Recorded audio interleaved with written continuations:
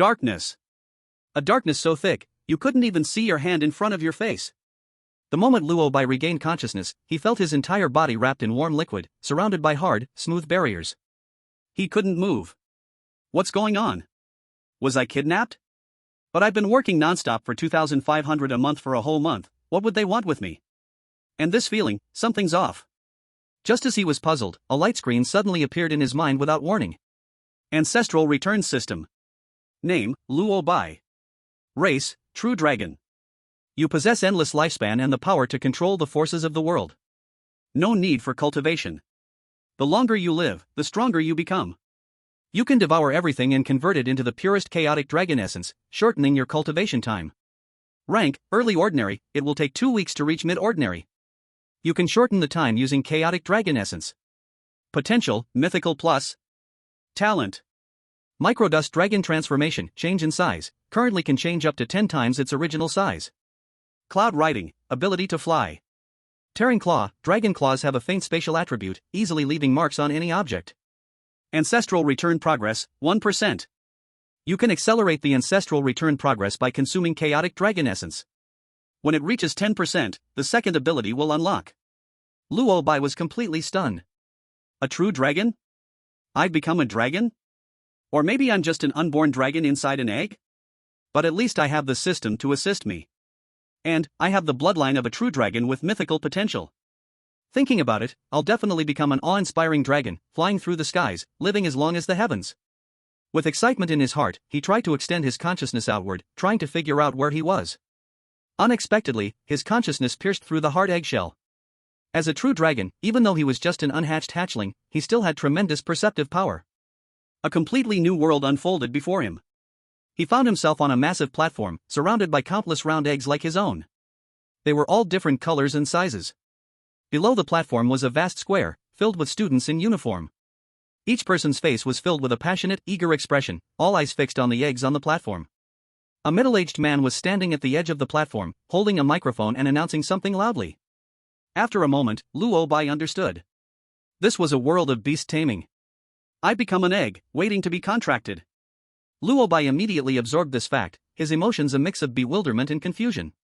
After all this, my mythical true dragon hatchling self is about to be picked up as a pet? Just then, the crowd in the square suddenly stirred. Everyone's gaze naturally gathered in the same direction. A slender, tall figure slowly approached. The girl was wearing the simplest student uniform, but it couldn't hide her stunning figure. Her long legs were wrapped in white stockings, straight and flawless. With every step, she captured the hearts of countless boys. She had a nearly perfect face, her features so exquisite they seemed inhuman. Her long black hair fell casually, adding to her cold, otherworldly aura. It's Ye Qingyao. She's really here. My god, no wonder she's the #1 beauty at Jiangcheng High, her looks and figure are just, it's like the heavens are feeding her. Tisk, she's not just any school beauty anymore, she's the real lost daughter of the Ye family. Whispers rose from the crowd. I heard she's the child the Ye family lost 18 years ago, and they just found her. Talk about climbing the ladder. Why is she here to pick an egg with us poor students? A well-informed student lowered his voice and replied. You don't get it, the family politics are deep. I heard the Ye family doesn't care for her at all, it's the fake daughter, Ye Feifei, who's their true beloved one. Nearby, someone chimed in with a tone of schadenfreude. That's right, I also heard the Ye family is looking to marry into a top-tier family recently. The young master over there is a cripple, and now, suddenly, he's bringing back this lost true daughter of the Ye family. His intentions aren't pure. You mean, he wants her to marry? It's almost certain. So, don't be fooled by her glamorous appearance. She might just be a tool for the marriage alliance. The crowd's gossip, Ye Qingyao paid no attention to it.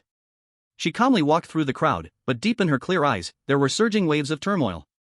I've been reborn. I really went back to when I was 18, to the turning point of my fate. In my previous life, it was also this morning that the Ye family suddenly came to me, claiming I was the lost daughter of the Ye family who had been missing for 18 years. At the time, I was overjoyed, thinking I would finally feel the warmth of family. But what happened? The fake daughter, Ye Feifei, coldly pushed me aside, and several so-called real brothers all sided with her. Even my biological parents treated me like nothing more than a tool for a marriage alliance. They tossed me here, calling it an opportunity to pick a spirit pet of my own. Ridiculous and sad. Those children from rich families, aren't they all using a large sum of money to buy high-level spirit pet eggs to hatch? I clearly remember in my past life, to resist the marriage alliance arranged by my family, I took a contracted spirit pet and charged into the perilous myriad demon forest. I fought in that forest for 2 years, growing from a naive girl to a renowned female warrior of the human race.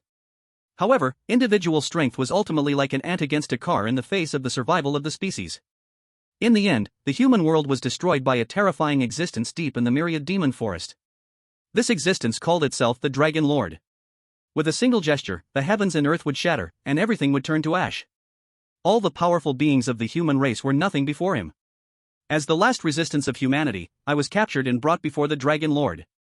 His face was extraordinarily beautiful, almost demon-like, and his golden vertical pupils held no emotion whatsoever. He looked down at me, who was unable to move under his dragon's pressure, and said something I would never forget until the end of my life. 3 years ago, at Jiangcheng High School, on the high platform, I saw you. At that moment, I suddenly realized. It turns out, this world-destroying Dragon Lord was also one of the 1,000 spirit pet eggs on that high platform 3 years ago.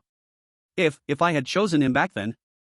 With endless regret and unwillingness, I was erased by the Dragon Lord's casual hand. When I opened my eyes again, I had returned here. This time, I will never make the same mistake again. In this life, I will find him, contract with him. Not just to change my fate as a marriage tool, but also to prevent the entire human race from heading toward destruction. The spirit pet catalog in my mind is my greatest support. This is the treasure I obtained in the myriad demon forest in my past life, which can see through the potential and information of any spirit pet. To my surprise, it hasn't disappeared with my rebirth. Next, Ye Qingyao, pay 500 dragon coins and come up to select an egg. The teacher on the high platform called her name. The spirit pet eggs in front of her were all provided by the Ministry of Education, and most of them were low-potential eggs with mixed bloodlines. But the benefit is, you only need 500 dragon coins to choose one, which at least gives ordinary families who can't afford high-level spirit pet eggs a bit of hope. Ye Qingyao stepped up to the high platform. After paying the fee, she began to search through the hundreds of eggs. Her steps were neither hurried nor slow, as she swept past one egg after another. Soon, her steps stopped in front of an egg that emitted a faint sigh and glow. Name, Wind-Chasing Spirit Deer, Incubation Stage. Rank, Early Stage Common. Potential, Demon King Level. Description, a royal spirit with wind bloodline. When mature, it can run on wind, traveling 10,000 miles a day. A Demon King level egg. Ye Qingyao was also a little surprised. You have to know, out of the 1,000 eggs on the high platform, most of them were just common level, and it was considered a stroke of luck to find an elite level egg. Demon King level, that was an existence so unimaginable it was beyond thought. In her past life, she had only picked an elite level 1. At this moment, a delicate and pretentious voice came from the audience below. Oh, it seems like Sister has her eyes on the Windchaser Spirit Deer egg. Truly, just like Sister, your taste is impeccable. The one speaking was Ye family's fake young lady, Ye Feifei, who was intimately linking arms with a young man with a rebellious face, Ye family's third young master, Ye Zhan. Ye Zhan snorted coldly and spoke in a commanding tone to Ye Qingyao. That egg is Feifei's. I've already made arrangements with the school, it was specially prepared for her. He paused, his words dripping with disdain and contempt. You, a country girl, had better know your place. Don't think just because you entered the Ye family, you can touch things you shouldn't. If you do, even if you pick it, I have ways to make you hand it over obediently.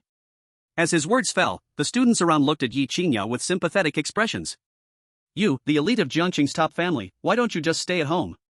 Coming here to play favoritism with us ordinary students, are you that bored? Such a pity for Ye school's flower. Countless students sighed inwardly. The first face-to-face confrontation between the real and fake young ladies, and it seems like the fake young lady has won effortlessly.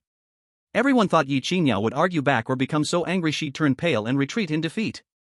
However, Ye Qingyao merely glanced at them indifferently, as if looking at two clowns. She showed no attachment, turning around and walking away from the much-anticipated Demon King egg. Ha! The crowd below froze for a moment. Ye Feifei's smug expression also stiffened. This isn't right. Why did she give up so easily? This isn't what I imagined at all. Ye Feifei now felt like she had punched cotton. Ye Qingyao didn't pay any attention to what anyone thought, continuing to walk forward, her spirit pet manual rapidly refreshing in her consciousness. Stone Armored Turtle, Potential, Elite. Fire Fuzz Rabbit, Potential, Ordinary. Three-Eyed Crow, Potential, Elite Plus. None of them are him. She patiently searched and finally, her steps stopped at the most inconspicuous corner of the high platform. There, alone, was an egg. An egg completely black, without any patterns, and no energy fluctuations whatsoever. It looked like an ordinary stone, lifeless. Name?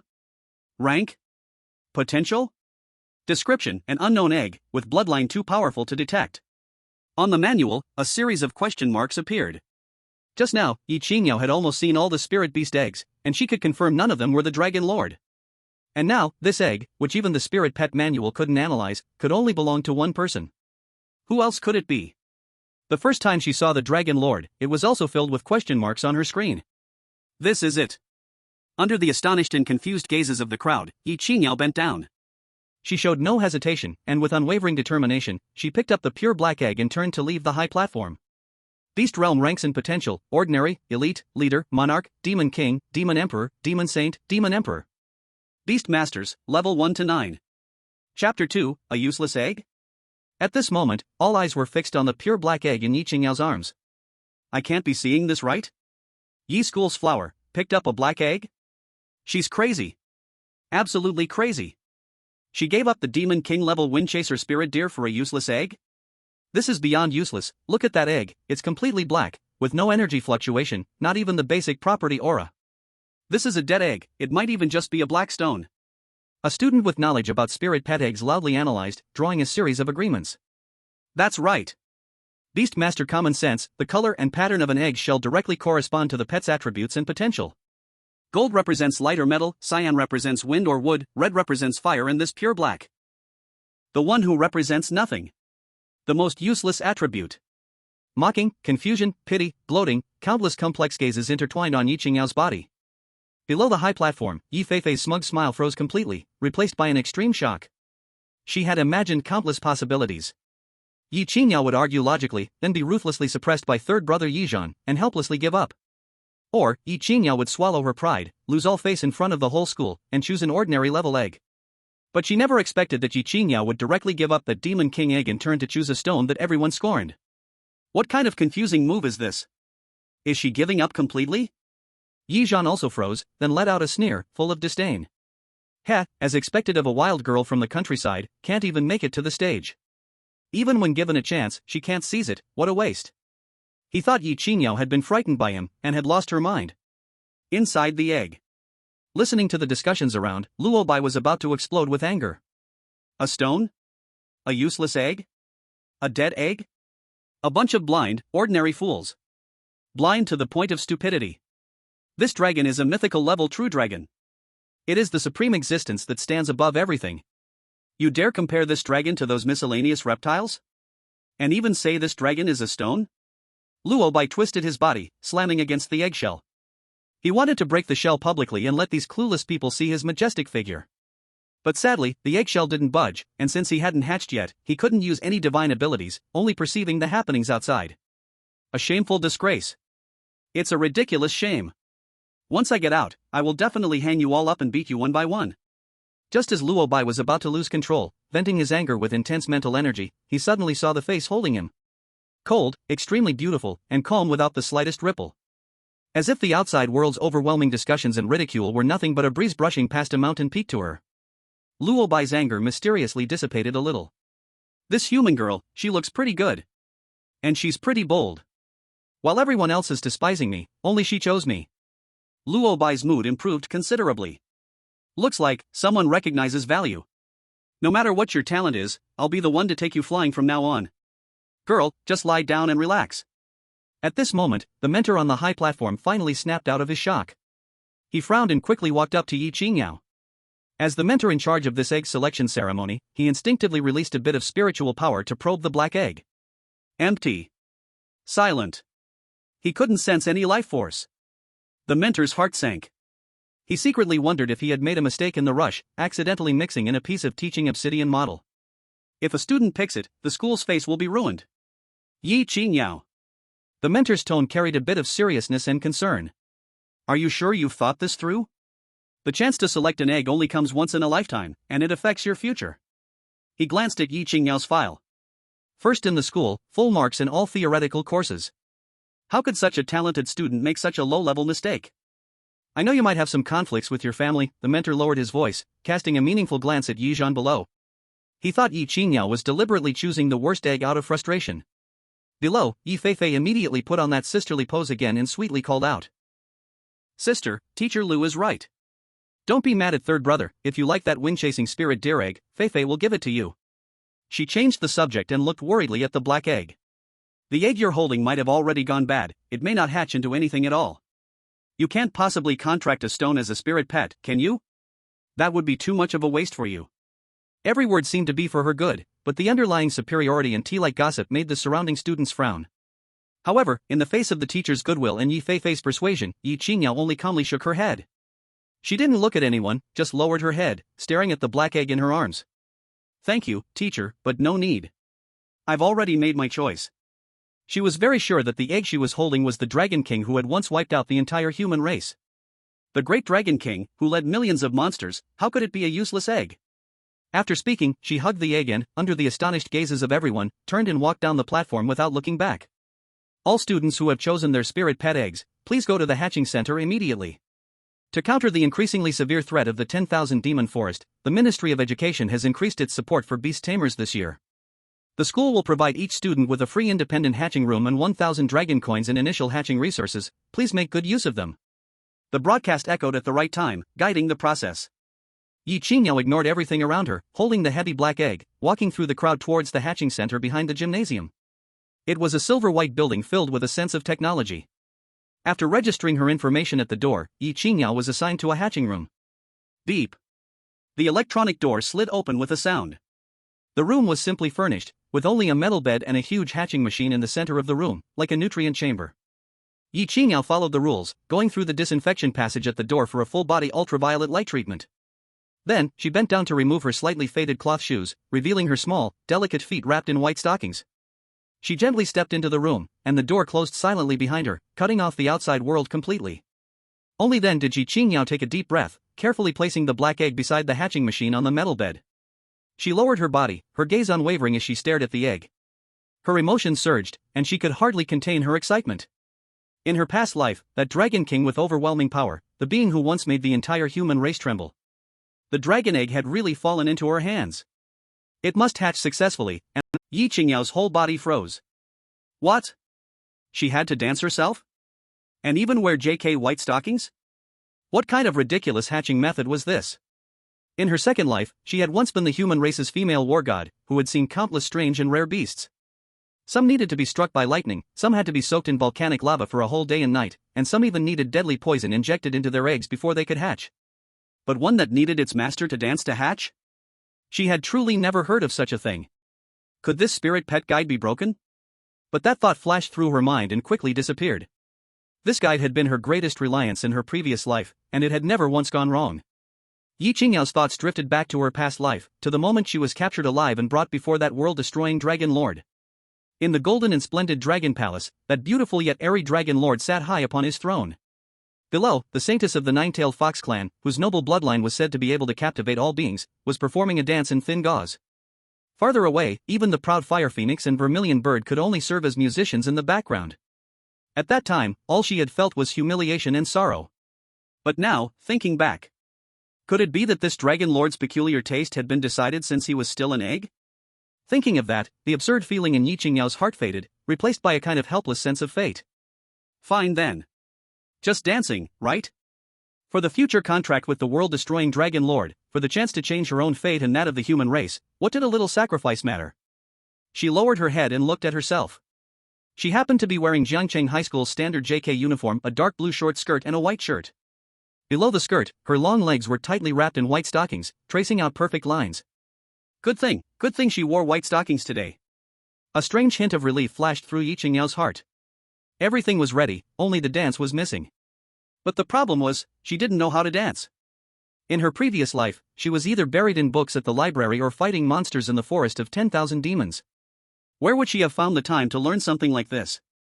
Ye Qingyao frowned slightly, took out her old smartphone she had used for years, and opened the most popular short video app. She hesitated for a moment, then typed "easy dance to learn" into the search bar. In an instant, countless videos popped up on the screen. The girls on the covers were all young and pretty, wearing different kinds of outfits, striking eye-catching poses. Ye Qingyao casually clicked on the one with the highest number of plays. A lively and slightly addictive tune began to play. In the video, the girl faced the camera, doing moves like wiping glass, drawing hearts, twisting her waist, and swinging her hips. The movements were small, but matched with the music and her light outfit, it gave off a strong sense of teasing allure. Ye Qingyao's cheeks turned red uncontrollably. To have her, a war goddess who had once made decisions amidst mountains of corpses and seas of blood, dance such a soft and flirty dance? That felt even more unbearable than death. But when she thought of how the Dragon Lord had destroyed heaven and earth, leading to the extinction of the human race in her past life, the shame and resistance in her heart were forcefully pressed down. She took a deep breath, set the phone against the bedhead, and tapped the loop button. For the human race. She whispered to herself in a breathy voice only she could hear. For myself. The music began again. Ye Qingyao straightened her body, looked at the girl's movements on the screen, and stiffly raised her arms. Wiped the glass. Her movements were clumsy, completely lacking the smooth and natural feeling of the girl in the video, even a bit uncoordinated. But she was very serious, doing her best to imitate every single move. The cool and distant aura of the young girl, paired with that slightly flirtatious dance, created a stunning and shocking contrast. Inside the egg. Luo Bai was happily imagining himself breaking out of the shell. The scene that shocked everyone, then took off together with that human girl who could recognize his worth. Suddenly, a strange piece of music drifted in. Right after that, he saw a scene that made his dragon body tremble. That girl, who had just been calm and cold like one untouched by the world, was actually moving her body before him. Those long straight legs wrapped in white stockings swayed gently with the beat of the music. That slender waist was also clumsily shaking. Though her movements were stiff, with that flawless face, and that shameful yet forced calm expression. Luo Bai only felt a burning surge explode from the depths of his dragon soul. Boom! He felt all the blood in his body boiling. No, not blood, but the chaotic dragon essence belonging to a true dragon. That most primal energy was wildly rushing through every part of his body faster than ever before.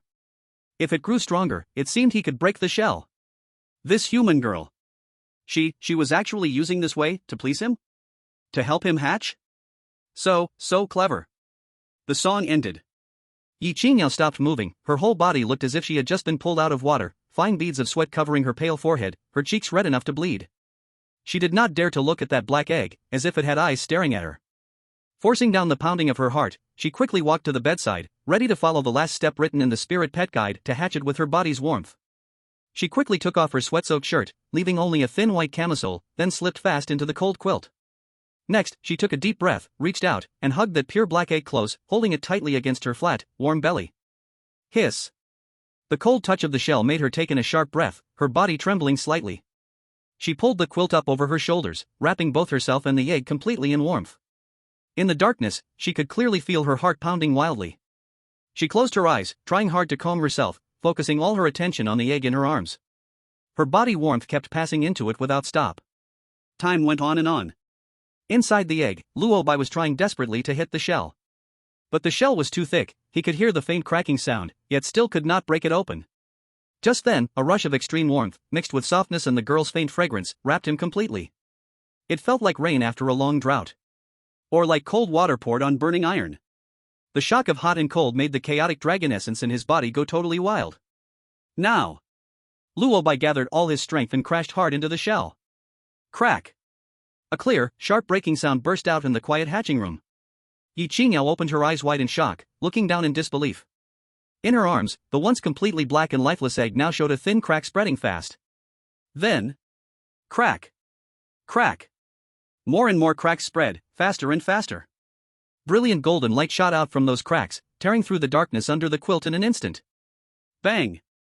A muffled sound, and the pure black shell exploded into countless fragments. A tiny creature, all black, about 20 centimeters long, covered in fine scales, was curled up on her belly. He slowly stretched his body, the two small delicate horns on his head glowing faintly. The next second, the newly hatched Luo Bai opened his eyes. Chapter 4, Ye Qingyao's contract fails, Luo Bai's reverse contract. Freedom! Fresh air rushed into his lungs, sweeping away the darkness trapped in the egg for so long. Luo Bai stretched his body excitedly. For the first time, he truly felt the reality of this world. He lowered his head and looked at himself. There was no huge dragon body covering the sky as he had imagined, nor the awe-inspiring, mighty dragon aura shaking the heavens. What he had was only a small body, barely more than 20 centimeters long, completely black from head to tail. Fine scales covered him, still shining faintly even in the dim quilt, and on top of his head, two tiny dragon horns had just emerged, delicate like a work of art. Luo Bai found that he had only 3 claws, while in myths, a dragon with 5 claws was said to be the most noble. But right now, his bloodline regression was only at 1%, so perhaps as it continued, more claws would appear. Luo Bai looked around and realized he was lying on a warm and soft territory. The touch was smooth, carrying a faint fragrance unique to a young woman. This was that woman's belly? Before he could think more, an indescribable hunger suddenly exploded from the depth of his soul. Hungry. So hungry. As a true dragon, his appetite was enormous by nature. Following his instinct, his eyes turned toward the broken pure black eggshells nearby, and the sticky golden liquid flowing out from them. That was the source essence he was born with. Without hesitation, Luo Bai opened his small mouth and bit down on the nearest piece of eggshell. Crunch! A crisp chewing sound rang out. Bloodline talent triggered, Chaos Dragon Essence plus 0.01. Chaos Dragon Essence plus 0.01. One after another, the system prompts echoed endlessly in his mind. Luo Bai ate even faster, sweeping away all the eggshell pieces and liquid like a storm. Congratulations, host, total gain, 5 points of Chaos Dragon Essence. 5 whole points. Luo Bai felt a warm current spread through his entire body, filling his once weak limbs with strength. But that hunger deep in his bones only eased slightly, not disappearing completely. He was still hungry. At that moment, he smelled another sweet and tempting scent. He followed the direction of the smell. On the smooth white belly beneath him, a few drops of golden egg liquid had splashed. Following his primal instinct, Luo Bai leaned closer, stuck out his tiny pink tongue, and gently licked. This feeling was completely different from the eggshell. Soft, warm, and with a little spring to it. Mum. A faint moan echoed softly in the quiet hatching room. Ye Qingyao slowly opened her eyes. She felt a tingling itch coming from her belly, looked down, and froze instantly. A small creature, no bigger than her palm, covered in golden scales, was lying on her stomach, licking her with its tongue. Her cheeks flushed instantly red. But what caught her attention more was the creature's size and appearance. Less than 30 centimeters? She murmured to herself, her voice filled with disbelief. So the Dragon Lord who once destroyed heaven and earth at the beginning, was actually this small. And kind of cute? As soon as she said that, Luo Bai, who was focused on eating, suddenly froze. Past life? Dragon Lord? He lifted his head sharply, golden vertical pupils locking onto Ye Qingyao. This woman was a reborn one. She knew who he would become. Dragon Lord? So that would be his future name? Pretty majestic. From now on, he would be called Dragon Lord. An absurd thought suddenly took over Luo Bai's mind. So, in the end, was she actually the real protagonist of this world? And he was just a chance she got early because she was reborn? While Luo Bai's worldview was shaken, Ye Qingyao was also observing him carefully. Golden scales, a snake-like body, 2 horns on his head, 4 claws on his belly. What kind of monster was this? In her memory, dragons were the western kind, giant winged lizards that breathed fire. But this little thing in front of her. Apart from the golden scales that looked somewhat noble, the whole creature was just a hybrid mutated little snake with legs. A hint of pity and tenderness appeared in Ye Qingyao's heart. So, the Dragon Lord was once just a mutated little snake. With such a mixed bloodline, its potential must be low. To become the world-destroying Dragon Lord, he must have paid a price beyond what ordinary people could imagine. However, with the help of the Spirit Pet Encyclopedia, the Dragon Lord can definitely grow faster. Luo Bai. A mutated little snake? A mixed bloodline? An unimaginable price? Big Socks, do you believe me if I say that as long as I keep sleeping, one day I'll become invincible? What's with that sympathy for the weak look in your eyes? Forget it, seeing how good-looking you are and how you helped me break out of my shell, I won't hold it against you. Luo Bai's self-reference had unknowingly shifted from this dragon to this lord. One had to admit, the title of Dragon Lord did indeed sound more impressive. This girl doesn't even know what a dragon looks like. Is there no true dragon in this world? Ye Qingyao had now snapped out of her shock. No matter what he looked like now, in the future he would become the terrifying existence that ruled all demons, making the entire human race tremble in fear. The urgent matter was to complete the contract first. She carefully picked Luo Bai up from her body and gently placed him on the soft bed. Then, she sat cross-legged and her expression became extremely solemn. She extended her delicate index finger, bit the tip, and a drop of deep red blood oozed out. Using blood as a guide and spiritual power as the pen, a complex rune emitting a faint red glow quickly took shape in the air. In the name of Ye Qingyao, I bind an eternal bond and establish a master-servant contract. This was the most widespread contract technique in the Beast Master world, and the one that had been verified as the most stable and reliable through countless official experiments. As long as the spiritual power of the contract subject was lower than her own, the success rate was as high as 99%. The blood-colored rune floated gently towards Luo Bai. However, just as the rune was about to touch Luo Bai's body, zizz! A soft sound. It was as if a water droplet had fallen into a hot frying pan, and that blood-colored rune instantly burned violently, turning into nothingness within a second. The contract failed? Ye Qingyao froze. How could this be? This contract technique almost never failed when used on a beast whose rank was lower than hers, not to mention that Luo Bai had just been born. She didn't believe in evil, so she bit the tip of her finger again, channeling more spiritual power to form a denser, brighter contract rune. Go! The rune flew out. Once again, it was the exact same result. Zizz! It vanished in the air again. Again! Ye Qingyao's nature was already tough, and her previous life had sharpened her will into something as strong as steel. She couldn't believe that she couldn't form a contract with a newborn cub. Once. Twice. 10 times. Ye Qingyao's forehead was now covered in fine beads of sweat, and her once rosy face had turned somewhat pale. She was almost losing too much blood.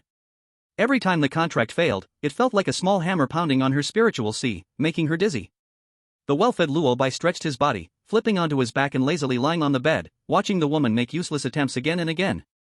When the rune came near, he could indeed feel a faint binding force, but it was so weak that before it could even approach, it was burned to ash by the dragon's aura naturally emitted from his body. He finally grew impatient.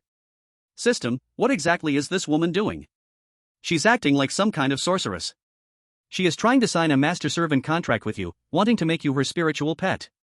Once you become her spiritual pet, your life and death will be bound to the master. Luo Bai instantly became enraged. She's even worthy of that? Of course, she isn't worthy. The system's reply was full of unquestionable certainty. Your true dragon bloodline is the noblest existence in this world. User is working on a project involving the translation of Chinese novels into English, with a focus on preserving the emotional tone and using simple, impactful vocabulary. No worldly contract magic can bind you. I didn't expect it. You're actually a sycophant, aren't you? Luo Bai's mood lightened. But the system changed its tone. As the only true dragon between heaven and earth, you also possess an innate contract power. Luo Bai became interested. What do you mean? You can reverse the dragon contract, with you as the master and her as the servant. At that time, she will be unable to defy any of your will, and you will not be limited by the master-servant contract. Reverse contract? With me in control? Luo Bai's golden vertical pupils narrowed slightly as he looked at the stubborn girl, trembling slightly from mental exhaustion. He slowly raised his golden dragon claw, still very young and tender. Chapter 5, You are reborn too? In an instant, a vast and endless flood of information, like a sea of smoke, surged into Luo Bai's mind. It was not learning, but the awakening of a bloodline. It was the ancient power of the dragon contract, engraved deeply in the true dragon's genes. He followed the instinct, and with a thought, a drop of brilliant, molten gold-like dragon blood was forced out of his body, floating above his young dragon claw. Luo Bai was lying on his back at this moment, his posture extremely awkward. With a flip, he turned over, his 4 short legs standing steadily on the soft bed. The next second, he raised his right claw, aiming it at the still slumped girl, Ye Qingyao. In the next moment, he pressed his true dragon blood onto Ye Qingyao's smooth forehead. The action was swift and decisive. Girl! You, my poop-scooping servant, are decided to be her. Ye Qingyao, dizzy from mental exhaustion, was made even more confused by this sudden move, instinctively raising her hand to touch her forehead. Dragon Lord, why are you patting me? She looked at the black-scaled, gold-clawed little snake in front of her, smiling weakly. Wait, you're not a dragon lord yet, it's not right to call you that. What should I call you then? Got it. You're so black, how about calling you Little Black? Boom. Before Ye Qingyao could finish speaking, an indescribable, terrifying energy exploded within her body. It was not a gentle return of power, but an overwhelmingly domineering force. It was a blessing granted by the gods to the mortals. Crack. Crack. Her bones creaked, her meridians expanded, and every part of her body was violently washed, torn apart, and then remade by a power far beyond her imagination. Excruciating pain. The pain was indescribable, almost causing her to faint. But what followed was an indescribable, extreme comfort as if reborn. In just a few breaths, her aura skyrocketed, unstoppable like a flood. Late stage of first rank. Peak of first rank. A bottleneck? That barrier that had troubled countless beast tamers was as thin as paper in the face of this power, shattering at a single touch. Boom. Second rank. Pet, Ye Qingyao. Height, 173 centimeters, weight, 48 kilograms. Bust, D. Age, 18. Rank, early second rank beast tamer. Luo Bai's eyes clearly displayed Ye Qingyao's information panel. A human-tamed beast is called a beast pet. The human he tamed is called a human pet. Very reasonable. At this moment, Ye Qingyao was completely stunned by the sudden change within her body. She could feel her 5 senses becoming more acute than ever, with strength flowing through her body that was more than 10 times stronger than before. Didn't I fail the contract? But this power, what's going on? How did I directly jump to a second-rank beast tamer? Could it be? A thought flashed through her mind, and she instantly became excited. Could it be that I actually succeeded just now? Ye Qingyao's face was full of joy, and due to her excitement, her full chest rose and fell violently. Great! Little Black! We succeeded! Luo Bai! You're the one who's called Little Black. Your whole family is Little Black. A voice full of anger and a hint of cuteness exploded in Ye Qingyao's mind. The contract was formed, and the spiritual connection was naturally established. Ye Qingyao was startled by the sound, but quickly realized that it was proof of the contract's success. She and Xiaohei could now communicate through their thoughts. She hurriedly tried to comfort him in her mind. Xiaohei, do you not like this name? I'm sorry, it's my fault. If you don't like it, I can change it. Ye Qingyao's tone was sincere. She wasn't one of those beastmasters who treated their pets like tools. To her, every life deserved respect. Moreover, this was the future world-ending Dragon Lord. Although she didn't know what had happened to the Dragon Lord in his past life, causing him to change his personality so drastically and want to destroy humanity. But this time, I'm here. I will use love and peace to soften his heart, make him feel the warmth of humanity, and stop that catastrophe from happening. Ye Qingyao silently swore to herself. And her inner voice, word for word, was transmitted into Luo Bai's mind. After hearing this, the dragon was completely stunned. What the heck? My past life, was I really that powerful? I was going to destroy the entire human race? He thought that humanity was full of powerful experts, and that he would have to develop cautiously for a long time. But now it seemed, maybe that wasn't the case? However, the most important thing right now was to correct the ridiculous ideas in this woman's head. Ignorant girl, Luo Bai's voice rang out in Ye Qingyao's mind, carrying an innate sense of authority. Now, I will correct 2 things. First, I have a name. You can call me Luo Bai, or, if you prefer, address me as Dragon Lord. Second. Luo Bai's voice paused. We did sign a contract, but it's not what you think. From now on, you are my pet. Ye Qingyao's body swayed in shock, and without thinking, she fell to her knees in front of the bed. Her lips trembled as she spoke. Luo Bai, no, Dragon Lord. She looked up, her face full of disbelief. A thought that made her soul tremble wildly emerged in her mind. Could it be, you were also reborn? Meanwhile, outside the hatchery center, the huge plaza was still buzzing with the ongoing egg selection ceremony. The interruption of Ye Qingyao leaving with a dead egg didn't last long. Everyone's attention was soon drawn back to the high platform. Because, Ye family's fake daughter Ye Feifei had finally taken the stage. Under the gaze of countless complicated stares, Ye Feifei elegantly lifted her skirt and stepped onto the high platform. Without hesitation, she walked straight to the Demon King level egg that emitted a faint blue glow. The instructor responsible for the ceremony, seeing this, could only harden his heart and step forward, formally introducing. Ye Feifei, if you are sure to choose this egg, please bring it here to register with me. Ye Feifei extended her delicate hand, gently caressing the egg, her face showing the perfect balance of surprise and modesty. I confirm. There was a deep silence below the stage. There were no cheers as expected, no envious exclamations, not even whispers were to be heard. All the students were watching her with expressions like they were watching a show. After the earlier scene with Yizhan, who didn't know that this Demon King level egg had already been arranged by the Yi family, specifically reserved for her? What was supposed to be a ceremony full of opportunities and surprises had been turned into a game of pulling strings. It felt like a billionaire showing off having found $100 in a pile of beggars. It was laughable, yet tragic. Ye Feifei's smile stiffened slightly. What's going on? Why is no one cheering for me? This is a Demon King level spirit pet egg. In all of Jiang City High School, no, in all of Jiang City, there hasn't been such a high potential egg in the past 3 years. Shouldn't they envy me, be jealous of me, even worship me? These commoners. It must be that Ye Qingyao, that wild girl raised in an orphanage, stole my limelight. Ye Feifei's heart boiled with malicious thoughts. But on the surface, she still wore the gentle and kind expression. At that moment, Yizhan strode forward. Feifei, don't pay attention to these people who have never seen the world. They have no idea what a Demon King level egg means. Ye Feifei leaned into Yizhan's embrace, her eyes brimming with unshed tears. Third brother, I'm fine. I'm just a little worried about my sister. She lifted her head, her pitiful face full of concern. Sister chose an egg like that. What if nothing hatches from it? What should we do then? She just returned to the Ye family. If people laugh at her, how will she stand in school in the future? Her words were heartfelt, as if she were truly a good sister thinking of her elder sibling. Ye Zhan, as expected, was moved by this. He tenderly stroked Ye Feifei's hair, and a flicker of anger crossed his rebellious face. Feifei, you are just too kind. You transferred from the best high school in all of Jiang City just to build a relationship with her, even lowering your pride to greet her. But Ye Qingyao? She ignores you and me, your brother. That wild girl, raised outside, with all her poverty and bad habits, isn't worth you worrying about. He paused and sneered. She likes to stand out, likes to be different, right? Then let her deal with the consequences herself. But, you're right. We can't let her keep being so ignorant, or else, when she returns to the Ye family, won't she just ride over us? Ye Feifei immediately cooperated, showing a fearful expression. She won't.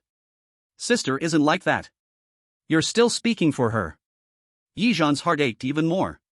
He thought of his sister as a delicate flower in a greenhouse, so pure it was heartbreaking. He had to clear all obstacles for her. A thought quickly formed in his mind. Ye Zhan's lips curled into a smile, and he lowered his voice, speaking into Ye Feifei's ear. Don't worry, third brother has already made arrangements for you. Tomorrow, 3 days from now, is the Spirit Pet Tournament for all of Jiang City. It's a mock test before the college entrance exam. All new students who have contracted spirit pets today must participate in the actual combat test. I've already spoken to the teacher in charge of the competition. Tomorrow, your first opponent will be Ye Qingyao. Feifei, in front of all the teachers and students, you will crush her mysterious stone pet with your Demon King level Gale Deer. I want everyone to see with their own eyes who the true jewel of the Ye family is, and who is just a country bumpkin with no real value.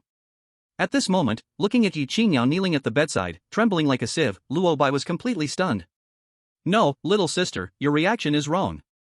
You're supposed to be the reborn female protagonist, so why don't you have any backbone? Kneeling without any hesitation? Looking at her terrified expression, Luo Bai quickly realized. So she thought she was reborn too? Right, when I first arrived and called myself Dragon King, it didn't seem like the behavior of a freshly hatched pup. A brilliant idea formed in Luo Bai's mind. He decided to go along with the mistake. That's right. Luo Bai's voice echoed in Ye Qingyao's mind, youthful yet carrying an inexplicable old-world wisdom. You're not the only one who has been reborn.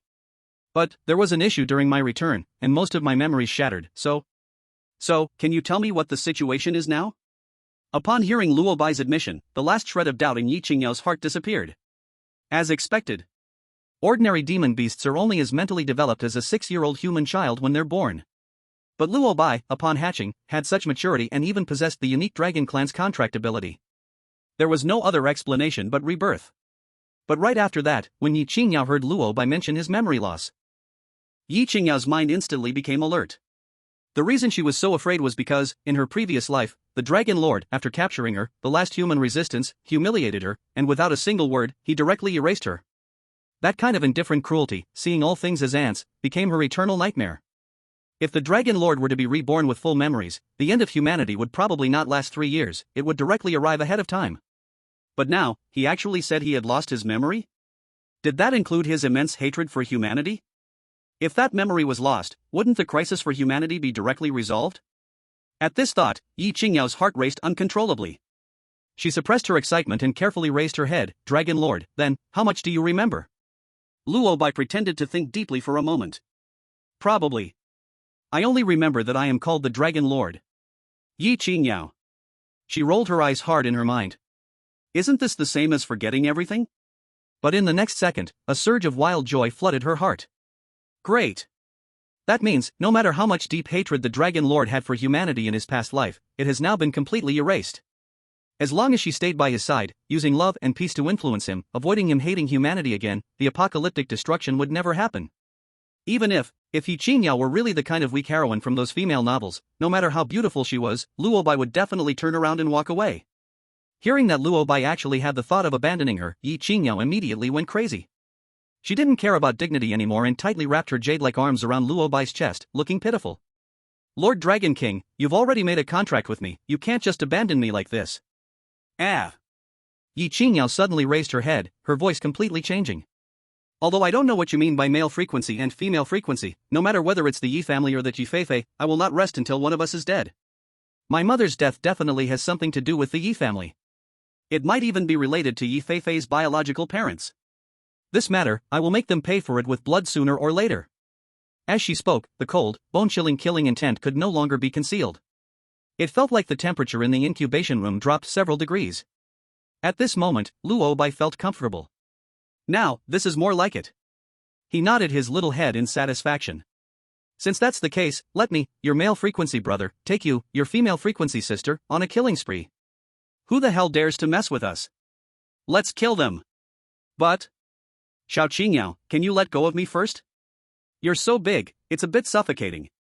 Ye Qingyao snapped back to reality with a cry, grabbing Luo Bai and throwing him onto the bed. Her face instantly turned so red it seemed like blood could drip from it. Although many beast masters live with their spirit pets, even bathing together to build a bond, she was different. When she held the small Luo Bai in her arms, her mind couldn't help but uncontrollably drift to the memory of the Dragon King from her past life, dressed in dragon robes, domineering and mighty, looking down on all beings. It was as if the Dragon King himself was lying on her chest. Who could withstand that? Luo Bai rolled around twice on the bed, never expecting he'd almost be killed by a pair of big thunder. What a disgrace. He had just heard Ye Qingyao's story. She grew up in an orphanage, starving and freezing, and started secretly working at a young age to earn money. With such conditions, how did she develop so well? Luo Bai thought for a moment and could only attribute it to two words: talent. At this moment, the incubation room's time was almost up, and Ye Qingyao dared not delay. She quickly put on her JK school uniform, preparing to make room for the next batch of students. Luo Bai had been held in Ye Qingyao's hand at first, but being controlled by someone's hand like that felt terrible. It didn't match his identity as the Dragon King at all. So he crawled up along her pale arm and quickly reached her chest, curling into a little ball, finding a spot that was both soft and warm, with a perfect view. Exclamation point. Ye Qingyao froze completely, her face turning red again. But how could she go against Luo Bai? She could only try her best to puff out her chest, allowing the Dragon King to lie more comfortably. As Ye Qingyao walked out of the incubation building, the students still waiting outside all turned their heads and stared. Quick, look! Ye Campus Beauty is out. What's that demon beast on her chest? I've never seen it before. It looks so strange, I noticed it at a glance. Shameless. Are you looking at the demon beast? Where are you even looking? I'm too embarrassed to point it out. Damn, didn't they say Ye Campus Beauty picked a broken stone? It really hatched. Look, its body is like a snake, but it has 4 legs, and a pair of horns on its head. It doesn't have that cold, serpent-like aura, but instead gives off an indescribable majesty. What kind of new species is this? Ha, it looks all fancy, but isn't it just some hybrid? Maybe it's not even as powerful as an ordinary snake. Ye Qingyao had long since grown accustomed to these discussions. Her expression didn't change as she directly communicated with Luo Bai in her mind about something more important. Lord Dragon King, if I remember correctly. 3 days later, Jiangcheng No. 1 Middle School will hold a mock college entrance examination, which is like a real battle drill before the actual exam. Because of sponsorship from the Ye family, it is said that the first place will receive a brand new ritual weapon. Ritual weapon? Just as Luo Bai was questioning in his mind, Ye Qingyao knew he had forgotten this part of the memory and immediately explained. A ritual weapon is a weapon that can infuse spiritual power. It is much more powerful than ordinary weapons. Even the lowest grade ordinary ritual weapon sells for hundreds of thousands. With the Ye family's backing, the reward this time will not be low. I remember it was later announced to be a commanding level sword-type ritual weapon that can be used as a flying sword after being infused with spiritual power. This sword is worth at least 10 million. Ye Qingyao's voice carried a hint of coldness. Originally, this should have been a predetermined admission gift for my good sister who transferred from the Ye family, Ye Feifei. In my last life, after I got a beast pet, I ran straight into the myriad demon forest to escape marriage and missed this opportunity. Since it's all from the Ye family, we shouldn't miss out on it. Lord Dragon Lord, what do you think? Leave it to me. A flash of light appeared in Luo Bai's golden vertical pupils, as the innate territorial awareness and possessiveness from his true dragon bloodline ignited instantly, especially his obsession with shiny, valuable items. Upon hearing it was worth tens of millions, Luo Bai's eyes almost turned into dragon coins. Since it's a business delivered by your enemy, we must take it. Don't let it slip away. Leaving the school, Ye Qingyao skillfully unlocked a shared blue bike, letting Luo Bai hang around her neck, and her long legs pedaled swiftly as they sped down the road. Half an hour later, the bike stopped in front of a luxurious villa area. This villa area only had about a dozen standalone villas, accompanied by a huge private park. At this moment, there were several maids walking large demon pets inside. Luo Bai couldn't help but feel a bit suspicious. Qingyao, didn't you say you haven't even saved enough for university tuition? Living in a place like this? This is not my house. Ye Qingyao explained, I have a sister I met while working part-time, and she lets me stay here for 500 a month until the college entrance exam ends. Speaking of this, Ye Qingyao quickly lowered her voice and reminded. Lord Dragon Lord, Sister Lu should still be at work now, but her demon pet Snowball might be at home, so please don't fight with it. It's best not to leave my room either.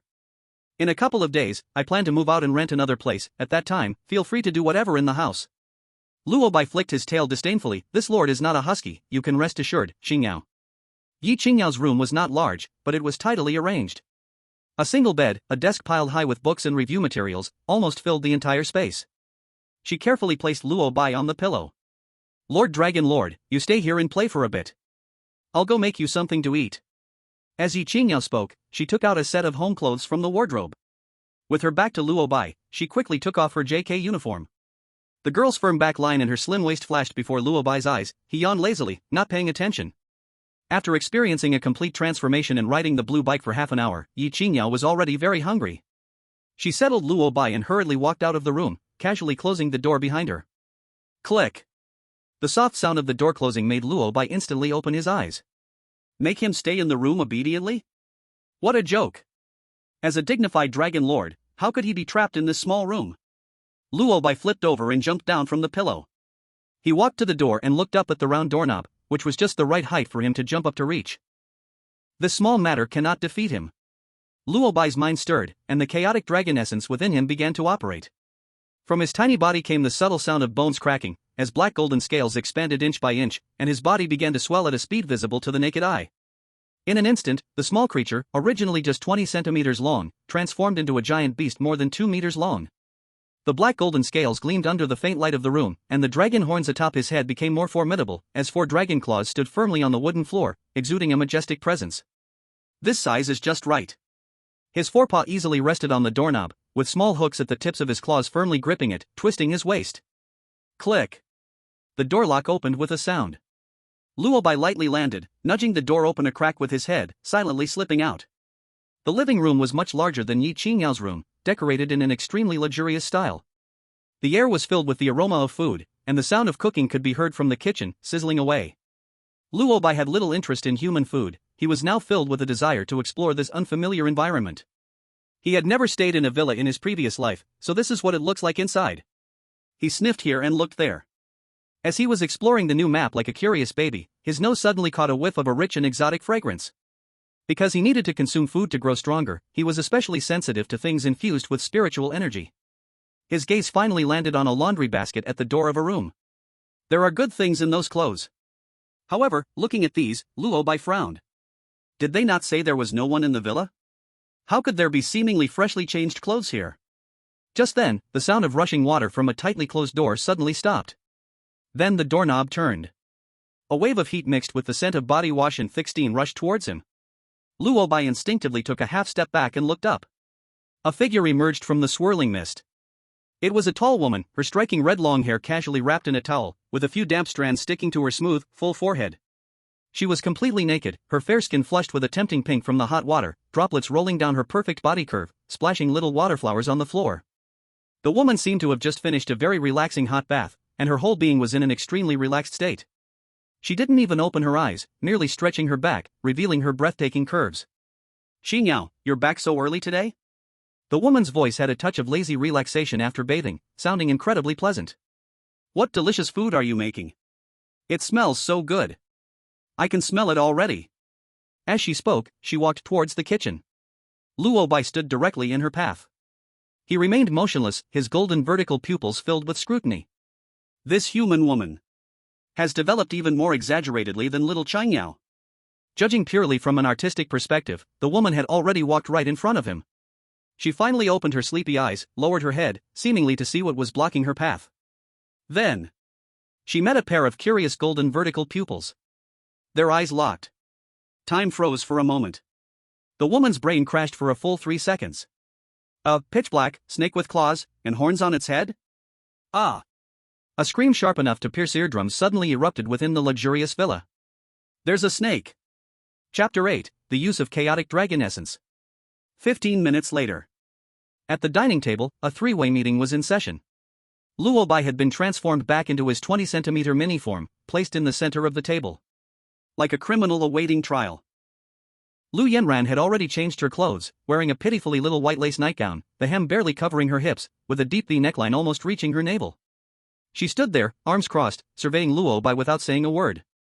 Ye Qingyao sat beside her, feeling like she was sitting on needles. She had long been used to Lu Yanran dressing lightly at home, but now. She really wanted to urge Lu Yanran to change into normal clothes, but the words got stuck in her throat. In Lu Yanran's eyes, Luo Bai was just a newborn little pet, no different from cats and dogs, and didn't need to be avoided at all. But this isn't an ordinary cat or dog. This is the future lord of annihilation dragons. Ye Qingyao wailed in her heart. She couldn't just lay all this out to Lu Jie, could she?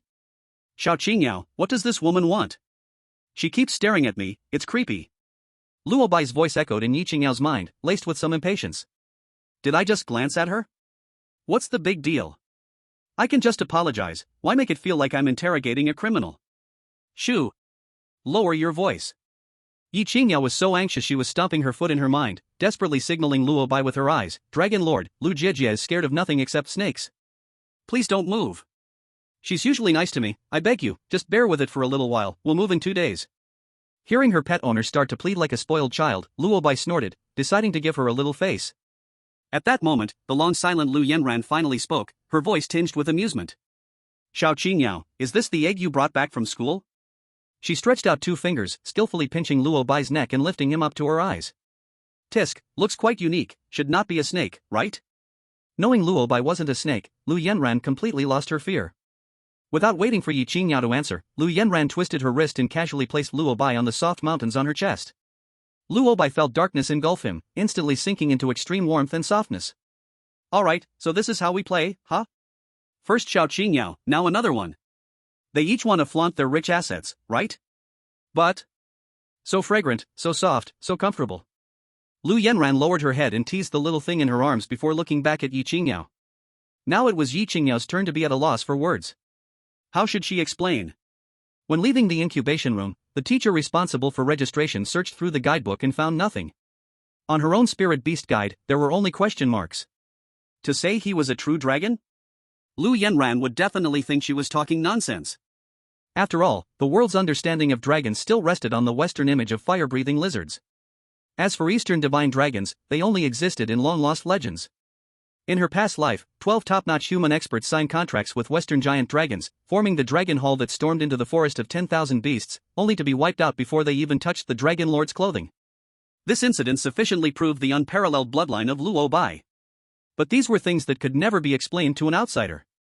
Ye Qingyao held back for a long time and could only squeeze out, maybe, it's a mutated little snake? Lu Yanran replied with a meaningful "oh," and didn't ask further. Dinner was soon served. Luo Bai was also given a plate, containing beast meat specially prepared for him by Ye Qingyao, infused with weak spiritual energy. He quickly finished that large plate, and his chaotic dragon essence increased by 0.01. Only Lu Yanran was leisurely slicing her steak while gazing at Luo Bai with a probing look. A mutated little snake that can change size freely? Interesting. The corners of her rosy lips curled into an undetected arc. It seems that this simple silly sister has brought back an incredible treasure. After dinner, Luo Bai dashed back to Ye Qingyao's room first. 2 minutes later, Ye Qingyao entered, locking the door behind her. As she walked closer, that unique, alluring scent he had sensed in the living room, which had made Dragon shiver, once again penetrated Luo Bai's nostrils. At that moment, Ye Qingyao opened her palm, and a dan pill, the size of a walnut and entirely brown, was quietly lying in her fair palm. Sigh, Sister Lu, really? Ye Qingyao looked at the dan pill and sighed helplessly. Knowing that we have a mock test the day after tomorrow, she insisted on giving me this Hunyuan Dan. This one alone would sell for at least 100,000 on the market. She tightened her fist, her gaze becoming incredibly determined. I owe Sister Lu more and more favors. I must repay her as soon as I get the bonus from this test. Luo Bai didn't care about favors or anything else. His instincts told him that this thing was valuable. Before Ye Qingyao could finish her words, she saw a flash of dark light in front of her. In the next second, her palm was empty. Luo Bai had already returned to the pillow, his cheeks puffing as he chewed, swallowing that Hunyuan Dan whole. Boom! In an instant, a wave of energy, 100 times purer than the essence of monster meat, exploded within his tiny body. Chaos Dragon Essence plus 0.1. Chaos Dragon Essence plus 0.1. A series of system notifications flooded his mind. Seeing Luo Bai curled up on the pillow, seemingly digesting energy, Ye Qingyao smiled helplessly and didn't disturb him. She sat cross-legged on the carpet by the bed, her eyes slightly closed. In an instant, a magnificent and ancient mural of a divine phoenix gradually unfolded in her mind, and she immersed herself in it, starting her unique visualization practice. This visualization image was something she had narrowly obtained from an ancient ruin in her past life. It was also one of her trump cards that allowed her to become the last female war god of humanity. Generally, only those who entered top beast control universities would be taught the basic visualization diagrams. However, those from noble families could early on acquire it through various channels and start practicing as early as high school, or even middle school, with a completely different starting line. In this life, she wasn't falling behind either. A few minutes later, the notifications in Luo Bai's mind finally stopped. The Chaos Dragon Essence within him finally settled at 6.3 points. That small Dan pill had provided him a total of 1.3 points of Chaos Dragon Essence. Luo Bai immediately called out to the system in his mind. System, how do I use this Chaos Dragon Essence? Chaos Dragon Essence can be used to shorten the time needed for realm improvement or to increase the progress of bloodline return. 1 point of Chaos Dragon Essence can offset 1 week of training time. When used to enhance bloodline return progress, the gains are uncertain, and the higher the progress, the more Dragon Essence consumed at one time. So that's how it is, Luo Bai instantly understood. He now wanted to grow to the next realm, which was the ordinary mid-stage, needing at least 2 weeks of time. This meant that he could instantly upgrade by consuming 2 points of Chaos Dragon Essence, but when he saw the row of glittering skills behind the bloodline return progress, Luo Bai felt saliva nearly dripping down his chin. 5 Elements Reversal, Celestial Decree, Karma Backtrack, Chaos Dragon Might. Damn, just picking one of these would boost his status immensely. Luo Bai felt restless and decided to test the waters first. System, use 0.3 points of Chaos Dragon Essence to give me a boost on the bloodline return progress. Ding. Consume 0.3 Chaos Dragon Essence, bloodline return progress increased by 0.05%. Hiss. Luo Bai gasped, his dragon brain working rapidly. 0.3 points only added 0.05%? So for the first stage reward of 10%, wouldn't it require a full 60 points of Chaos Dragon Essence? What the hell? This is highway robbery. Luo Bai instantly calmed down. This thing was a bottomless pit, and he really couldn't afford to play with it right now. It was better to improve his realm first, turning it into real combat power to deal with the mock test the day after tomorrow. After all, he had already talked big in front of his caretaker. He, the Dragon Lord, couldn't go back on his word.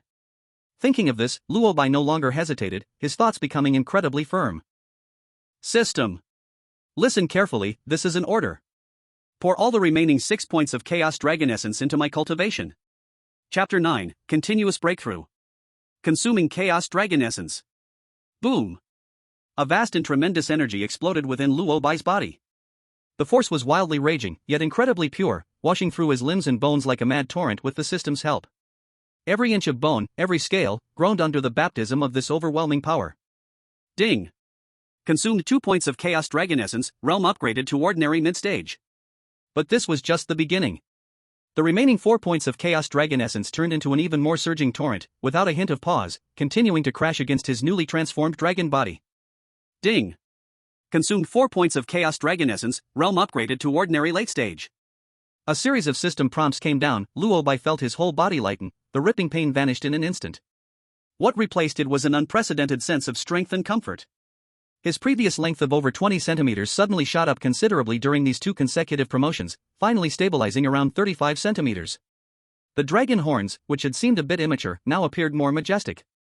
The black and gold scales on his body became denser and stronger, reflecting a cold glow under the light. To promote to Elite Early Stage, need 8 weeks, or consume 8 points of Chaos Dragon Essence to speed up. Hearing the system's prompt, Luo Bai swung his now thicker tail with satisfaction. Not bad. Though the return to ancestry was still far away, this tangible increase in strength felt truly exhilarating.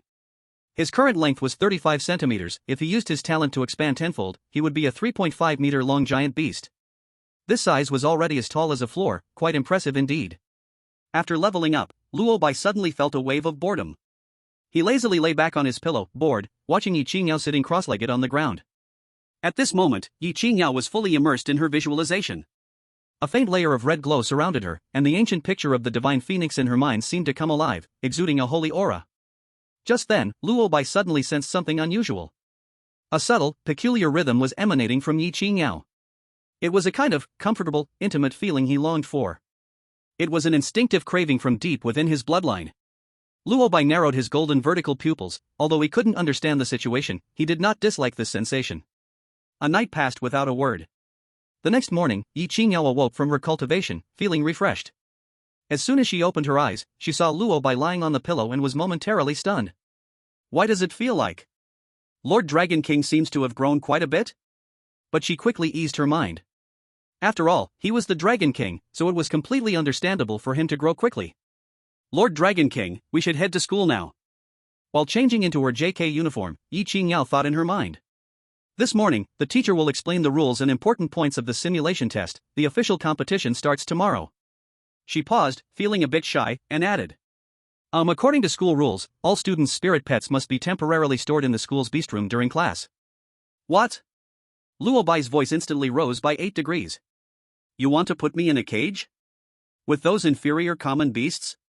I am the dignified Dragon King. Ye Qingyao shivered at his roar and hurriedly explained. Not a cage. It's an independent room, similar to an incubator. The environment is very good. Besides, it's only for one morning. Once the teacher's done, I'll come to get you right away. No way. Luo Bai refused firmly. What a joke. Where was the dignity of the Dragon King? Ye Qingyao was anxious, almost about to cry. But this is the school's strict rule. Lord Dragon King, please, I beg you. Hearing that it would affect the test, Luo Bai fell silent. He was still waiting to obtain that flying sword ceremonial item worth over 10 million. Humph. Luo Bai snorted coldly. I can temporarily agree to your request. But remember, if any blind fool inside dares to provoke me, I will let it know what true dragon power is. Also, that dance you performed the other day, I found it quite good. Do it a few more times for me when you have the chance. At school, Ye Qingyao was guided by a teacher to the beast control room located in the basement of the teaching building. As expected, as Ye Qingyao described, it was a row of independent rooms separated by special glass, each equipped with its own ventilation and temperature control system, spacious enough. Many rooms already had residents. There were flamehounds dozing, gale swallows grooming their feathers, and bluefin fish blowing bubbles in the pool. Ye Qingyao placed Luo Bai in an empty room and made a rest-assured gesture to him through the glass before leaving, turning back every 3 steps. Luo Bai lay on the soft mat in the center of the room, watching the monsters jumping around in their respective rooms, disdainfully curling his lips. Just as he was secretly grumbling, the teacher in charge of the beast control room suddenly lowered the brim of his hat, walked over to the monitoring computer, and operated it a few times, silently extinguishing all the red dots in the monitoring system. He took out his phone and dialed a number. Yi Xiao, your sister has already sent that little black snake over. The monitoring is off now, I will follow your instructions. Ye Qingyao hurried back to her class. Senior year class 3, 7. As soon as she stepped into the classroom, the originally noisy class fell silent for a moment. Ye Qingyao seemed to be unaware of this and walked straight to her window seat. But when she reached her seat, her footsteps suddenly stopped. Because, beside her seat, in the space that originally belonged to an ordinary boy, was sitting someone she did not want to see at all. Ye Fei. Ye Fei obviously saw her too, and immediately stood up from her seat, wearing her trademark sweet and harmless smile. Sister, you're here. I've applied with Teacher Wang, and from now on, we will be deskmates. This way, I can take care of you more easily. Her voice was neither too loud nor too soft, but it was enough for the entire class to hear clearly. Look, you just returned to the Yi family and aren't familiar with many things at school. If there's anything you don't understand, you can ask me anytime. Her words were considerate and thoughtful, showing the demeanor of a young lady. Many boys showed an infatuated expression. Although this new transfer student was a young lady, she appeared very approachable. Many discussed that if it weren't for graduation soon, Ye Fei would surely have a place as the school belle of Jiang City High School. But Ye Qingyao only felt a wave of nausea. Take care of me? Is it to conveniently trip me up anytime, anywhere? She didn't want to waste words with such a person, showing no extra reaction, and directly walked around her, preparing to sit down from the other side. But just as the two brushed past each other. Ah! Ye Fei suddenly let out a cry, her whole body unexpectedly fell backward, weak and boneless, crashing to the ground.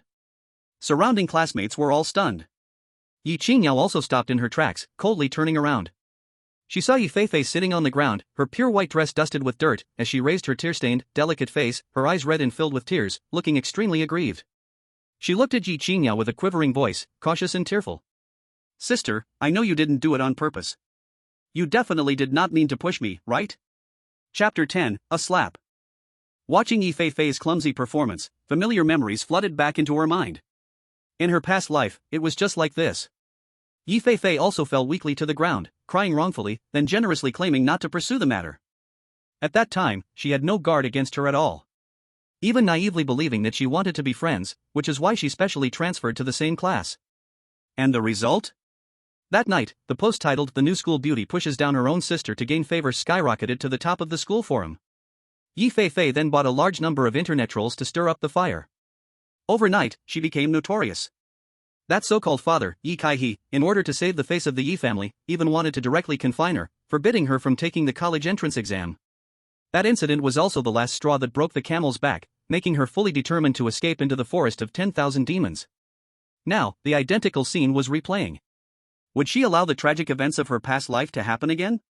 Ye Qingyao heard Luo Bai's previous words ringing in her ears. Whoever dares to provoke us, let's take them down. Yes. Why still endure? Shouldn't she let such a clumsy act ruin her life once again?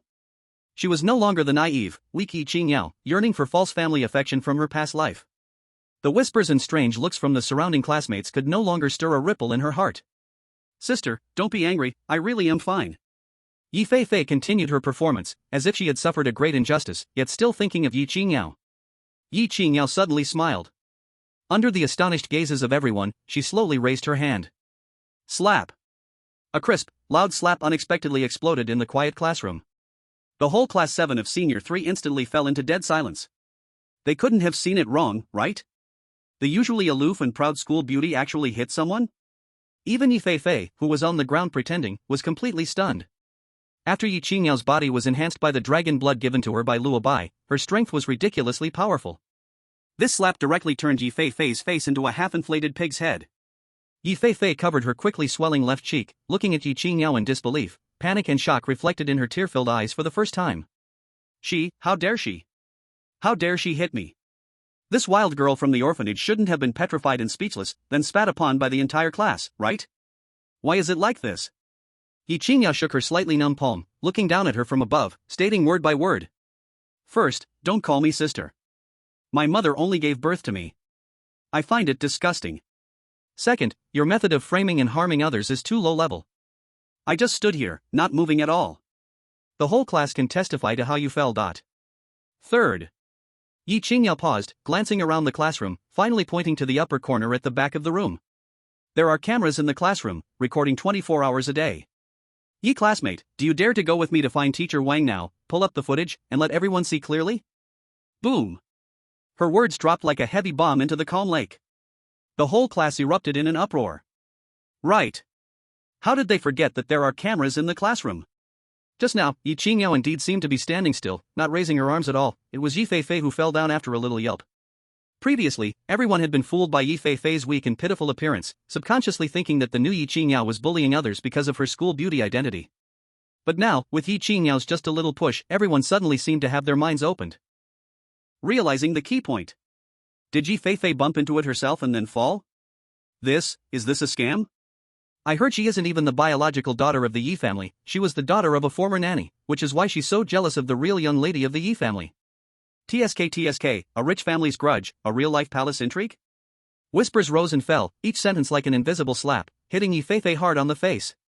Her face turned pale and then flushed, her fingers covering her cheeks trembled slightly from the force. Check the surveillance? How could she dare to check the surveillance? She had the courage because she calculated that Ye Qingyao was timid by nature, not good with words, and would definitely panic in such a situation, not even think of the surveillance. But who could tell her why this Ye Qingyao was completely different from the data she investigated? Not only did she directly hit people, but her reasoning was also so clear, pinpointing the deadlock of the issue right from the start. What's wrong? Are you scared? Ye Qingyao pressed forward step by step, giving her no chance to catch her breath. Didn't you say I pushed you? Let's go now, in front of the teacher and the whole class, to clarify this matter. I didn't. Ye Feifei panicked, real tears flowed out, mixed with sister. I just wanted to be your friend, why are you treating me like this? She wanted to use the same old trick again, crying to gain sympathy. Unfortunately, no one was falling for her act anymore. Around her, classmates, whether boys or girls, looked at her with contempt and suddenly realized. So this was the true face of the young lady who had just transferred in. Enough! Ye Qingyao interrupted her coldly, I'll say this one last time, put away your hypocritical tricks. I know exactly what kind of person you are. After saying this, she no longer glanced at the fallen Ye Fei and turned directly to sit down at her own seat. But at that moment, an angry voice rang out from the crowd. Ye Qingyao. You are crossing the line. Fei just wanted to greet you, how dare you hit her? A tall boy squeezed out from the crowd, angrily pointing at Ye Qingyao. He was the class sports committee member, Zhang Hao. The Zhang family was just a small family in Jiang City, and at a gathering one time, Zhang Hao fell in love with Ye Fei at first sight, treating her as a goddess ever since. A noble, gentle, and lovely young lady like her was truly an angel descended to earth in his heart. He had just been enchanted by Ye Fei's pitiful appearance, and at that moment could not comprehend what had happened. He only saw his goddess being slapped. Exactly. Even if there is some misunderstanding, you can't hit someone. Quick, apologize to Fei. Several boys immediately chimed in, obviously followers of Zhang Hao. Ye Qingyao's actions came to a halt. She slowly turned around, looking at the boy named Zhang Hao with a gaze of disbelief, coldly. With which of your eyes did you see me push her? I. Zhang Hao was stumped. He really hadn't paid attention, just admiring Ye Fei's stunning beauty. But he still stubbornly argued. No matter what, hitting someone is wrong. You must apologize to Fei. Apologize? Ye Qingyao seemed to have heard the biggest joke in the world. You want me to apologize to someone trying to slander me? Are you out of your mind? You. Zhang Hao's face turned red with anger. Just then, Ye Fei, who had been sitting on the ground without moving, suddenly found a lifeline. She hurriedly cried to Zhang Hao. Zhang Hao, don't blame my sister, it's all my fault, I shouldn't have come to this class, I shouldn't have made my sister angry. Her words seemed to be comforting, but in reality, she was pouring oil on the flames, presenting herself as a perfect victim who was bullied but still thought of the other party. Zhang Hao heard this and felt an even deeper heartache, looking at Ye Qingyao with increasing anger. Ye Qingyao. Look at what you forced Fei to become. You cold-blooded woman. Cold-blooded? Ye Qingyao laughed instead of getting angry. It seems you're not the only blind one. She scanned the group of boys standing up for Ye Fei. I'll say this one last time, anyone who is not convinced, come with me to find the teacher and check the surveillance. Who is right and who is wrong, we will see on the surveillance. If it turns out I really pushed her, I will apologize to her in front of the whole school. But if she fell by herself? Ye Qingyao's voice suddenly turned cold. Then she must kneel down and bow to me to admit her mistake. The classroom fell silent again. Everyone was stunned by Ye Qingyao's fierce intensity.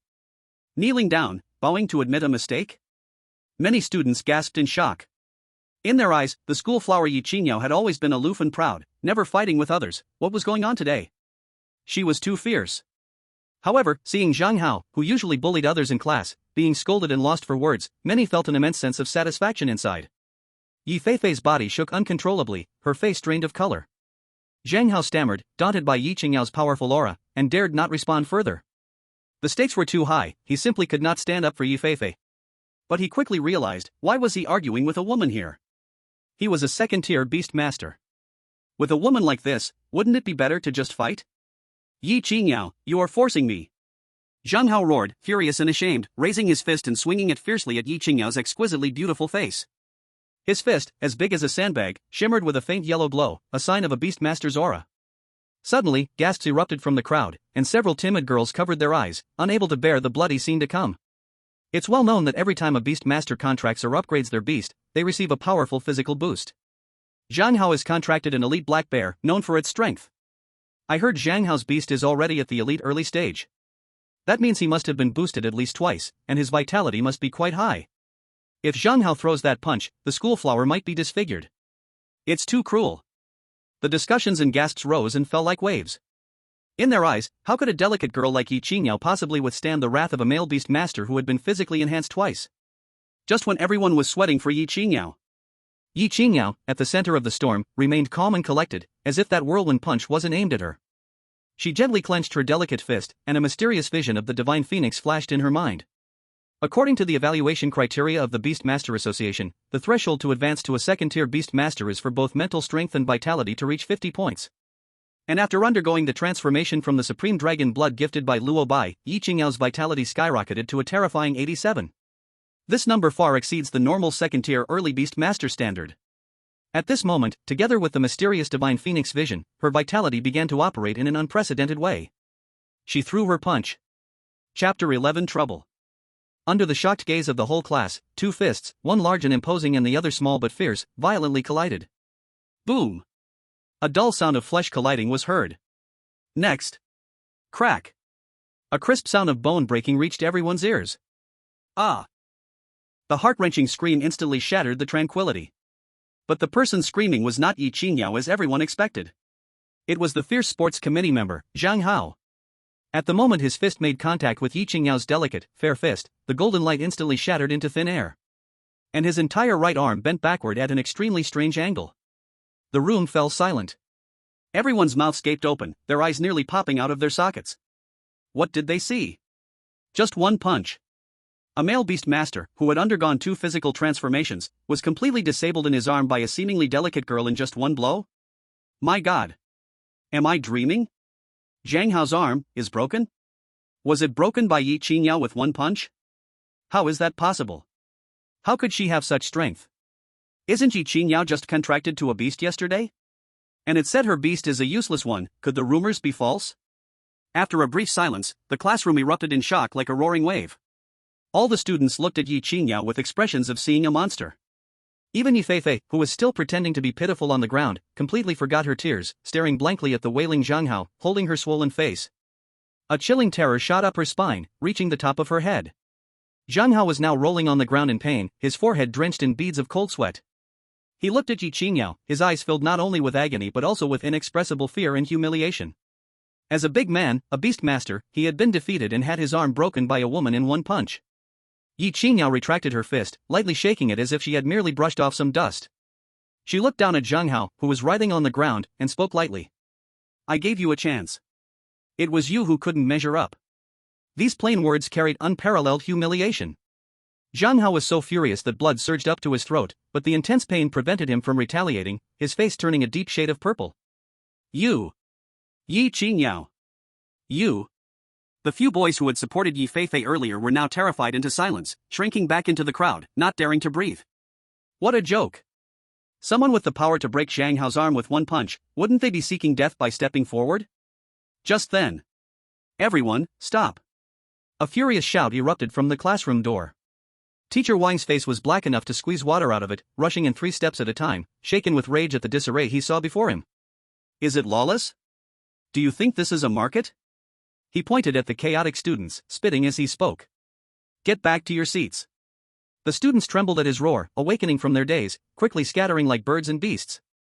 Injured Zhang Hao, supported by several followers, shot a resentful glare at Ye Qingyao before stumbling toward the infirmary. Teacher Wang's gaze swept across the room, landing on Ye Qingyao, who sat calmly as if nothing had happened, with a flicker of uncontainable surprise. After so many years of teaching, he could guess what had occurred with just one look. However, he shook his head helplessly, realizing that neither the Yi family nor the Zhang family were ones he could afford to offend as a mere class teacher. Clearing his throat, he forcefully shifted the topic back to normal. Next Monday, our Jiang City will hold a joint mock exam for the 3rd-year Beast Master classes. The results of this exam will directly affect whether you can secure a guaranteed spot at a top university. Meanwhile, in the school's Beast Master room, Luo Bai was lazily lying on a soft mat, yawning. In the next room, a fierce-looking husky was furiously barking at a 2-tailed spirit cat across from it. The husky snarled and growled softly. The 2-tailed spirit cat immediately bristled its fur and curved its back, entering a spiny-backed dragon form, beginning to huff. In the next second, the 2 little creatures launched themselves at each other fiercely. Bang! With a muffled sound, they crashed into the thick glass partition, rolling their eyes back and fainting on the spot. Luo Bai shook his tail helplessly. Staying with these beasts that hadn't fully developed their intelligence, he feared that his own IQ would drop. Forget it, this lord will take a nap. Just as he was about to close his eyes, an unmistakable hostility quickly approached him, locking onto him. Luo Bai suddenly raised his head. He saw several strong beast masters, who had unknowingly opened their room door, closing in on him in a half-encircling formation step by step. Leading them was a small wolf, entirely silver-white, with what looked like scattered stardust in its fur. It walked gracefully, but emitted a pressure that didn't match its size. The Stardust Wolf. A breed with Demon King potential, in the elite late stage. The eldest young master of the Yi family, Yi Zhan's beast. Behind it, a few junior beasts followed, all showing fierce looks and ill intentions. Luo Bai glanced up at the corner where the red dot of the surveillance camera had already turned off, instantly understanding everything. Ha, someone wants to trouble this lord. The Stardust Wolf stopped in front of Luo Bai's room, looking down from above at Luo Bai behind the glass, growling threateningly. Chapter 12 The Demon Pet Starts Trouble. That silver-white little wolf raised its skull high, rolling a threatening low growl from its throat, blue beast eyes filled with arrogance. As a demon beast, Luo Bai naturally understood this beast language. Hey! That new guy, do you understand the rules of this Beastmaster room? This area is under my control, Lancy. If you're sensible, hurry up and pay the protection fee, or you'll be in for it. The few minions behind Lancy immediately barked wildly, acting tough, each one barking louder than the last. That's right. Hurry up and pay respects to our boss. You dirty little snake with lowly bloodline, being able to be a minion to the boss is your luck from 8 generations. The buzzing bark overwhelmed Luo Bai's mind. He originally just wanted to take a peaceful nap, but at this moment, a cold killing intent quietly flickered in his golden vertical pupils. A group of little brats that hadn't even fully grown their fur dared to learn to collect protection fees? Seeing that Luo Bai lay still with no reaction, Lancy's arrogance grew even more. It took a step forward, lifting its chin even higher, almost pointing to the sky. Originally, a single bone refinement pill would settle this, but now, this young master has changed his mind. You need to pay 3. Bone refinement pill? Luo Bai's eyelids twitched. He remembered that this morning, Ye Qingyao was still worrying about this thing. A single bone refinement pill costs 20 to 30,000 dragon coins, capable of refining the body, effective for all demon beasts. His shoveler was planning to scrape together all savings to buy one from the black market, hoping for a better chance in the upcoming simulated big exam. Hearing Lancy demanding 3 with just its mouth, Luo Bai instantly exploded. Damn it! My shoveler saves and scrimps, even cutting down on meat, and you dog, just open your mouth and want to steal 3? This can't be tolerated. Luo Bai was too lazy to waste more words with these fools. The glass door of the Beastmaster room shouldn't be able to open from the inside, but to facilitate feeding, a small window had been left on the door. Luo Bai directly stretched out his paw, reaching out through the window, and with a click, the lock was easily turned. Seeing Luo Bai actually daring to come out, Lancy revealed a cruel grin. Great! The master had promised it that as long as it taught this guy a good lesson, it would be rewarded with a 3-star wolf blood grass. That was a treasure that could help it break through to the commander level. Today, this wolf blood grass is a must-have. Luo Bai leisurely stepped out. His body was more than 30 centimeters long, looking small against a group of dog-like monster beasts that towered over half a meter. However, he was truly a real dragon. In the next moment, Luo Bai activated his innate divine ability, Dust Dragon Transformation. His body expanded rapidly at a visible speed, bones cracking and popping, as black and golden scales shimmered ominously under the light. 1 meter, 2 meters, 3 meters. In an instant, a giant creature with antlers like a deer, a head like a camel, eyes like a rabbit, a neck like a snake, a belly like a clam, scales like fish, claws like eagles, paws like tigers, and ears like oxen appeared before all the monster beasts. The nearly 4-meter-long black gold giant beast almost filled the not-so-wide pathway. An ancient and savage terrifying pressure, originating from the deepest bloodline, erupted like a mountain collapse in tsunami. Luo Bai couldn't even be bothered to move. Just that pressure alone caused the few followers behind Lance to faint on the ground with a thud, their limbs trembling uncontrollably, as a foul-smelling yellow liquid spread beneath them. This is the might of a real dragon. King of all monsters. Against all monster beasts, there was an overwhelming natural suppression. Luo Bai gently raised his front paw, and, unexpectedly, a wisp of mist formed beneath him, lifting his massive body to hover in the air. He slowly lowered his majestic and noble head, looking down at the completely frozen lands, his voice rumbling like thunder. With you alone, do you think you can rob this lord? Originally more than a meter long, Lance now looked as tiny as a newborn puppy in front of Luo Bai. Especially with Luo Bai hovering in the air, that imposing presence made its wolf soul nearly flee in fear. Shattered Star Wolflands had completely cowered. As a monster with the potential of a beast king, its resistance to dragon might was slightly stronger than its little brothers. Yet, it still felt like a massive mountain was pressing down on it, making it hard to breathe. Damn it, didn't the master say this guy was just a newborn hybrid snake? How can he be so tough? Just as Lance was about to retreat, its peripheral vision caught sight of a pink little fox in a nearby room.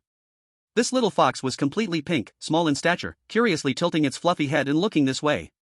A light, pure white tip decorated its fluffy tail, gently swaying like a soft dandelion. Lance's heart skipped a beat, then it sped up crazily. A goddess. This was the dream fox it had fallen in love with at first sight just days ago. She must have seen its cowardly state just now. No way. Absolutely not. As a proud shattered star wolf, the future wolf king, how could its magnificent image collapse completely in front of a beauty it had just met? In an instant, the desire to mate and the dignity of masculinity brutally overtook the instinct for survival. It forcibly suppressed the urge to weaken, straightened its neck, and fiercely shouted. Don't think just because you can grow big that I'm afraid of you. Let's each take a step back, you call me brother, and I won't ask you for protection money. There are no cameras here, even if I beat you up, no one would know. At this moment, it had completely forgotten Yi Zhan's orders. It felt that a newborn little beast like Luo Bai should be easy to fool, and as long as it maintained its momentum, it would be the one to scare the other. Hearing Lan's words, a hint of human-like astonishment flashed in Luo Bai's massive golden vertical pupils. Then, he smiled. No cameras? With no cameras, you dare to be so arrogant, now it's time for this lord to take action. Before his voice dropped, Luo Bai's dragon claw, covered in black and gold scales, slammed down toward Lan's with a piercing howl that ripped through the air. Lan's pupil shrank to a pinpoint, and its body instinctively wanted to evade. But under Longwei's absolute pressure, its movement slowed down by more than half a beat. Bang! A dull crash echoed. Lance's entire body was like being hit by a speeding truck, soaring through the air, and heavily crashing into the distant wall, where the glass instantly shattered into a web-like crack. Ow woo! Lance let out a mournful howl, struggling to get up, but found his right front leg limp like a broken noodle, dangling uselessly. Luo Bai slowly landed, his nearly 4-meter-long body appearing particularly oppressive in the beast room. He flicked his thick dragon tail, and a hint of undisguised ridicule flashed in his golden vertical pupils. Is this it? He was about to give this arrogant little wolf another strike, to let it understand what hierarchy means, and what it means to not offend the dragon sovereign. Unexpectedly. Big brother. Please spare me. Lance howled, disregarding whether his leg was broken or not, crawling awkwardly on 3 legs to Luo Bai's feet, thudding down, prostrating himself. That standard crawling posture, with his head lower than anyone's, and his tail tucked tighter than anyone else's. Luo Bai? The dragon claw he had just raised froze in midair. This guy, he admits defeat just like that? Big brother. I didn't recognize the great mountain. You are magnanimous, you are my true brother. Please let me live this time. Lance's howling was filled with a crying tone, truly heartfelt. The fragmented star wolf, who had just been arrogant in seeking protection fees, now cowered like a little lapdog. Chapter 13, Collecting Protection Fees. Luo Bai's mouth twitched slightly. The entire set of combo moves he had prepared was forcibly swallowed back. A punch hitting cotton. Big brother. From now on, I am your man. You tell me to go east, I will never go west. You tell me to bite someone, I will bite whoever you say. Lance lay on the ground, frantically expressing his loyalty, wishing he could knock his head 3 times on the spot. Luo Bai disinterestedly withdrew his dragon claw, his enormous body visibly shrinking, transforming back into a 30-centimeter-long black-gold little snake. He flicked his tail and coldly glared at Lance. With you, do you even deserve to be my little brother? Lance's wolf body trembled, and he buried his head even lower, daring not to move in place. He felt extremely aggrieved inside. Damn it! Master Yi Zhan said this guy was just a newborn hybrid snake, right? Why does he have an aura of ordinary level, yet can instantly grow large, and his physical strength can rub my elite late-stage fragmented star wolf on the ground? What's worse is that the pressure from the depths of his bloodline makes it impossible for him to exert his prideful speed at all. Is this a hybrid snake? At that moment, Lance even began to feel resentment towards Yi Zhan. If it weren't for the master's erroneous intel, insisting that he act, how could he endure this beating, and not lose face in front of the goddess? Just then, a pink figure darted out from the nearby room. It was the little fox, all pink, with soft, silky fur. It had a pair of sparkling big eyes, a fluffy big tail swing, and walked with a sway, as if it were born with an alluring charm. Lance, lying on the ground, was instantly captivated by the little fox, almost shedding tears of emotion. Could it be that the goddess was already moved by my brave stance against the strong enemy? Now seeing me so injured, she couldn't help but come to care for me? In Lance's hopeful gaze. The pink-furred little fox ignored him and dashed to Luo Bai's side, curiously circling him twice. Then, with a plop, it lay on its back in front of Luo Bai, revealing its soft belly. Woo-woo big brother, you are so great, I admire you so much. The voice of the pink-haired fox was soft and sweet enough to draw water, carrying an innate charm, while a pair of big, watery eyes blinked at Luo Bai. Luo Bai. Lance felt darkness surround him, as if a heavy hammer had struck his heart fiercely. Wow. No. Seeing the dreamlike fox he had desperately pursued, who hadn't even glanced at him, displaying such flirtatious behavior in front of another male, felt like a face-to-face betrayal.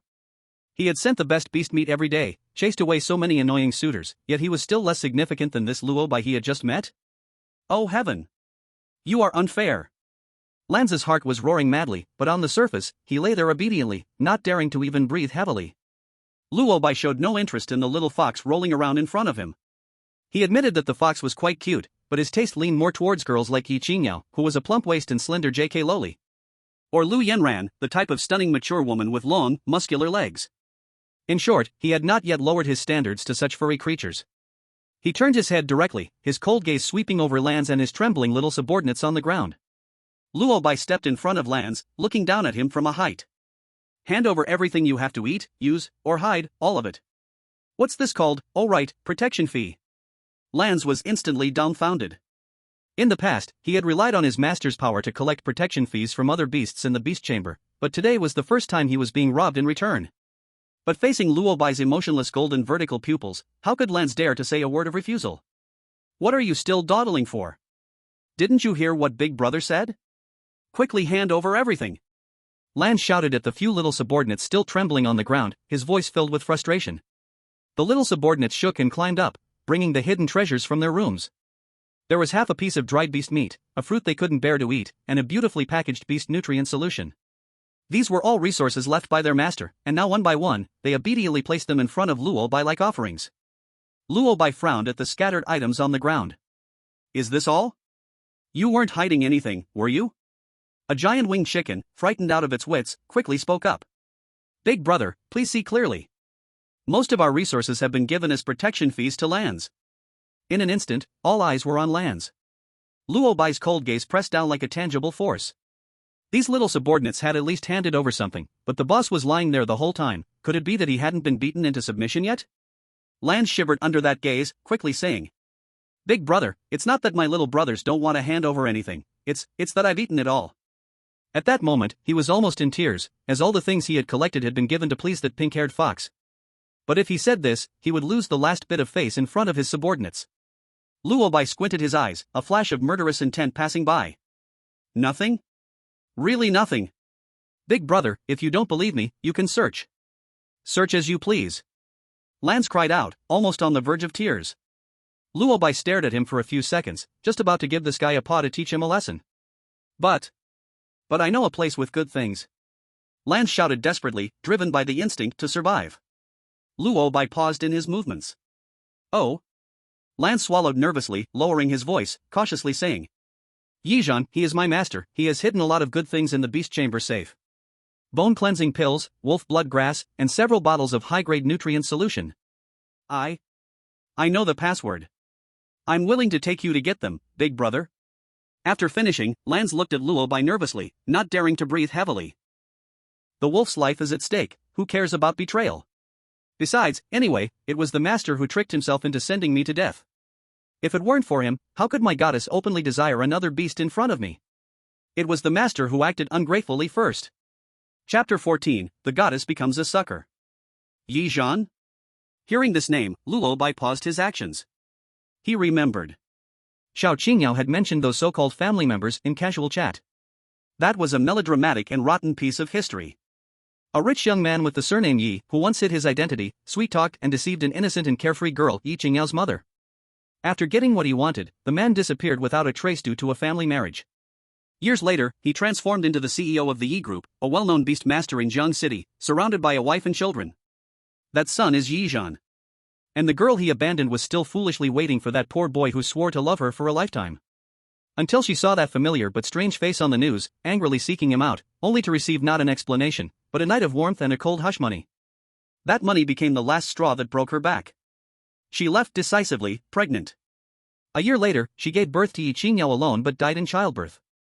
Later, that man somehow learned of his daughter's existence and sent someone to fetch her. Ironically, the servant sent had evil intentions, switching his own daughter with Luo Bai's biological daughter, sending the latter into the Yi family to enjoy wealth and honor. And the real heiress, his little poop scooper Ye Qingyao, was thrown into a cold orphanage. So, Yizhan is the son of that scumbag, the brother of the fake heiress who took Xiao Qingyao's identity? What a family, not a single good one. They bullied her mother and harmed her for 20 years, now, his son dares to order his beast to trouble Xiao Qingyao? Thinking of this, a surge of anger whooshed up to Luo Bai's forehead. He initially just wanted to collect some protection money and get resources for his little poop scooper. Now, the nature has changed. Very well. Since you all like to grab, then today, this lord will first collect some interest from you, the son. Luo Bai waved his paw at Yizhan's beast, lead the way. At the same time, he raised a paw to gather the pills and herbs on the ground, directly swallowing them. These herbs are specific for different beasts. For other magical beasts, randomly eating them might do nothing or could even cause severe side effects, leading to death. But for Luo Bai, it was completely not a problem. The powerful digestive system of the true dragon can convert everything ingested into pure chaos dragon essence. This little bit provided a total of 1.33 of chaos dragon essence. An appetizer. What Luo Bai truly looked forward to was the safe at Yizhan, the third young master of the Yi family. The son of the richest man in Zhang City, the treasures inside would definitely not be few.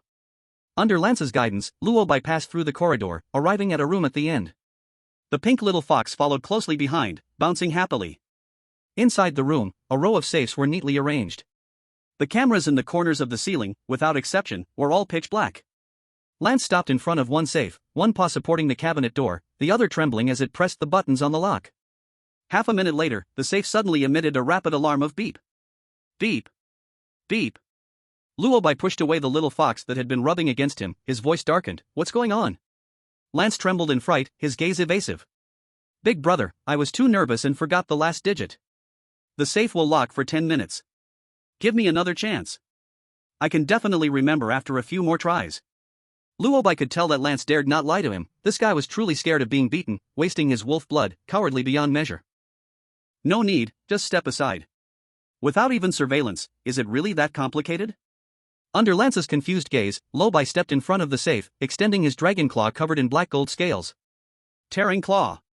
At the instant the divine power activated, Luo Bai felt an invisible, intangible sharpness enveloping his claw.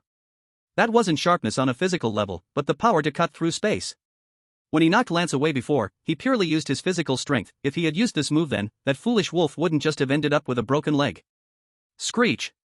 A piercing sound of metal tearing rang out.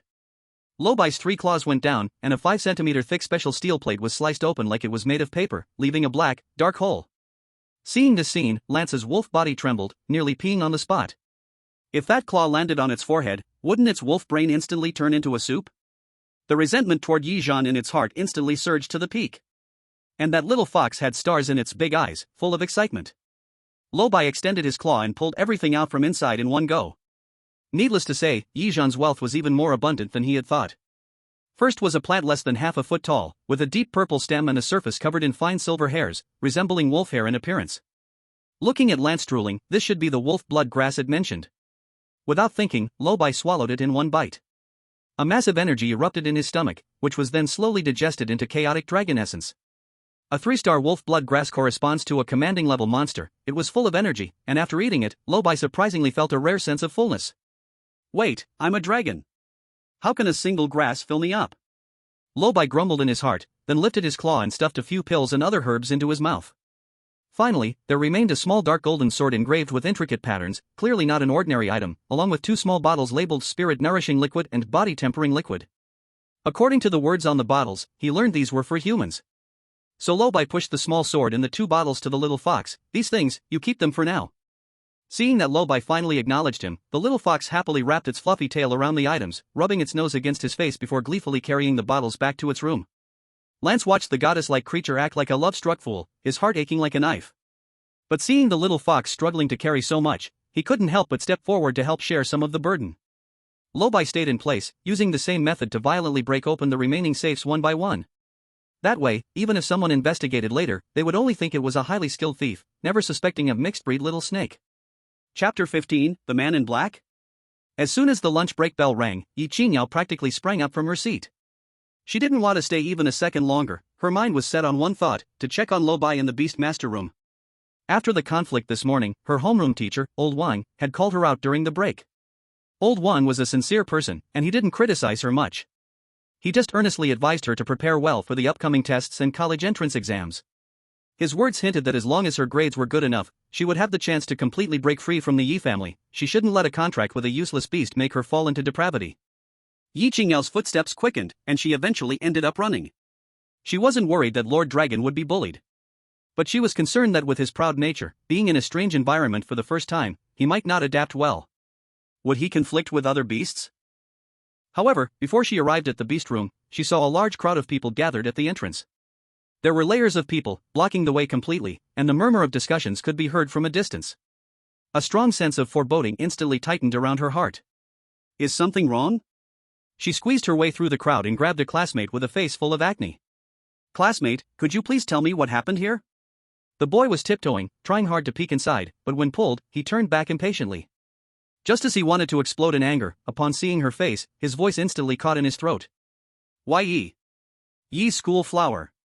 His face turned bright red, and he stuttered. "Why you're okay. It's nothing major, just that Senior Yizhan's beast seems to have been beaten." "Yizhan? His beast was beaten?" Seeing the school goddess sincerely listening to him, the boy felt greatly encouraged, and his tongue finally untangled. "Not just beaten. I heard Senior Ye's safe was completely ransacked. All the elixirs and treasures inside are gone. And the strangest part is, all the cameras in the beast room mysteriously turned off, capturing nothing. Right now, Senior Ye is inside fuming." Upon hearing this, Ye Qingyao's heart skipped a beat. Cameras turned off? The beast was beaten, and the safe was looted? A wildly absurd, yet eerily realistic thought uncontrollably emerged from the depths of her mind. No way, could it really be him? At the same time, inside the beast room, it was a complete mess. Luo Bai was leisurely curled up on his room's soft cushion, lazily yawning. The pills and herbs he had just swallowed had all been digested by his powerful true dragon body. In total, they had provided him with a hefty 13 points of chaotic dragon essence. Adding the leftover points, he now had 14.3 points. Only 8 points were needed to break through to the early elite stage, which means he could level up at any time. However, to gather enough for a major leap and undergo bloodline return, he still needed over 40 points. "Looks like I need to eat a lot more," Luo Bai silently calculated in his heart. In the glass room diagonally opposite him, a little pink fox was staring at him through the thick glass, its big watery eyes blinking without pause, its fluffy tail swaying behind.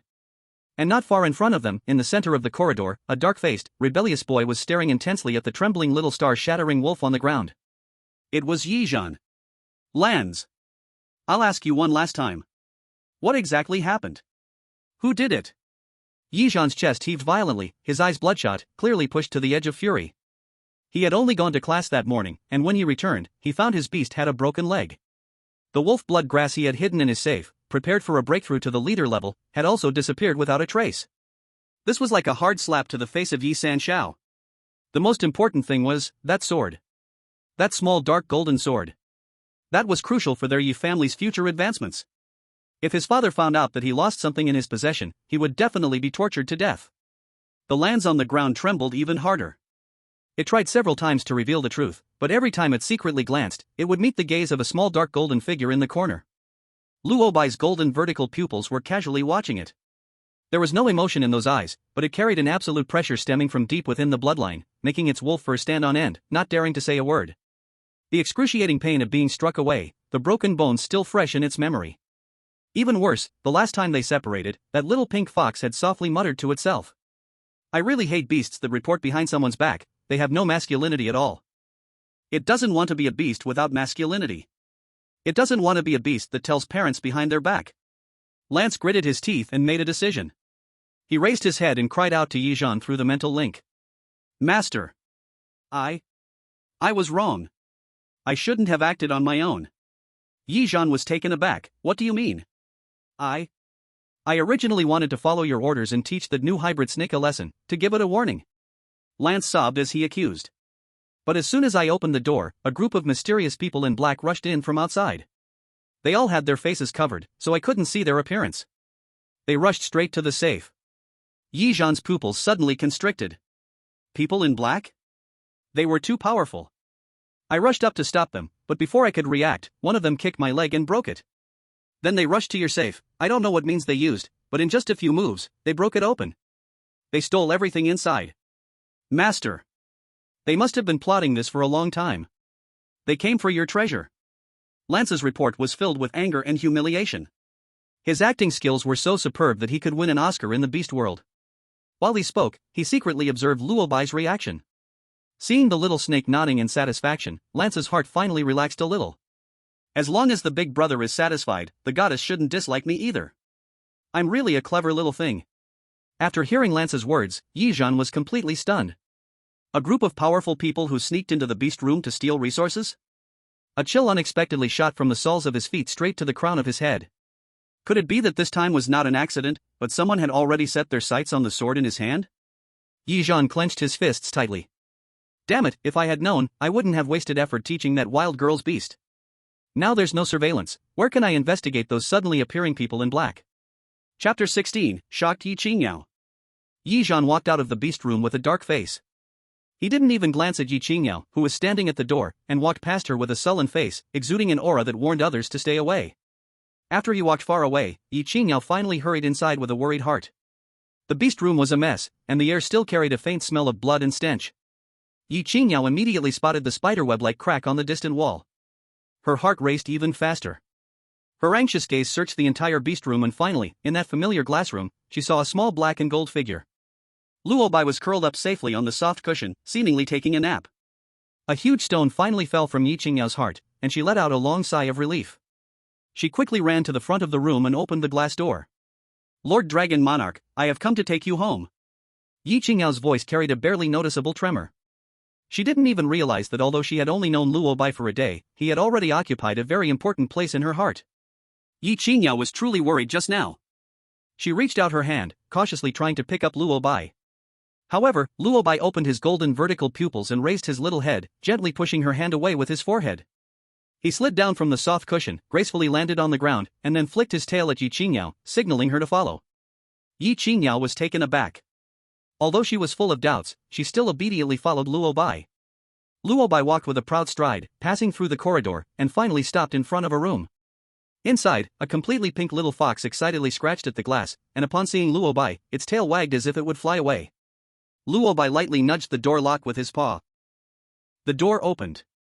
The pink little fox immediately sprang out, affectionately rubbing against Luo Bai, its furry head nuzzling into his arms, making soft woo-woo cooing sounds. Ye Qingyao stood in place, somewhat at a loss. What is going on? Hello, are you a new friend of Lord Longjun? She awkwardly greeted him. Luo Bai impatiently nudged away the clingy little fox with his head. The little fox was not angry, instead, it wagged its tail in delight, turned, and ran back into the room. Soon, it returned, carrying an overturned food bowl in its mouth, picking up a dark golden little sword from underneath, and wrapping its tail around two small bottles, joyfully running back to pile everything at Luo Bai's feet. Luo Bai lifted his paw and pushed these items toward Ye Qingyao's feet. Ye Qingyao subconsciously bent down to pick them up. When she saw the words on the bottles, she was completely stunned. Body refining liquid. Spirit nourishing liquid? These two items are top-tier cultivation resources specifically for beast masters, greatly enhancing their physical and mental strength. Especially during crucial times like the college entrance exams, there are offers but no actual goods. In the black market, a single bottle can cost at least tens of thousands of dragon coins. It's important to know that when fighting, the beasts are with their masters. If the master is as fragile as paper, no matter how powerful the beast is, it's all just an illusion. In her past life, she had fought on the front lines against beasts, exchanging contribution points for quite a few. And just this morning in class, she was still pondering whether to take out a loan to buy 2 bottles. And now, Lord Longjun had actually brought her 2 bottles? And that dark golden little sword, although small, was engraved with intricate patterns exuding an ancient and extraordinary aura. It was clearly not an ordinary item. Lord Longjun, these things. Ye Qingyao's mind went blank as she held these items, feeling her hands grow hot. Where did you get these? A ridiculous thought resurfaced. Could it be, what those people outside were discussing was true? Did Lord Longjun really rob Ye Zhan? Luo Bai did not answer, simply impatiently pawing at her ankle. Hurry and put them away, don't ask so much. You are this lord's scoop cleaner, of course, this lord has to take good care of you. Ye Qingyao bit her lip, and somehow, her heart began to race. In her past life, all resources required her to fight for them with her life, and her father, who had blood ties, treated her as a mere tool for marriage, investing not a single penny in her. She looked at Luo Bai, then at the items in her hands, finally gritting her teeth and quickly stuffing the sword and 2 bottles of nourishing liquid into her backpack. Luo Bai nodded in satisfaction and turned to leave. Woo woo. The pink little fox saw this and hurriedly chased after him, nuzzling against Luo Bai with reluctance, then swiftly ran back to its room and returned with a beautifully packaged bag of high-quality beast food, stuffing it hard in front of Luo Bai. Luo Bai looked at the long string of zeros on the price tag, didn't hesitate, and stuffed it directly into Ye Qingyao's bag. As they prepared to leave, an even more surprising scene unfolded for Ye Qingyao. Those little brothers who had been bullying others with lances, the giant winged chicken, and several dog-like beasts. At this moment, all poked their heads out from their respective rooms, making respectful and flattering calls toward Luo Bai. Big brother, take care. Big brother, come back to see us often. Even that fragment star wolf lances, who was licking its wounds in a distant corner with a broken leg, raised its head and, with its tail between its legs, whimpered softly at Luo Bai as a farewell. Ye Qingyao was completely bewildered. She looked down at the black golden little snake that was proudly climbing onto her chest, finding a comfortable spot to lie down. It hasn't even been a whole morning since she came to the Beast Master room. Not only unscathed, but even gathered a group of little brothers? Even that arrogant star-shattering wolf submitted to him? She remembered that this seemed to be Yi Zhan's beast companion, right? She felt her worldview was being turned upside down. No wonder it's the Lord Dragon King. A few minutes later, the door of the beast room was pushed open again. A middle-aged man in a neatly tailored suit, with an elegant demeanor and gold-rimmed glasses walked in. He walked straight to the room of the pink little fox. The man was the principal of this beast-taming high school, Luo Bai. And this pink little fox was the nine-tailed spirit fox he had spent a fortune and used countless connections to bring out from the secret realm, as a gift for his daughter's coming of age. However, this little creature was too proud. No matter how his daughter tried to please it, it refused to form a contract. Luo Bai invited many experts who could communicate with beasts, but all were at a loss, which distressed him greatly. Today, he came as usual to check the situation. However, when he reached in front of the room, he noticed something was wrong. In the glass cabinet, a bag of specially made beast food, mixed from various rare spirit fruits specifically for the nine-tailed spirit fox, had disappeared. The food in the bowl had all been eaten. To know, this little creature was usually very picky, and would only eat a little bit each day at most. Luo Bai sensed something unusual. He carefully observed the nine-tailed spirit fox in the room and found it seemed exceptionally cheerful today, with its big, watery eyes occasionally looking toward the door, as if expecting something. This was completely different from its usual aloof attitude. Luo Bai's brow furrowed slightly. He felt that something must have happened here while he was unaware. His gaze swept across the beast room, finally locking onto the corner where the surveillance camera, just rebooted by the maintenance staff, lit up with a red dot again. Chapter 17, Excited Luo Bai. 5 minutes later, Luo Bai opened the monitoring room door directly. The staff member on duty was a young man in his 20s, and as soon as he saw Luo Bai, he almost jumped out of his chair in fright. Principal. What brings you here? Wang Ke stood up flustered, beads of sweat instantly appearing on his forehead. He was the staff member who had quietly turned off the surveillance earlier while talking on the phone with Yi Zhan. Seeing Luo Bai, Wang Ke's heart stopped for a moment. Did the matter get exposed and reach the principal's ears? Damn, if I had known, I wouldn't have been so greedy for 30,000 yuan, now I might lose this job because of it. Luo Bai waved his hand and walked straight to the main control console. Pull up the surveillance video from the beast room around noon today, I want to see it. Hearing this, Wang Ke's heart sank, the color draining from his face instantly. He stuttered, unable to speak coherently. Principal, it seems the monitoring system has some issues. There is a segment of video missing between 11 and 12 at noon. After speaking, he nervously lowered his head, already prepared for a serious scolding or even dismissal. After all, the unexplained loss of surveillance footage was a significant dereliction of duty. He thought the principal came to investigate the responsibility for Yi Zhan's beast being injured and a safe being stolen, fully prepared to be fired. However, Luo Bai's response was beyond his expectations. I didn't ask you this. Luo Bai didn't even look back at him, just waved his hand impatiently. Start playing backward from half an hour ago. Yes. The staff member felt as if he'd been pardoned, hurriedly clicking away on the console. On the screen, the images began to rewind quickly. Soon, Luo Bai saw what he wanted to see. His nine-tailed spirit fox was lazily lying in the room, indifferent to the precious spirit fruits in the food bowl. He couldn't even be bothered to take a look. This is just normal. This little ancestor's pride, he understood better than anyone. To ensure his daughter could successfully contract it, this dignified principal sought experts and bought rare treasures, almost kneeling before it. Yet this little guy still ignored him. Luo Bai signaled the staff to continue fast-forwarding. The scene continued to move forward. Suddenly, Luo Bai froze entirely. He stared fixedly at the screen as if witnessing a terrifying scene that shattered his worldview. On the screen, the usually noble and aloof nine-tailed spirit fox, which wouldn't even grant his daughter any face, was now lying belly up in front of a glass door, utterly ungraceful. Its fluffy, soft tail swayed like a windmill, its pink belly defenselessly exposed, making a pleasing woo-woo sound. And in front of it stood a little black and gold snake, only about 30 centimeters long. The little fox was nuzzling the small snake's body with its furry head, again and again, so affectionately. That posture, that fawning energy. Where was the dignity of an ancient exotic beast? This was clearly a sycophant. Luo Bai felt his worldview was hit with an unprecedented shock. Who am I? Where am I? What did I just see? He was the principal of the Beast Tamer High School. He was the proud student of a legendary professor from the imperial capital Beast Tamer University. He had gone to great lengths to please this little fox, but ended up not even catching a glimpse of its face. And now, it was rolling on the ground and acting cute in front of a little broken snake that appeared out of nowhere? Was that reasonable? It was not reasonable. Lu Chengfeng began to doubt his life. Has the aesthetic of the beast world become this strange now? His gaze was locked tightly on the little black and gold snake. What breed is this? The snake had menacing claws. Completely black and gold, its scales flickered with an indescribable majesty under the lights. Most importantly, his nine-tailed spirit fox was as docile in front of it as a pet cat. Lu Chengfeng's heart began to race uncontrollably.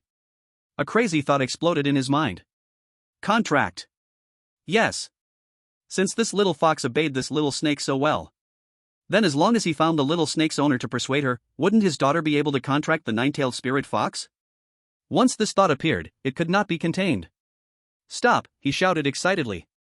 The scene froze. On the screen, a girl in a school uniform, thin in build yet stunningly beautiful, was bending down to pick up the little black and gold snake. The girl's face showed a hint of confusion and bewilderment, but her actions were full of affection. That's her. Found her. Lu Chengfeng was so excited that his hands shook a bit as he quickly took out his phone and snapped a picture of Ye Qingyao on the screen. No matter who you are, as long as you can help my daughter contract the nine-tailed spirit fox, any condition can be discussed. He was ecstatic inside.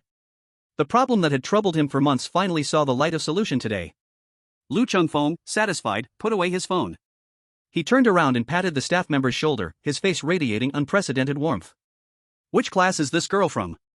What's her name? Wang Ku was stunned at the sight of the girl on the screen.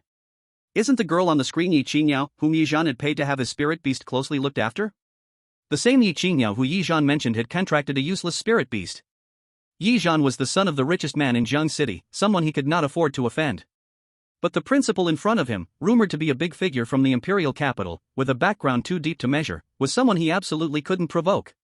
Suppressing the fear in his heart, he could only feign ignorance and say, I don't know, principal. In his excitement, Lu Chengfeng didn't notice the staff's strange reaction. As she walked out, she muttered to herself. When I get to the office, I'll have Shaoli help me find this girl. She's definitely a student from our school, she can't escape. Chapter 18, This Lord is Your Family. As soon as the school bell rang, Ye Qingyao shot out of the school gate like an arrow, hopping on a shared bicycle and pedaling swiftly with her long legs. The evening breeze brushed against her cheeks, but her heart was ablaze. With the nutrient solution given by Lord Longjun, combined with her divine phoenix visualization, breaking through to the late second stage before the simulated test was not a dream. But one thought kept swirling in her mind. She couldn't help but ask in her mind, Lord Longjun, where did those 2 bottles of medicine come from? Luo Bai's lazy voice sounded, carrying a hint of barely detectable mockery. Heh, you should thank your good brother for that. Luo Bai briefed her on what happened in the beast control room in just a few words. He sent beasts to cause trouble, so this lord just happened to break its leg and casually looted his safe. Simple, brutal. Screech. The sharp sound of brakes pierced the street as Ye Qingyao suddenly stopped the bike by the roadside, gripping the handlebars tightly, her knuckles turning white from the pressure. What? Her body trembled, not from fear but from dread and anger. I'm sorry Lord Longjun, I burdened you. She couldn't even dare to think, if she had contracted not with the unfathomable Lord Longjun, but with an ordinary beast instead? The outcome would likely have been to be beaten into a cripple. Her life, her future, her only hope of escaping the Ye family would have been completely severed today. And the one who acted was her blood relative. Ye Qingyao couldn't understand how wicked a person's heart could be. Alright, it's not a big deal. Luo Bai lazily twisted his body, his voice still casual. You are this lord's beloved, they don't consider you family, but this lord does. From now on, this lord will protect you. A warm rush instantly surged through her body, and Ye Qingyao nose suddenly stung, her eyes turning red in an instant. Family. Those 2 words had become an unreachable luxury since her mother passed away. The people of the Ye family were nothing but a group of beasts related by blood. Her family was only her mother in the heavens and the Lord Longjun before her. Ye Qingyao took a deep breath, raised her hand to wipe away the moisture at the corners of her eyes, and got back on her bike. When she pedaled again, her actions were filled with unprecedented strength. Ye family. Ye Zhan. You will pay for this.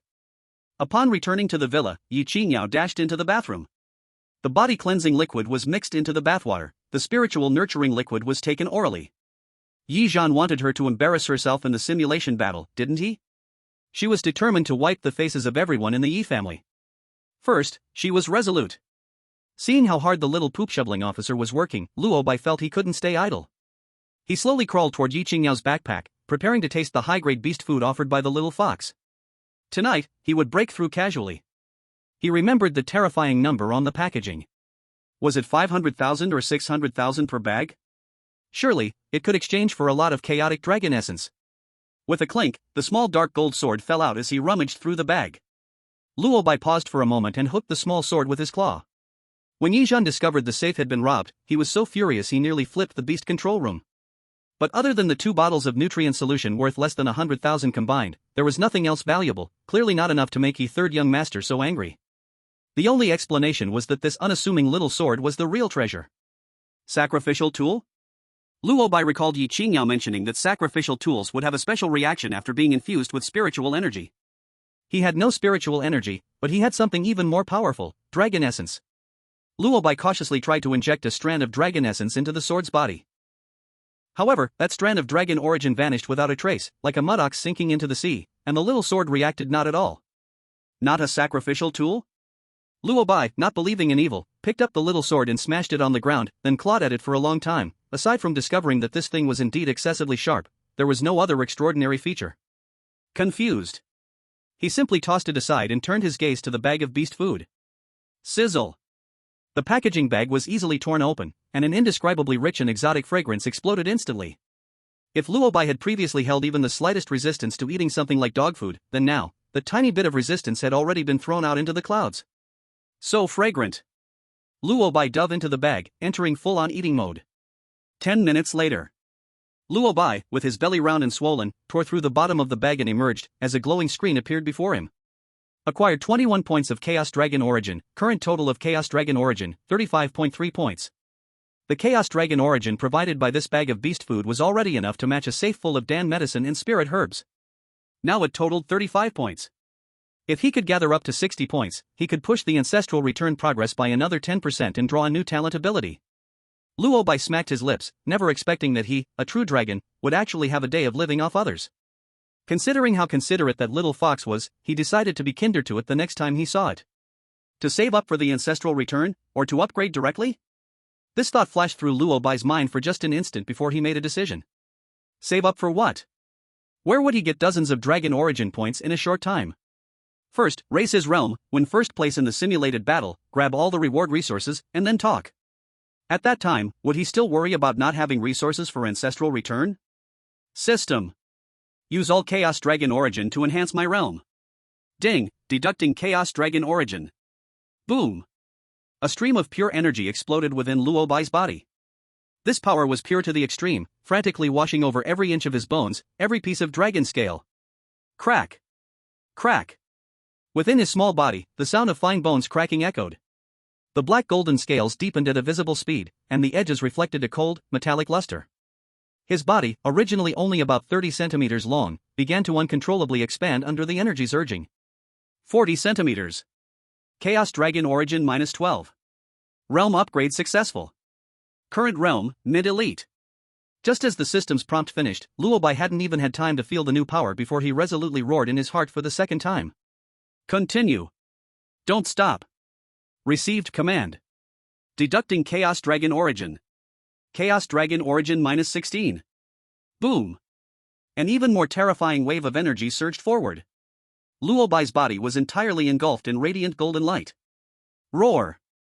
A deep roar that could not be suppressed rolled out from deep within his throat. It was no longer a snake's hiss, but the initial form of a dragon's roar. With supreme authority stemming from the ancient primal chaos. In the bathtub, Ye Qingyao, who was visualizing the divine phoenix diagram, was abruptly interrupted, feeling a violent heartbeat in her chest. And within the golden light, Luo Bai's body underwent another transformation. His form swelled to nearly 60 centimeters, and the small, fleshy, lump-like dragon horns on his head finally broke through the skin, growing jagged tips less than 1 centimeter long. The 4 sharp claws beneath his belly also became sturdier, gleaming with a cold light capable of tearing through steel. Realm upgrade successful. Current realm, late elite. Current remaining Chaos Dragon Origin, 7.3 points. As the light faded, Luo Bai transformed back into his mini form of about 30 centimeters, lazily lying on the pillow, only his golden vertical pupils flashing with a hint of satisfied contentment. Late elite. In just 2 days, he had soared from a newly hatched cub to the late elite. This kind of cultivation speed, if spoken of, would probably make the entire Beastmaster world gasp in shock. He immediately asked in his heart, system, how much Chaos Dragon Essence is needed to break through to the next major realm, the Commander level? To break through to the early stage of Commander, 20 points of Chaos Dragon Essence are required. 20 points, huh? Luo Bai smacked his lips, still needing more than 12 points. But, that's enough. With his current strength, handling a mere high school simulation test is like using a sledgehammer to crack a nut. Those so-called children of noble families and talented students are, in his eyes, just a bunch of immature kids. The physical quality of humans has its limits. To contract powerful beasts, the Beastmaster's own spiritual power must meet corresponding standards. Otherwise, lightly, the mind may be injured, heavily, it may lead to being backlashed by the beast, turning into an idiot. That's why most people only contract elite-level beasts after entering Beastmaster universities and studying spiritual power cultivation methods. Those so-called second-generation heirs, even if raised with treasured resources since childhood, can at most contract beasts only by their sophomore year in high school. In 2 years, they can barely nurture their beasts to the early or mid-elite stages. The late elite stage is already a rarity, sufficient to walk freely in the entire Jiang City High School. As for the Commander level? That realm is only reached by very few outstanding individuals, or even professional Beastmasters. Below Commander, I am invincible. Above Commander, as long as it's not too much higher, being a true Chaos Dragon, isn't it as easy as eating and drinking to leap levels and defeat enemies? Luo Bai has absolute confidence in his current strength. He is not one of those common beasts with mixed bloodlines. Dragons are born to transcend all beings, the highest of all creatures. Chapter 19, The Battle Begins. 2 days passed in the blink of an eye. During these 2 days, Ye Qingyao took a leave and stayed home to train. For this kind of last-minute cramming before the simulation exam, the school is already used to it. Those with money and background have long arranged one-on-one special training or simply spent money on drugs to break through at the last minute. The students who honestly stayed at school are either from families without power or have useless beasts, simply giving up. As for Luo Bai, these 2 days have been wonderfully indulgent. Ye Qingyao devoted herself to training but never missed a meal, lovingly feeding him in various creative ways. The little litter cleaner's cooking skills are truly commendable, although she can't provide much Chaos Dragon Essence, the taste is extraordinary. After meals, he could also enjoy watching a vigorous yet youthful dance by the girl. Luo Bai has begun to experience the joy of being a tyrant. Lord Dragon. Ye Qingyao's hurried voice interrupted his reverie. The class group just announced that there's an opening ceremony for the simulated battle today, and we need to arrive an hour early. We must hurry. Oh? An opening ceremony? Luo Bai lazily opened his golden eyes. Just right, after resting for 2 days, it's time for me to stretch my muscles. Qingyao. As Ye Qingyao pushed open the bedroom door, she was called by Lu Yanran, who was doing yoga in the living room. Lu Yanran, wearing a purple yoga outfit, showcased her exaggerated body curves in a challenging pose. Next to her lay a pure white, elegantly postured feline beast. That cat was proudly licking its paw, exuding a noble indifference to everything. But upon seeing Luo Bai in Ye Qingyao's arms, it immediately lost its composure and dashed to Ye Qingyao's feet, desperately pawing at her pant leg while mewing anxiously. Hey, hey, hey! Snowball, behave yourself. Lu Yanran quickly stopped her pose, stood up, and cradled Snowball back in her arms, watching Luo Bai warily, afraid he might snatch her daughter. Little Qingyao, what breed is this little thing of yours? Simply a fairy. My Snowball usually holds herself high above, and now she seems like she's possessed. Ye Qingyao could only smile awkwardly, completely unsure how to explain. The little fox in the Beastmaster room was like this, and so was Lu's sister's Snowball. Ye Qingyao had to conclude that Luo Bai's charm was truly overwhelming. Sister Lu, we need to go to school, the mock test is about to start. Wait. Lu Yanran called out to her. The playful expression on her face partially faded, and her face became serious. Xiao Qingyao, even though it's a mock test, it's still real combat. Blades have no eyes, and danger is unavoidable. Saying this, she picked up a delicate white jade bottle from the side table and handed it to Ye Qingyao. Inside is a recovery pill, a sacred medicine for healing wounds. As long as it's not a particularly serious injury, it can quickly heal in a short time. Take it, just in case. Ye Qingyao's breath hitched, hurriedly waving her hands. No, no, no. Sister Lu, this thing is at least 200,000 dragon coins, it's too precious, I can't accept it.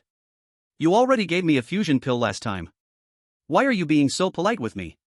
Lu Yanran insisted, directly pressing the cool jade bottle into Ye Qingyao's warm hands and gave it a gentle squeeze. If something happens to you at school, who am I going to rent this house to in the future? Don't let me suffer a loss. She said in a half-joking tone, but the concern in her words was undeniable. A surge of warmth filled Ye Qingyao's heart. Holding that small jade bottle, she felt it weighed 1,000 pounds. This kindness felt even heavier. She nodded solemnly. Sister Lu, thank you. Once I get the prize money, I will return it to you at the first opportunity. Luo Bai clicked his tongue in his heart. 200,000 for a pill? This woman is really nice to her little poop shoveler. Seeing Ye Qingyao accept it, Lu Yanran also curled her lips. Whether it was returned or not, she never thought about it. After living under the same roof for 2 years, she had already regarded Ye Qingyao as her own sister. On the huge playground of Jiangcheng No. 1 High School, the crowd was lively. All the third-year students who had contracted beasts were gathered here, lined up in squares according to their classes. At the front of the playground, a temporary high platform was set up, with a huge red banner hanging. A warm celebration for the grand opening of Jiangcheng No. 1 High School's first mock college entrance exam real combat drill. And on the side of the high platform, a special viewing area was created, which was now filled with well-dressed, distinguished guests. As soon as Ye Qingyao stood in her class's line, her eyes glanced over that viewing area, and her body suddenly stiffened. She saw a figure she was all too familiar with. The man was wearing a well-tailored high-fashion suit, sitting straight, laughing and chatting with the several people beside him, exuding a commanding presence born of years in authority. Ye Badian. Jiangqing's richest man, chairman of the Ye group, and also her blood-related father. The cold faces of the Ye family, Ye Zhan's malicious troubles, scenes flashed through her mind. Luo Bai sharply sensed her emotional turmoil. Xiao Qingyao, what's wrong? It's nothing. Ye Qingyao's voice was eerily calm. I just saw a fly. Luo Bai followed her gaze and locked onto that middle-aged man. Well, dressed to the nines, but unfortunately, the coldness in his bones couldn't be hidden. He was obviously a complete hypocrite. Just then, the greasy voice of the head supervisor came through the loudspeaker on the platform. Students and honored guests, good morning. Today is a day worth remembering. It is a day for us to test our achievements and showcase ourselves. A series of pointless formalities made the waiting students below increasingly impatient. Luo Bai almost fell asleep right on Ye Qingyao's soft chest. This guy recited clichés even better than his homeroom teacher from his previous life. A full half-hour later, the director of education finally concluded his lengthy speech, still exhilarated from it. Next, let us give the warmest applause to our respected principal Lu Chengfeng, to deliver a speech for this conference. Lu Chengfeng energetically walked onto the stage, took the microphone, and scanned the entire audience. He cleared his throat, and the first words he spoke made the crowd fall silent. I won't waste too much time with pointless talk. I'll announce a few important matters concerning your future. All the students perked up their ears.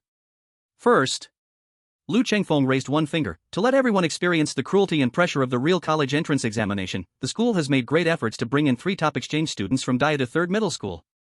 Boom! The crowd erupted in excitement. What?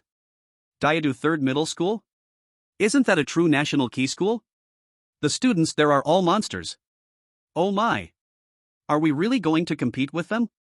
That's like an egg hitting a stone. Lu Chengfeng raised his hand to signal everyone to quiet down. They will not participate in the battle rankings this time, but the top 3 students in this simulated test will receive the opportunity for friendly sparring with these 3 geniuses from Dayadu. Second, he continued, we have also invited professors from the admissions offices of top beast taming universities like Qinglong, Xuanwu, and Baihu. They are sitting in the stands. Every one of your performances will be seen by them. As long as you are excellent enough, you will have the chance to receive direct admission spots to prestigious universities. If the previous news was a bomb, this one was a nuclear explosion. The entire playground was in complete frenzy. Direct admission spots. That was an opportunity countless underprivileged students dreamed of, a chance to skyrocket to success. Everyone's breathing became heavy, and wild eyes were fixed on the high platform. It was said that Principal Lu was from a prominent family in Dayadu, and came to Jiangcheng No. 1 High School just to gain experience.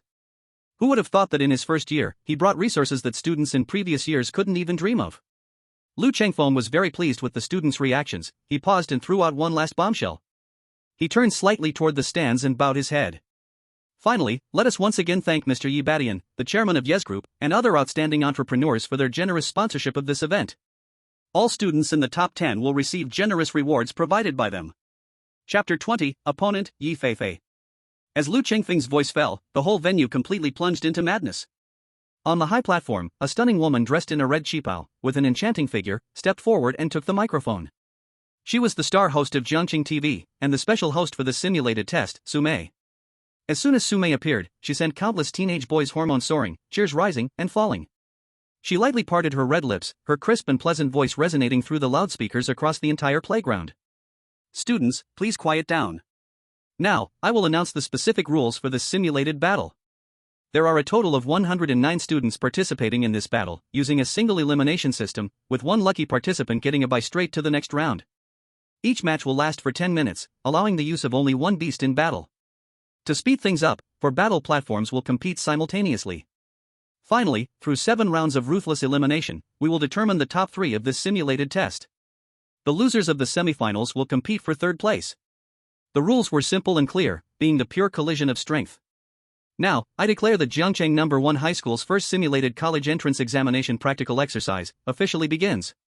With Sumei's command, the 4 giant battle platforms in the center of the playground lit up, energy shields slowly rising.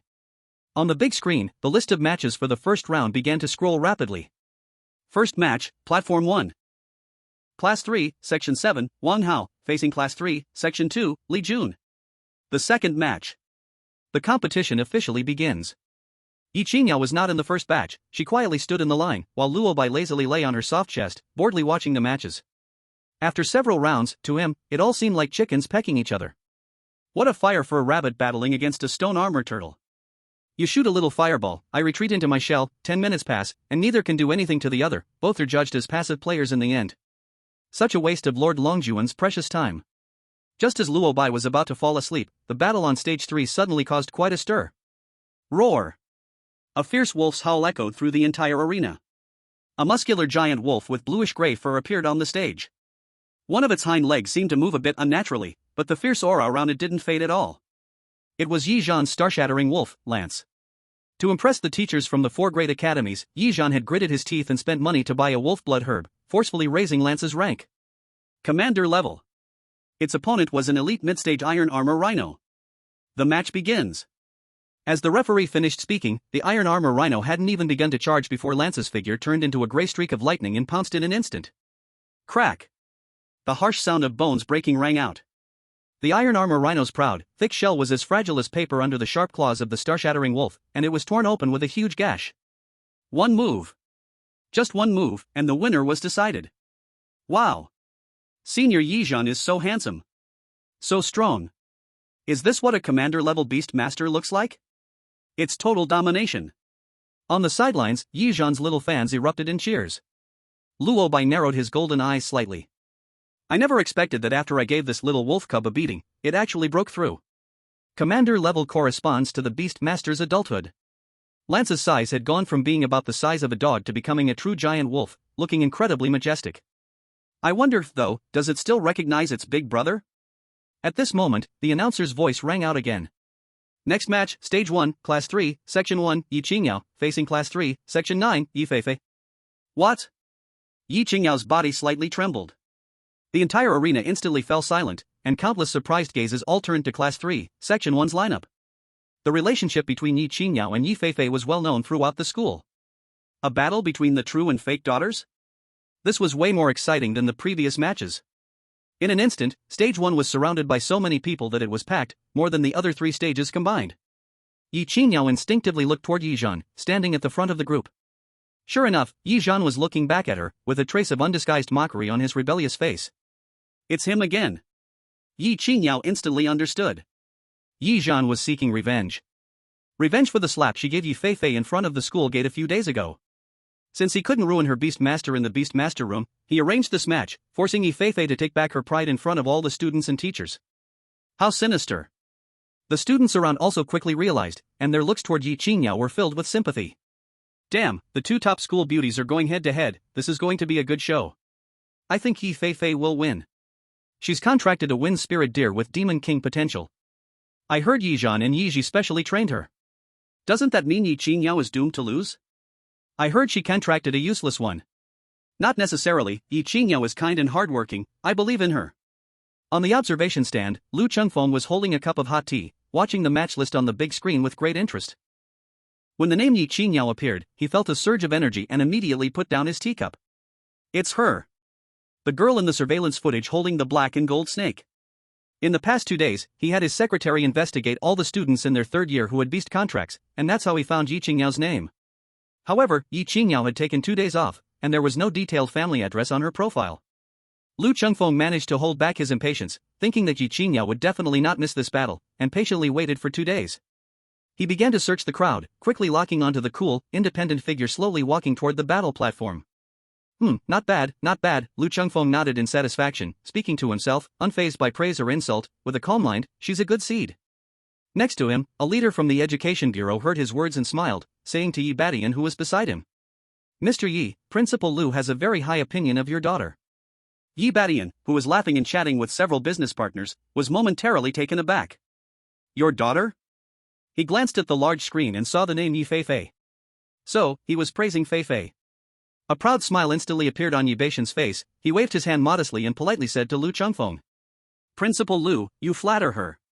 This child, Feifei, is just lucky to have contracted a decent beast, nothing to be so praised about. Lu Chengfeng was also stunned to hear his words. Feifei? He was praising Ye Qingyao, what does Ye Feifei have to do with it? But he didn't think much of it, assuming it was Ye Badian being humble, so he smiled and nodded, not continuing the conversation. His attention was entirely focused on Ye Qingyao, who was about to step onto the stage. He was eager to see what kind of power that mysterious little snake, which could charm even the nine-tailed spirit fox, really possessed. At this moment, on the battle platform, Ye Feifei had already taken the lead and walked up. She wore a pure white dress with a sweet, innocent smile on her face as she waved to Ye Zhan below. Ye Qingyao, expressionless, held the drowsy Luo Bai in her arms and slowly climbed the steps. The two stood in the center of the arena, facing each other from a distance.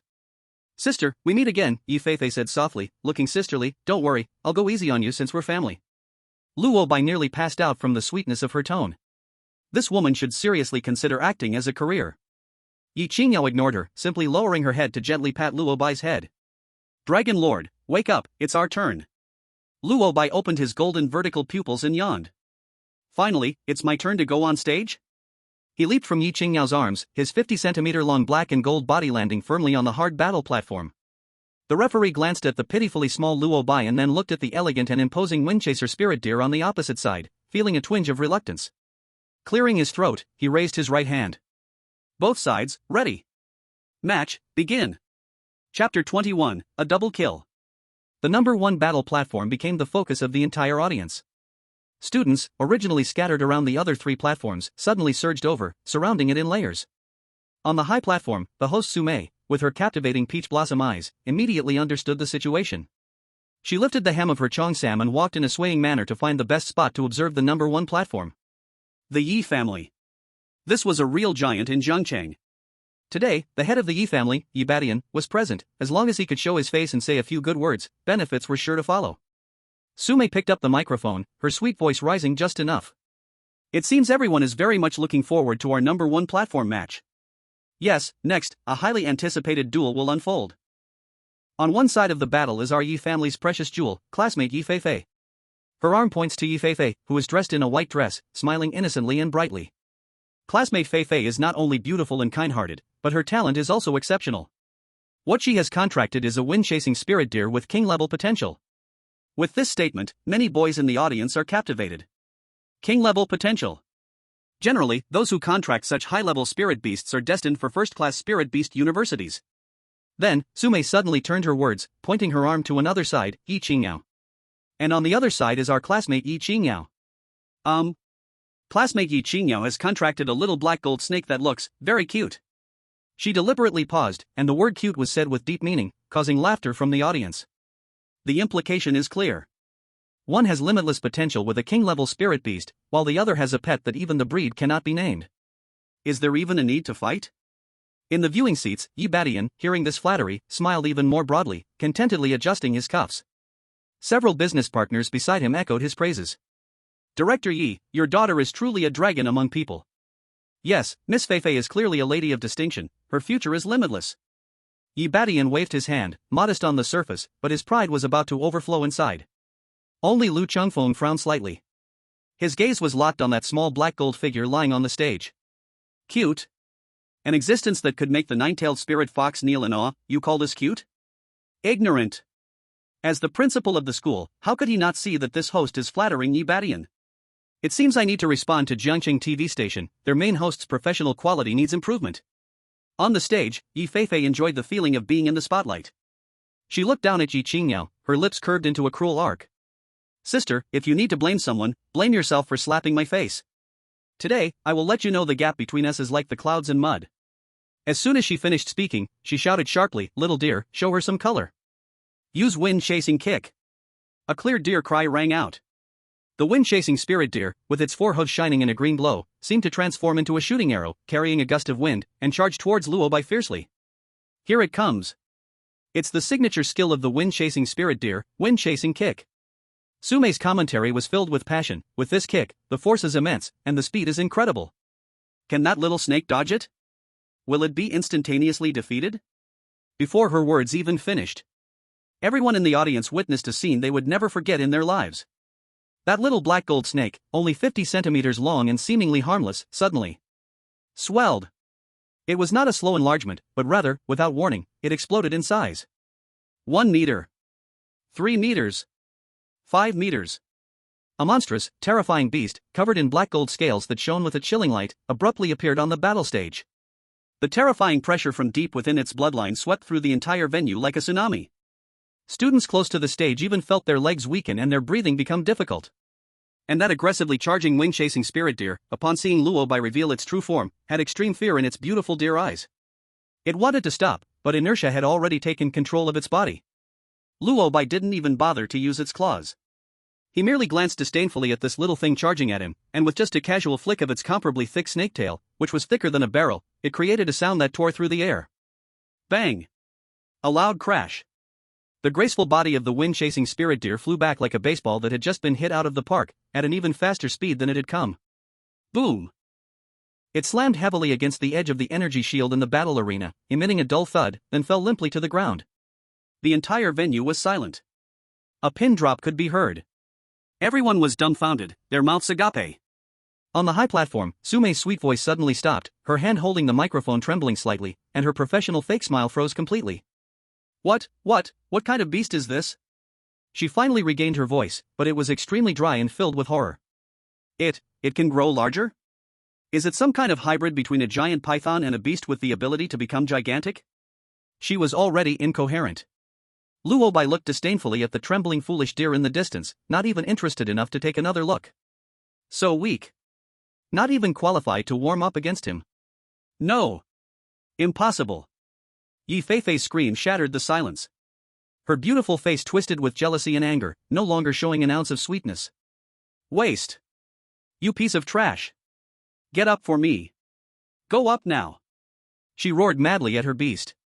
The wind-chasing spirit deer struggled to get up from the ground under her command, but its eyes looking at Luo Bai were full of pleading and fear. It dared not. It really did not dare to go up again. Sumei finally reacted. She forcibly suppressed the tumult in her heart and continued to comment nervously.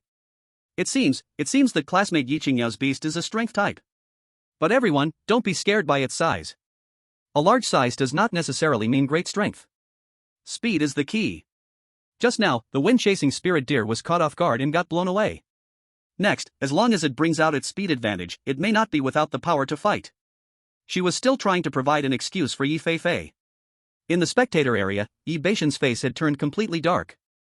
Next to him, Lu Qingfeng's eyes were shining brightly, his body leaning forward unconsciously, staring intently at the black gold giant on stage. Roar! Under Ye Feifei's reckless urging of spirit energy and mental pressure, the wind-chasing spirit deer let out a cry of despair and could only grit its teeth and dash forward again. This time, Luo Bai couldn't even be bothered to flick his tail. He simply opened his mouth. Roar! A nascent dragon roar rolled out from deep within his throat. The sound waves turned into substantial shockwaves, smashing heavily into the wind-chasing spirit deer. Boom! The wind-chasing spirit deer didn't even touch Luo Bai's body but was once again flung away by this invisible giant force. It rolled in the air several times before crashing heavily to the ground, limbs limp, collapsing directly. A foul stench quickly spread. Under the gaze of all the teachers and students, and countless important figures, this wind-chasing spirit deer with the potential of a demon king was scared to the point of soiling itself. In that moment when the entire arena fell into a state of shock again, Ye Qingyao moved. According to the rules of battle, normally, the match ends when either the beast or the beast master loses combat capability or concedes. But at this moment, the wind-chasing spirit deer clearly could not fight anymore. But the referee was still dazed, forgetting to end the match. How could Ye Qingyao let such a good opportunity slip away? Her figure moved like a ghost, charging straight towards the still-stunned Ye Feifei as the wind-chasing spirit deer was sent flying. You dare! Ye Feifei yelled in shock and anger.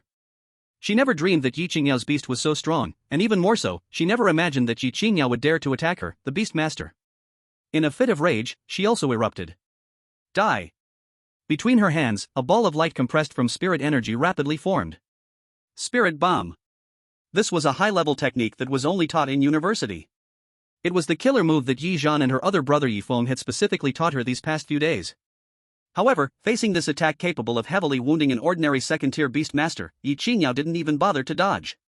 The battle instincts cultivated from countless life and death struggles in her past life. Let her make the right judgment in an instant. She just slightly tilted her body, and the vitality bullet flew past her shoulder, crashing into the energy shield behind her, causing a ripple. And she had already closed in on Ye Feifei's front. A simple trip. A clean and swift capture. Ah! Ye Feifei let out a sharp scream and was pressed to the ground by a great force, her cheek making intimate contact with the cold ground. Ye Qingyao stepped heavily on her back. The movement was fluid and smooth. The entire venue fell silent. Sumei opened her mouth belatedly, but couldn't utter a word. It wasn't until the referee stood there in a daze for a while that he raised his hand high and announced in a dreamy tone. Stage 1, Ye Qingyao, victory. Chapter 22, Open Struggle and Secret Rivalry for Ye Qingyao. The referee's announcement of victory became the last straw that broke the camel's back.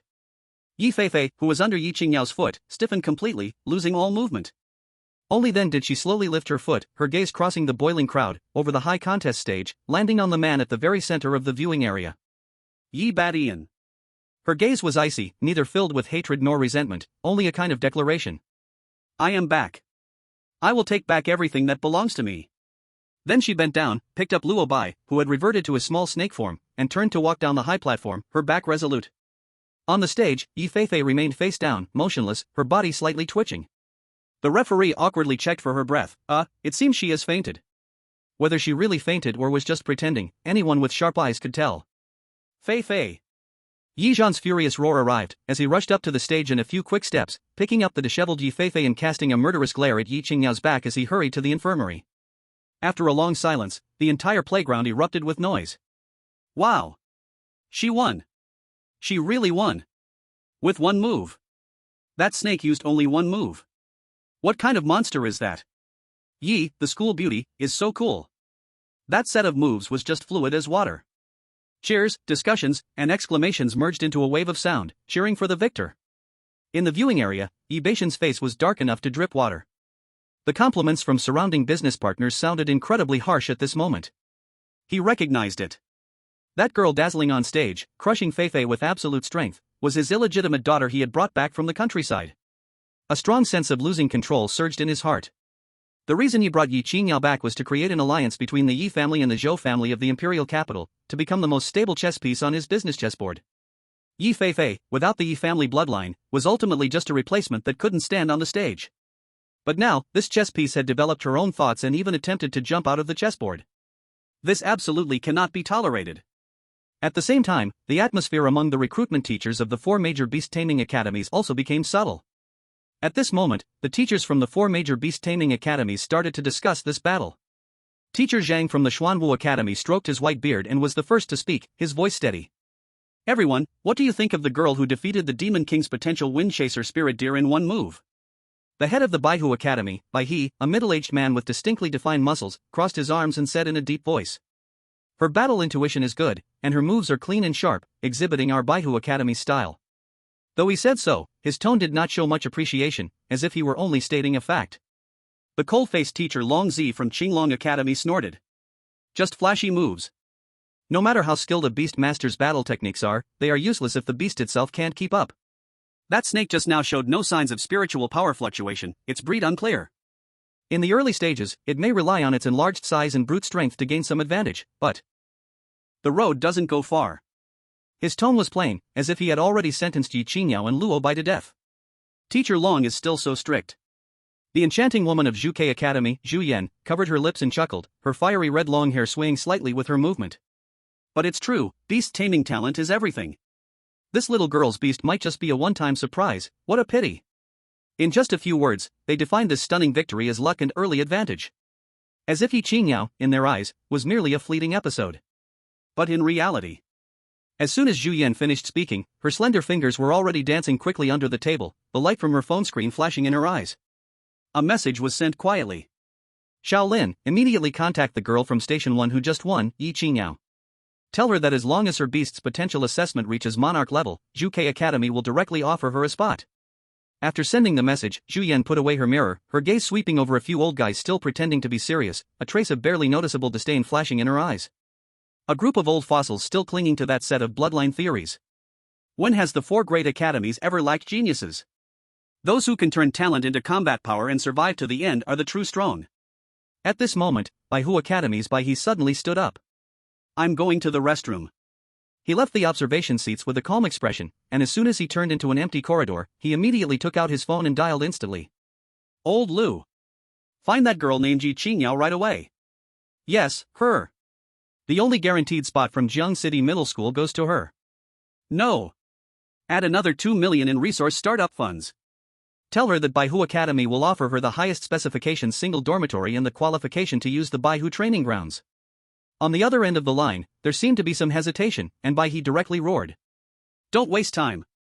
Do as I say. This kind of natural-born warrior cannot be taken away by those poker-faced guys in Qinglong and those lovely ladies in Zhuke. What is the founding purpose of Baihu Academy? It is to fight. The beast tamer themselves is the strongest weapon. That girl's capture and judgment just now were more shrewd than many of his students who have been on the battlefield. This is not raw jade, this is clearly a peerless deadly weapon that has already been sharpened.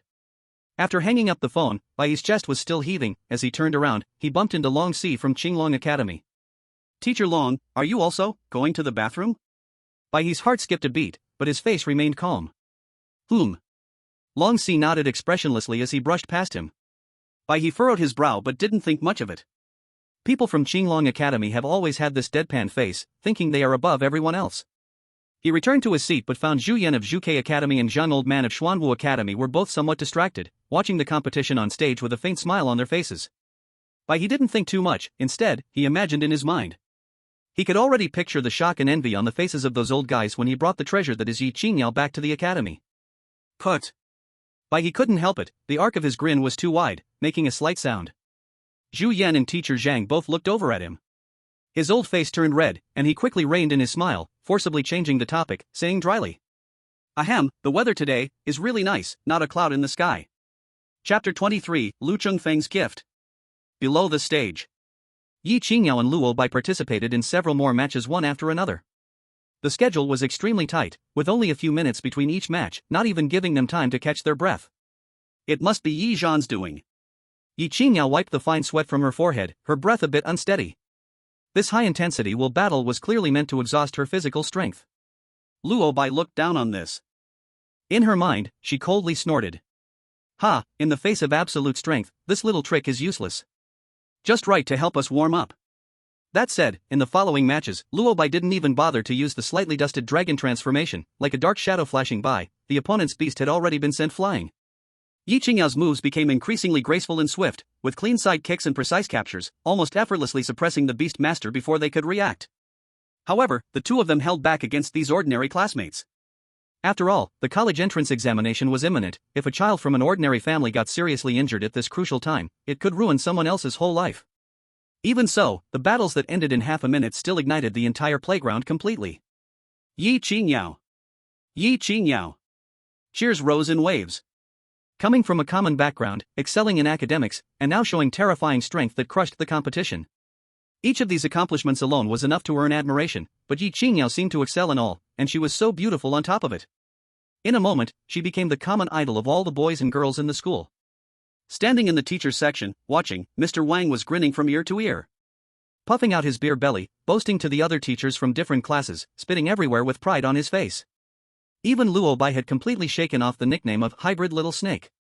Students used their imagination and gave it a brand new nickname, Black Beast. This made Luo Bai extremely angry, and in Ye Qingyao's mind, he cursed loudly. Black Beast? What the hell is that name? I, the dignified Dragon Lord, rule the universe, and they call me a beast? It's even more insulting than calling me a little snake. Are these high school students' brains filled with mush? Ye Qingyao felt amused and was afraid that this ancestor might leave a bad impression on humanity out of anger, so she quickly comforted him in her heart.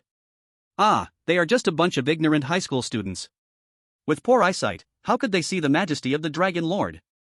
Just don't argue with a bunch of little kids. Seeing that Luo Bai seemed to calm down, she quickly shifted the topic. By the way, Dragon Lord, I learned a new little dance while watching videos yesterday. After dinner tonight, I'll show it to you? Oh? Luo Bai's anger indeed disappeared instantly, his attention successfully diverted. That sounds wonderful. Little Qingyao, you've become more understanding lately. In this relaxed atmosphere, they entered the semi-finals. Their opponent was an elite late-stage red fire monkey, with flames burning all over and a fierce aura. However, as soon as the whistle blew to start the match, a black shadow tore through the air, and the red fire monkey didn't even have a chance to make a move before it groaned and was sent flying, crashing unconscious at the edge of the fighting platform. The ticket to the finals was in hand. The entire stadium went silent for a moment, then erupted into a roar of applause like a tsunami. Just as they stepped down from the platform, Ye Qingyao's phone suddenly chimed. She took out her phone and found a message from Mr. Wang. Qingyao, come over here quickly. Ye Qingyao frowned slightly. She looked up and saw that Mr. Wang had somehow left his seat and was waving his hands, looking anxious, in a corner at the edge of the playground. That expression didn't look like he was calling a student, but rather like he had spotted some rare treasure. Ye Qingyao's heart skipped a beat, reminding Luo Bai, who was resting on her chest, and quickly putting away her phone, she jogged over to Mr. Wang's direction. Mr. Wang, you were looking for me? As Ye Qingyao reached the corner, Mr. Wang had a mysterious expression, leaving her a bit puzzled. Shoo! Speak softly. Mr. Wang pulled her to a more concealed corner, nervously looking around to ensure no one was watching before he sighed in relief. He scanned Ye Qingyao up and down, excitedly rubbing his hands. The wrinkles on the chubby face spread into a joyful smile. Oh! Classmate Qingyao, you finally made it. Old Wang's voice couldn't hide his excitement. Amazing. Truly amazing. You, my child, have given me a huge surprise. No, it's a shock. You are truly the pride of our class, no, the pride of our entire Jiangcheng High School. Ye Qingyao felt a bit uncomfortable with his praise, stepped back a bit, and asked. Teacher, what is it? Old Wang collected his excitement, his face showing respect and confusion. He leaned in closer and lowered his voice. Qingyao, just now, a big shot specifically asked to see you. A big shot? Ye Qingyao's first thought was the admissions officer from one of the 4 academies. But then she felt something was off. Those teachers would usually contact through their assistants if they wanted to recommend students. It didn't make sense to go through the homeroom teacher like this. Moreover, if it could make old Wang so nervous, it certainly wasn't a regular admissions officer. While she was thinking, old Wang spoke again in a hushed tone. It's Principal Lu. Principal Lu? Ye Qingyao's mind flashed with that figure. Lu Chengfeng, once a 6th-tier beast master in her past life, had his strength fall back to the 4th tier due to injury, and 2 years ago he began his position at Jiangcheng No. 1 High School.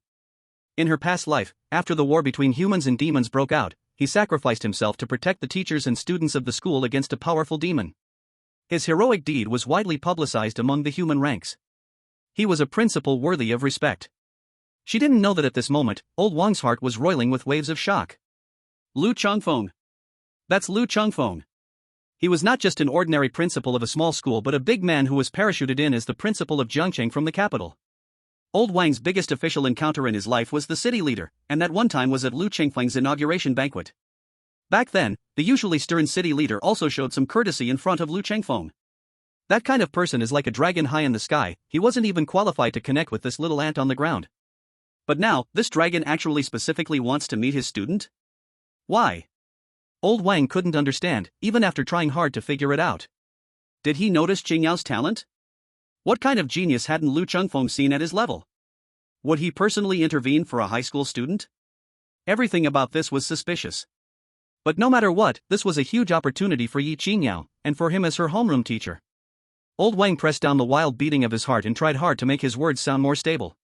Principal Lu said, after all the competitions are over, he will wait for you at the main battle stage. Once your finals are done, you can just go find him. Ye Qingyao nodded, keeping this in her heart. A person who even the city leader must treat with respect made her feel a bit curious. Seeing Ye Qingyao agree, old Wang seemed to breathe a sigh of relief, but the matter was not over. He carefully took out a palm-sized exquisite wooden box from the inner pocket of his faded Zhongshan suit. And there's this. Old Wang handed the wooden box to Ye Qingyao, seriously advising. After the finals, there will be a half-hour break before your exhibition match with the students from the capital. Principal Lu asked me to give this to you, so you can take it during your break. By right, as the principal of a school, this kind of behavior, which is almost helping a student cheat, should never be done by Lu Chengfeng. But he chose to do so. That's why old Wang was so cautious, afraid others would see. Ye Qingyao took the wooden box, feeling it warm in her hand, with a faint medicinal fragrance. What is this? Principal Lu said this will help you better showcase your strength in the upcoming exhibition match. Old Wang didn't specify what it was, but the implication was clear. This is an expensive pill, enough to boost Luo Bai's strength. Old Wang looked at Ye Qingyao, envy and anticipation intertwined in his eyes. Qingyao, this is a huge opportunity. The teachers from the 4 academies will be watching. You must seize this moment and beat those geniuses from the capital in the exhibition match. Ye Qingyao held the wooden box. The emotions in her heart were complicated. The conflict with her father, Ye Badian, made her instinctively vigilant about this gift from someone in power. Why would this Principal Lu, whom she had never met, help her for no reason? Xiao Qingyao, open it and take a look. Luo Bai's voice echoed in her mind, carrying a hint of urgency. He did not initially expect to break through the Commander realm before the competition. After all, the Chaos Dragon essence consumed during cultivation was worth real gold and silver. But within this box, there was a rich, exotic fragrance.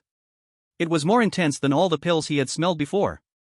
The pills inside were definitely of extraordinary value. Moreover, with the Chaos Dragon essence brought by the pill Lu Yenran gave him before leaving today, he might have a chance to break through the Commander realm. At that time, if he could break through during the exhibition match, wouldn't that be a scene right out of a novel where the male lead shines, easily winning over the teachers from the 4 major academies? Ye Qingyao complied and gently opened the clasp of the wooden box. With a click, a round pill radiating a pearly white light lay quietly on the red silk cushion. An extremely pure energy aura rushed towards her, and just a whiff made her feel a slight recovery of the consumed spiritual power within her. So it's the demon blood pill! Ye Qingyao exclaimed. The demon blood pill is refined from a drop of essence blood from a demon beast at the demon king level. Essence blood is different from ordinary blood, even for a strong demon king, there are only a few drops. Therefore, each drop is incredibly precious. This single demon blood pill is worth at least several million. It seems there is nothing wrong with the pill itself. However, she still could not fathom Principal Lu's intentions. Why would he give her such a valuable item for no reason? But seeing Luo Bai's drooling expression, and considering that someone like Lu Chengfeng wouldn't collude with Ye Badian, she ultimately chose to accept it. Ye Qingyao closed the wooden box and solemnly nodded at old Wang. I understand now, teacher. Thank you. What are you thanking me for? This is all your own hard work. Old Wang smiled broadly and reminded her to prepare well for the finals before happily returning to the teacher's seat, boastfully chatting with colleagues. Chapter 24, Star Mist Domain. Ye Qingyao had just said goodbye to old Wang when the whistle for the finals finally blew. The atmosphere of the entire playground reached an unprecedented climax. It's finally starting. The ultimate showdown. On one side is Yizhan, the 3rd young master of the Yi family, on the other side is Ye Qingyao, the biggest dark horse of this year's major exam. Who do you think will win? Yizhan's star-shattering wolf just broke through to the commander level 2 days ago, and his strength has greatly increased. It's hard to say. Ye Qingyao's beast control is too mysterious, she has been killing opponents without revealing her limits. Voices of discussion, cheers, and whistles merged together. On the high platform, the host, Sumei, swayed her slender waist and walked to the front once again. Taking advantage of the break, she had changed into a more dazzling sequin qipao. She picked up the microphone, and her sweet voice spread throughout the venue through the loudspeaker. Dear students and guests, welcome to the final showdown of our Jiangcheng High School simulated battle. After a day of intense and brutal competition, finally, 2 contestants have emerged from among hundreds of participants to stand on this highest stage. With an elegant wave of her arm, Sumei pointed to one side of the battle platform. First, let us welcome with the warmest applause our proud son of the Jiangcheng Yi family, Yizhan. The spotlight instantly shone on the tall young man. Today, Yizhan wore a well-tailored white practice suit, and along with his handsome features, he drew countless girl screams from the audience. Sumei's commentary was filled with passion and flattery. Yizhan is not only from a prestigious family, but his talent is also astonishingly exceptional. His beast was a star-breaking wolf with the potential to become a demon king. Just the day before, the star-breaking wolf had successfully broken through to the commander level, its strength undergoing earth-shattering changes. Demon king potential. Commander level. This nearly guarantees a spot in the 4 major academies. Let's cheer for Jiang City, for the birth of such a genius. The cheers from the crowd indeed rose another octave. Immediately after, Sumei changed the subject, unwillingly pointing to the other side where Ye Qingyao stood. On the other side, we have the dark horse of this exam, student Ye Qingyao. Her introduction was noticeably much shorter. Student Ye Qingyao and her beast have, in a, well, very unexpected manner, battled their way through each round to the finals. It truly is a miracle. So, will her miraculous journey come to an end here? Let's wait and see. The bias in her words was so obvious, even a fool could hear it. One was being hailed as the son of destiny, the future hope. The other was defined as a lucky dark horse, with her miracle likely to end at any moment. In the spectator seats, Ye Baishan's tense face finally softened a little. This was the outcome he wanted to see. Ye Qingyao was nothing more than a pawn he used to stabilize the family's interests, valuable, but never out of his control, and certainly never overshadowing the children he truly valued. On the battle stage, Ye Zhan's face was filled with frost, as he glared at Ye Qingyao with deep hatred. Your luck is pretty good, to have made it to the finals. But this is where it ends. He took a step forward, and the pressure of his third-level Beastmaster energy exploded outward. The debt from Feifei, and the face of the Yi family, today, I will make you pay it back personally. I'll take action myself, and you can't escape. However, in response to his provocative gaze, Ye Qingyao's reaction was strangely calm. She didn't even have an extra expression, simply stretching her wrist and starting her warm-up, as if she was completely indifferent. To her, Ye Zhan and the others before him were no different. They were just nuisances that needed to be dealt with. What mattered more to her now was the Principal Lu, whom she had never met, and the upcoming exhibition match against the geniuses from the imperial capital. That was the real battle that would interest her. In her chest pocket, Luo Bai lazily yawned. He casually glanced at the star-breaking wolf at Ye Zhan's feet. Oh?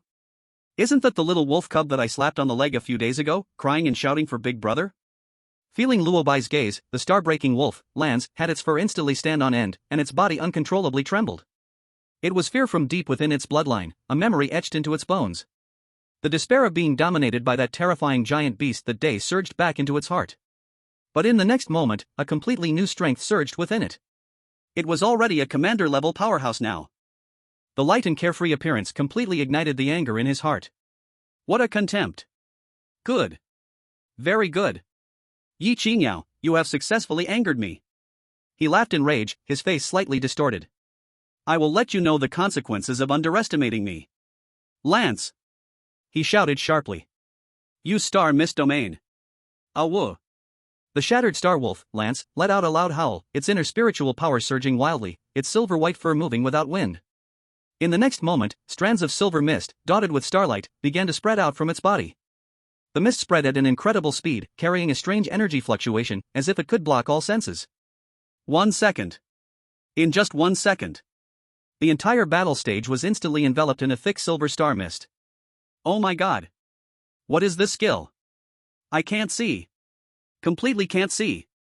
The students below erupted in exclamations. They could only see a rolling sea of silver mist, unable to make out anything on the stage. On the high platform, Sumei's commentary rang out again, this time filled with excitement. Star Mist Domain. This is the powerful innate skill that the shattered Star Wolf awakens only after breaking through to the commander level. In this star mist, the enemy's vision, hearing, and even sense of smell will be greatly disturbed, as if trapped in an endless maze. And the shattered Star Wolf can transform into the deadliest hunter within this domain that belongs to it. On the spectator's stand, the teachers from the 4 academies showed interest. Domain-type skills? That's rare. Bai Shisan from the White Tiger Academy stroked his chin. And the range is not small, the mental power must be impressive. This Ye Zhan is a good seedling. Long Si from the Green Dragon Academy also nodded in agreement. Ye Zhan stood at the edge of the star mist, a cruel and confident smile on his face. In these 2 days, with his cost-no-object resource feeding and hellish training, Lance's star mist domain had reached an astonishing 15 square meters. This range was just enough to completely cover the entire battle stage. In this domain, he was the master. Ye Qingyao and her strange little snake were now 2 blind mice. Next, enjoy the death banquet I prepared for you. He issued the order into the thick mist.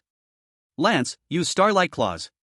Within the mist, a silver shadow, accompanied by a tearing howl, silently pounced toward the figure that was still standing still. Chapter 25, Brutally Beating Ye Zhan. In the thick mist, Luo Bai's figure quietly expanded, activating micro-dust dragon transformation again, turning into a fierce beast over 5 meters long, coiled in place. This mist that could block sight and perception was nothing to him. Even back in the eggshell, his consciousness could penetrate everything. Now, with his late elite strength, this star mist domain was a joke in his eyes.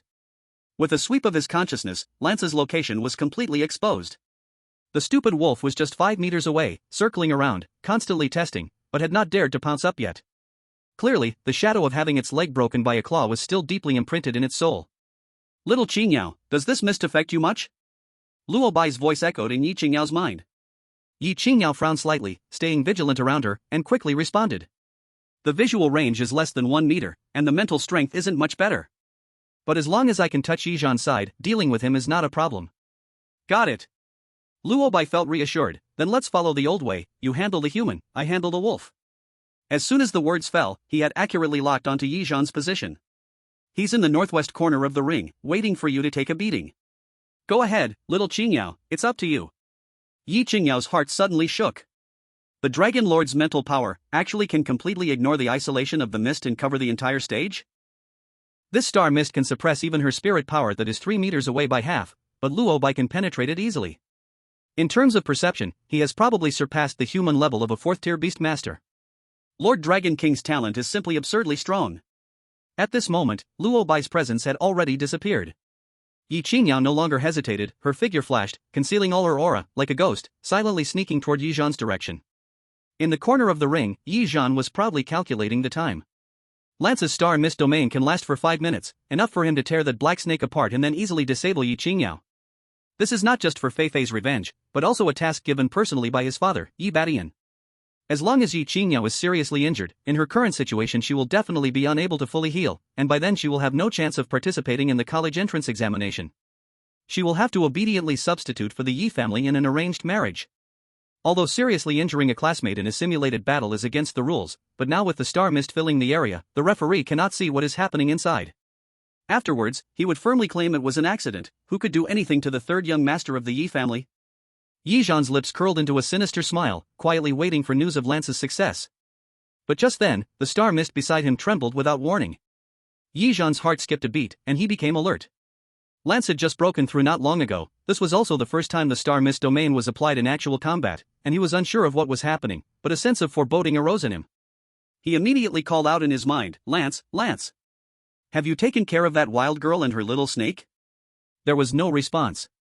Yizhan's unease instantly magnified, and he urgently shouted again, Lance, abandon the attack, come back to me immediately.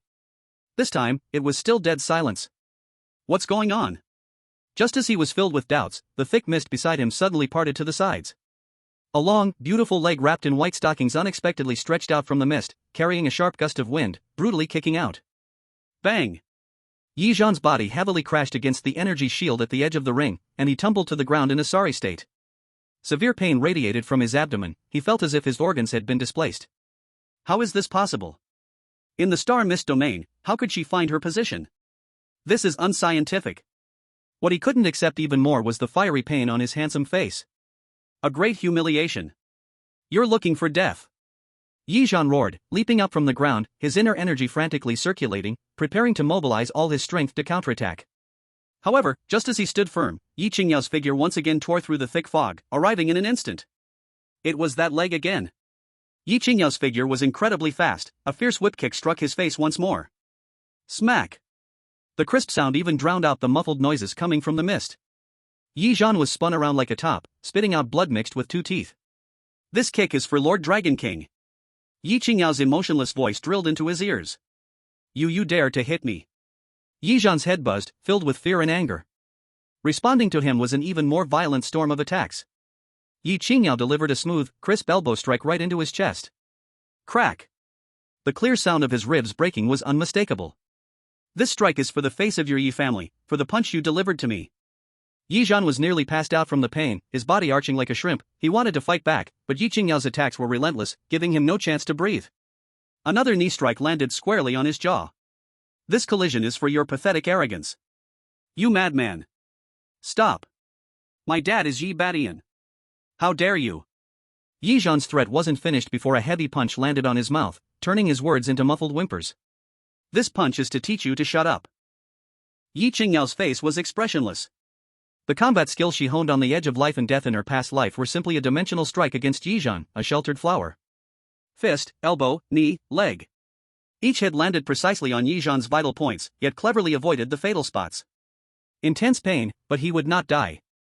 From the beginning's angry roars to the later vicious curses, and finally to his terrified pleas, Ye Qingyao remained indifferent. Finally, Yizhan could no longer curse. He curled up on the ground, hands clutching his head, reduced to unconscious trembles and wails. On the other side of the thick fog, the deep whimpers from the star-shattering wolf, Lance, also gradually weakened. In the viewing area, the atmosphere became somewhat strange. This final was not the exciting showdown everyone expected. The silver star fog shrouding platform 1 now looked like a giant black box to the crowd, with no idea what was happening inside. What's going on? Why is there not a single sound? Wasn't the star-shattering wolf supposed to be rampaging? Did I just hear Senior Ye Qinyao screams? Impossible. You must have misheard. In the star fog domain, Senior Ye Qinyao is invincible. Students debated, confusion written all over their faces. On the high platform, host Sume also felt a bit awkward. She had passionately described the power of the star fog domain for 3 minutes, but aside from a few muted sounds at the beginning, there was nothing more. She could only forcefully salvage the situation. It seems our student Ye Qinyao has completely mastered the situation and is enjoying the thrill of the hunt. Ye Qingyao might not have even had a chance to resist and has already. Before she could finish, a commanding reprimand cut her off. Shut up. Lu Chengfeng coldly glanced at her. Although he came from a prominent family, he had honed all his skills in the brutal battles of the 10,000 Demon Forest. He hated the sycophants the most. Even though he couldn't see through the protective barrier in the star fog, his instincts told him that this mysterious beast would definitely not be so easily defeated. Sume trembled, her face turning pale, and she dared not say another word. The teachers from the 4 Royal Beast Academies were also watching carefully, their thoughts unknown. Just now, they had all sent their assistants to contact Ye Qingyao, but her phone could not be reached. As the school beauty, the number of people bothering Ye Qingyao was overwhelming, so she had set it up so only those on her whitelist could call her. They all worried that if Ye Qingyao showed her strength, what would happen if other academies also set their sights on her? At that time, it would not be good to move first. Meanwhile, Ye Badian remained calm, a faint smile on his face as he conversed with the person beside him. Based on Luo Bai's physique, one could easily judge that he was still at the elite level. While facing the commanding level star-shattering wolf, he would definitely not be an opponent. Thinking of Ye Qingyao kneeling beside him after being heavily injured, begging for his mercy, and obediently listening to him like a pawn in his hand, Ye Badian couldn't help but smile. Chapter 26, First Place. Rich Rewards. Finally, 5 minutes of time was up. The silver star fog that enveloped the entire battle platform began to slowly fade, dissipating. Thousands of gazes in the venue locked onto that small space. As the fog cleared, the scene on the arena was clearly presented to everyone. In one corner of the arena, Ye Qingyao stood calmly, her clothes neat, breathing steady, not even a wrinkle to be seen. That small black gold snake lazily lay on her shoulder, yawning. And in the other corner of the arena, the massive body of the star-shattering wolf, Lance, lay limply on the ground. Its beautiful silver-white fur becoming matted and messy. Covered in blood, with a trace of it at the corner of his mouth, he looked at Luo Bai with an expression full of deep sorrow and grievance.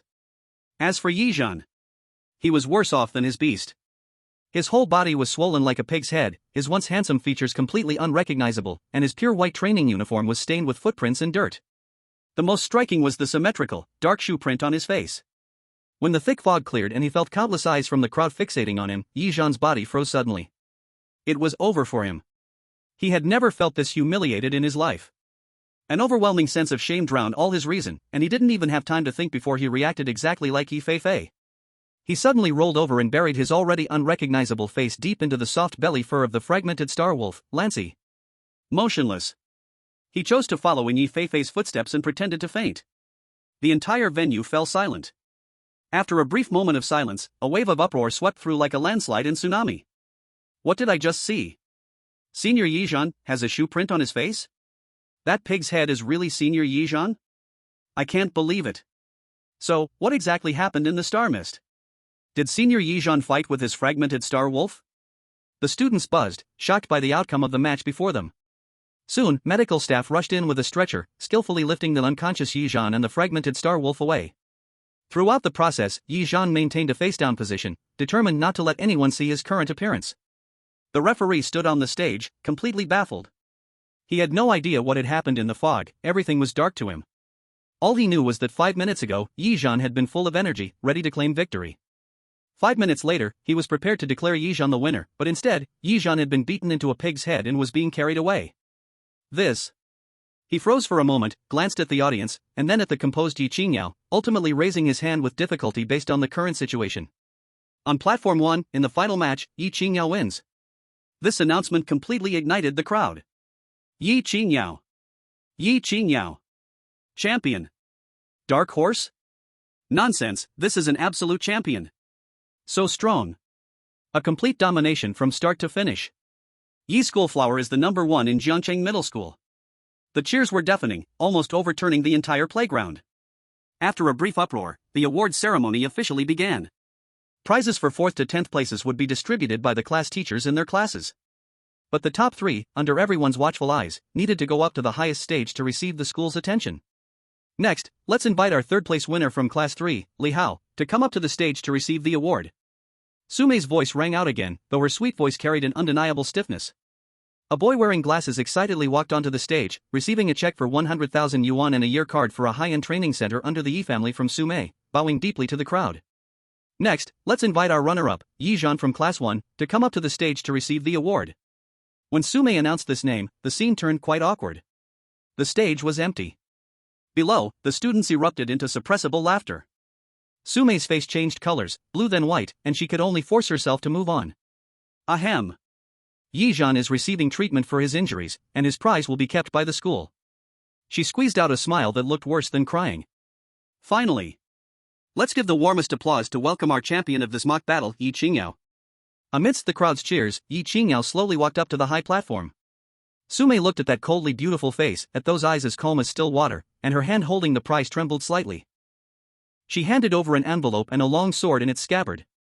Congratulations, Ye Qingyao. The reward for first place is 800,000 cash, along with this ritual sword. As soon as Ye Qingyao received the items, her phone dinged, notifying her of a transfer message. Your account ending in 8846 has received 800,000 yuan. The current balance is 800,125.50 yuan. The prize sponsored by Yi Badian was temporarily kept in the school's account, and Lu Chengfeng naturally wouldn't make things difficult for Ye Qingyao.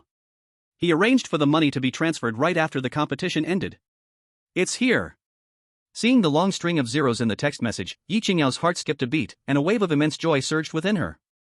She forcefully suppressed her smile, which was about to reach her ears, and excitedly shouted in her mind to Luo Bai. Dragon Lord! We have struck it rich. 800,000. Luo Bai lazily replied, just 800,000, and you're this happy? How pathetic. But this is 800,000.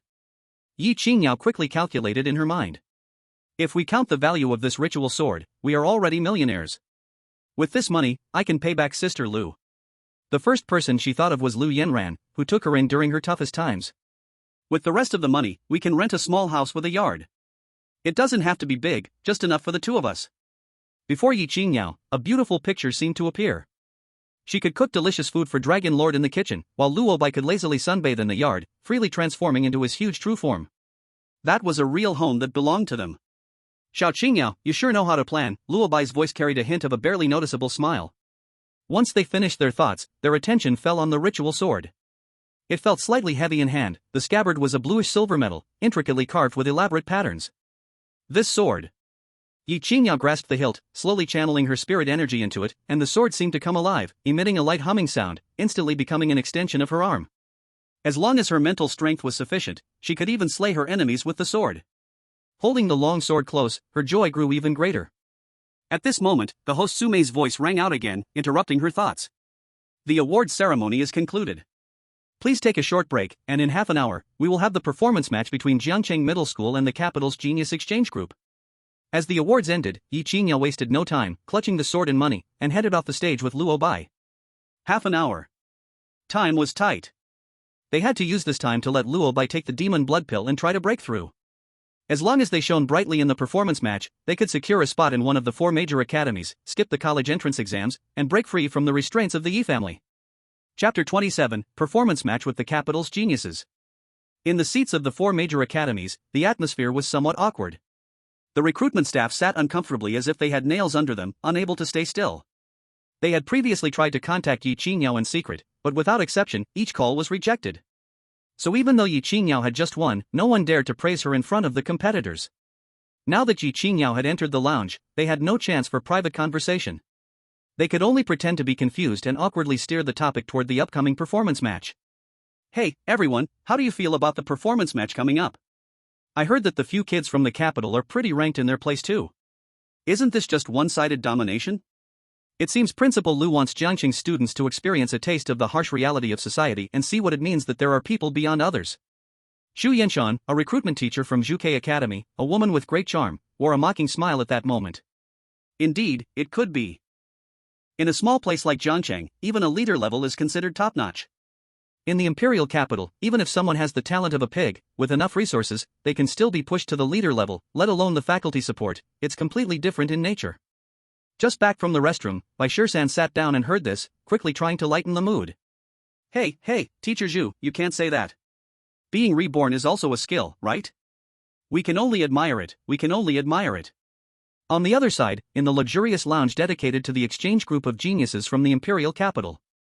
Different from the noise outside, it was a bit suffocatingly quiet here. A tall young man named Zhang Shun was gorging on a roast chicken, oil splattering all over his mouth. Across from him, the brightly dressed Lin Weiwei was carefully pouring tea for the young man at the main seat, her movements thoughtful and flattering.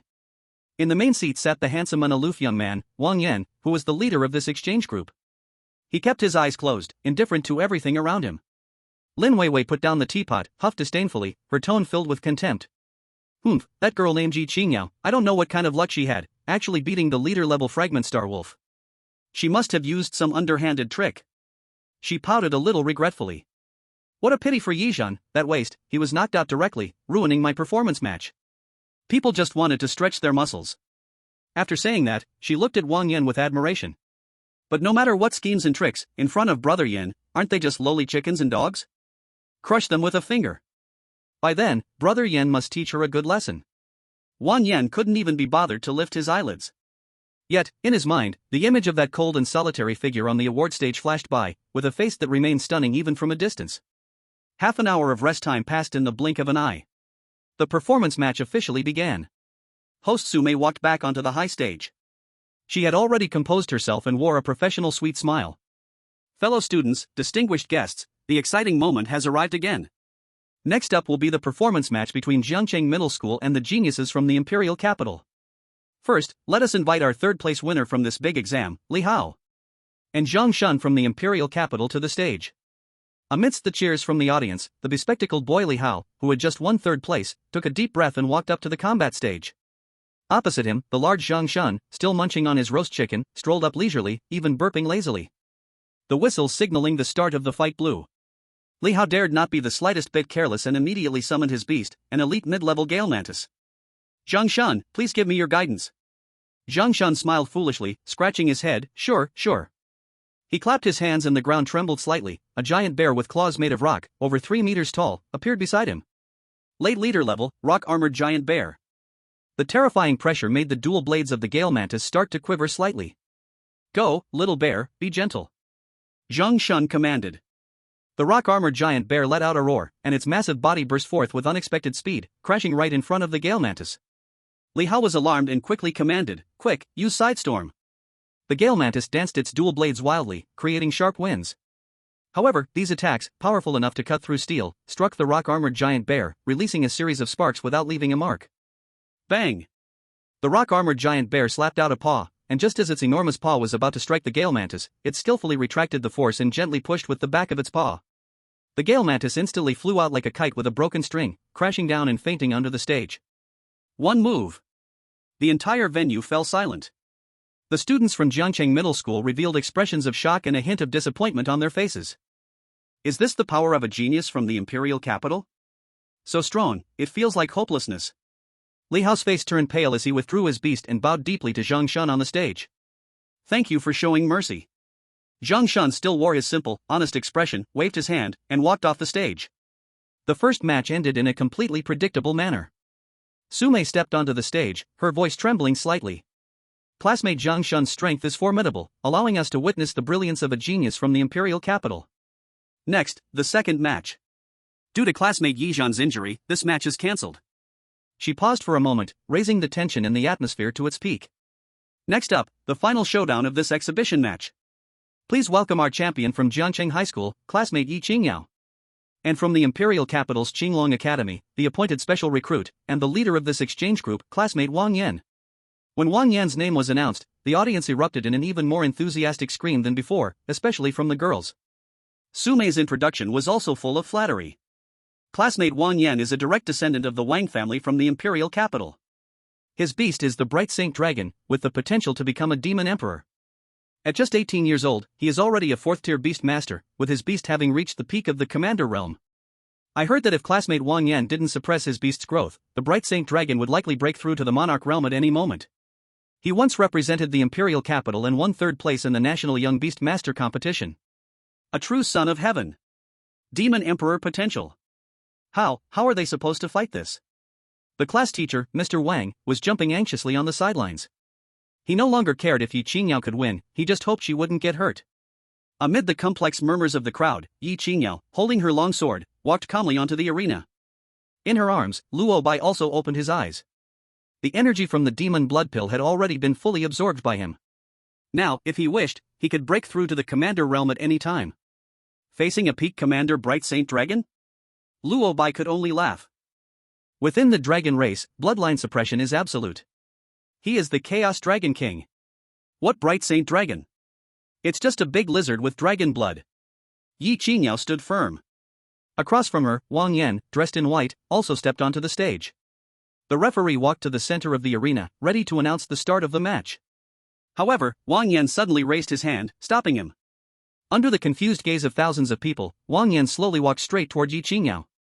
He stopped in front of Ye Qingyao, close enough to almost smell the faint fragrance from her body. Wang Yan's face wore an arrogant expression as he looked her up and down. You are quite impressive. He continued, speaking with a sense of condescending charity. Whether it's your appearance or the strength you just showed, you barely have the qualification to be around me. Ye Qingyao didn't speak, her cold eyes quietly gazing at him, thinking about what Wang Yan was trying to express. Wang Yan enjoyed this attention, the feeling of being admired by the beauty under the spotlight, and was also pleased with her submissive stance. He stood with his hands behind his back, chin slightly raised, and continued speaking to himself. Ye Qingyao, you come from a small place like Jiangchang. Your horizons are limited. You probably think that getting first place in your school is a huge achievement. But what you don't know is that this is exactly the beginning of your tragedy. His gaze swept over the countless students from Jiangchang High School below, full of unabashed disdain. In the 4 major academies, the competition is far more brutal than you can imagine. You people from small places have to fight for every resource, fighting with your lives for them. But even if you fight with all your strength to get something, it's still just the beginning. It is just the starting point we were born into. Not to mention, the gap in beast taming talent is an insurmountable chasm. Your little snake. Wang Yan's gaze finally landed on Luo Bai, the snake on Ye Qingyao's shoulder, and he shook his head in disdain. Too low in potential, with a mixed bloodline. No matter how many resources you spend, at most it can only become a leader level.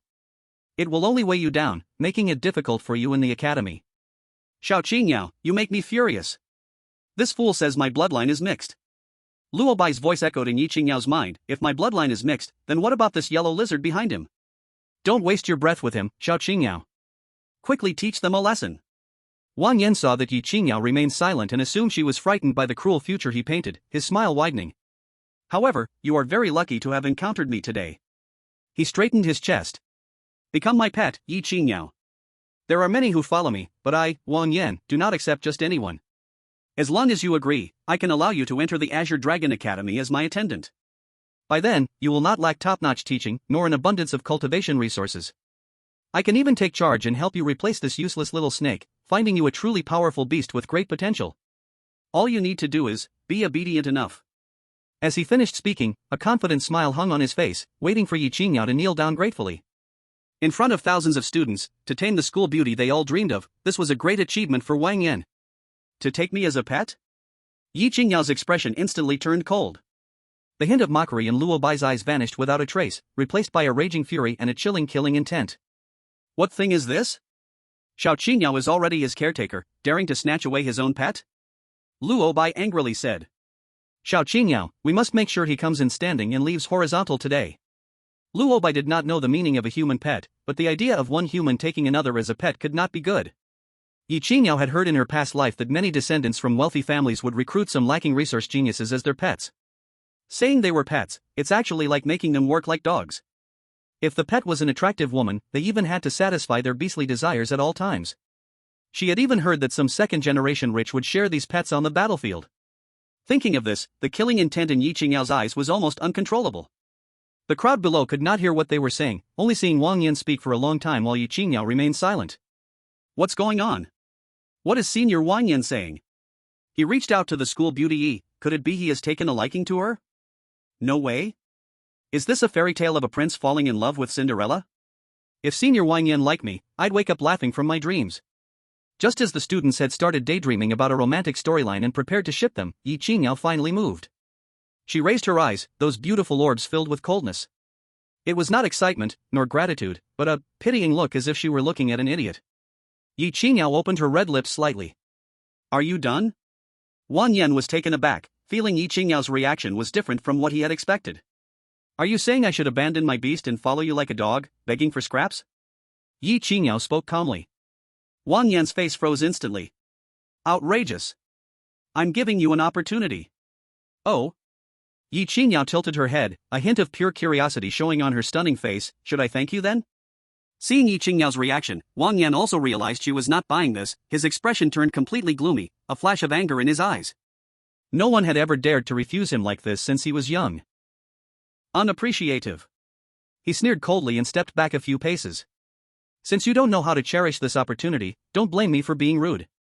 From now on, I won't hold back. Ye Qingyao did not respond, but gently placed Luo Bai on the ground. The moment Luo Bai landed, a golden light flashed in his vertical pupils. Something you cannot have. Ye Qingyao replied. Seeing their reactions, the students were filled with confusion. Did Ye School Flower really reject Wang Yan? This was simply unbelievable. The referee saw that both sides were finally ready and quickly blew the starting whistle. As the whistle sounded, Wang Yan raised his hand and waved. Come out, holy light sacred dragon. A dazzling golden light erupted from behind him, illuminating the entire playground. As the light dissipated, a giant dragon, 7 to 8 meters long, appeared on the arena. This was the beast space unlocked only by a 4th-tier beast master.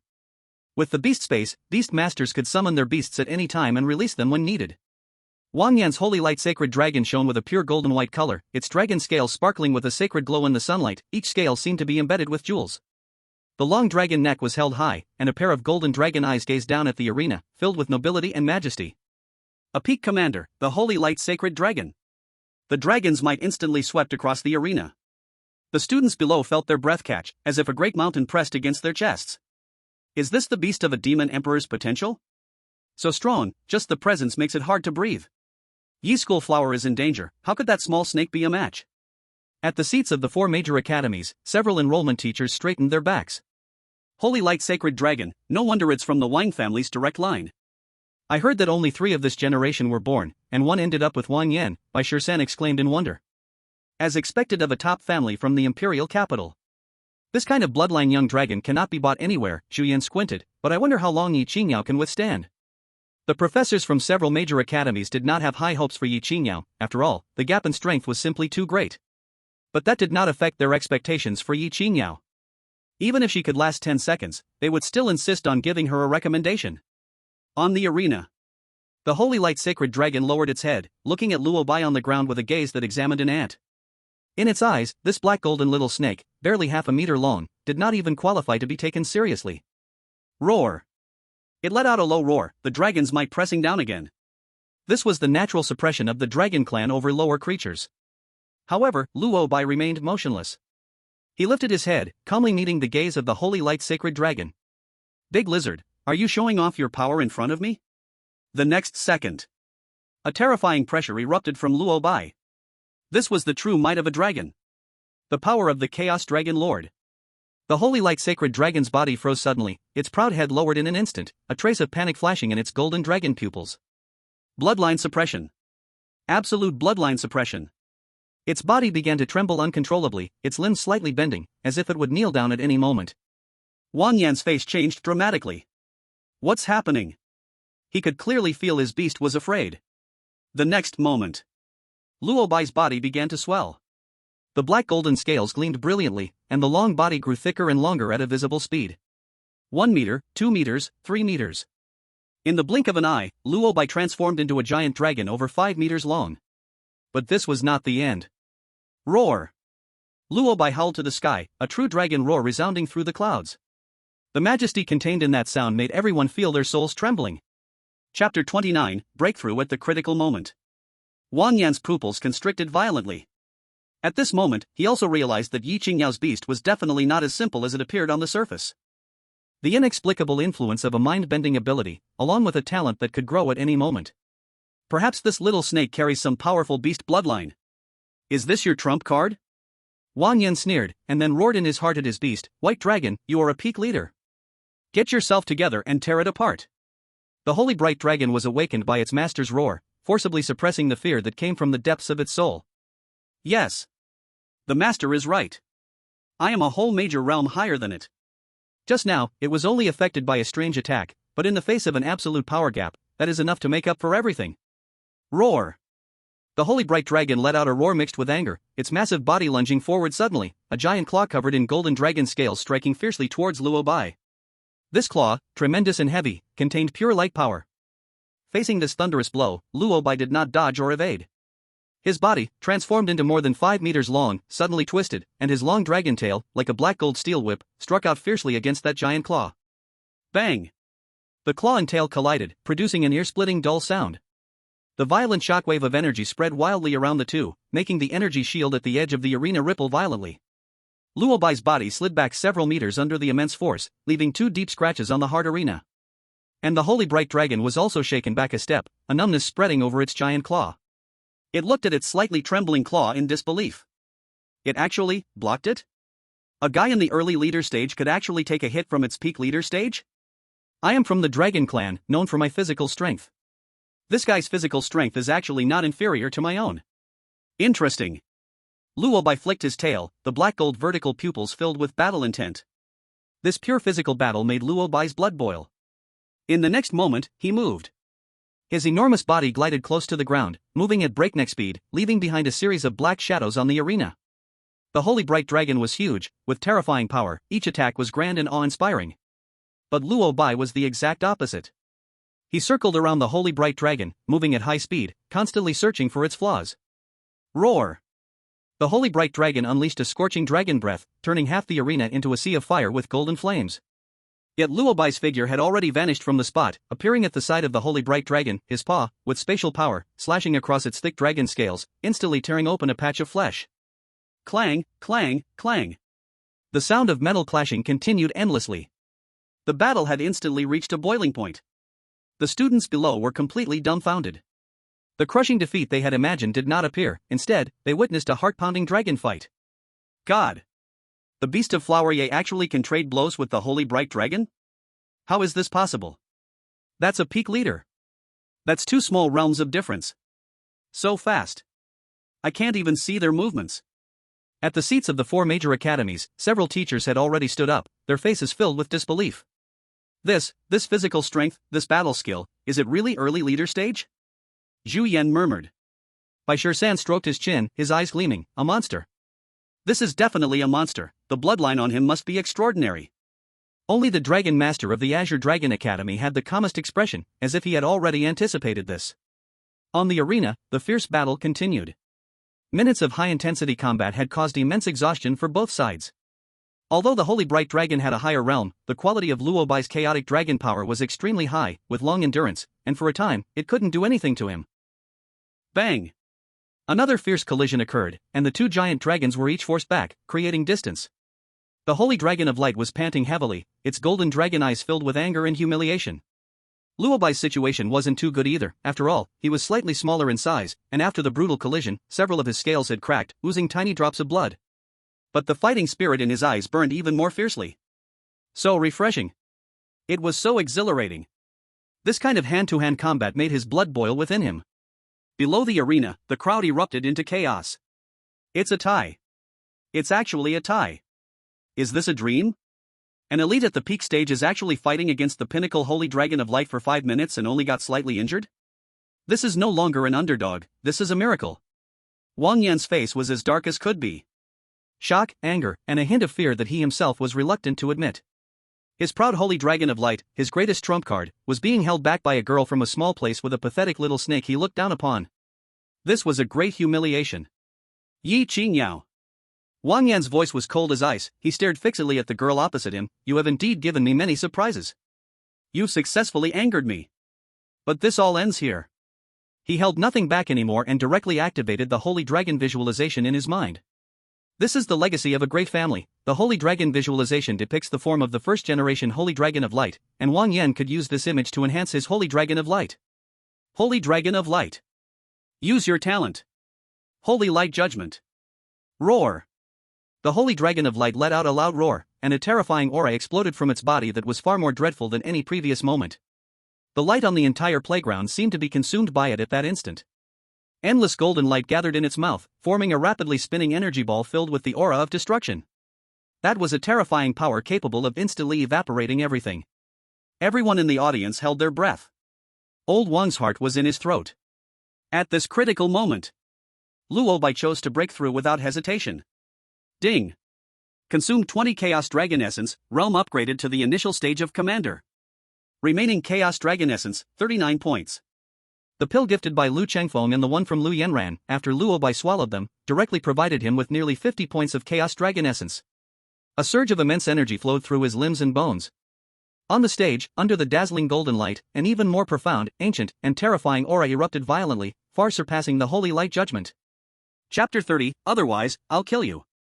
That newly born, more terrifying aura took shape fiercely, like the eye of a storm within the blinding golden light.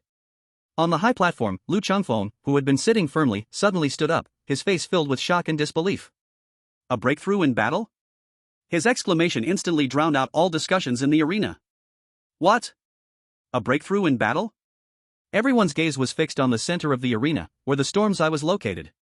That black and gold giant dragon was slowly stretching its body, and every scale was being renewed, its aura skyrocketing, unstoppable. Has he gone mad? Breaking through in the middle of a fight? Does he think he's the main character in a novel? In such a critical moment, if Wang Yan's beast intervenes, won't he blow up directly?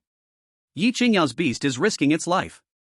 The students below were completely in an uproar, they couldn't understand such a crazy action.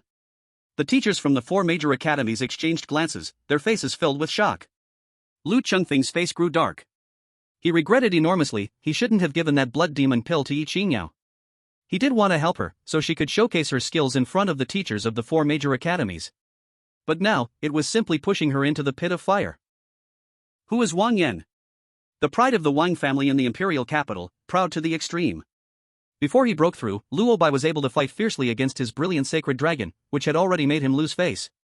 Now, with everyone watching, if Luo Bai successfully breaks through, his strength will undoubtedly increase significantly. In order to maintain his own face, and even the dignity of the entire Wang family, Wang Yan absolutely cannot give Luo Bai this opportunity. He will definitely take this chance to strike with deadly force. Referee. Lu Chengfeng decisively shouted to the referee below, pause the match immediately. The referee by the stage, startled awake, hurriedly raised his flag and was about to blow the whistle for a pause. The match is paused. He had barely finished when a louder, more furious roar interrupted him. Kill him for me. White Dragon. Use the light of judgment to blast him into dust. Wang Yan's face was completely twisted, his eyes blood red, looking like a madman. He cannot lose. He absolutely cannot lose to a wild girl from a small place like Zheng City. He wants to destroy her. Destroy this strange little snake of hers. Receiving the master's command, the destruction orb in the mouth of the brilliant sacred dragon instantly expanded to the limit, the scorching energy distorting the air around it. It wants to completely eliminate this lowly creature that dared to provoke its bloodline dignity. At this critical moment, the ceremonial sword that Ye Qingyao had just obtained suddenly emitted a faint humming sound. A feeling of bloodline connection surged from the sword into her limbs and bones. Ye Qingyao had a sudden intuition, pouring all her mental strength into the sword without reservation. Zheng. A clear sword cry echoed throughout the venue. In the next moment, amid countless astonished gazes, the blue-silver sword transformed into a silver flash and shot out. It did not fly towards the brilliant sacred dragon, nor towards the world-destroying light of judgment. Its target was only one. Wang Yan. So fast. So extremely fast. Fast enough that Wang Yan didn't even have time to retract the sneer on his face. The spiritual shield around him was pierced as if it were made of paper in an instant. Whoosh! The sound of air breaking exploded in Wang Yan's ear. Time at that moment seemed to have been paused. The sword gleaming with cold light hung precisely at Wang Yan's throat. Less than 1 millimeter away. The chilling sword energy had already pierced the skin of his neck, a trace of crimson blood slowly sliding down the sword tip. Wang Yan's body stiffened, too scared to move. He could clearly feel that as long as Ye Qingyao had a single thought, this sword could easily pierce his throat. The shadow of death had never loomed over him so clearly. The arena fell into complete silence. Everyone was stunned into silence by this sudden scene. A second-tier beast tamer actually controlled a sword with mental strength, instantly subduing the fourth-tier Wang Yan? How is this possible? Ye Qingyao raised her eyes, her cold gaze holding not a trace of emotion. Her red lips parted, each word carrying a chilling coldness. Order your beast to stop. Otherwise, I will kill you. Wang Yan's throat rolled violently. He wanted to command the brilliant sacred dragon to immediately kill Ye Qingyao's beast, but the pain from the sword tip made him dare not say a word. Cold sweat rolled down his forehead, soaking his meticulously styled hair. As a proud member of the imperial capital's Wang family, a fourth-tier beast tamer, he was now held at sword point by a second-tier girl, unable to move. An unprecedented humiliation. White dragon, stop. Wang Yan's voice trembled, he struggled to maintain the last shred of dignity as he issued a command to the brilliant sacred dragon. The destruction orb in the mouth of the brilliant sacred dragon slowly shrank, the golden light dimming. It lowered its proud dragon head, its golden dragon eyes fixed on Ye Qingyao, filled with unwillingness. But it dared not move. After all, the master's life is in the hands of the other party. Ye Qingyao has a blank expression, trying hard to maintain her spirit, as the long sword still hovers at Wang Yan's throat. Clang. The sword body. Roar. A thunderous dragon roar echoed throughout the arena. All eyes were instantly drawn in. In the center of the arena, that storm of energy finally dissipated. Luo Bai's figure reappeared. 5 meters, 6 meters, 7 meters. His body had expanded to nearly 12 meters, completely surpassing the size of the holy light dragon. The black dragon scales had entirely transformed into black gold, radiating a dazzling luster, with each piece seemingly embedded with a star. The long dragon body coiled on the arena, for sharp claws deeply embedded in the ground, and the dragon tail gently swayed, creating gusts of wind. The most eye-catching part was the dragon horn that had fully emerged from his forehead. Commander early stage. Luo Bai had successfully broken through. This aura by Shirsan suddenly stood up, his eyes filled with shock. Commander early stage. He really broke through in battle. Xu Yan also rarely lost control of her expression, murmuring to herself, "It's over, this little girl will be hard to capture now." Long Zi narrowed his eyes, a hint of a smile on his lips. Interesting, it's getting more and more interesting. On the arena. Luo Bai moved his newly reborn body, feeling the surging power within him. Awesome. His voice echoed in Ye Qingyao's mind, "Xiao Qingyao, I feel like I can take on 10 now." Ye Qingyao's lips slightly curled up, then let this big lizard experience the power of the Dragon Lord. Luo Bai's vertical pupils instantly locked onto the holy light dragon. Having just been suppressed and bullied, it was time for a tenfold return. Big lizard, ready to continue? The holy light dragon shivered all over. Just the dragon might before Luo Bai's breakthrough had filled it with fear. Now, after the breakthrough, that bloodline pressure was even more terrifying. It can clearly feel that the bloodline of this black gold giant dragon is far superior to its own. This is impossible. It is the holy light dragon tribe. A bloodline of demon emperors. How could there be a nobler bloodline in this world than its own? Roar.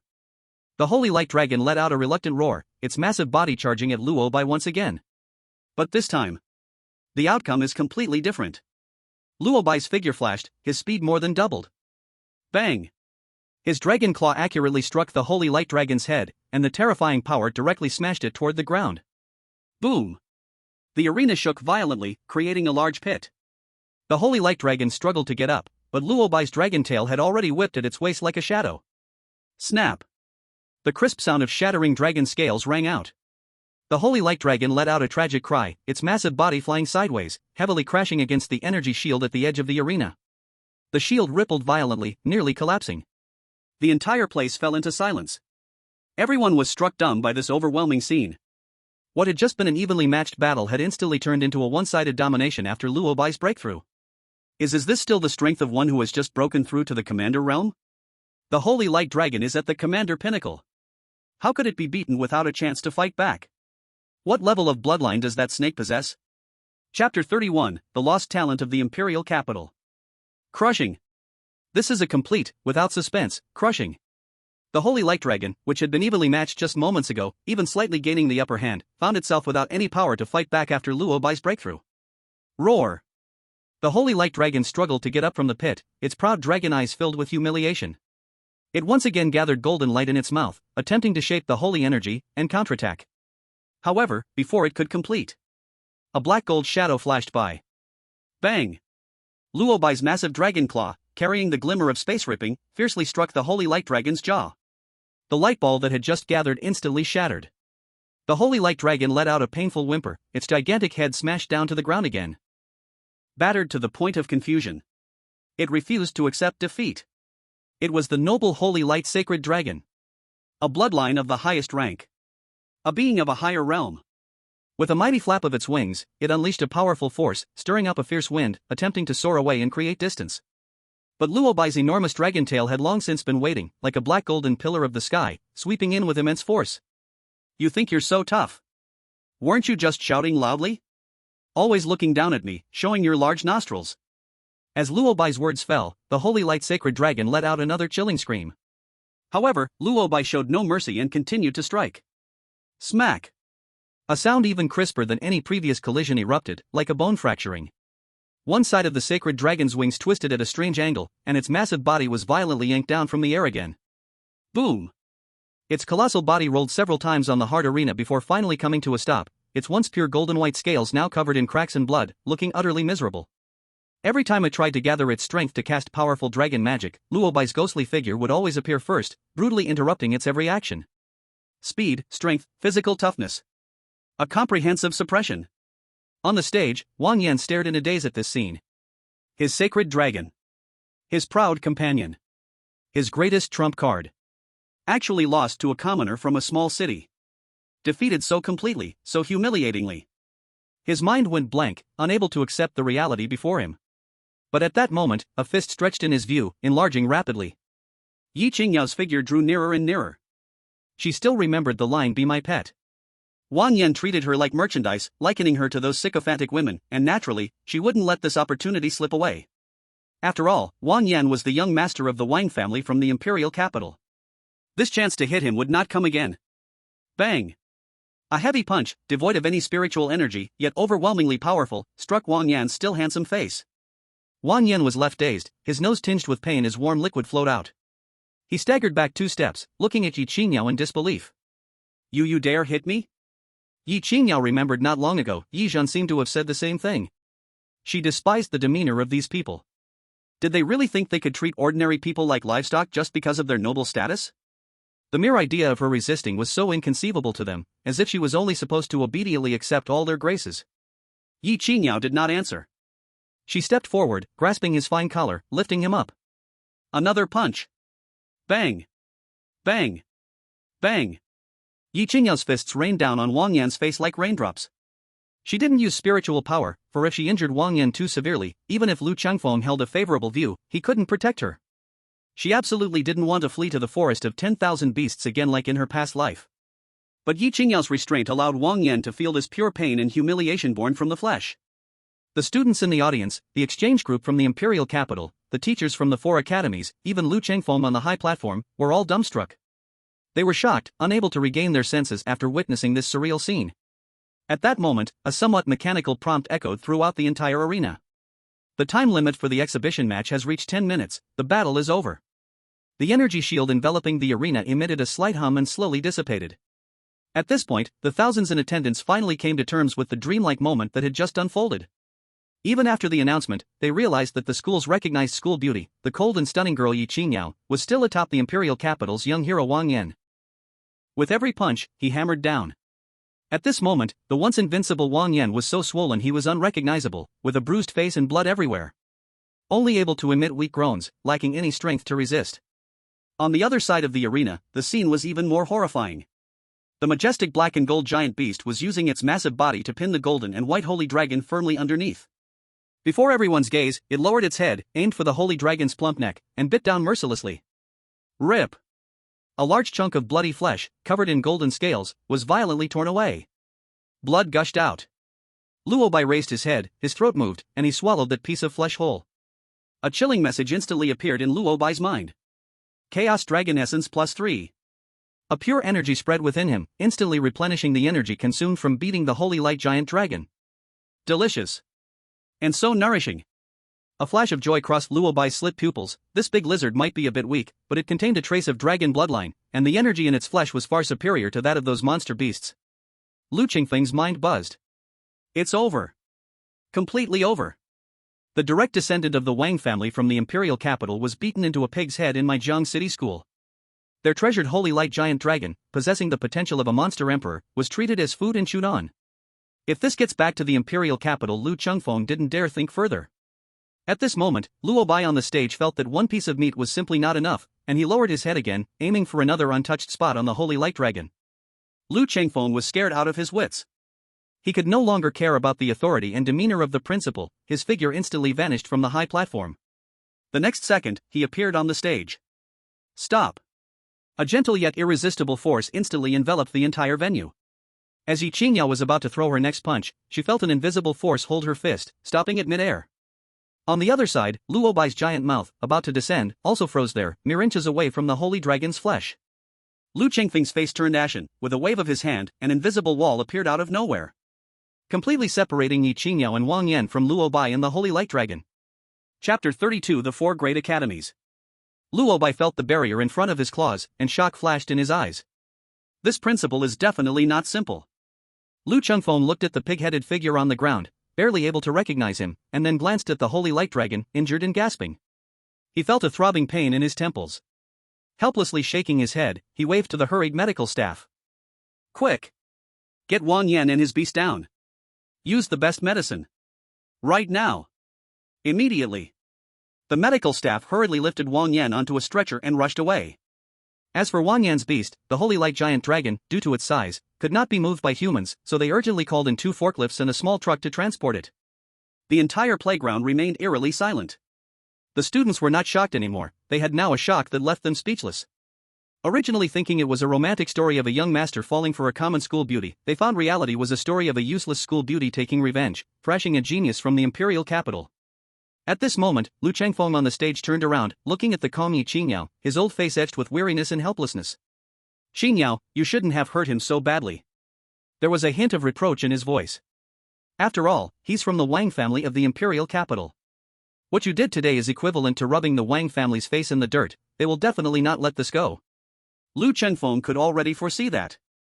A massive storm is sweeping towards Jiang City. And at the center of the storm, without a doubt, is the girl before us. Ye Qingyao raises her head, her clear and cold eyes showing no trace of regret or fear. She speaks calmly. Principal Lu, he said he wants to take me as a pet. This simple sentence leaves Lu Chengfeng's prepared lecture stuck in his throat. He is stunned. After a moment, he lets out a long sigh. Lu Chengfeng certainly knows what pet means. The young masters of the great families in the imperial capital often have some perverse hobbies. This is no longer a secret. So, one cannot entirely blame Ye Qingyao. For any beastmaster with dignity, it would be unbearable to tolerate such humiliation. Sigh. Lu Chengfeng's helplessness deepens. Even so, you are still too impulsive. He looks at Ye Qingyao and earnestly advises her. But you don't have to worry too much. The Wang family's power is vast, but it hasn't reached the 4 great academies yet. As long as you can enter one of the 4 great academies, with the talent and potential you've shown today, the school will definitely train you as a key student and protect you with all its might. By that time, even if the Wang family wants to move against you, they have to think carefully. Lu Chengfeng's plan is clear. You first take your beast to the lounge to tidy up.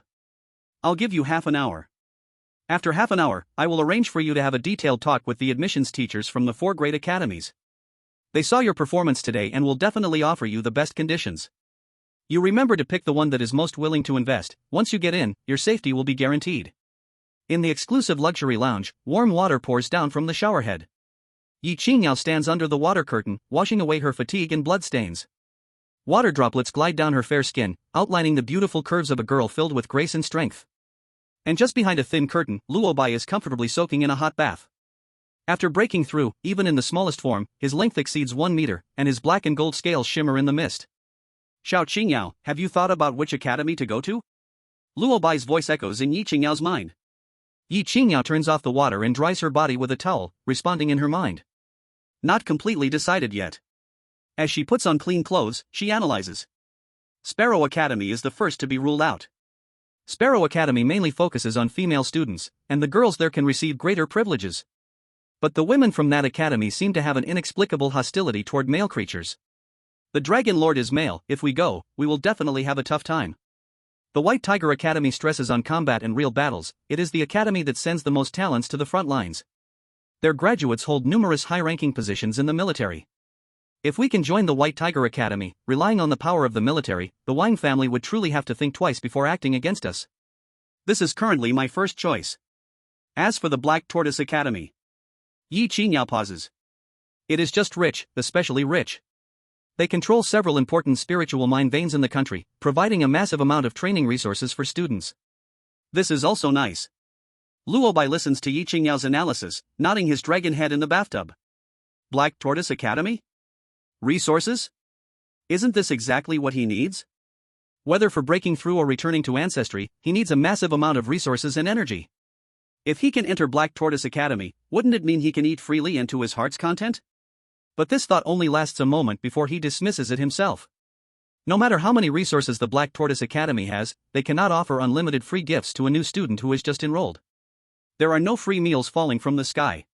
Looking at it this way, it seems that the White Tiger Academy is still more suitable. After all, going to the frontline battlefield means there are endless powerful beasts to fight and eat. That piece of meat from the Holy Bright Dragon directly gave him 3 points of Chaos Dragon Essence. The satisfaction from eating that flesh was much stronger than taking pills or anything else. Just as Luo Bai was weighing the pros and cons, he suddenly realized a problem. Ye Qingyao just introduced 3 academies. Vermilion Bird, White Tiger, Black Tortoise. But she left out one. Xiao Qingyao, Luo Bai asked in his mind, it seems you didn't mention the Azure Dragon Academy? How is it? The sound of water stopped. Ye Qingyao got dressed and walked out of the bathroom, her pale cheeks blushing slightly from the steam. She walked to the edge of the bathtub, looking at the lazy Luo Bai in the water. Azure Dragon Academy. Her expression was a bit strange. It's considered the weakest among the 4 great academies, or rather, the one with the least presence. In recent years, whether in the National Youth Beastmaster competition or the Inter-Academy exchange matches, the top geniuses from Azure Dragon Academy have always lagged behind those from the other 3 academies. Ye Qingyao slowly shared what she knew. But, the history of Azure Dragon Academy is the longest among the 4 academies. One could also say it is the most mysterious one. So I don't know much about it. Chapter 33, The Crazy Admissions Teacher. After a while, Luo Bai also emerged from the bathtub. The warm steam relaxed all his scales, and the black golden luster became even deeper. He shook off the water droplets on his body, and using the Dust Dragon transformation ability, his massive body shrank at a noticeable speed. Finally, his body length stopped at a little over 20 centimeters. This length is the most comfortable. Luo Bai shook his head in satisfaction, climbed into Ye Qingyao's arms with ease, found a comfortable position, and habitually rested his little head on her soft chest. Let's go, Xiao Qingyao, and meet those old guys. Meanwhile, in the principal's office. The atmosphere was tense, heavy enough to squeeze water out. Lu Chengfeng personally served hot tea to the admissions teachers from the 4 major academies, but the fragrant tea did nothing to ease the strange mood. He put down the teapot, just about to say some polite words to test these teachers' attitudes toward Ye Qingyao. But when he looked up, he found the 4 teachers' gazes colliding in the air, their eyes sparking with contention, none willing to back down. Lu Chengfeng felt a thud in his heart and instantly understood something. The words on his lips went back down, and he smiled knowingly, finding an excuse to quietly exit the office, gently closing the door behind him. In the office, silence spread. Finally, it was Zhu Yan from Vermilion Bird Academy who broke this facade. She raised her teacup, softly blew on it, and her red lips curled into a smirk. All right, stop pretending. You old folks have probably had your eyes on that girl Ye Qingyao for a long time, right? Let me guess, haven't you all been secretly contacting her? Bai Shisan from White Tiger Academy, Chen Tong from Black Tortoise Academy, and Long Si from Azure Dragon Academy didn't speak, but their tacit expressions already said it all. Ha! Zhu Yan sneered, forcefully placing her teacup on the table, creating a crisp sound. I'm stating this clearly, Ye Qingyao is ours at Vermilion Bird Academy. A genius woman like her is destined to come to us. Our academy has the most genius women, only she can develop best here instead of being buried in your rough old men or money-grubbing nests. Shut your damn mouth. Bai Shisan exploded right away, slamming the table and standing up, glaring angrily. Zhu Yan, stop spreading your lies. What kind of people are you, Vermilion Bird Academy? A group that only knows how to scheme against each other, with no sense of national righteousness. Letting Qingyao go to your place is truly ruining her. He stepped forward, saliva flying everywhere. You all have seen Ye Qingyao's fighting power. When her beast was violently beating the radiant holy dragon, what was she relying on? It was pure physical combat. This fighting style can only be maximized at our White Tiger Academy. Our White Tiger Academy has the most battlefield opportunities, allowing her and her beast to truly grow into the pillars of the nation through blood and fire. Cough, cough. Next to him, the always smiling elder Qiantong from the Black Turtle Academy slowly spoke up. He patted his round belly, looking amiable and prosperous. You two, calm down, don't hurt the harmony. He looked at Zhu Yan and Bai Shisan with a smile. What's most important for young people? It's resources. It's money. Qiantong proudly straightened his belly and said. Our Black Turtle Academy may not have much, but we have money. Ye Qingyao comes from a poor background, and we are willing to offer a large sum to recruit her. Techniques, elixirs, heavenly materials and earthly treasures, as long as she asks, our Black Turtle Academy will spare no effort, fully nurturing her. So she won't have to worry about resources anymore. What White Tiger Academy can offer, we will double it. Whatever ZK Academy promises, we will also double it. The financial offensive was simple and blunt, yet often the most effective. Just as the three were arguing heatedly, almost overturning the table, the previously silent, expressionless Longxi finally spoke in a calm tone. Are you done arguing? His voice was not loud but carried an invisible pressure. Does your argument have any use now? Longxi swept a glance at them, his indifferent gaze causing even the senior teachers to feel the pressure. Why not quietly wait for Ye Qingyao to arrive? Then we can each present our conditions, and she can choose for herself.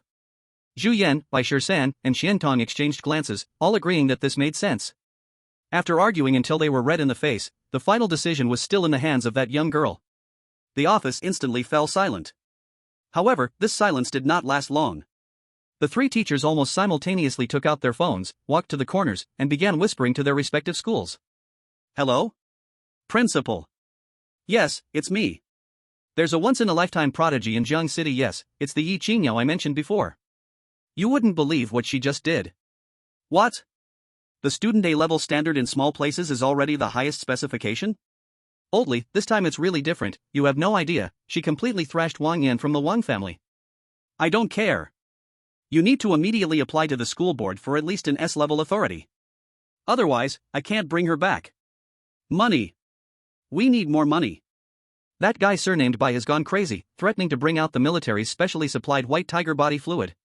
In an instant, the office was filled with the whispers of charged phone calls. Longxi remained calmly seated in his position, holding a teacup, seemingly indifferent to it all.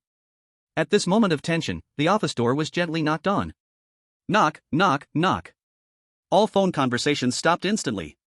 The four teachers turned their heads in unison to look at the door. The door opened. Ye Qingyao walked in, holding Luo Bai, calmly addressing the four teachers, slightly bowing. Hello, teachers. Polite and thoughtful, neither servile nor arrogant. Luo Bai lay in Ye Qingyao's arms, his small head slightly raised, curiously observing the four old folks. Why is the atmosphere so serious? Each of them has a stern face, as if someone owed them hundreds of pounds of spirit stones. These teachers can't possibly look down on them, right? They shouldn't. The genius of the Didu Wang family was knocked down by Xiao Qingyao and Ben Jun together. Isn't that performance remarkable enough? Even the Holy Dragon of Light was devoured alive by 2 bites. Is this talent not enough to be a monster? What on earth are these old fellows thinking? Just when Luo Bai was secretly mumbling, the gazes of the 4 recruitment teachers fell sharply on this person and beast that had just walked in. Their eyes first landed on Ye Qingyao. Not bad. This little girl could maintain such calmness in front of the 4 of them. It is truly rare. Courteous and composed, much better than those so-called geniuses in the imperial city who look down on teachers. At a glance, she is a promising prospect. Then, their gazes unwittingly glued to the small beast in Ye Qingyao's arms. Is it this little guy? This tiny creature, which looks only about 20 centimeters long and somewhat cute, just pressed that arrogant holy dragon of light down on the ground and tore off a piece of meat to swallow in front of all the teachers and students? Shocking. An overwhelming shock. Having lived for decades and seen countless noble beasts, they had never heard of such a strange and powerful bloodline. What on earth is this creature, that can fully crush the elite of the dragon clan with power a whole realm lower? The office fell into a bizarre silence once more. The first to snap back was Bai Shisan from the White Tiger Academy. He had just had a heated argument with the principal over the phone and secured an unprecedented S-class privilege, so he was overflowing with confidence at this moment. He strode forward, forcing a friendly smile on his face. You must be Ye Qingyao, right? Hello, I am Bai Shisan, a recruitment teacher from the White Tiger Academy. He eagerly extended his hand. We all saw your performance on the platform. Spectacular. Truly spectacular. Especially your fighting spirit and combat skills, you are simply a genius tailor-made for our White Tiger Academy. Bai Shisan's voice was loud and powerful. Come to our White Tiger Academy. We can offer you the most genuine battlefield experience, allowing you and your beast to become real strong warriors amidst blood and fire. Our specially supplied white tiger body refining fluid can be applied for you. After you graduate, you can be directly awarded the rank of captain, and with great merit, even higher. The Wang family? Humph. As long as you are in my White Tiger Academy for one day, I guarantee they won't dare touch a single hair on you. This speech was undeniably arrogant, and the conditions were extraordinarily generous. However, before Ye Qingyao could respond, a charming cold laugh rang out. Ye Qingyao from the Vermilion Bird Academy elegantly walked forward, pushing aside the burly Bai Shisan. Bai Oaf, can't you be a little less intimidating? Look at how scared you've made our sister Qingyao. She warmly took Ye Qingyao's hand, speaking softly. Sister Qingyao, don't listen to his nonsense.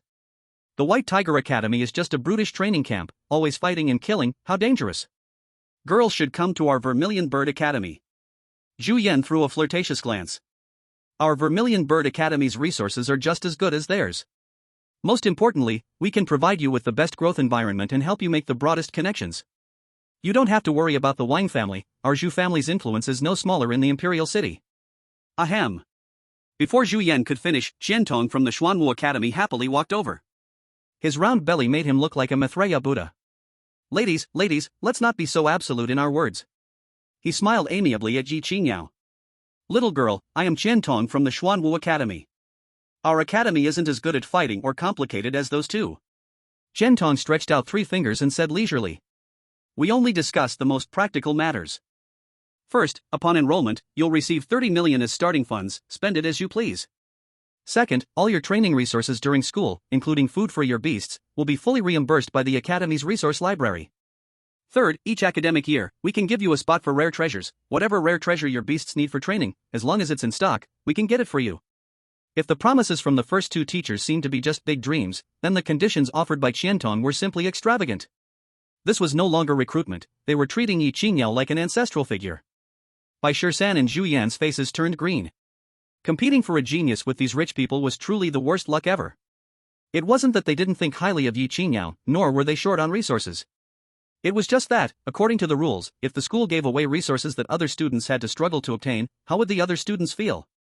As for money, a few million was okay, but the school definitely wouldn't approve more than that. The reason was the same as above, they needed to consider fairness for other students.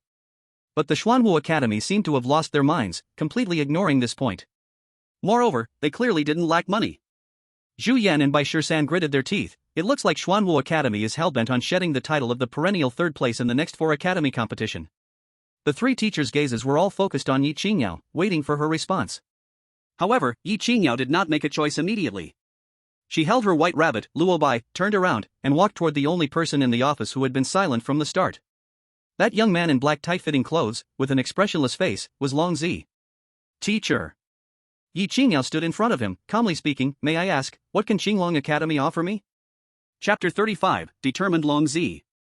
As soon as she spoke, Bai Shisan, Zhu Yan, and Qiantong were all stunned. The air in the office seemed to freeze for a moment. They could hardly believe their ears. She actually ignored the sky-high offers made by the 3 of them and chose to ask about the most inconspicuous and poorest Qinglong Academy. Bai Shisan and Zhu Yan exchanged glances, both seeing a hint of absurdity in each other's eyes. A rare moment of shock appeared on Qiantong's smiling face. But the 3 quickly calmed down. Why panic? After all, she was a student from a small place, unaware of the background and disparities among the 4 major academies, which was understandable. Wanting to clarify all the conditions before making a comparison was also considered cautious. They knew very well the resources of Qinglong Academy. With that broke academy, what decent conditions could they possibly offer? Thus, they thought Ye Qingyao's inquiry about Long Zi was completely unnecessary. Long Zi finally raised his head, a slight ripple appearing on his calm face. His gaze lingered on Ye Qingyao for a second, then shifted to the white rabbit in her arms. After a moment, he spoke slowly. Qinglong Academy can offer you the treatment of an S-level newcomer. Private dormitory, the opportunity to freely choose your teachers, an annual subsidy of 500,000 dragon coins, and 100 contribution points, which can be exchanged for training resources at the school. Long Zi finished speaking in one breath. The office fell into a dead silence. Soon, Bai Shisan was the first to crack, his mouth curling into a mocking smile. Zhu Yan even covered her red lips with a handkerchief, letting out an almost inaudible scoff. They were truly stingy to the extreme. While S-level treatment sounds nice, it was just the maximum standard for newcomers according to the rules, but earlier, who among them had not offered conditions far exceeding S-level to compete for talent? What Long Zi mentioned, if added up, would barely be worth 150,000 dragon coins at most. Compared to the 30 million startup funds and full resource reimbursement from Xuanwu Academy, it was simply a joke. Ye Qingyao frowned slightly upon hearing this. Indeed, it seems it's still not feasible. The reason she asked this was purely because she had heard a rumor. Almost all beast tamers with dragon bloodline end up choosing Qinglong Academy. Although she didn't know the specific reason, she wanted to ask because of Luo Bai's uniqueness. At the moment, it seemed that rumors were just rumors. This condition is simply too far off. Ye Qingyao had already made up her mind, silently excluding Qinglong Academy, and was just about to turn away. But her body suddenly stiffened without warning. She subconsciously tightened her arm around Luo Bai, and a flicker of hesitation flashed across her face. Dragon Lord. Ye Qingyao's call echoed in Luo Bai's mind. Luo Bai was lazily lying down, calculating in his heart. To be honest, the conditions offered by the old fat man at Xuanwu Academy were the most tempting. 30 million, how many resources could that buy? That should be enough for him to return to his ancestral form by 10%, right? But money will eventually run out. In the long run, Baihu Academy was still more appealing. Going to the front line means having a steady stream of strong beast foes to fight and eat. That is a sustainable buffet. As for Zhuke Academy? The promises were too outrageous, just pass. Just as he weighed the pros and cons and was about to let Ye Qingyao communicate in depth with the brash fellows of Baihu Academy, Ye Qingyao's next sentence stunned him. Dragon Lord, should we consider Qinglong Academy? What? Luo Bai nearly jumped out of Ye Qingyao's arms. Little Qingyao, are you sick? Their conditions are the worst, even that woman who just flirts offers more than they do. But, Ye Qingyao's voice carried a hint of uncertainty. Just now, when I was about to refuse, a teacher from Qinglong Academy suddenly transmitted a voice into my mind. He asked me if I knew why beast tamers with dragon bloodlines mostly choose Qinglong Academy. I said I didn't know, and then he said. Ye Qingyao paused for a moment. This teacher seemed to have recognized that Dragon Lord has a dragon bloodline. He said that for beast tamers with dragon bloodlines, it is extremely difficult to break through at later stages and requires a precious item called Dragon Transformation Liquid to assist. And this Dragon Transformation Liquid was taken away thousands of years ago when the last true dragon ascended, along with all the finished products on Blue Star. Now, the few Dragon Transformation Liquids left in the world are all in their Qinglong Academy's Dragon Transformation Pool. Dragon Lord, please think about it, is there any information like this in your heritage memory? For certain beasts with special bloodlines, it is indeed necessary to have specific precious items to assist in breaking through key bottlenecks.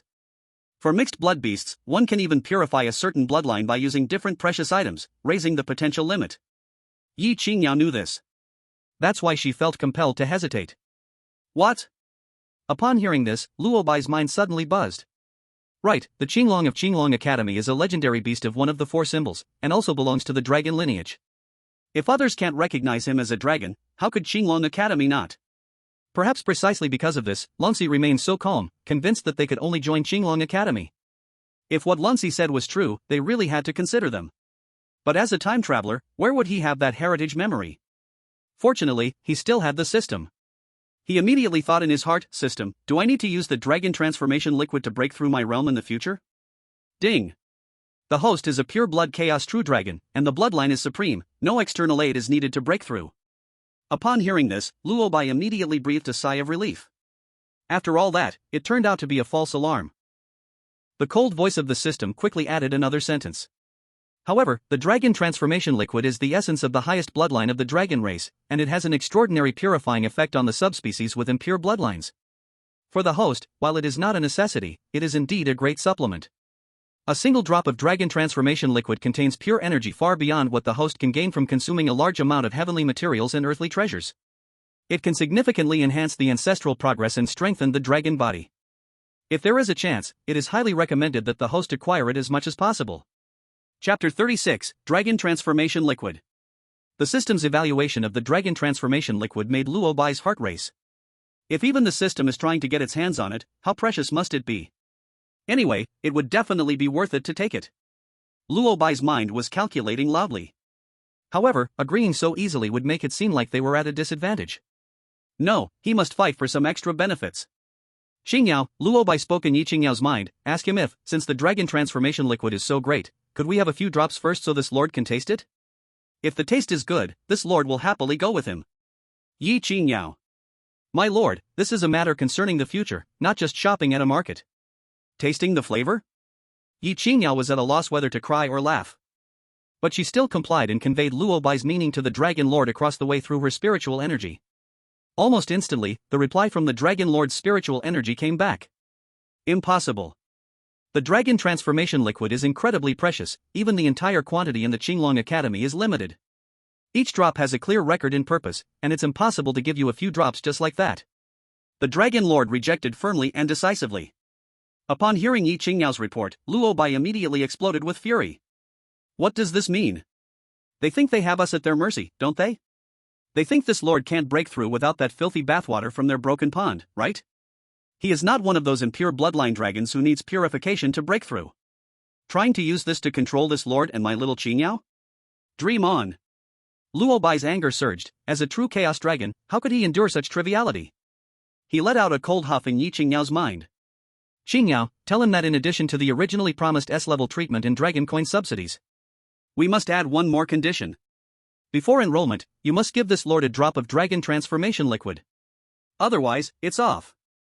We will go to the Xuanwu Academy right now and take that 30 million. This lord doesn't believe that treasures worth 30 million can't compare to a drop of bathwater. Ye Qingyao sensed Luo Bai's fury and immediately conveyed this uncompromising message without missing a single word. In the office, the atmosphere grew increasingly bizarre. Bai Shisan, Zhu Yan, and Shen Tong, watching Ye Qingyao holding that little beast, standing still and silent before the Dragon Lord, were nearly anxious to death. What on earth is going on? Zhu Yan couldn't hold back first, her eyebrows shot up. What's with this girl? Acting all lovey-dovey with that dragon? Shen Tong's laughing, Buddha-like face also began to lose its smile. He squinted his eyes, carefully sensing, then whispered in surprised tones. Something's wrong. I felt a weak wave of spiritual energy. They are communicating with their spiritual energy. What? Bai Shisan's eyes nearly bulged out upon hearing this. Communicating? What is this kid trying to do? Digging a wall while standing in front of us? What can the Qinglong Academy offer? Are they really going to let him steal her away? He was anxious, pacing in circles, wishing he could rush over and pull Ye Qingyao to his side. Just when the three of them were burning with anxiety, the Dragon Lord's spiritual energy fluctuation sounded again in Ye Qingyao's mind. This time, he did not hesitate at all. Can. Just a single word. It was as if he had already anticipated Ye Qingyao would make this request and had long been prepared with this answer. He then added. The preciousness of the dragon transformation liquid exceeds your imagination. Countless noble scions in the imperial city. Everyone was eagerly waiting for the distribution of quotas from the academy, and the Wang family, where Wang Yan was one of them. I can only promise to give you a drop before enrollment. But as long as you enter the Azure Dragon Academy, in the future, with your own efforts to earn enough contribution points, the Academy's dragon transformation pool can be open to you for priority exchange. As soon as these words came out, the anger in Luo Bai's heart instantly subsided by more than half. This sounded like real talk. A drop as a deposit to show sincerity. Then painting a big pie of priority exchange, giving ample hope for the future. Most importantly, since the Wang family also needed this thing. What does this mean? It means that the Azure Dragon Academy holds one of the keys to the Wang family's lifeline. As long as they joined the Azure Dragon Academy, the Wang family would have to carefully consider before making a move against them, wondering if the Academy would choke them. At that time, this would completely avoid the possibility of being troubled by the Wang family. This was simply killing three birds with one stone. Qingyao, agree to him. Luo Bai no longer hesitated. This deal is not a loss. With Luo Bai's approval, Ye Qingyao also let out a sigh of relief in her heart. She raised her head and looked at Long Si. Teacher Long, I promise you, I will join the Azure Dragon Academy. The eternally ice-cold face of Long Si finally showed a slight, almost imperceptible relaxation. Good. I will apply to the Academy to process your early enrollment. For the top talents who are recruited early, the Academy will arrange a period of special training. A week later, I will stay in Jiang City to handle some affairs, and then I will personally take you to the Academy. Okay. Ye Qingyao nodded in agreement. The deal was made. Holding Luo Bai, who looked satisfied in her arms, she turned to face the other three enrollment teachers in the office. She slightly bowed and had a hint of apology on her face. 3 teachers, thank you very much for your high regard. But I'm very sorry. Ye Qingyao's voice was calm. I have ultimately decided to enter the Azure Dragon Academy. Chapter 37, The Principal's Daughter. What? A cry of surprise broke the brief silence in the office. Zhu Yan from the Vermilion Bird Academy was the first to react. She looked incredulously at Ye Qingyao, with disbelief written all over her charming face. Yi, are you sure you're not joking? Did Long Si give you some kind of potion? She stepped forward, speaking urgently, or did he threaten you with spiritual power?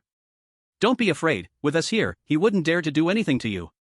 How could the Azure Dragon Academy offer better conditions than our 3 schools? That's right. Bai San from the White Tiger Academy echoed, Qingyao girl, if you're being threatened, just blink. Even Qian Tong, who had been smiling, now withdrew that friendly demeanor. He solemnly warned, little girl, this is a matter that concerns your entire life, you must think it through. Don't make a hasty choice that you'll regret. Faced with the 3 teachers' overwhelming doubts and persuasion, Ye Qingyao simply shook her head calmly. She bowed slightly again to the 3 of them. I have thought it through very clearly. Thank you, 3 teachers, for your kindness, but my choice will not change. These words completely blocked all the words of the 3 teachers. They looked at the cold, determined eyes of Ye Qingyao and knew that no matter what they said, it would be useless. Disappointment and confusion were evident on the faces of the 3 of them, and eventually, they could only sigh helplessly. Missing out on the once-in-a-lifetime talent that is Ye Qingyao was a significant blow to them. But the Academy's enrollment task was not over, and to complete their respective KPIs, they still had to continue looking for the next target. In that case, let's take our leave first. Bai San snorted and turned to leave the office in big strides. Zhu Yan shot Long Si a fierce glance, then swayed her waist and followed. Shen Tong was the last to leave, and before departing, he looked at Ye Qingyao deeply. Shaking his head, he kept murmuring, what a shame, what a shame. In the blink of an eye, the tense office was left with only Ye Qingyao and Long Zi. Long Zi turned his gaze back to Luo Bai, who was nestled in Ye Qingyao arms. And in that calm gaze, there was an unnoticeable hint of curiosity. After a moment, he said nothing and directly turned to leave. Ye Qingyao did not hurry to leave. She carried Luo Bai and sat down in a chair nearby. She wanted to wait for Principal Lu to come back. Principal Lu had helped her so much today, she had to thank him properly in person. Luo Bai lay on Ye Qingyao's chest, lazily yawning. No wonder Principal Lu had been so kind to them from the start, supporting them and arranging for them to meet with the teachers from the 4 academies. Luo Bai guessed he must have something to ask in return. However, helping him was the right thing to do. After all, without Principal Lu's support, they wouldn't have had such a smooth day. But Luo Bai couldn't understand why Ye Qingyao hadn't shown anything special before this. How did she attract Lu Qingfeng's attention? Not long after, the office door was pushed open, and Lu Qingfeng walked in with a smile. When he saw Ye Qingyao waiting for him, there was no surprise on his face. Principal Lu, Ye Qingyao stood up. Lu Qingfeng waved his hand, signaling her to sit down. He personally brewed a cup of hot tea for Ye Qingyao, the fragrance wafting in the air. How's it going? Which academy did you finally choose? Lu Qingfeng asked as he sat down across from her. Qinglong Academy, Ye Qingyao replied. Hearing this answer, Lu Qingfeng's hand holding the teacup paused in midair, a hint of surprise appearing on his face. But he quickly composed himself. Qinglong Academy, that's indeed a good choice. He took a sip of tea and said slowly, in fact, decades ago, among the 4 academies, Qinglong Academy was undoubtedly the strongest. But later, in a great war against the demon race, the elite of Qinglong Academy suffered severe losses, which is why they fell and gradually faded from the scene. Yet their foundation remains unfathomable. Choosing there is a good place to go. Ye Qingyao nodded gently, I think so too. She put down the teacup and looked sincerely at Lu Qingfeng. Principal Lu, thank you for your help today. If you need my assistance in the future, I will definitely not refuse. Hearing this, Lu Qingfeng smiled. To be honest, I do have something to ask of you, Ye student. Ye Qingyao was surprised for a moment, but quickly regained her calm, waiting for him to continue. Lu Qingfeng did not answer directly but turned and called out toward the office door. Come in, CC. Moments later, the office door was gently pushed open. A girl dressed in white stockings and a JK uniform walked in. She looked to be no more than 17 or 18, with snow-white long hair draped smoothly over her shoulders, her features delicate like a doll, a perfect white-haired little girl. Her big, watery eyes were full of spirit. In her arms, she was holding a small pink fox. However, the little fox seemed reluctant, its fluffy tail tossing around irritably, appearing as if it wanted to escape. Dad. After entering, Lu Cixi first called out softly to Lu Qingfeng. Then, her curious gaze landed on Ye Qingyao. This big sister is so beautiful. Lu Cixi thought to herself. Immediately after, her gaze was drawn to Luo Bai in Ye Qingyao's arms. When she saw that little black and gold beast resting comfortably on Ye Qingyao's soft chest, she instinctively looked down at her own flat chest, a hint of envy showing on her face. What did she eat to look like this? How can it grow so well? And it is completely unaffected by gravity?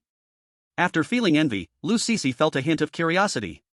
Is this the helper my father mentioned, who can help me contract the little fox? It seems that besides being particularly beautiful, there isn't anything special about her, is there? Chapter 38, Discrimination against the little fox A. At the same time, Ye Qingyao was also sizing up the incoming Lu Sisi. Is this Principal Lu's daughter? She had almost the same thought in her mind as Lu Sisi. What a beautiful girl. With snow-white long hair, delicate features, and an expensive JK uniform, everything suggested careful nurturing. Looking at this girl who looked like a doll in a showcase, a trace of envy quietly passed through Ye Qingyao's heart, something she didn't even realize herself. If my mom were still here, could I be held in the palm of someone's hand like her? This thought flashed by and was forcefully suppressed by her. Her gaze quickly fell on the pink little fox in Lu Sisi's arms, and her eyes moved slightly. Lord Longjun, isn't this the little fox that delivered animal feed to us before? Could it be that Principal Lu needs our help related to it? Hearing Ye Qingyao's thoughts, Luo Bai, who had been resting with his eyes closed, opened them. With just one look, he recognized it.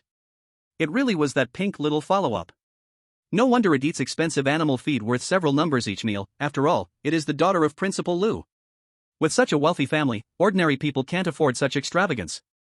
I'm afraid even the useless young masters of the Yi family don't have this kind of financial ability.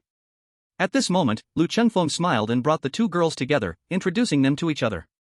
Qingyao, this is my daughter, Lu Sisi. Sisi, quickly call Sister Qingyao. Lu Sisi's big eyes turned mischievously, and she extended a hand, her voice crisp. Hello, Sister Qingyao, you are really beautiful.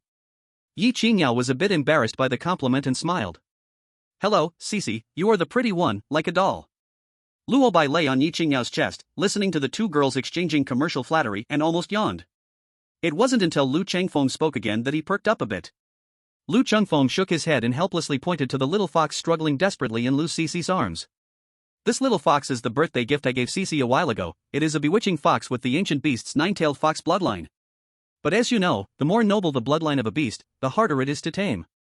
Especially with the bewitching fox, whose spiritual power naturally far exceeds that of its kind, and its personality is extremely proud. If we force Sisi to contract with it, the risk is too great. If we're not careful, Sisi may be severely injured by its spiritual power backlash. Do you mean for me to help persuade this little fox? Ye Qingyao instantly understood Lu Chengfeng's intention. Lu Chengfeng nodded seriously. Exactly. To be honest, the reason I noticed you is because of it. The animal feed I prepared for this little guy, it wouldn't eat a single bite. Then that day, the animal feed in its beast chamber suddenly disappeared. I checked the surveillance and discovered that astonishing scene. It actually obeyed your beast in your arms. Lu Chengfeng's tone carried a hint of surprise and admiration. So, I would like to ask you and your beast to help Sisi with this. After hearing this, Ye Qingyao suddenly understood. So that's how it is. Today Principal Lu came forward to support and help create opportunities. Everything starts from here. Indeed, there's no free lunch in the world. However, this favor she must accept. Ye Qingyao did not hesitate, seriously nodding her head. Okay, I will have Long Jun help try it. Hearing this, Lu Chengfeng looked over with interest. Is your beast called Long Jun? But soon he nodded to himself. It can crush the Wang family's holy light giant dragon, so it does deserve this name. At this time, Luo Bai, who had listened to their entire conversation, jumped down to the ground. Seeing this, Lu Sisi also put the little fox on the ground. The little fox rushed straight to Luo Bai the moment it landed. With its short legs, it came to Luo Bai's side and rubbed against him several times before rolling over, exposing its belly. Luo Bai also extended a paw to scratch the little fox's belly, making the little fox squirm comfortably. Lu Sisi, watching this scene, suddenly showed an incredulous expression. In the past, no matter what spirit fruit or beast meat she used to entice the little fox, it never paid the slightest attention. Yet now, just seeing this black little creature, it actually started to act cute?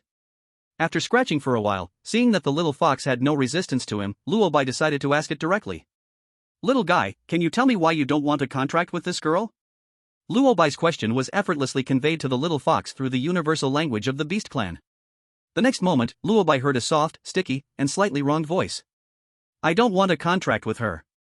Look at her chest, it's as flat as a spirit stone slab. Not soft at all. It's uncomfortable for me to lie on. And look at her hair. The white color in our Heartfox clan is only worn by the lowest ranking servants. If a white-haired person is my master, my clan companions would laugh at me to death. Luo Bai. He froze completely. What a peculiar reason. Because her chest is small, she doesn't want a contract? In this day and age, even beasts have started body discrimination? Discriminating against A? Even more outrageous is that the fox actually has racial discrimination. Luo Bai instinctively lifted his little head, his gaze sweeping over Lu Cici's ordinary chest. There's really no curve. Then looking again at her long, snow-white, smooth hair. Luo Bai silently felt pity for this little girl for a second. This girl looks like she hasn't developed at all. He relayed the little fox's remarks to Ye Qingyao without any alterations. Ye Qingyao's cold face rarely showed a hint of cracking. Her movement stiffly lowered her head, glancing at herself, then at Lu Cici opposite her. A complex emotion surged up in her heart. Long June, this. Just as Ye Qingyao was speechless, Luo Bai asked the little fox another question in his mind.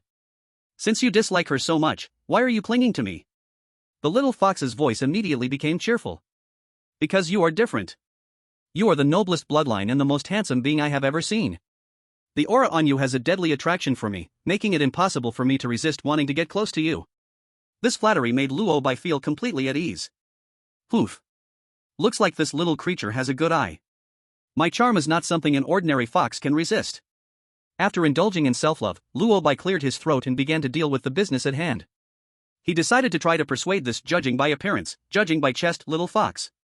Little guy, let me ask you, is this girl Lu Cici good to you? I guess she's okay. The little fox's voice held a hint of hesitation. She prepares a lot of delicious spirit fruits and beast meats for me every day, and she brushes my fur, but she always wants to hug me. I don't like the hard feeling on her. Isn't that enough? Luo Bai took on a persuasive tone. A small chest is just temporary. She is still a little girl, and in the future, she will grow up and become bigger. Though that's what they said, Luo Bai was secretly mocking. Looking at Lu Cici's age, it seemed she would remain this way for life. Such a cute face is a pity. The little fox seemed to be swayed, its voice carrying a hint of doubt. Really? Of course it's true. Luo Bai said with great certainty. The most important thing is, think about it, if you form a contract with her, she can take you away from the boring beast master room to play outside. Then, won't it be much easier for you to see me? This sentence was the real killer blow. Sure enough, the little fox's spirit suddenly became excited. Right. Why didn't I think of that? Okay. I agree. I can form a contract with her. But. The little fox suddenly changed its tone. You have to come play with me often. Otherwise, I won't listen to her. Deal. Luo Bai readily agreed. Done.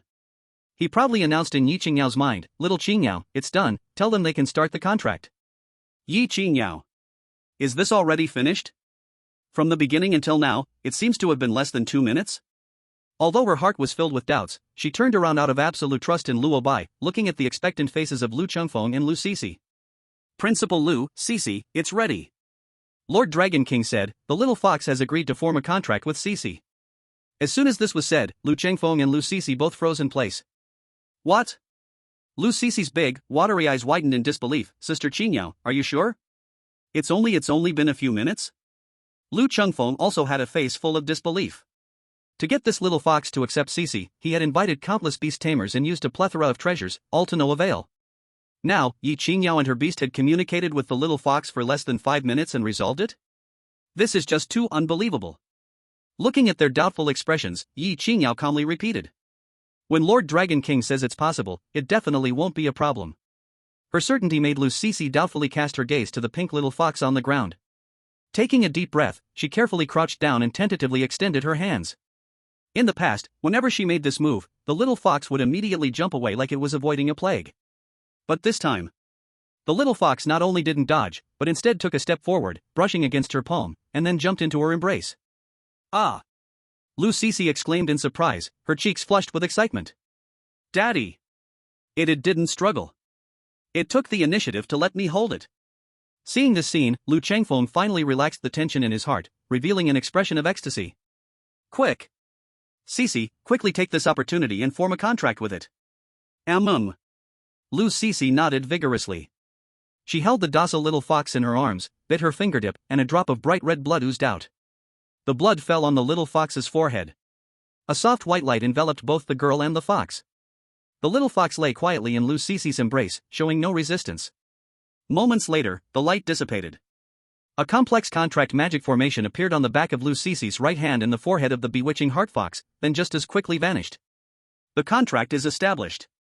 Lu Cici suddenly opened her eyes wide, and tears could no longer be suppressed, streaming down her face. It worked! Daddy! I really succeeded! She tightly hugged the little fox in her arms, crying tears of joy. Chapter 39, Spirit Pet Illustrated Book begins to exert power. Seeing the girl so happy, Lu Chengfeng shook his head affectionately, then shifted his attention back to Ye Qingyao. Thank you so much for today, classmate Ye. Ye Qingyao smiled and returned the courtesy. She and Luo Bai really helped Lu Chengfeng with a huge favor today. Otherwise, with that little fox's proud nature, Lu Sisi would never have been able to form a contract with it in her lifetime. But at this moment, Ye Qingyao suddenly remembered her golden finger, the Spirit Pet Illustrated Book. After it was of no use on Luo Bai, she had almost forgotten that she had this item. Thinking of this, she focused her thoughts. A translucent blue light screen, visible only to her, floated into existence before her. Name, Bewitching Heart Fox. Bloodline, Nine-tailed Demon Fox, thin, Bewitching Heart Fox, rich, Heavenly Fox, thin, Fire Fox, extremely thin. Realm, Ordinary early stage. Potential, Demon Emperor. Evolution route, consuming Lake Heart Dew when breaking through the leader realm can purify the Nine-tailed Demon Fox bloodline, consuming Moonlight Stone when breaking through the elite realm can purify the Heavenly Fox bloodline. Favorite foods, amethyst grapes, ice spring snow fish, honey roasted three-tailed chicken. This was the illustrated book she remembered. Previously, when identifying on Luo Bai, it was all question marks, which made Ye Qingyao a bit frustrated. Ye Qingyao wrote down several kinds of food from the illustrated book and then told Lu Sisi. Sisi, you can give the little fox more amethyst grapes or ice spring snowfish in the future, it will like you more. As for the method to purify the nine-tailed demon fox bloodline, she thought she could tell Sisi that later. She then added, by the way, you can try dyeing your hair pink in the future. Ye Qingyao also told Lu Sisi about the customs of the Bewitching Heart Fox clan that Luo Bai had just informed her about. As for the issue of being flat-chested, Ye Qingyao helplessly thought there was really nothing she could do about that. Really? Thank you, Sister Qingyao. Lu Sisi exclaimed in delight, firmly remembering this information. Lu Chengfeng looked at the two girls getting along harmoniously and smiled with satisfaction. After pondering for a moment, he suddenly spoke up. Qingyao, you see, our Sisi has reached the age for college. Since you are going to Qinglong Academy, I think it's good to let her go to Qinglong Academy too. But this child had a serious illness before and spent almost all 3 years of high school at home, having little contact with peers. I hope you can take good care of her when the time comes. These words left Ye Qingyao and the Luo Bai in her arms shocked once again. Is the enrollment quota for the 4 major academies as common as cabbage on the street? Just like that, it gets arranged? This Principal Lu's background is terrifying, it seems even more formidable than they imagined. However, Ye Qingyao quickly regained her composure. Looking at Lu Sisi's innocent and expectant face, she nodded in agreement. Okay, Principal Lu, you can rest assured, I will take good care of Sisi. Great. Lu Chengfeng slapped his thigh and said, come on, we have to stay for dinner today. I've had the best dinner prepared by the chef at home. Yet, Ye Qingyao politely declined his kindness. Principal Lu, there's no need for dinner. Her answer took Lu Chengfeng by surprise. I have no relatives in Jiang City, living alone, and plan to go back tonight to pack up some things. Ye Qingyao calmly explained. Teacher Long said he would personally take me to the academy in a week. But I think it's better to go there earlier. So anxious? Lu Chengfeng felt a bit regretful but did not insist. On the way back, they continued looking at the shared bicycles with the night breeze becoming a bit cool. Luo Bai couldn't help but ask in Ye Qingyao's mind. Little Qingyao, why are you in such a hurry to leave? The food at that old man's place can't be bad, it would be a waste not to eat. Ye Qingyao's pace didn't stop, only silently answering in her heart. Lord Longjun, you might not know. The Yi family must have already learned that I have been recommended to the 4 major academies. Given their ruthless style of doing things, one can't say they won't take some drastic actions. Luo Bai was a bit puzzled, drastic actions? Can they even tie you up? They dare. Ye Qingyao's answer was decisive. As far as I know, the marriage between the Yi family and the Zhou family in the imperial capital is significant and even concerns the rise and fall of the Yi family in the coming decades. To keep me and complete this marriage, they would do anything. Directly tying me up and sending me to the Zhou family is not impossible for them. It's better to leave this troublesome place sooner than later. After hearing this, Luo Bai fell silent. He didn't expect that in today's civilized society, there were still such barbaric families. It seems he must quickly improve his strength. Only if he becomes strong enough can he step on all these small and petty people. Lost in thought, the two had already returned to Lu Yanran's villa. Ye Qingyao pushed the door open. The empty living room she expected was nowhere to be seen. Instead, it was a scene that left both her and Luo Bai completely unprepared. The lights in the living room were dimmed a bit, and 2 swaying candles flickered on the dining table. A feast of exaggeratedly rich dishes emitted an enticing aroma. And sitting at the main seat of the dining table was a woman in a sexy red spaghetti strap-long dress. It was Lu Yanran. She seemed to have carefully dressed up today, with light makeup on her face and fiery red lips. Ye Qingyao was stunned at that moment. What is going on today? Is the sun rising from the west? Sister Lu, this woman who never lifts a finger, actually cooked? And even set a candlelight dinner? You're back? Lu Yanran lazily greeted Ye Qingyao, as if everything was perfectly normal. I saw you attending the simulated battle today, so I specially prepared a welcome feast for you. She shook the red wine glass in her hand, opening her mouth to ask. How was it? Did you do well? Did you make it into the top 10? While changing her shoes, Ye Qingyao slowly walked to the table and sat down. She picked up chopsticks and took a bite of the dish. The taste, surprisingly good. She calmly swallowed the food, then looked up at Lu Yanran. I made it. And I got first place. The wineglass in Lu Yanran's hand shook violently. First place? Lu Yanran nearly dropped the glass on the floor, but to maintain her composed image, she reacted quickly. Elegantly bringing the wineglass to her lips, taking a small sip to perfectly disguise her momentary loss of composure. How is this possible? First place? She forced herself to appear calm, but her heart was still in turmoil. Wasn't Ye Qingyao just contracted her beast not long ago? Even if that little black snake was quite remarkable, as a novice beast master, making it to the top 10 should have been her limit. Could it be that she was exceptionally lucky? Lu Yanran's mind raced, quickly finding a reasonable explanation for this absurd result. Right, it must be that way. It should be that the real strong contenders for the championship suffered heavy injuries in the previous matches, leaving this girl to pick up a massive opportunity without a scratch. Lu Yanran felt she had guessed the correct answer. She put down her wineglass, her red lips curving into a lazy arc again, praising. Not bad, Qingyao, first place. Looks like your luck is really good, even your sister is envious. Ye Qingyao, starving all day, didn't catch the teasing in her words and dug in heartily. I must say, this meal was indeed very good. Seeing Ye Qingyao's foodie appearance, Lu Yanran didn't mind. She swirled the crimson liquid in her glass, as if remembering something. By the way, I heard that 3 geniuses from the imperial capital came to your school for an exhibition match today. Especially a Wang family member, Wang Yan, is quite remarkable. He contracted the holy light giant dragon passed down through the Wang family for generations, TSK, that is a truly top-tier beast. Without a doubt, he will be the core of the next generation of the Wang family. As she spoke, Lu Yanran leaned slightly forward, her enchanting peach blossom eyes surveying Ye Qingyao with great interest. You should have fought against him, right?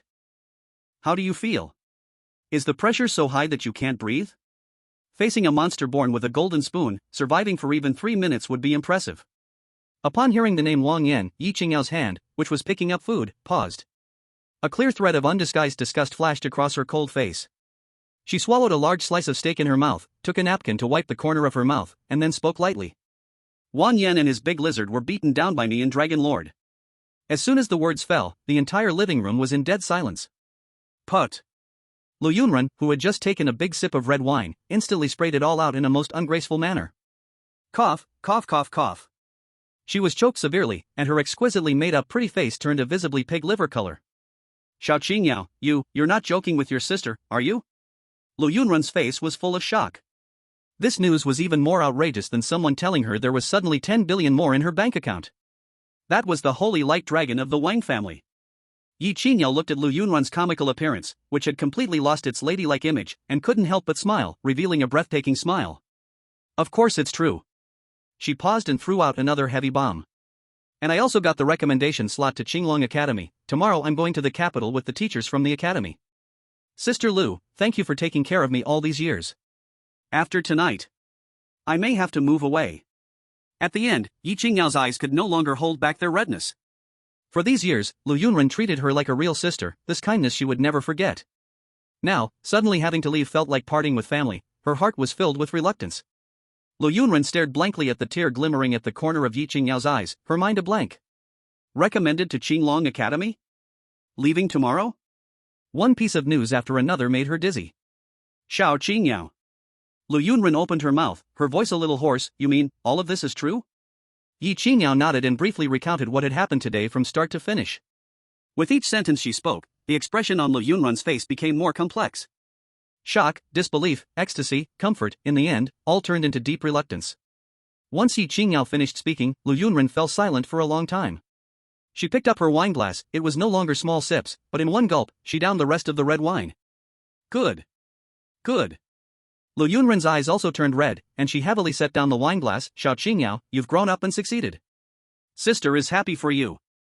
There's no banquet that doesn't end, even if you're not living here anymore. If you run into any trouble in the future, call sister anytime. If anyone dares to bully you, sister will make sure they regret it. Sister. Ye Qingyao could no longer hold back, tears burst from her eyes, and she excitedly stood up from her seat to give Lu Yunren a hug. Perhaps she got up too quickly, her foot accidentally kicked an inconspicuous trash can next to the dining table. Bang! The trash can toppled over in response, several luxurious takeaway boxes with the Royal Kitchen logo, along with a few receipts, rolled out. The air instantly froze. Ye Qingyao suddenly seemed to understand why tonight's dinner was so delicious. One night passed without a word. The next day, as dawn broke, Ye Qingyao got up early. Lu Yunren had said this room would always be kept for her, so she could come back and stay anytime in the future. Ye Qingyao felt a warmth in her heart and didn't bother packing anything. She didn't have many clothes, besides her school uniform, there was only one JK uniform. It was bought 2 years ago, and now when she puts it on, it feels a little tight across her chest. Ye Qingyao didn't think too much, slipped on a pair of white stockings, hugged Luo Bai, and hurriedly went out. Half an hour ago, Long Si had called, saying he would come to pick her up. Calculating the time, it should be here by now, right? Just as this thought crossed her mind, a dull rumble came from afar, like rolling thunder from the sky, getting closer and closer. Ye Qingyao was filled with confusion about where the voice came from. Luo Bai squinted his vertical pupils. This seems to be the sound of an airplane? The sound of an airplane? Before Ye Qingyao could think further, a huge shadow covered the sky above her head. The roar was deafening. Luo Bai lifted his little head, his black vertical pupils reflecting a massive object descending rapidly. It was a private jet, entirely black, with sleek lines, and a majestic green dragon totem stamped on its body. Instead of flying to the distant airport, it was coming straight towards the empty space in front of Lu Yanran's villa. Damn it! Luo Bai cursed in his mind. Is it really making an emergency landing in a wealthy area? Are all 4 major academies this extravagant? Ye Qingyao was completely stunned, watching that private jet, worth at least several billion, land smoothly on the lawn in front of the villa under the control of powerful air currents. The strong wind created by the propellers bent the surrounding grass and trees. This villa was located in the most prestigious wealthy area of Jiang City, and the neighbors were either rich or noble. Such a huge commotion immediately startled the entire community. Many neighbors came out to see what was happening. Under countless shocked gazes, the door of the black airplane made a soft sound and slowly opened. A metal staircase automatically extended to the ground. A man dressed in black fitted clothes, with a stern look on his face, stepped down. It was Long Zi. His gaze swept around, finally landing on Ye Qingyao, who was holding Luo Bai. Then, a lively figure poked its head out from the cabin door, happily waving its hand. Sister Qingyao. Today's views dropped significantly, please make sure to check for updates every day. The transition chapter has ended, and the tense and exciting college plot is coming soon. Chapter 41, Enrollment. Transformation Liquid. 4,000 big chapters. Immediately, a lively figure poked its head out from the cabin door, joyfully waving at Ye Qingyao. Sister Qingyao. It was Lu Sisi. To Ye Qingyao's surprise, her snowy long hair was now dyed a pink color like a little fox, making her little face even cuter. Sisi. Ye Qingyao was both surprised and delighted, quickly walking over. How come you are here too? Entering school a month early was not for sightseeing, but to undergo hellish training, a tradition that the 4 major academies had. Sisi had just contracted her beast yesterday, can she handle devilish training? At this moment, Luo Bai, who was lying on Ye Qingyao's chest, moved his eyes slightly, sensing the breath of the pink little fox, then quietly spoke in Ye Qingyao's mind. She is already in the elite late stage. Ye Qingyao? That was not all, she also noticed that Lu Sisi was radiating the aura of a second-tier beast master. Overnight, the little fox had skyrocketed from an ordinary early stage to an elite late stage, and Lu Sisi had also become a second-tier late beast master. Both Luo Bai and Ye Qingyao silently wailed in their hearts. Is this the wickedness of the rich? The power of spending money is too frightening. After greeting each other, Long Zi walked up to Ye Qingyao, looked down at his wristwatch. Get ready and get on the plane. Okay. Ye Qingyao took one last look at the villa behind her. She hadn't told Lu Yanran the exact time of her departure. At this point, Lu Yanran should still be sleeping in. A wave of reluctance surged in her heart, but thinking of Lu Yanran's tragic fate from the last life, where she died due to a beast invasion, her gaze became resolute once more. This time, she was going to the Qinglong Academy to become stronger. Only by being strong enough can she protect those she wants to protect. Just as Ye Qingyao was about to take a step onto the staircase, a familiar voice suddenly sounded from behind, urgent and angry. "You girl! You've gained some prowess, huh? You want to leave without even taking your luggage, trying to sneak away while your sister is asleep?" Ye Qingyao turned around in shock.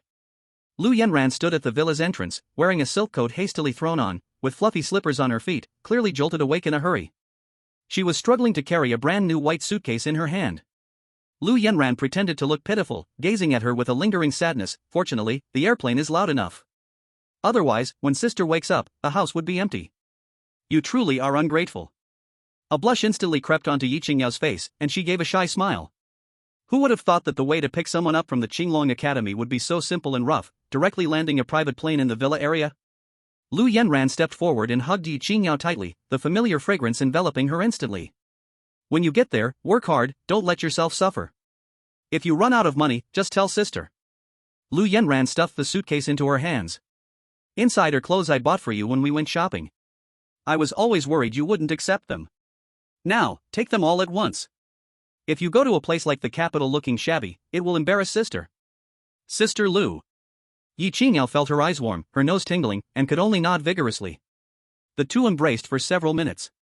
Luo Bai used all his strength to poke his head out from between the two soft bodies, gasping for fresh air. I'm dying. I almost suffocated the dragon. Finally, under Lu Yanran's reluctant gaze, Ye Qingyao boarded the plane with long ziding. The huge roar of the engine sounded again, and the black private jet soared into the clouds, quickly disappearing into the sky. At this moment, a sharp-eyed neighbor hurried over to grab Lu Yanran as she was about to head back inside. Yanran, I saw the logo of Qinglong Academy on that plane. Your sister is really impressive. How do you usually teach her? Share your secrets with us. Ah, my little brat, I don't even know how to deal with him. Lu Yanran was taken aback, thinking for a moment before uncertainly replying. Maybe it's because I play games with her for 2 hours every night. The neighbor looked confused. Huh? What does that have to do with getting into Qinglong Academy? Of course, it does. Lu Yanran straightened her proud chest and spoke seriously. Games train reaction speed and decision-making skills. Do you think my Qingyao defeated that genius in the capital without reason? The video of Qingyao beating Wang Yan is still trending online. In the capital. Wang family.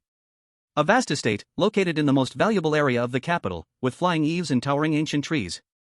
Every brick and stone is steeped in the heritage of a century-old family. However, at this moment, the atmosphere in the deepest study of the manor was suffocating. Behind a precious rosewood desk, sat a stern-looking middle-aged man. He wore a well-tailored tang suit, exuding authority without raising his voice. He was Wang Zhan, the current head of the Wang family. In front of him, Wang Yan knelt humiliated on the cold marble floor. His face was pale, with remnants of the scars from the previous battle. Wang Zhan did not look at him. Instead, he gently slid a tablet across the desk until it stopped in front of Wang Yan, with a video playing on repeat on the screen. In the video, a giant holy light dragon fell from the sky with a mournful cry, crashing to the ground, stirring up clouds of dust. And there he was, being stomped and beaten down by a stunning young girl. Every frame of the video felt like a loud slap, mercilessly hitting his face. 12 hours. It has been trending at number 1 for a full 12 hours. The Wang family has used all their connections, yet they couldn't even lower her rank by 1. Now the entire high society of the imperial capital is watching the Wang family's joke. Wang Yan's body trembled violently. He suddenly raised his head, his bloodshot eyes filled with unwillingness. Father! This is not my fault. It was that woman. It was her beast. That is not an ordinary demon beast, its bloodline suppressed the holy light dragon. This has never happened in history. He shouted, trying to justify his miserable defeat. I did not lose to a wild girl from Jiang City, I lost to that unknown monster. Enough. Wang Zhan slammed the table, shattering the expensive tablet. Losing is losing. He stood up, looking down at his son, disappointment clearly pouring out. Wang Yan, you have disappointed me too much. I have taught you since childhood that even a lion uses all its strength to catch a rabbit. But you, under everyone's gaze, lost to an unknown commoner beastmaster. Do you know what time it is now? The Wang family is fighting against the Zhou family for the billion-dollar development zone in the south of the city. Other rivals are watching closely, ready to tear a piece of flesh off us at any moment. Every move of the family is being watched by countless eyes. And you, the heir of the Wang family, on this critical moment, have sent a huge congratulatory gift to all our opponents. You have utterly shamed the Wang family. Wang Zhan's words were like heavy hammers, smashing down on Wang Yan's heart, making it hard for him to breathe. He was unwilling. He was truly unwilling. Since childhood, he had been a favored son of heaven, a leader of the young generation in the imperial capital. When had he ever endured such humiliation? Father, give me one more chance. Wang Yan gritted his teeth, squeezing out these words from between his teeth. I will definitely make up for this. I will kill that woman, along with her damned beast. Chance? Wang Zhan sneered. Do you think chances come like cabbages? He walked to the window, standing with his hands behind his back, looking out at the courtyard. But, your luck is not too bad. I just got the news that the girl named Ye Qingyao has been specially recruited by the Qinglong Academy. Wang Yan suddenly froze. Qinglong Academy? She has come to Qinglong Academy too? Wang Zhan returned to the desk and said slowly. Your task is to defeat her thoroughly in this special training evaluation, showing overwhelming strength. You must let everyone see that the battle in Jiang City was just an accident. You, Wang Yan, are still the undisputed #1 of the young generation. Only then can the Wang family restore its reputation and silence those whispering voices. Meanwhile, in the Qinglong Academy, Administrative Department. In a spacious and ancient-looking office, the fragrance of sandalwood wafted. Long Zhanqing was quietly handling documents when the landline phone suddenly rang. Hello. He picked up the receiver. On the other end, Long Xi's cold voice reported the situation succinctly. Long Zhanqing listened, his expression unchanged, but when he heard about Ye Qingyao's beast, he suddenly tightened his fist, lost in thought for a long time. At the end, Long Xi suddenly said. Vice Principal, I promised her a drop of dragon-transforming liquid. Long Zhanqing paused, then surprisingly responded, What? A drop of dragon-transforming liquid? He leaned back in his chair, rubbing his forehead. Long Xi, what nonsense are you talking? The 3 drops of dragon-transforming liquid I can allocate this year have already been assigned, 1 drop to the Wang family, 1 drop to a teacher on our side, and 1 drop is reserved for the principal's granddaughter. There was silence on the other end of the line. Long Zhanqing sighed, this is a critical moment, I only have 3 drops of dragon-transforming liquid each year. Even if she is really that special, this year I'm afraid. Give her the one for the Wang family. Long Zhi's voice carried no emotion. Long Zhanqing was completely stunned, even doubting if he had misheard. What did you say? Give the Wang families to her? Long Ji, do you know what this means? The Wang family might completely turn to the dragon lineage because of this. She deserves it. Long Ji only said 3 words. Long Zhanqing fell into a long silence again. After a long time, Long Zhanqing seemed to have made a certain decision, speaking in a deep voice. All right. A huge black private jet broke through the clouds, finally arriving above Qinglong Academy. Sister Qingyao, look quickly. Lu Sisi was leaning on the window, her small face pressed against the cold glass, excitedly pointing below. Ye Qingyao leaned over upon hearing, instantly shocked by the sight before her. This was not an academy at all. It was clearly a massive city carved out in the mountains. Endless clusters of buildings were built against the mountain, sitting on a flatland that seemed to have been smoothed down. Flying eaves and bracketed roofs, carved beams and painted rafters, filled with ancient Eastern charm. Luo Bai's small head also poked out from Ye Qingyao's collar, his black vertical pupils full of amazement. Is this the foundation of the top 4 academies? They directly carved a city in the mountains. How outrageous! The plane slowly descended, passing through a layer of light golden energy shield, and finally landed smoothly in the central square. The square paved with white jade was vast, capable of accommodating tens of thousands of people. As Ye Qingyao, Lu Sisi, and Long Ji stepped off the plane, a young man in a green uniform quickly approached them. Teacher Long. The man respectfully bowed to Long Ji. The vice principal asked me to hand this to you. He handed over a delicate jade box. Long Ji accepted it expressionlessly, turning to pass it to Ye Qingyao. This is the transformation liquid we agreed upon earlier. Ye Qingyao looked at the jade box in her hand, still a bit in disbelief. This is really in her hands? This is the legendary treasure that can help half-blood dragon breeds transform and purify their dragon bloodline? Luo Bai also peeked out, sniffing the air vigorously. Normally, things that were useful to him had a rich and fragrant aroma, but why was this precious transformation liquid odorless? Could it be because of the jade box? At the same time, he was also very excited. Today, he could finally enhance his bloodline progress and gain a new bloodline ability. At this moment, the dormitory area is to the east. You have 100 contribution points in your student accounts that you can exchange for necessary items on the Academy's website. Tomorrow morning at 6, gather at this place. After instructing, Long Ji turned and headed toward the administrative building without hesitation. Ye Qingyao and Lu Sisi watched his departing figure, exchanging glances with each other. The two felt a strong sense of being in a foreign land, lost and helpless. Sister Qingyao, where do we go now? Lu Sisi, hugging her drowsy pink little fox, looked confused. Ye Qingyao opened the student bracelet given by Long Ji on the plane to pull up the academy map. Let's go to the dormitory first. The two dragged their suitcases, following the map's direction toward the eastern dormitory area. Along the way, many new genius students who had arrived early looked at them with curious eyes. After all, Ye Qingyao's stunning beauty and Lu Sisi's striking pink hair made it hard not to draw attention. Look, two beautiful girls. That one with long black hair is so pretty, her aura is so cool. I prefer that pink-haired lowly, she's so cute. Are they also this year's special recruits? Why haven't I seen them in the Imperial Capital Circle before? In the midst of the discussions, Ye Qingyao and Lu Sisi found their dormitory. A standalone two-story small building, complete with a small courtyard, the environment was serene and elegant. This treatment was far better than the ordinary students' four-person rooms. Wow! Are we staying here?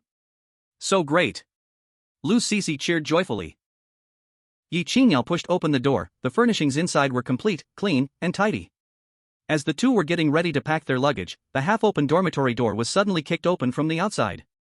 Bang! A loud crash, wood shards flying everywhere. A tall young man, with two lackeys, blocked the doorway. He fiercely scanned the room and finally fixed his gaze on Ye Qingyao and Lu Sisi. Chapter 42, Return to Ancestor 10%, New Form. Big chapter, seeking readership. Ah! Lu Sisi screamed in fright, hiding behind Ye Qingyao, peeking out with half of her pink head, timidly looking at the uninvited guests at the door. Ye Qingyao calmly shielded Lu Sisi behind her, her cool gaze landing on the young man in the lead. What do you want? Oh, still an ice mountain beauty. The young man in the lead was named Xiongwei. He glanced at Ye Qingyao and Lu Sisi behind her, a hint of amazement flashing in his eyes. She does look pretty, too bad, she came here under Long Zi. Xiongwei thought silently. Xiongwei grinned and slowly said. You newcomers don't understand the rules, right? Let me teach you. You special admissions who came early, your student accounts should have initial contribution points, right? Hand over half, just as a tribute to us senior brothers. From now on in Qinglong Academy, our Black Bear Society will protect you. At this moment, Ye Qingyao realized Long Zi mentioned it on the plane. Qinglong Academy is divided into two major factions, one led by Vice Principal Long Zhenqing called Qinglong Lineage, and the other faction led by another Vice Principal called Giant Dragon Lineage. The two factions have a long-standing grudge, fighting relentlessly. And Long Zi is a core member of the Qinglong Lineage. It seems trouble has come knocking at their door. Does the Academy allow you to do this? Ye Qingyao retorted. Allow? Xiongwei laughed as if he heard the biggest joke. Little sister, do you think the four major academies are a place for playing house? Here, there is only one rule, and that is the survival of the fittest. The strong have everything, and the weak can only obey. He took a step forward, pressing down on Ye Qingyao with an imposing gaze. As long as no one is killed, and it doesn't cross the Academy's bottom line, the school doesn't care at all. You two, acting stupid, really thought you came here on vacation? Actually, in previous years, those freshmen would obediently join the clubs established by some senior brothers to seek protection to avoid trouble. But it is clear that this group of early newcomers had no time to do so, becoming the targets of these senior brothers' robbery. Xiongwei's words made Lu Sisi's little face turn even paler. However, Ye Qingyao remained calm. She suddenly asked. Don't you know who I am? Xiongwei was stunned. What does this mean? Who is this girl? His lackeys exchanged glances. Could it be they kicked a hard nail? This seemingly cold girl has a huge background? Xiongwei frowned, carefully recalling the famous young ladies in the imperial capital's major families, and it seemed he couldn't think of anyone named Ye Qingyao. He regained his confidence and sneered, I don't care who you are. Even if the daughter of the King of Heaven comes, she must pay the protection fee today. Oh, is that so? Ye Qingyao nodded, then asked, what about Wang Yan, do you know him? Wang Yan? Xiongwei was first taken aback, but then thought that Wang Yan was also someone brought in by the Qinglong lineage, so he immediately belittled, of course I know. Just a little karaoke. Ye Qingyao shook her head, thinking he still believed Wang Yan had some status in the imperial capital. She stopped talking and slowly took 2 steps forward. Just as Xiongwei and his underlings thought she was going to concede and prepared to mock her, Ye Qingyao suddenly moved. Her figure moved so quickly that it left only a phantom behind, and a divine phoenix illusion appeared behind her. Bang! With a muffled sound, Xiongwei didn't even see what happened, but his lower abdomen felt a sharp pain, and he was sent flying, crashing hard into the courtyard. The other 2 lackeys hadn't reacted yet, when Ye Qingyao single-handedly kicked them away, cleanly and decisively, piling them up with their older brother. You. Xiongwei clutched his stomach, both shocked and angry, just about to say something fierce. A flying sword, glimmering with cold light, quietly hovered in front of his forehead. The sword tip exhaled sharp sword intent, making his skin ache. Get lost. Ye Qingyao's voice was as cold as ice. Xiongwei and the other two were terrified. This new student is actually so powerful? But if word got out that they were chased away by a new student, they would probably feel too ashamed to mingle in their sophomore year. In a fit of rage, the three summoned their beasts at the same time. A giant bear covered in rocky armor, and two robust two-headed hounds roared into the yard. Since you refuse to drink the wine we offer, don't blame us for being rude.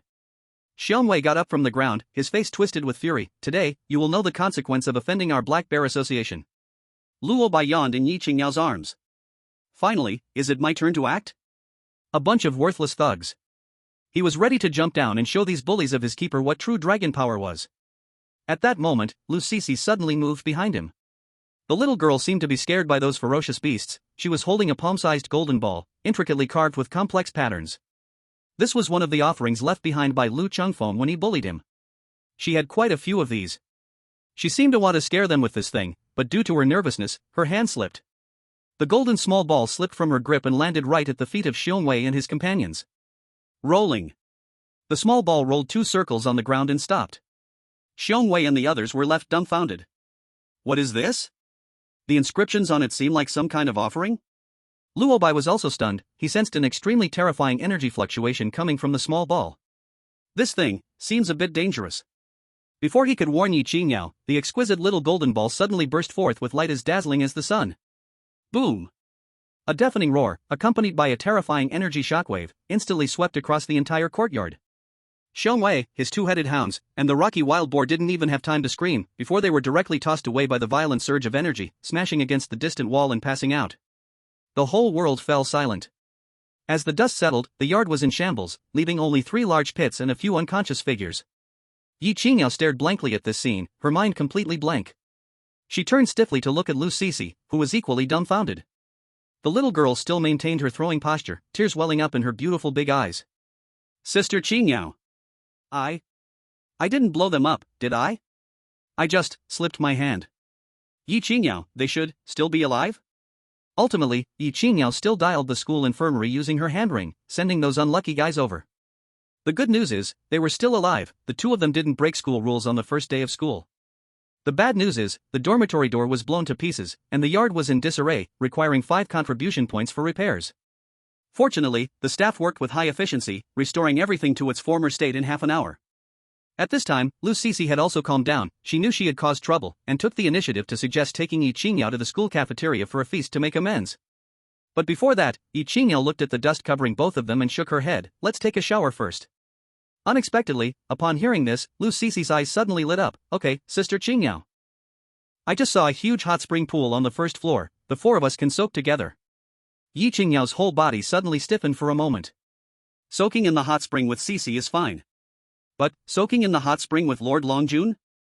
As soon as this thought appeared, Ye Qingyao's skin flushed with a hot red.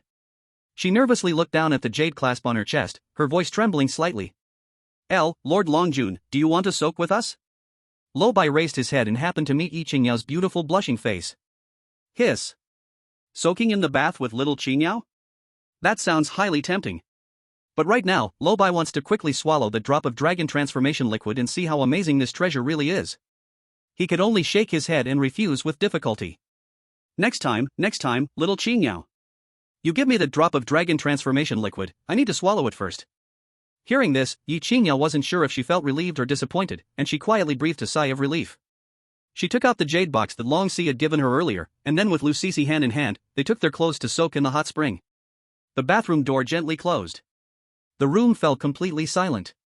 Luo Bai lay on the soft carpet, his small black body almost merging with the shadows. In front of him was the exquisite jade box. Dragon transformation liquid. A treasure that makes countless hybrid dragon beastmasters go crazy. He no longer hesitated and reached out a small paw to gently pry open the lid of the jade box. Inside the box, there was only a single drop of liquid, quietly suspended. It was a drop of golden liquid. Not pure gold, but thick and molten, with countless tiny starlit specks slowly flowing inside, as if it contained an entire galaxy. An ancient and vast pressure radiated from this drop of liquid. This is the intimidation that comes from the deepest bloodline, the supreme dragon might. Luo Bai's whole body trembled. Not from fear, but from an uncontrollable excitement, a desire that came from the instinct of his soul. The dragon blood in his body was boiling, roaring, screaming. It was telling him to swallow it. As long as he swallowed it, he could be reborn. For this alone, this trip to the Qingyao Academy was worth it. Luo Bai opened his mouth and suddenly inhaled sharply. That drop of golden liquid transformed into a stream of light, shooting into his mouth. The moment it entered, a tiny sun exploded within him. The terrifying and pure dragon power instantly swept through his limbs and bones, cleansing every inch of his meridians and every single cell. At the same time, a series of notification sounds flashed madly in his mind. Ding! Detected extremely pure ancestral dragon essence, starting absorption. Ancestral regression progress plus 0.5%. Ancestral regression progress plus 0.4%. Ancestral regression progress plus 0.5%. The notification sounds were like a torrential rain, so fast he couldn't even see them all. Luo Bai felt his body being torn apart and then reassembled, over and over again. It was incredibly painful, yet followed by a strange sense of relief. He could clearly feel that his physical body was growing stronger at an astonishing speed. His bones became tough, his flesh solid, and even his blood seemed to burn. This process felt like a century long, yet also like just a moment. Finally, the madly flashing notification sound stopped. Absorption complete, current ancestral regression progress, 16.5%. 16.5%. Luo Bai was overjoyed. Before this, his progress was a pitiful 0.05%, this drop of dragon transformation liquid directly boosted him by a whole 16.45%. This is simply terrifying. He quickly ran to the dressing mirror in the room. The little dragon in the mirror, although its size had not changed, its form was already completely different from before. Originally pure black scales, now glowed snow white, the scales sparkling like frost and snow. In the light, one could see mysterious golden patterns appearing and disappearing on the surface of the snowy white scales, like the most delicate artwork, full of power and nobility. In mythology, the previous black dragon form generally represented disaster, while the white dragon symbolized auspiciousness and holiness, related to matters of life and death. Luo Bai realized that he seemed to be able to switch between the two forms. With a thought, as his colors changed, he transformed back into a little black dragon. In his black dragon form, his physical body appeared to be even stronger. But in his white dragon form, his mental strength was greater. So this was the difference between the two forms. After thinking for a moment, he switched back to the white dragon and stood in front of the mirror, admiring his handsome new form for a long time.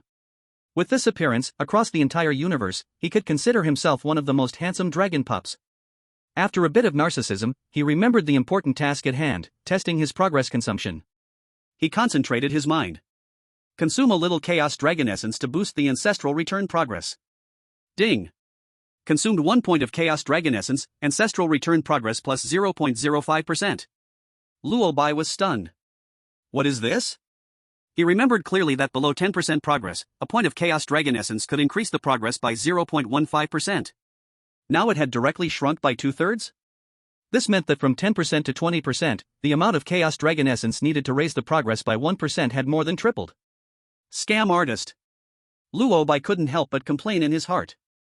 But soon he calculated a sum. The dragon transformation liquid had pushed him directly to 16.5%, only 3.5% away from the next threshold of 20%. According to the new exchange rate, he would need 70 points of Chaos Dragon Essence. And the value of the dragon transformation liquid he had just swallowed equated to nearly 200 points of Chaos Dragon Essence. Now he had a little Chaos Dragon Essence left, and he just needed to gather some more to break through to 20% progress. Thinking of this, his mood became even more joyful, and the regret of not asking little Qingyao to take a bath was swept away. Now, what followed was the most important part. Breaking through 10% means he could draw a new bloodline ability. This was the real highlight. Luo Bai's heart couldn't help but race wildly. What powerful ability would he draw this time? He suppressed his excitement and anticipation, issuing a command in his mind. System, start drawing the bloodline ability. Ding! Ancestral return progress has reached 10%, bloodline ability pool has been unlocked. Drawing new ability. A golden roulette filled with countless ancient, mysterious symbols appeared in his mind and began to spin rapidly. Chapter 43, New Bloodline Ability. Lines of dazzling golden letters flashed rapidly before Luo Bai. Dragon Breath of Time, master some power of time, and when trained to perfection, a single breath can turn the ocean into dry land. Claw of the Void, an upgraded ability of the Rending Claw, containing even more terrifying spatial power that can easily tear apart dimensional barriers. Dragon's Might Domain constructs an absolute domain with one's own dragon might, suppressing all non-dragon beings within it. The greater the disparity in strength, the more terrifying the suppression. Immortal Dragon Body, the ultimate life-saving talent of the dragon race. The physical body is as tough as divine gold, and even with only a drop of blood left, one can use dragon essence to be reborn. Seeing these, Luo Bai's little eyes lit up, becoming more and more shocked and greedy. For example, the dragon breath of time and the claw of the void represented power of time and space respectively. These are supreme laws. Only a few of the strongest beings can master these laws. And there's the immortal dragon body, which is like an infinite resurrection armor. Couldn't he crazily test the limits of life and death? Luo Bai's gaze quickly swept over the options, his heart ablaze. Causal Reversal, 5 Elements Reversal, Fate's Trajectory. Each ability represented a path toward ultimate power, formidable enough to make even gods envious. And he didn't even need to make a choice, as he'd eventually get them all. Just as Luo Bai's heart surged with excitement, the rapidly spinning roulette finally began to slow down. His heart lifted to his throat. The needle leisurely passed over one tantalizing ability after another, and finally, under Luo Bai's tense gaze, stopped at a square. Ding! Congratulations, host has gained a divine ability, Dragon's 5 Elements. Dragon's 5 Elements can perfectly control the 5 basic elemental powers of gold, wood, water, fire, and earth, and can make them merge and evolve into countless forms. It worked! Luo Bai was first taken aback, then a wave of wild joy surged in his heart. The elemental power of the 5 elements. This is not some common fireball or water arrow technique mastered by certain magical beasts. This is absolute control over the 5 basic powers that constitute the world.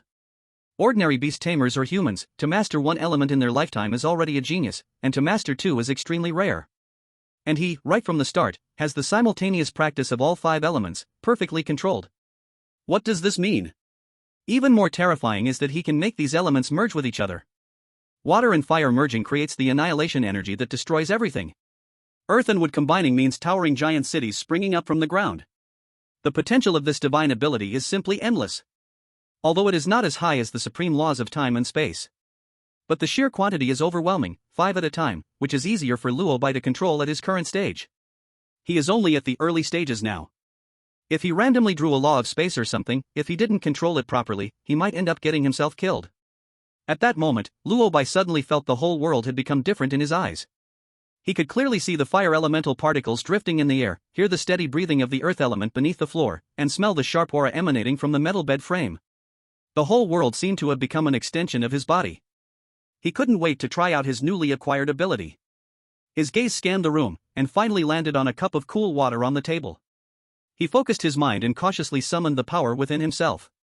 Suddenly, a trace of imperceptible blue light flashed in the cup of water, and then, a mini lotus flower made of water element materialized on the surface of the water. The lotus was small and exquisite, vibrant and lifelike. It worked! Luo Bai was overjoyed in his heart and was about to try other elements. Creak! At that moment, the bathroom door opened. The room was instantly filled with the sounds of girls laughing and frolicking, along with a swirl of steam. Ye Qingyao sister, don't tickle me. Who told you to stare at me while I was inside? Ye Qingyao and Lu Cici emerged wrapped in towels, their skin was a healthy rosy pink from the bath. Lu Cici's cheeks were even redder, not sure if it was from the steam or something else. She followed behind Ye Qingyao, her big eyes involuntarily peeking at Ye Qingyao's figure, wrapped in a towel, even more breathtaking. Just earlier in the hot spring pool, she finally witnessed the true grandeur. In fact, she just learned that the bras her sister Qingyao usually wore were actually a size smaller. The actual scale looked even more exaggerated than usual. Thinking of how her little pink fox never stopped being disdainful about her flat figure, Lu Cici felt a pang of sadness. So in the pool, she could not resist the embarrassment and softly asked Ye Qingyao. Qingyao sister, what do you usually eat to grow so big? As a result, Ye Qingyao's answer nearly made her choke. I didn't eat anything special, I actually think it's too big and hinders my movement during battles. Lu Cici's heart shattered on the spot. Dry ones die from drought, and wet ones die from flood. Can the world be a little kinder to flat-chested ones? Just when Lu Cici was still lamenting her figure, the two walked into the bedroom. Then they stopped in their tracks at the same time, stunned in place. There, in the center of the room on the carpet, lay a small beast they had never seen before. The small beast was about the same size as Luo Bai before, entirely snow white, its scales as pure as the finest ice and snow. Translucent and shimmering. With a lithe and agile form, gentle and mysterious aura, along with a hint of sternness. Lu Cici was completely mesmerized. She instinctively tugged at Ye Qingyao's clothes and softly asked uncertainly. Sister Qingyao, Is this really the Dragon Lord's twin brother? Ye Qingyao habitually referred to Luo Bai as Dragon Lord in front of Lu Sisi. Over time, Lu Sisi found this title better than simply calling him Dragon or Luo Bai, so she followed suit. Ye Qingyao did not answer. She was also stunned. She could clearly feel the unbreakable soul bond between herself and the little white beast in front of her. That feeling was exactly the same as with the Dragon Lord. But, how could the appearance be completely different? One was as black as ink, the other as pure white as snow. Is this really the same beast? Just when the two human girls fell into cognitive confusion, the pink little fox in Lu Sisi's arms, which had just been drowsy, suddenly perked up. It jumped out of Lu Sisi's arms, ignoring the vastly different appearance, and ran straight to the white little beast, affectionately rubbing its little head against the other's leg. That posture was clearly begging for some petting. Luo Bai lazily raised one of his snow-white paws and rubbed it on the pink little head. Only then did he lift his head and look at the two stunned caretakers in front of him. Little Qingyao, is it that just because I've changed my skin, you can't recognize me anymore? A hint of lazy boyish voice echoed in their minds. Ye Qingyao. Lu Sisi? The two looked at each other, seeing extreme shock on each other's faces. Chapter 44, Seafood Buffet? 10 minutes later, Ye Qingyao and Lu Sisi came out of the room, each dressed in a new outfit. Lu Sisi still wore her pink and white JK uniform, her slender and balanced legs wrapped in crystal-clear white stockings, youthful and lively. Ye Qingyao had changed into the new uniform prepared for her by Lu Yanran, only the white stockings being replaced with black ones. In Lu Yanran's words, she was now a mature college student and should try some mature attire. Ye Qingyao didn't mind. In her past life in the Wanya forest, she wore battle attire that held no beauty, so having new clothes was luxury enough. Luo Bai lay on the carpet, raising his eyes to survey them. It must be said, Lu Yanran's taste was exceptionally sharp. The black stockings perfectly outlined Ye Qingyao's already smooth and long legs, enhancing her pear-shaped curves, adding an indescribable allure to her cold demeanor. The old Luo Bai was a firm supporter of white stockings, but now he was wavering. At that moment, the two girls were squatting on the ground, curiously observing the white dragon form of Luo Bai. I think the white dragon lord looks even better, the previous black one looked a bit fierce. Lu Sisi stretched out her finger and cautiously poked Luo Bai's snow-white scales. The little fox in her arms was displeased and emitted a series of protesting ow-ow sounds. Master, what do you understand? That is called majesty and power. Ye Qingyao said nothing but extended her hand, gently stroking Luo Bai's smooth and cool dragon scales. The touch sent her reminiscing about her past life, the mighty golden dragon body that towered over the world. In those times, the Dragon Lord was covered in brilliant golden scales, with a 7-colored gemstone embedded in his brow, too dignified to gaze upon. However, that pair of deep dragon eyes was stained with deep scarlet blood, filled with nothing but overwhelming killing intent. Ye Qingyao's heart tightened, and her caress grew even softer. Now's Dragon Lord is truly wonderful. She secretly vowed that in this life, she must keep a close watch on him, never allowing him to become that crazed version again. This was not just for the human race, but for him as well. After a long wait, as the two girls began to lose interest in his new skin, they finally dawdled and got ready to go out to eat. Liu Cixi, who accidentally turned the yard upside down during the day, made amends by waving her small hand to book a table at the school's most luxurious 5-star restaurant. Spending tens of thousands of dragon coins, she treated Ye Qingyao and Luo Bai to a top-notch beast feast. Tender and juicy flaming beef steaks, melt-in-your-mouth deep-sea fish slices, and a thick mushroom soup brewed with dozens of spirit herbs. Luo Bai and Ye Qingyao had never eaten such good food, completely letting go of their image and stuffing their faces with grease. By the end, Ye Qingyao's stomach was slightly bulging, her cheeks flushed, and she could only sneakily unbutton the bottom button of her shirt when Liu Cixi wasn't looking, feeling a bit better afterwards. After the meal, Luo Bai was pleasantly surprised to find that his Chaos Dragon essence had actually increased by 0.8 points. After eating, the three of them strolled along the wide streets of the academy to digest, and also went to the supermarket to buy a pile of daily necessities, and then picked up the uniforms for tomorrow's special training at one side of the square. As they passed a shop called Returning to Truth Pavilion, Liu Cixi pulled Ye Qingyao in again. This was a shop that sold cultivation resources, with a dazzling array of items on the shelves. From basic spirit-gathering pills to high-level beast core crystals, and everything in between, but the long string of zeros on the price tags made people dizzy. Ye Qingyao also wanted to buy some resources for Luo Bai, but he firmly refused. What a joke! Looking at a very ordinary pill for first-level beast masters costing several contribution points, let alone those meant for commanding beasts. This wasn't selling resources, it was clearly robbing. No wonder they say it's hard for the poor to raise noble children. The cost of cultivating a beast master is simply a bottomless pit. So Luo Bai decided these resources should first be used to help Ye Qingyao raise her level. Firstly, his actual combat power can no longer be measured by the first stage of commanding beasts. Not to mention being invincible at the same level, even when faced with a monarch-level opponent, he felt confident to give it a try. Secondly, Luo Bai remembered the brief conversation he overheard while strolling earlier, a couple chatting by the roadside. It was said that there is an immense Azure Dragon Lake to the west of the Azure Dragon Academy, directly connected to the Endless Sea by a river. So there are many water-dwelling beasts from the sea. Luo Bai took note of this. A lake connected to the Endless Sea? Wasn't that an endless supply of seafood?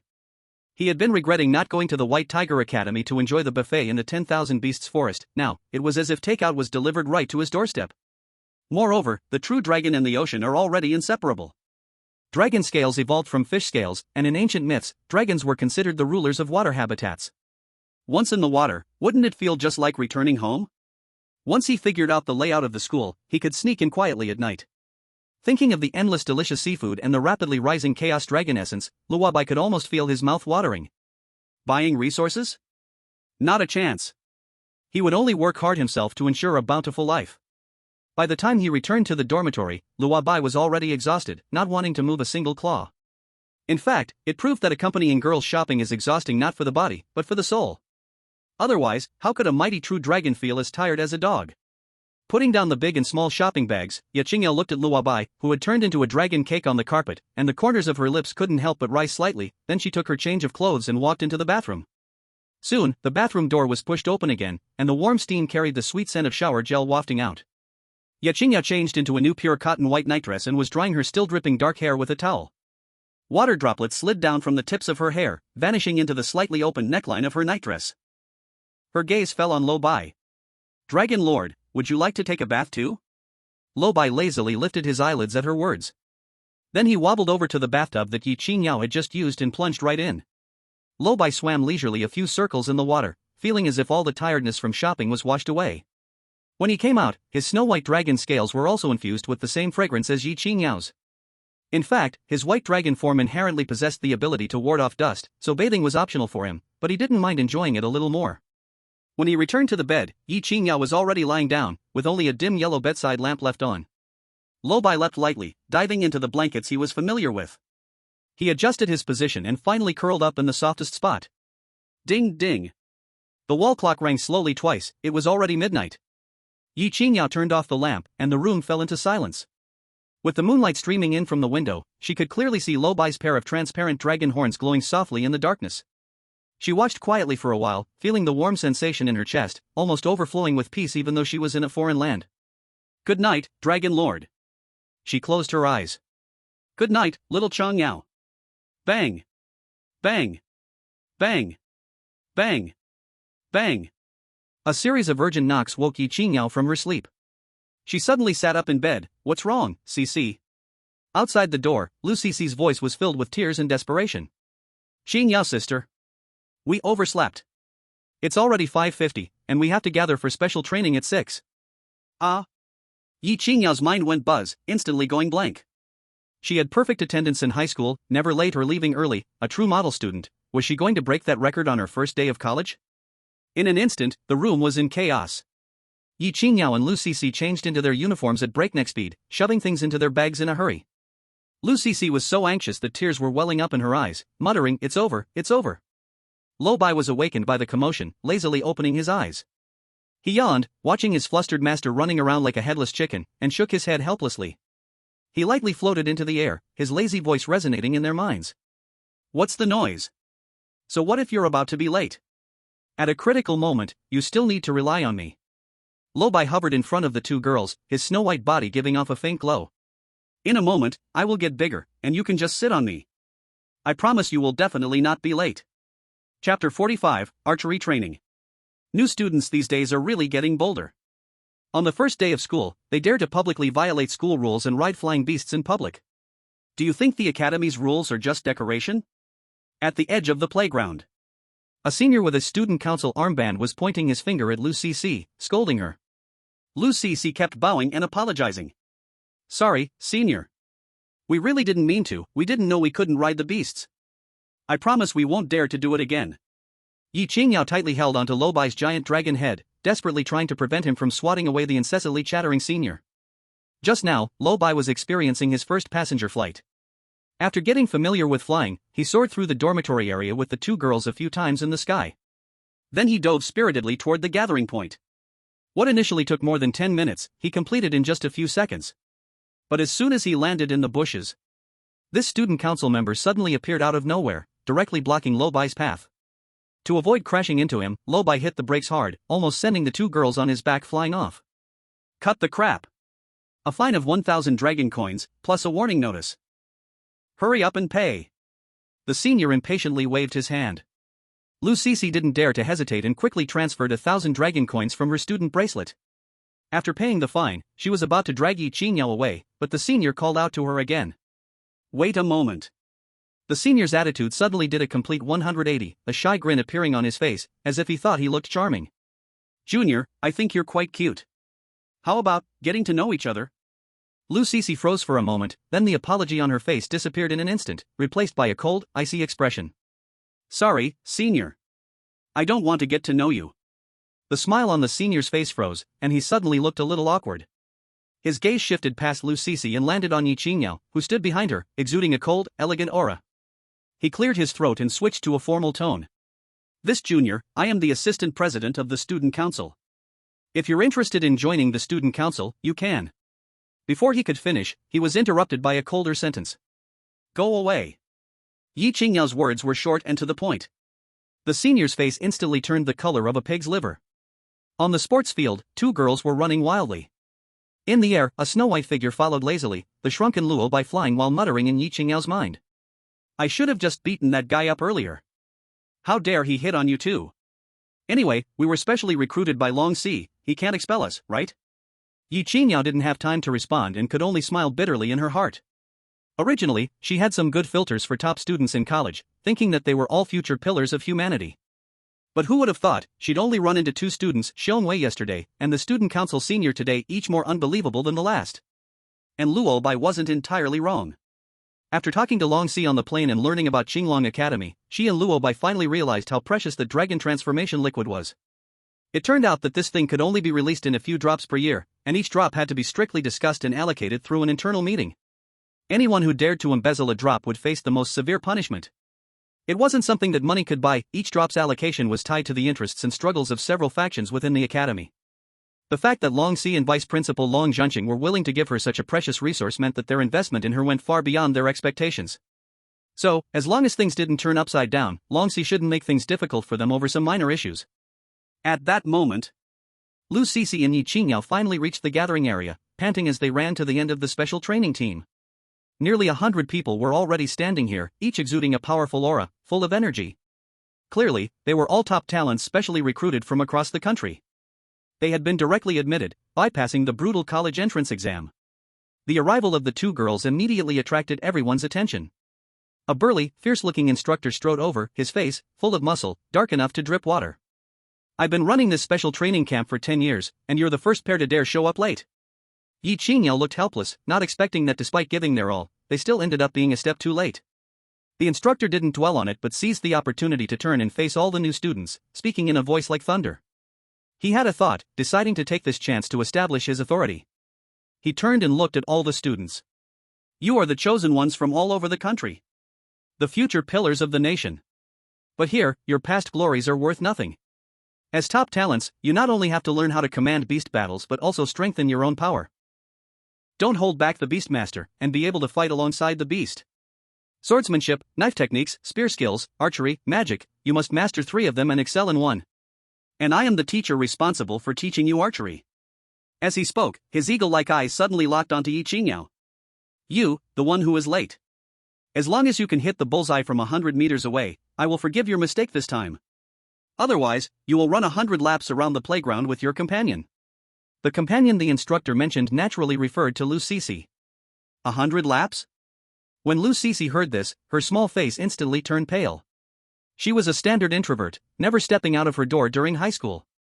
Forget about 100 laps, running 5 laps would make her collapse on the spot. Qingyao's sister. She tugged at Ye Qingyao's sleeve with tears in her eyes, her voice trembling. What should we do? She glanced despairingly at the target 100 meters away, which was about the size of a fly's head. This difficulty was no different from asking her to run 100 laps. It was entirely impossible to achieve. However, Ye Qingyao only gave a faint glance at the target in the distance, then calmly walked towards the instructor. "Teacher, may I ask where the bow and arrow are?" Her tone was flat, as if hitting the bullseye from 100 meters was just a simple task. At this point, not only did the new students around stir, but even the burly instructor was taken aback. Under normal circumstances, an untrained rookie, especially a girl, would never be able to hit an apple-sized bullseye from 100 meters away. This required amazing arm strength and absolute control over the bow and arrow. He had prepared to watch these two girls cry as they went off to run laps. "Heh, you have guts." The instructor gave a cold sneer, but this suited him just fine. He knew very well that this group of students were proud and talented, difficult to manage. Just right to use this girl who was unaware of her limits to set an example for others. Then he would show off, shooting an arrow through a heart, gaining some reputation, making his future teaching much smoother. His gaze first landed on a box of training bows prepared for the students. These bows had a draw weight of 100 pounds, forget 100 meters, hitting anything from 50 meters away would be impossible. Thus, he drew out his fierce black war bow from behind and planted it firmly on the ground in front of Ye Qingyao. "Use mine." He crossed his arms and kindly reminded, "This bow is 300 pounds, little girl. Don't overestimate yourself, if you hurt your muscles or bones, we won't have a chance to rest." He had checked, this girl was only at the peak of the second tier. A Beastmaster needs to reach tier 3 for a qualitative leap in physical strength. In his opinion, it would be impressive for Ye Qingyao just to draw this bow. The atmosphere on the playground instantly became chaotic due to this sudden change. Nearly 100 new students naturally divided into two groups. One group consisted of talented outsiders banding together voluntarily. The other group was the local talented circle of the imperial capital, with Wang Yan prominently among them. He clenched his fists tightly, staring hard at Ye Qingyao's back, feeling grateful. The videos of the battle in Jiang City were all secretly filmed by students with their phones. Due to the blurry quality of the video, no one recognized that the one who had beaten him was the Ye Qingyao before him. The trending videos had been suppressed at great cost by the Wang family after being up for a day. Information on the internet spread quickly, and it wouldn't be long before his incident was forgotten. But in this circle, he had completely lost face. However, just as his father said, this special training was his chance to clear his name. He had practiced archery since he was young. He couldn't say he hit the target every time, but he was definitely among the best. This class was his opportunity to regain his honor and bring great shame to Ye Qingyao. He waited to watch Ye Qingyao's joke. And lying on Ye Qingyao's chest, nearly blending into her white uniform, Luo Bai narrowed his eyes, assessing the distant target, and asked in her mind. "Little Qingyao, this instructor clearly wants to use you to establish authority. Do you have confidence?" Ye Qingyao ignored the discussions around her and walked straight to the designated position. In her exchange with Luo Bai, Ye Qingyao didn't show the cold attitude she had towards others, but spoke in a rather cute tone. "Lord Longjun, just watch. In my previous life, in the 10,000 demon forest, to hunt those beast messengers, not to mention 100 meters, even 150 meters was an everyday thing." As her voice fell, she single-handedly pulled that fierce black battle bow from the ground. Feeling its heaviness. 300 pounds of draw weight, this was indeed no ordinary item. Ye Qingyao adjusted her breathing and slowly raised the bow. In her originally cool demeanor, a sharp edge suddenly emerged. Her long black hair fluttered in the gentle morning breeze, and that fitted training uniform on her carried a sense of spirited heroism. Stepping forward with her left foot half a step, her body slightly tilted, the right hand resting on the bowstring. The entire motion flowed like water, worthy of a textbook. The instructor, originally crossed-armed and ready to demonstrate for Ye Qingyao's failure, was stunned. What a standard posture! This girl, could she have practiced? A hint of doubt rose in his heart, but he quickly suppressed it. 300 pounds of battle bow can't just be mastered by posture. However, considering she had some foundation, he decided to let her off this time even if she failed. Just then, Ye Qingyao moved. Her arms steady, her core engaged, there was no tremble at all as she slowly drew back the bowstring. Creak! The black bow's body was pulled to its limit under her hand, finally forming a full crescent.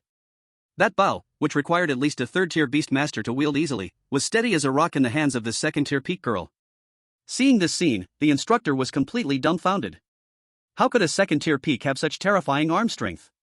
He, of course, did not know that Ye Qingyao's body had been enhanced by Luo Bai's dragon blood, her strength and resilience far exceeding her level, even stronger than many third-tier beast masters.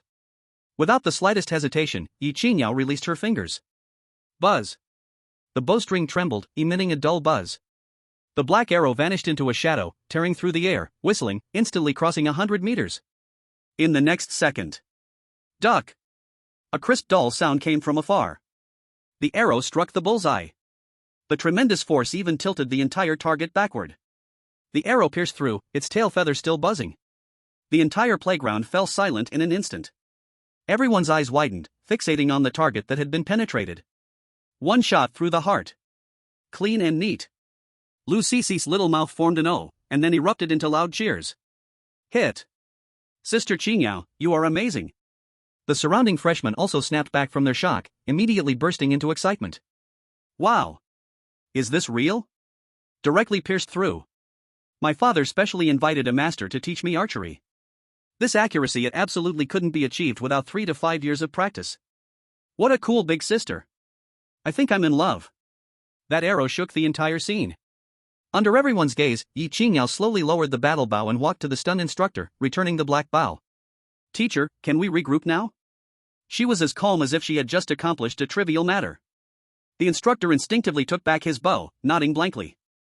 Why yes.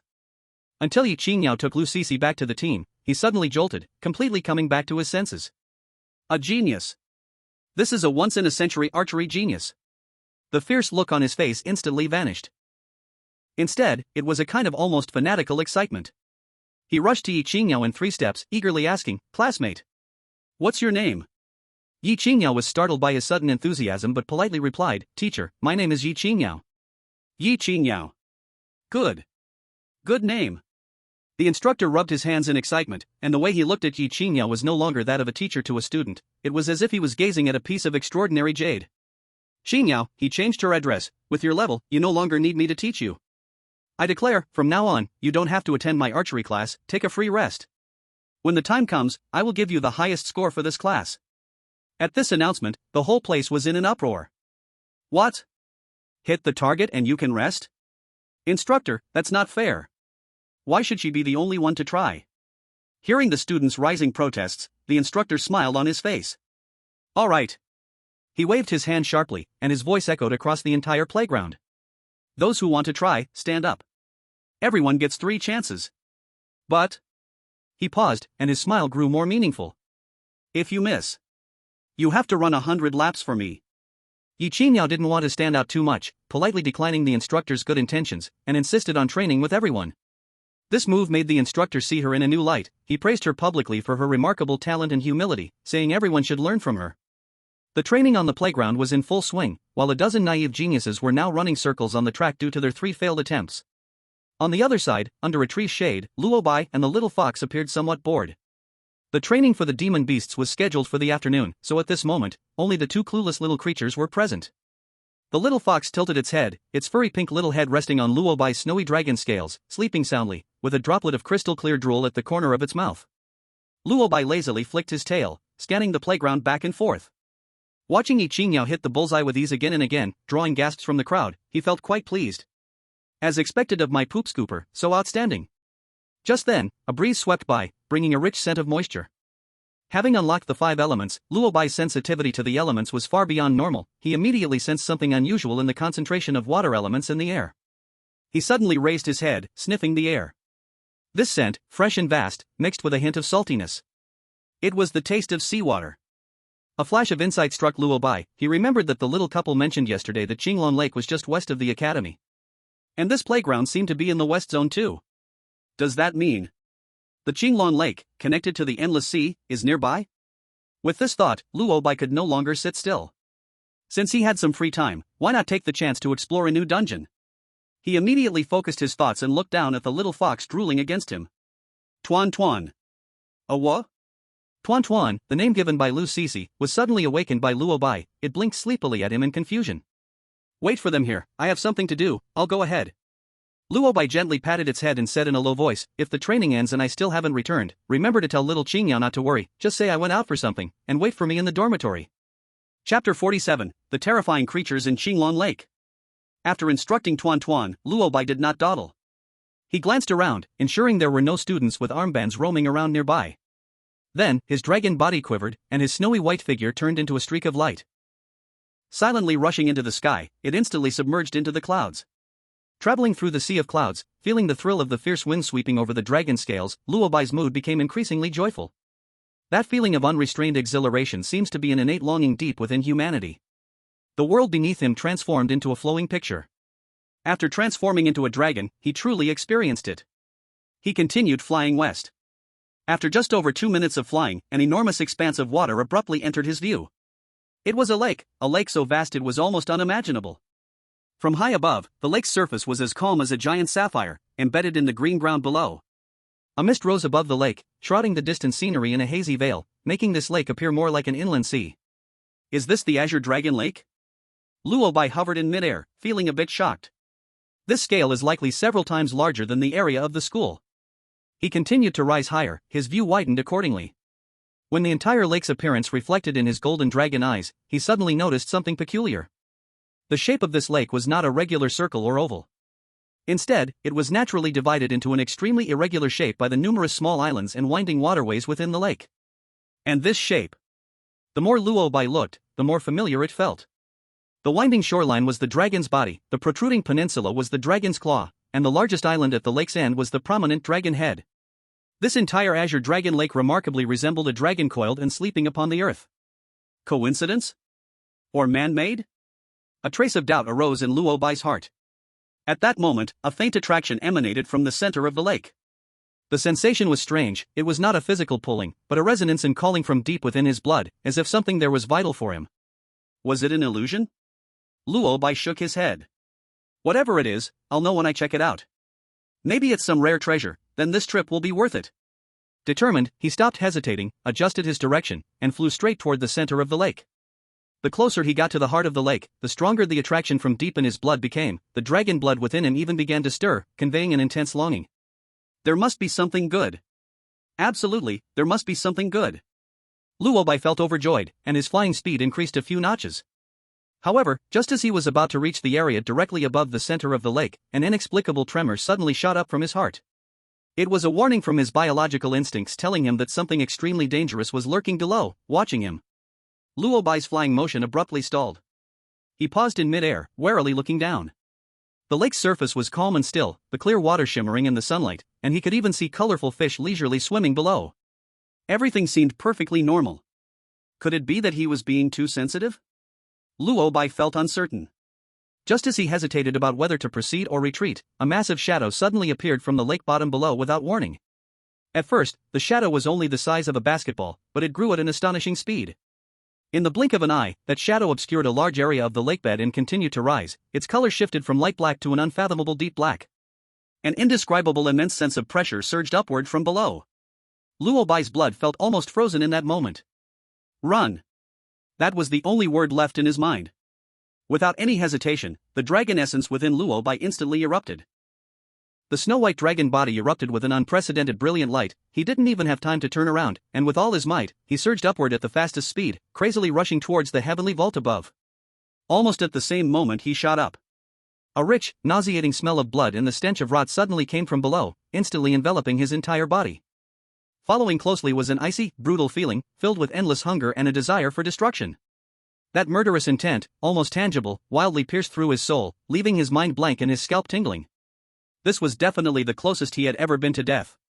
He did not dare to stop, nor did he dare to look back. If he was even a fraction of a second slower, he would probably be swallowed clean, skin and bones, by that unknown terrifying presence below.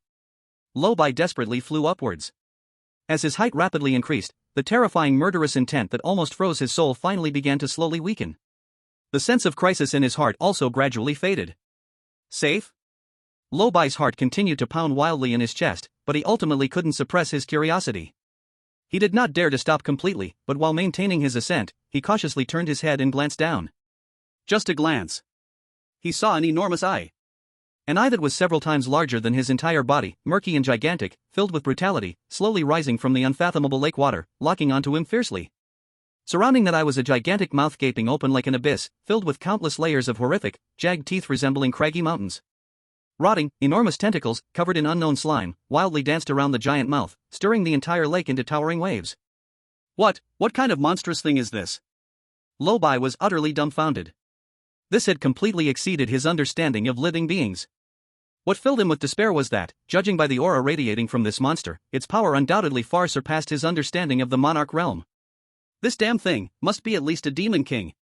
How could there be such a level of monster in the lake of Qingyao Academy? Chapter 48, Big Fish Eating Small Fish. Luo Bai soared thousands of meters in one breath, only daring to slow down when that soul-freezing murderous intent completely vanished, finally crashing into the grass by the shore. The snow-white dragon body thudded onto the soft grass, and he gasped for air, his heart still pounding like a drum in his chest. That one glance was something he would never forget for the rest of his life. What was that monster? The pure, chaotic, terrifying aura of that creature made his limbs feel weak even now when he thought back on it. What is going on at Qinglong Academy? How could a school's lake harbor such a creature? Luo Bai lay in the grass for a while, trying to catch his breath. He began to think of a serious question. If that tentacle monster had always been lurking at the bottom of the lake, wouldn't it be very easy for him to be targeted? Could it be the buffet plan would come to naught? He was unwilling. That lake connected to endless seas, how many delicious demonic beasts could be in there, how much chaotic dragon essence did it contain? He could not just give up like this. Just as Luo Bai was deep in his inner turmoil, a faint sound of conversation wafted through the wind. His heart stirred, and he poked his little head out from the grass. Not far from the lake's edge, a few students who appeared very young were leisurely sitting on small stools, each with a fishing rod in hand, looking extremely content. They had no trace of tension on their faces, instead chatting and laughing, occasionally debating whose catch was bigger. Seeing this scene, Luo Bai instantly calmed down. If the lake is really that dangerous, how could these students dare to fish here? The only explanation is that the terrifying monster has a limited range of activity. He recalled that the place he just encountered the tentacled monster was in the deep water area at the very center of Qinglong Lake. And the size of this lake has a radius of at least 30 kilometers. So, as long as he doesn't foolishly run to the center of the lake and stays in this area by the shore, he should be safe. Understanding this, Luo Bai's mind became active again. Moreover, he had a huge advantage. Dragonform 5 elements. His control over the 5 elemental energies, while not exceptionally deep, had already reached a certain level of proficiency, especially with water. In water, he could even move faster than flying in the sky. Flying in the sky still had air resistance. But in water, he could completely manipulate the water elements to form a thin layer of vacuum around his body, completely isolating the water's resistance. At that point, he would be like a beam of light in the water. If he really encountered some danger he couldn't handle, escaping would be top-notch. Risks and opportunities coexisted. For the rapidly rising chaotic dragon essence and for breaking through as soon as possible, this little risk was worth taking. With this thought, Luo Bai no longer hesitated. He observed his surroundings and confirmed that those students fishing had not noticed him, so he quietly glided to the lakeside. Without splashing a single drop of water, his snow-white body blended into the clear lake water. Splash! Once he entered the water, the whole world became serene and wonderful. Sunlight penetrated the water's surface, transforming into countless swaying beams of light that illuminated the underwater world brightly. Colorful coral reefs were arranged neatly, and oddly shaped water plants swayed gently with the current, while schools of small fish curiously darted around him, bubbling out a series of crystal-like bubbles. With the blessing of Dragonform 5 elements, Luo Bai could clearly sense the direction of every current around him and could hear the subtle sounds of fishtails swishing in the distance. This feeling was more free and comfortable than being on land. He swam leisurely in the water, searching for possible prey. The beasts in this shallow water area generally had low levels, mostly ordinary or elite creatures, even some that could hardly be considered beasts. Luo Bai wasn't interested in creatures with a lower realm than himself. He continued to dive toward slightly deeper waters. Just as he was keenly observing a group of glowing jellyfish, a faint malice suddenly came from behind him. Luo Bai's heart sank. A huge shadow was silently approaching him. It was a fish-like beast nearly 2 meters long, covered in dark green scales, looking extremely fierce. Its mouth was filled with razor-sharp teeth, and its murky eyes reflected greed and cruelty. That fish seemed very patient, it was waiting for the best moment to ambush. Finally, it moved. Just as it opened its bloody maw, preparing to launch a deadly strike, a teasing mental wave entered its mind. "Are you looking for me?" The fierce fish suddenly froze. It was shocked to discover that the snowy little creature, which was originally in front of it, had somehow appeared right in front of it, tilting its head to examine it. The fierce fish not only didn't feel scared, but was even more excited. A brutal and greedy mental wave followed. "I've never seen a beast like you, but the scent on you is truly sweet. It has a deadly attraction to me. If I eat you, my bloodline can definitely evolve again, and perhaps I can directly advance to a lord." Luo Bai sensed the aura coming from the other party. Mid-level commander. Only one small realm higher than himself. Luo Bai was instantly amused by his anger. He leisurely adjusted his posture in the water, and his golden dragon eyes were full of playfulness. "Want to eat me? With you?" The moment his voice fell, Luo Bai's body began to swell in a way that defied logic, growing wildly. 1 meter, 3 meters, 5 meters, 10 meters. In the briefest moment, the small white beast that was only the size of a palm transformed into a giant creature over 10 meters long. The lithe and graceful dragon body spread out, and the white dragon scales refracted a sacred brilliance in the water, while the menacing dragon horns seemed ready to pierce the surface. A supreme pressure from the depths of his bloodline erupted violently. The fierce fish, still lost in fantasy, was instantly stunned. It stared blankly at the divine-like giant dragon before it, its fish brain blank. What about that snack just now? How did it suddenly turn into a mountain? Fear instantly drowned its reason. Run! This was its only thought. It flicked its tail and turned to escape. However, it was already too late. A gigantic dragon claw that blocked out the sun descended from the sky, easily pinning it down, leaving it unable to move. Luo Bai lowered his huge dragon head, his golden dragon eyes looking down at the fierce fish that seemed like a tiny shrimp under his claw. Now, who is whose snack? The cold mental wave completely shattered the fierce fish. It struggled frantically but found that its proud strength was laughably small before the other. Luo Bai was too lazy to waste more words with it. He opened his enormous mouth and swallowed it in one bite. Ding! Devoured early-stage beast black-scaled sword-toothed fish, gained 1.2 points of Chaos Dragon Essence. After all, it was a low-grade beast with untreated blood, and the Chaos Dragon Essence it provided was minimal. Also at the leader level, when he bit the Holy Light Giant Dragon, he gained 3 points of Chaos Dragon Essence. That's the difference in bloodlines. However, Luo Bai was satisfied. Even if it was only 1.2 points, it could reduce his training time by more than a week. In this lake, there must be countless creatures at the same level as the black-scaled sword-toothed fish. Luo Bai immediately twisted his body and continued to swim around. Chapter 49, The Mysterious Barrier. Ding! Devoured initial stage beast Crystal Spine Pufferfish, gained 1.0 points of Chaos Dragon Essence. Current Chaos Dragon Essence, 55.3 points. To upgrade to mid-level leader requires 30 points of Chaos Dragon Essence.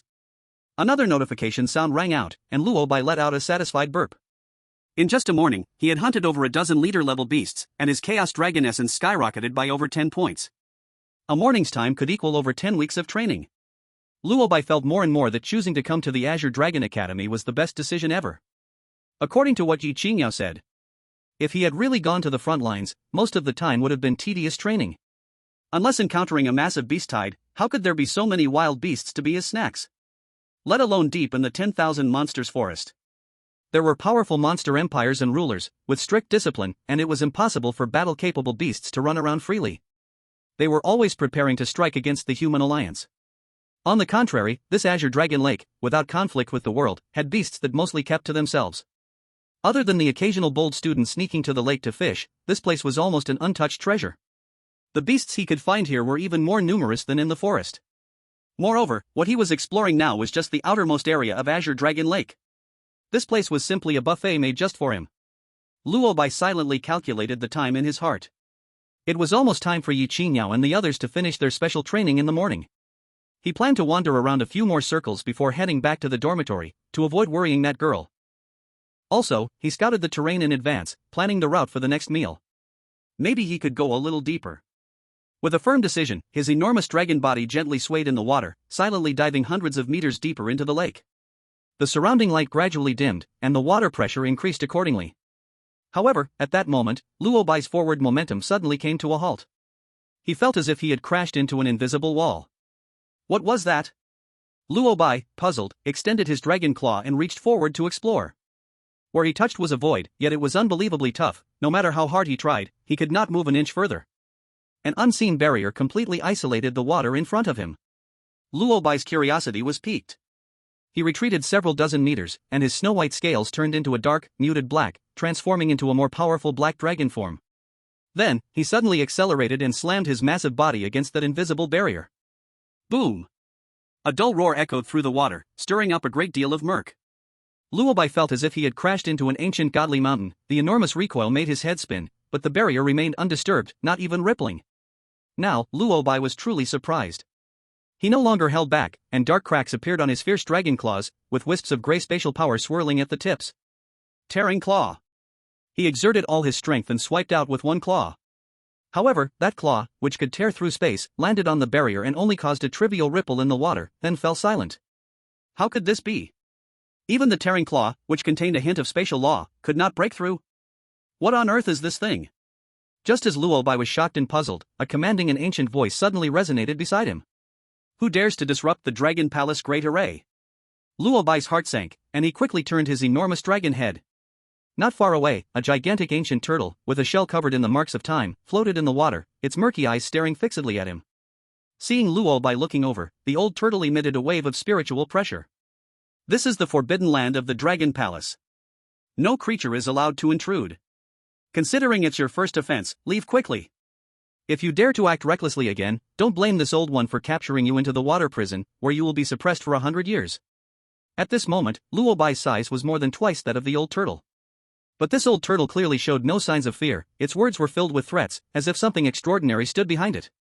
Dragon Palace? This term made Luo Bai's mind go blank for a moment. This barrier, which even the tearing claw could not break, was created by a force called Dragon Palace. Moreover, hadn't all true dragons disappeared from this world long ago? Could it be that there were still true dragons hidden deep at the bottom of this lake? Or were there just a group of mixed-blood subdragons, claiming this place as their own and being arrogant? Countless thoughts flashed through Luo Bai's mind. He couldn't make sense of it. Since he couldn't figure it out, he would directly ask for clarity.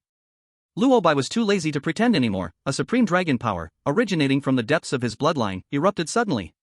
In an instant, the entire body of water seemed to freeze. The surrounding water ceased to sway, the fish in the distance scattered in terror, and even the old turtle trembled slightly. Luo Bai's enlarged black dragon form slowly unfurled, and his golden dragon eyes looked down at the feigning calm old turtle. The cold and domineering spiritual pressure crushed directly into the old turtle's mind. What is the Dragon Palace? Tell this lord clearly. Chapter 50, Dragon King? Flood Dragon. The supreme pressure from the depths of the bloodline instantly enveloped this body of water.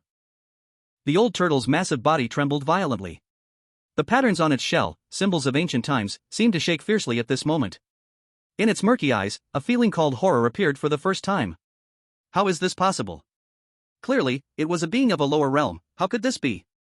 The pressure was so terrifying that it couldn't even move. A feeling of submission, rooted in the depths of its soul and engraved in its bloodline, almost made it want to crawl on the ground. Luo Bai had no interest in experiencing the thoughts of an old turtle. Seeing that the other was just stunned and did not answer his question right away, a hint of impatience rose in his heart. The next second, his massive body transformed into that of a black dragon and moved. A gigantic dragon claw, shadowing the sky, stirred the water as it fell from the sky, directly pressing down on the old turtle's shell. Boom! The mud at the bottom of the lake was forced up into the sky by the immense force, instantly staining the surrounding waters. The old turtle felt an irresistible mighty force pressing down, causing its whole body to be pinned to the lake bed, unable to move. It didn't even doubt that if the other applied just a little more force, its proud shell would shatter into pieces on the spot. Old thing, my patience is limited. Now, can we talk properly? Or do you want me to help you smash this turtle shell before we chat? The old turtle shuddered all over, utterly terrified. It had lived this long by being able to assess the situation. In the face of absolute power, any dignity or pride is nothing. Master, spare me. I will talk. I will say anything. The old turtle hurriedly sent out a trembling mental wave, fearing that if it delayed for even a second, it would truly turn into a pile of minced flesh. Only then did Luo Bai, satisfied, loosen his claw slightly, but did not fully lift it, just giving it a bit of breathing space. The old turtle took a breath, but then a huge confusion surged in its heart. It carefully transmitted a mental wave. Master, how could someone as noble as you not know of the Dragon Palace? Could it be you are from outside? Not a being native to this lake? Where I come from is not something I need to report to you? Luo Bai's claw pressed down slightly harder, neither light nor heavy. Creak. The cracking sound from the turtle shell became even clearer. Ah! The old turtle let out a piercing scream. Master, please calm down. It's just the small turtle talking too much. The small turtle deserves to die. It was truly scared now. This master's temper was even more unpredictable than the dark currents at the bottom of the lake. Luo Bai snorted coldly, considering it a temporary reprieve for it. Quickly, tell me, what exactly is the Dragon Palace? And who created this formation? Yes. The old turtle dared not say another word, quickly stating everything it knew. Reporting to you, my lord, this Qingyao Lake was actually a chaotic, ownerless land hundreds of years ago. Countless powerful monsters from the endless sea surged in here, killing each other and fighting for territory. At that time, wars broke out every day, and the lake water was often stained red. We, the weak native beings, could only struggle for survival in the cracks. The old turtle's narration carried a hint of unbearable sorrow. It was a being that survived from that time. The species in Qingyao Lake back then were more abundant than now, only to later slaughter each other down to a fraction. Luo Bai listened with great interest. Killing? War? How much chaotic dragon essence must there have been? What a pity he wasn't born a few hundred years earlier. The old turtle continued to narrate. Until 300 years ago, our king, the great dragon king Zilin, appeared out of nowhere. The great dragon king defeated all the defiant powerful beings in the lake in less than 10 years with unmatched divine power, completely unifying this vast water area. Under the command of 8 great demon generals and 3,000 water clans, Lord Dragon is the sole ruler of this lake. Since then, Lord Dragon has established the Dragon Palace in the center of the lake, set rules, divided territories, and created the stable life we have today. As the old turtle spoke, his spiritual waves were filled with reverence and fervor. Luo Bai understood in his heart. This Dragon King should be the local emperor of the lake. At the same time, a doubt quietly arose. If the Dragon Palace occupied the center of the lake, then what was that big octopus I saw at the very center? Could it be the Dragon King? But after thinking for a moment, Luo Bai quickly felt it was impossible. That guy clearly showed no awareness, driven only by a greedy instinct. And the Dragon King could unify Qingyao Lake and manage the Dragon Palace, so he could not possibly be a mindless monster. Then what about this thing blocking me? Luo Bai tapped the invisible barrier with his claw tip and then asked. This is the calm sea formation that protects our Dragon Palace. The old turtle quickly explained. This was personally set up by Lord Dragon to prevent outsiders from easily intruding and disturbing the tranquility of the Dragon Palace. Only members inside our Dragon Palace, holding the Dragon Palace token personally granted by Lord Dragon, can pass freely without being obstructed by the formation. Otherwise, even a powerful ruler would find it impossible to shake this formation. The old turtle's words were filled with absolute confidence in their Dragon King and this formation. At the same time, he also wanted to show Luo Bai the background behind him. You may have the old turtle under your claw, but the Dragon King behind me is not someone you can provoke. Dragon Palace token? Luo Bai narrowed his golden dragon eyes.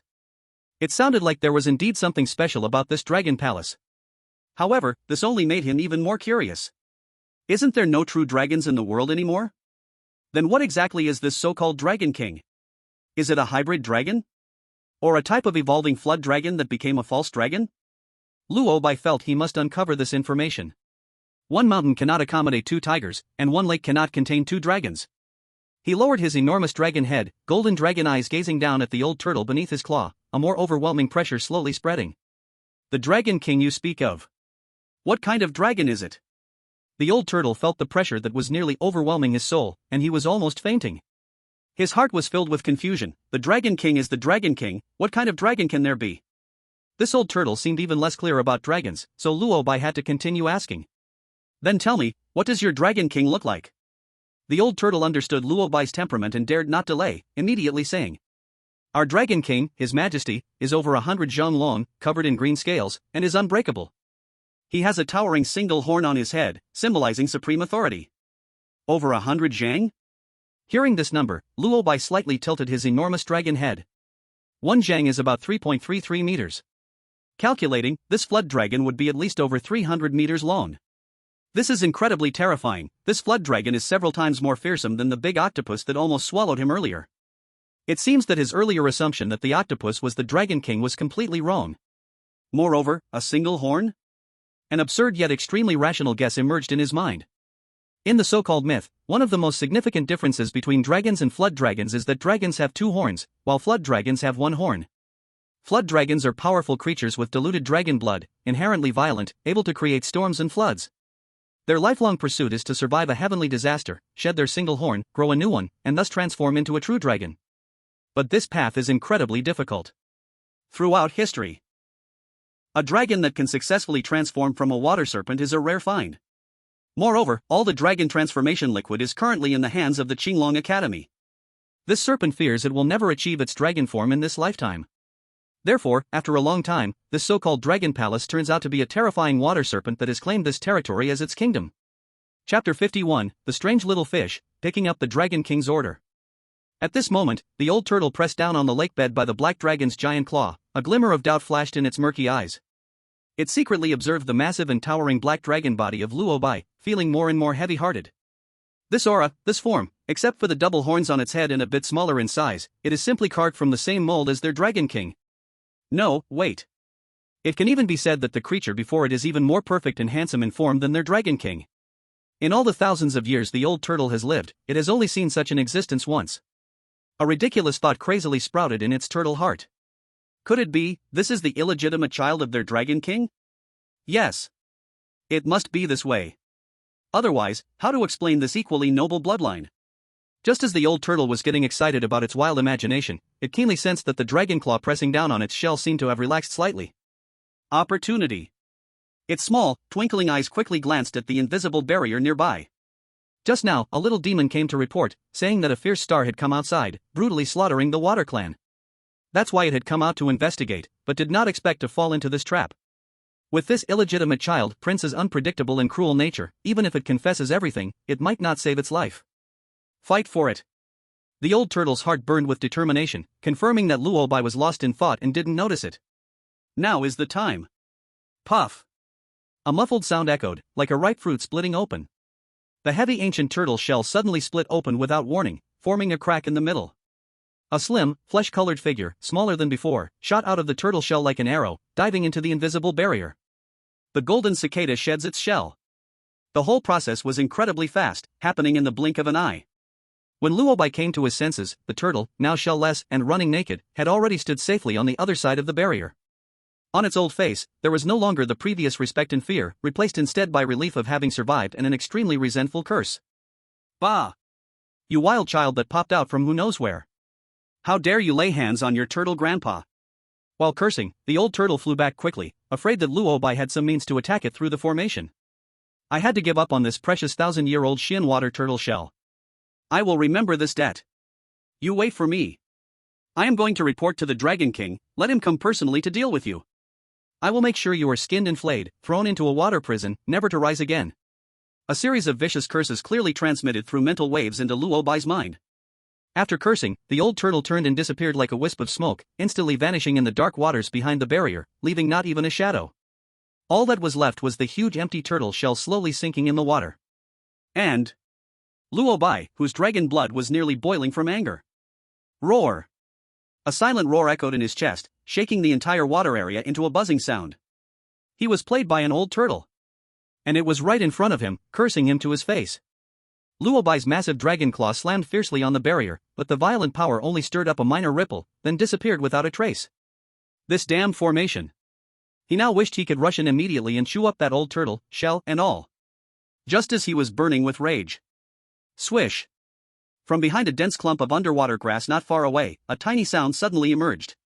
He had just unleashed his dragon might, though it only targeted the old turtle. The scent that drifted away was enough to scare away all living beings nearby.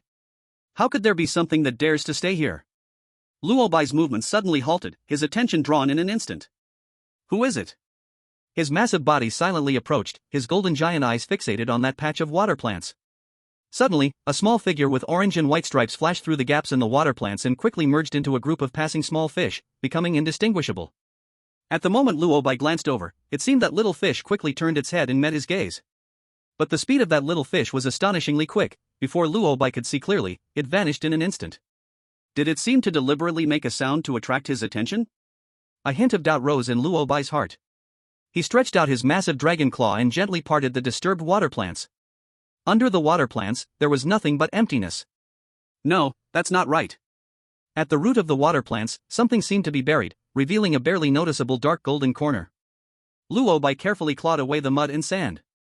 A palm-sized token, crafted from an unknown dark golden metal, lay quietly there. The token had an ancient style, with no decorations, and two powerful ancient inscriptions were engraved on it. Dragon Palace Token. Luo Bai's pupils constricted. Wasn't this the Dragon Palace token that the old turtle mentioned could freely enter and exit the near-sea formation? Luo Bai immediately extended his claw and grasped it. A strange wave of spiritual power immediately flowed from the token to Luo Bai. This Dragon Palace token should also have a small formation set within it. Luo Bai approached the near-sea formation, trying to stretch one claw into it. Because one claw held the Dragon Palace token, the claw that reached out passed through the formation without any obstruction, arriving on the other side of the barrier. Then Luo Bai moved, and his massive dragon body successfully passed through the barrier. He was inside. Within the near-sea formation, a group of enormous seaweed clusters grew outside. A small path split in the middle, extending far away, unknown to where it led. The old turtle had just run from here. Holding the Dragon Palace token, Luo Bai contemplated for a moment and ultimately decided to return first. After all, with the Dragon Palace token, he could come in at any time, so there was no rush. Having thought this through, he immediately swam towards the shore, preparing to pick up Ye Qingyao for training. Chapter 52, The Powerful Dragon King. Inside the Dragon Palace. The old turtle, stripped of its shell, fled awkwardly in the water, desperately rushing to the outside of a palace carved from gigantic rocks. At the entrance of the palace, a line of fish demon guards, completely black and covered with sharp spikes on their backs, stood firmly with their spears, exuding an intimidating air. When they saw the old turtle in this honest appearance, suppressed laughter erupted from the serious ranks. "Oh, isn't this the Turtle Chancellor? Why are you out here running naked today? Chancellor, with your old wrinkles, don't scare the Dragon King. Hurry back and put your shell on." Ha ha ha ha. Right. Hearing the guard's unreserved teasing, the old turtle's face turned the color of pig liver, its flesh trembling with anger. It suddenly stopped and turned around, shouting angrily. "A bunch of long-tongued fools. I have urgent matters to report to His Majesty the Dragon King, you must clear the way. If you delay me, I will slice you all into fish fillet." Seeing the old turtle with an unprecedented serious expression, a few guards exchanged glances, smacked their lips, and ultimately did not dare to block it any longer, reluctantly clearing the path. The old turtle snorted in anger and dashed into the main hall. Inside the hall was an extremely grand and spacious area, with calm water flowing, at the end of which lay a dragon chair carved from a whole block of deep-sea cold jade, emitting a faint cold aura. It was enough for the Dragon King to rest in spiral in his true beast form. At this moment, the dragon chair was empty. The old turtle was anxious, as two graceful figures slowly glided from deep within the hall. They were two incredibly beautiful women, dressed in luxurious palace attire, but their lower bodies were adorned with dazzling fish tails. Upon seeing the old turtle's unkempt appearance, their lovely eyebrows immediately furrowed in disgust. One of the women, who appeared colder, spoke with a clear, crisp voice. "Shin Turtle, why are you here? And, what kind of appearance is this?" These were the two most favored maids by the Dragon King, both possessing peak sovereign cultivation. Though the old turtle had a temper, it dared not be disrespectful at this moment and quickly bowed respectfully. Reporting to the two ladies, it is not that this little turtle is unaware of etiquette. It's just that outside the Silent Sea Formation, a calamity star has come and is slaughtering my aquatic tribe. Normally, this matter should be handed over to the guards of the aquatic tribe.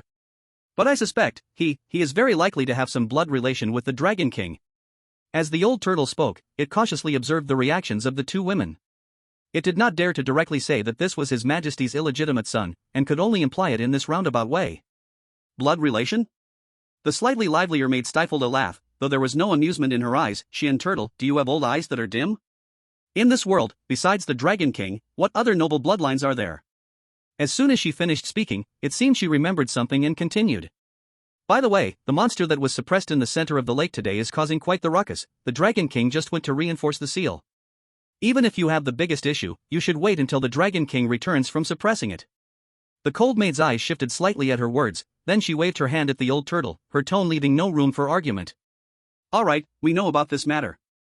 His Majesty the Dragon King will return shortly. You should go change into something presentable in the side hall. Don't soil the Dragon King's eyes with this ugly appearance."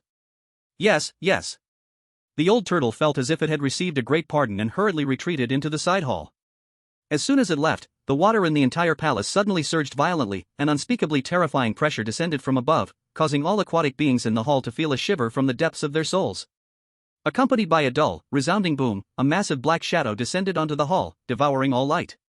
Then, the gigantic shadow quickly shrank and condensed. As the light returned, a tall man stood in front of the dragon chair. He wore a black royal robe embroidered with dark golden dragon patterns, his face cold, and his emerald green eyes resembled ancient frozen ice. Most striking was a faint vertical mark at the center of his brow, seeming like a closed eye or the scar of a single horn, exuding a haunting aura.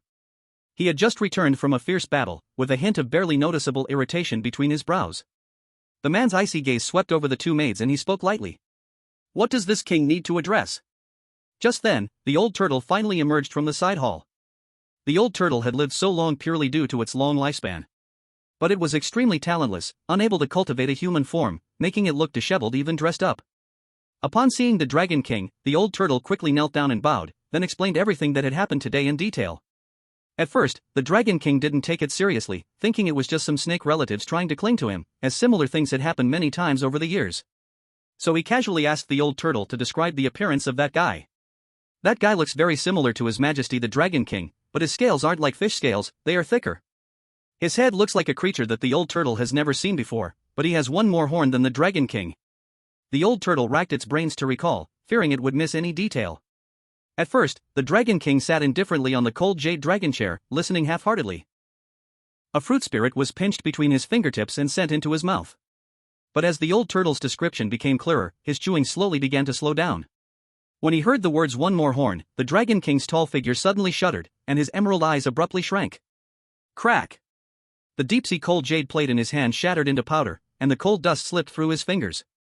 The temperature in the entire hall seemed to drop a few degrees as well. After the training ended, the Qingyao Academy's playground became noisy once again. The afternoon training officially ends. In a month and a half, a real battle assessment will be held, and your scores will affect your treatment in the academy for the next 4 years. I hope you all give your all. The archery instructor's loud voice echoed across the playground. After finishing, he waved to dismiss the team. Luo Bai silently leapt down from the tree, landing next to the little fox Tuan Tuan. The crowd dispersed in a chaotic manner, and he couldn't find Ye Qingyao's figure for a moment, but his eyes were drawn to another side of the playground. There, a group of students were still panting as they ran laps, those unlucky souls who had lost a bet to the instructor that morning. One of the figures was running awkwardly, his face pale like gold leaf, his whole body looked as if he had just been pulled out of water, with wet hair sticking to his face, hardly recognizable. Luo Bai tilted his head. Why did this look so familiar? It looked a bit like that kid from the Wang family, Wang Yan, who had been beaten up by him and Ye Qingyao before. However, the running figure on the playground was so different from the noble Wang Yan of that day that Luo Bai wasn't too sure. Forget it, I'll find out when I see his beast in the afternoon. Just as he was thinking, two voices almost concurrently rang out. Dragon Lord. Tuan Tuan. The first voice was crisp and pleasant, full of joy at seeing him. The second sounded weak, as if it might gasp for breath at any moment. Luo Bai and the little fox stood up in unison and leaped towards Ye Qingyao and Lu Sisi. Luo Bai skillfully landed on Ye Qingyao's chest, finding a comfortable spot to lie down. On the other side, Tuan Tuan, upon touching Lu Sisi, heard a thud as Lu Sisi's legs went soft, and she fell straight back onto the grass. Tuan Tuan was startled, quickly bouncing off her, looking innocent as it nudged its unmoving owner with its little nose. I didn't use much force, I didn't crush her, did I? Lu Sisi, however, sprawled on the grass, spread out in a big shape, eyes closed, mumbling. Don't mind me, let me die for a while. Now Lu Sisi had completely grasped the essence of giving up. Wherever she fell, that's where she lay for a bit. Ye Qingyao held Luo Bai and shook her head helplessly. Sisi's physical fitness is really too poor. I pleaded with the instructor, her training load is only 1/3 of ours, yet she still ended up like this. Luo Bai couldn't help but twitch his mouth at this. This physical fitness was indeed a bit touching. After everyone had lunch and rested for a bit, they came back to the playground at 2 o'clock sharp. This time, not only the beast masters but also all the new beasts were called together. On the playground, over 100 beasts of various shapes gathered, some as large as little mountains, others as small as raccoons, with roars, whines, and howls echoing, making the scene quite chaotic. Luo Bai and Tuan Tuan were held in Ye Qingyao and Lu Sisi's arms, hiding in a corner, observing these future classmates. In order to give these pampered beasts strong combat instincts, the academy would conduct a special training that lasted 1.5 months on them as well. Hearing this news, Luo Bai's small face instantly fell. Special training?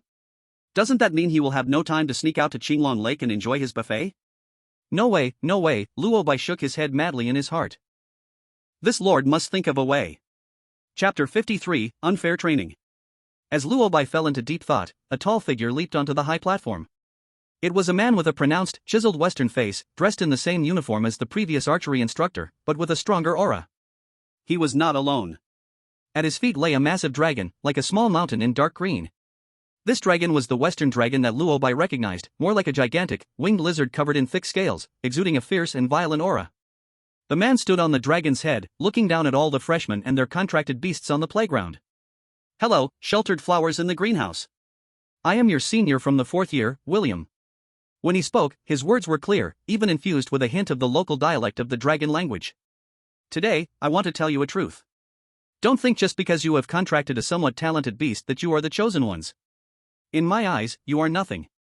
Just a bunch of lucky ones who hit the jackpot, having capable beasts but lacking any real combat ability. As soon as he spoke, the entire playground erupted.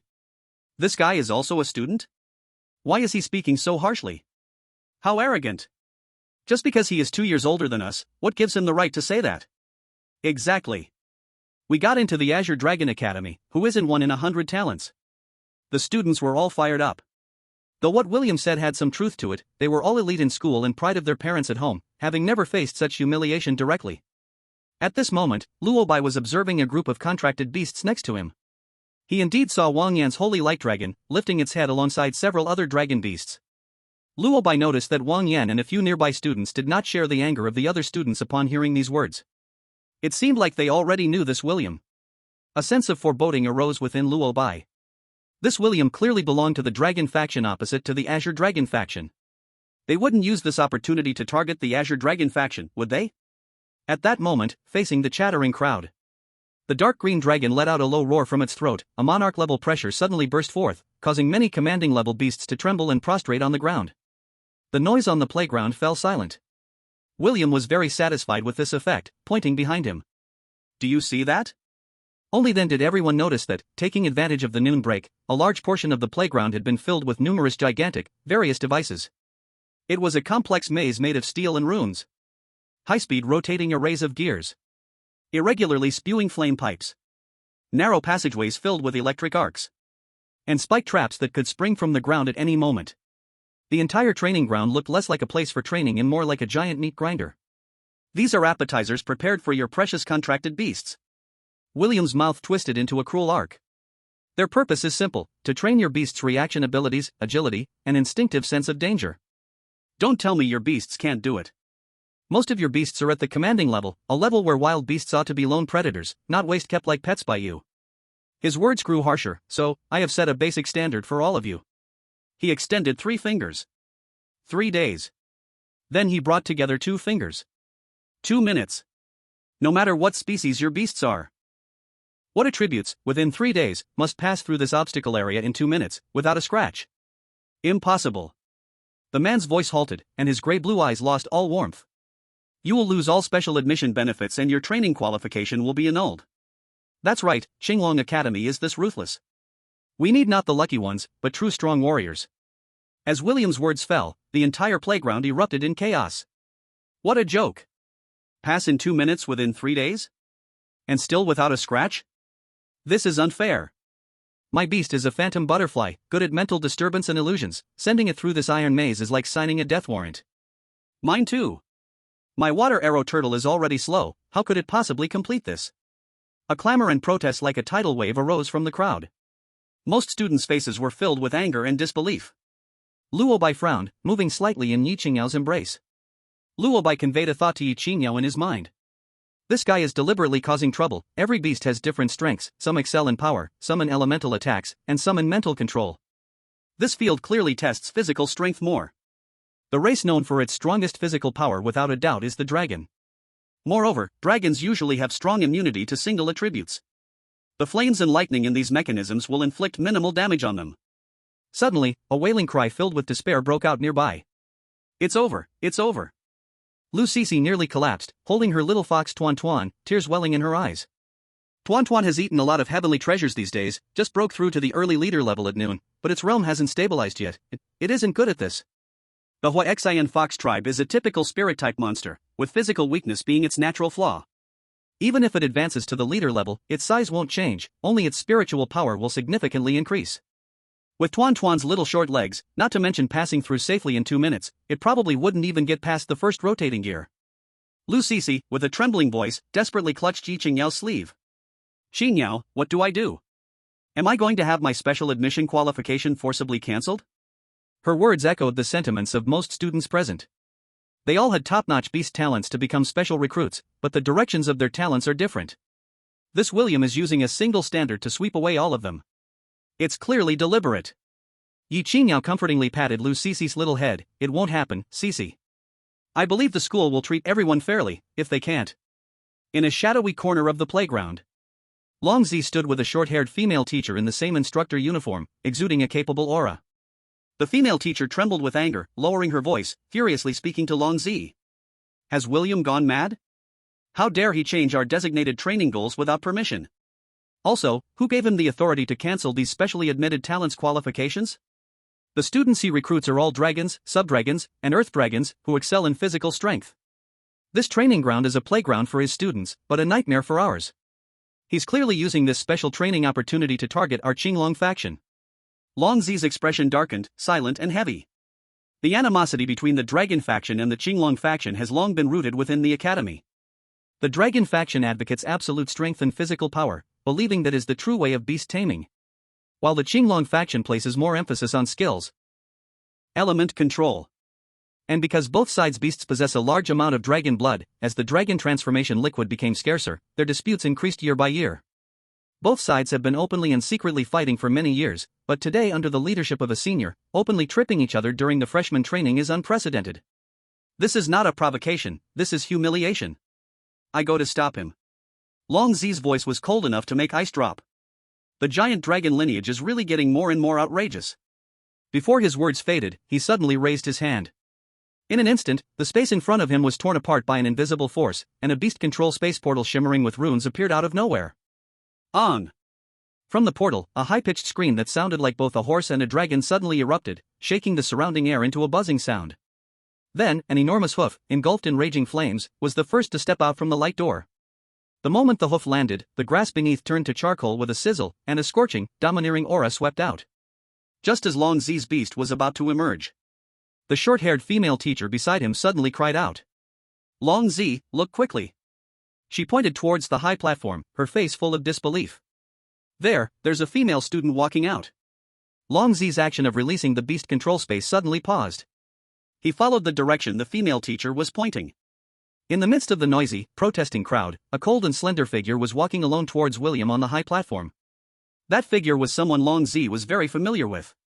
It was Ye Qingyao, whom he had recruited into Jiangchang. Chapter 54, Long Zi's Beast. Amidst the angry protests of all the freshmen, Ye Qingyao's figure stood out strikingly. She did not shout, did not complain, but held the pure white little dragon in her arms, taking steps through the agitated crowd towards the high platform. The noisy playground strangely fell silent because of her unusual actions. Everyone's gaze was focused on this cold, solitary girl. What did she want to do?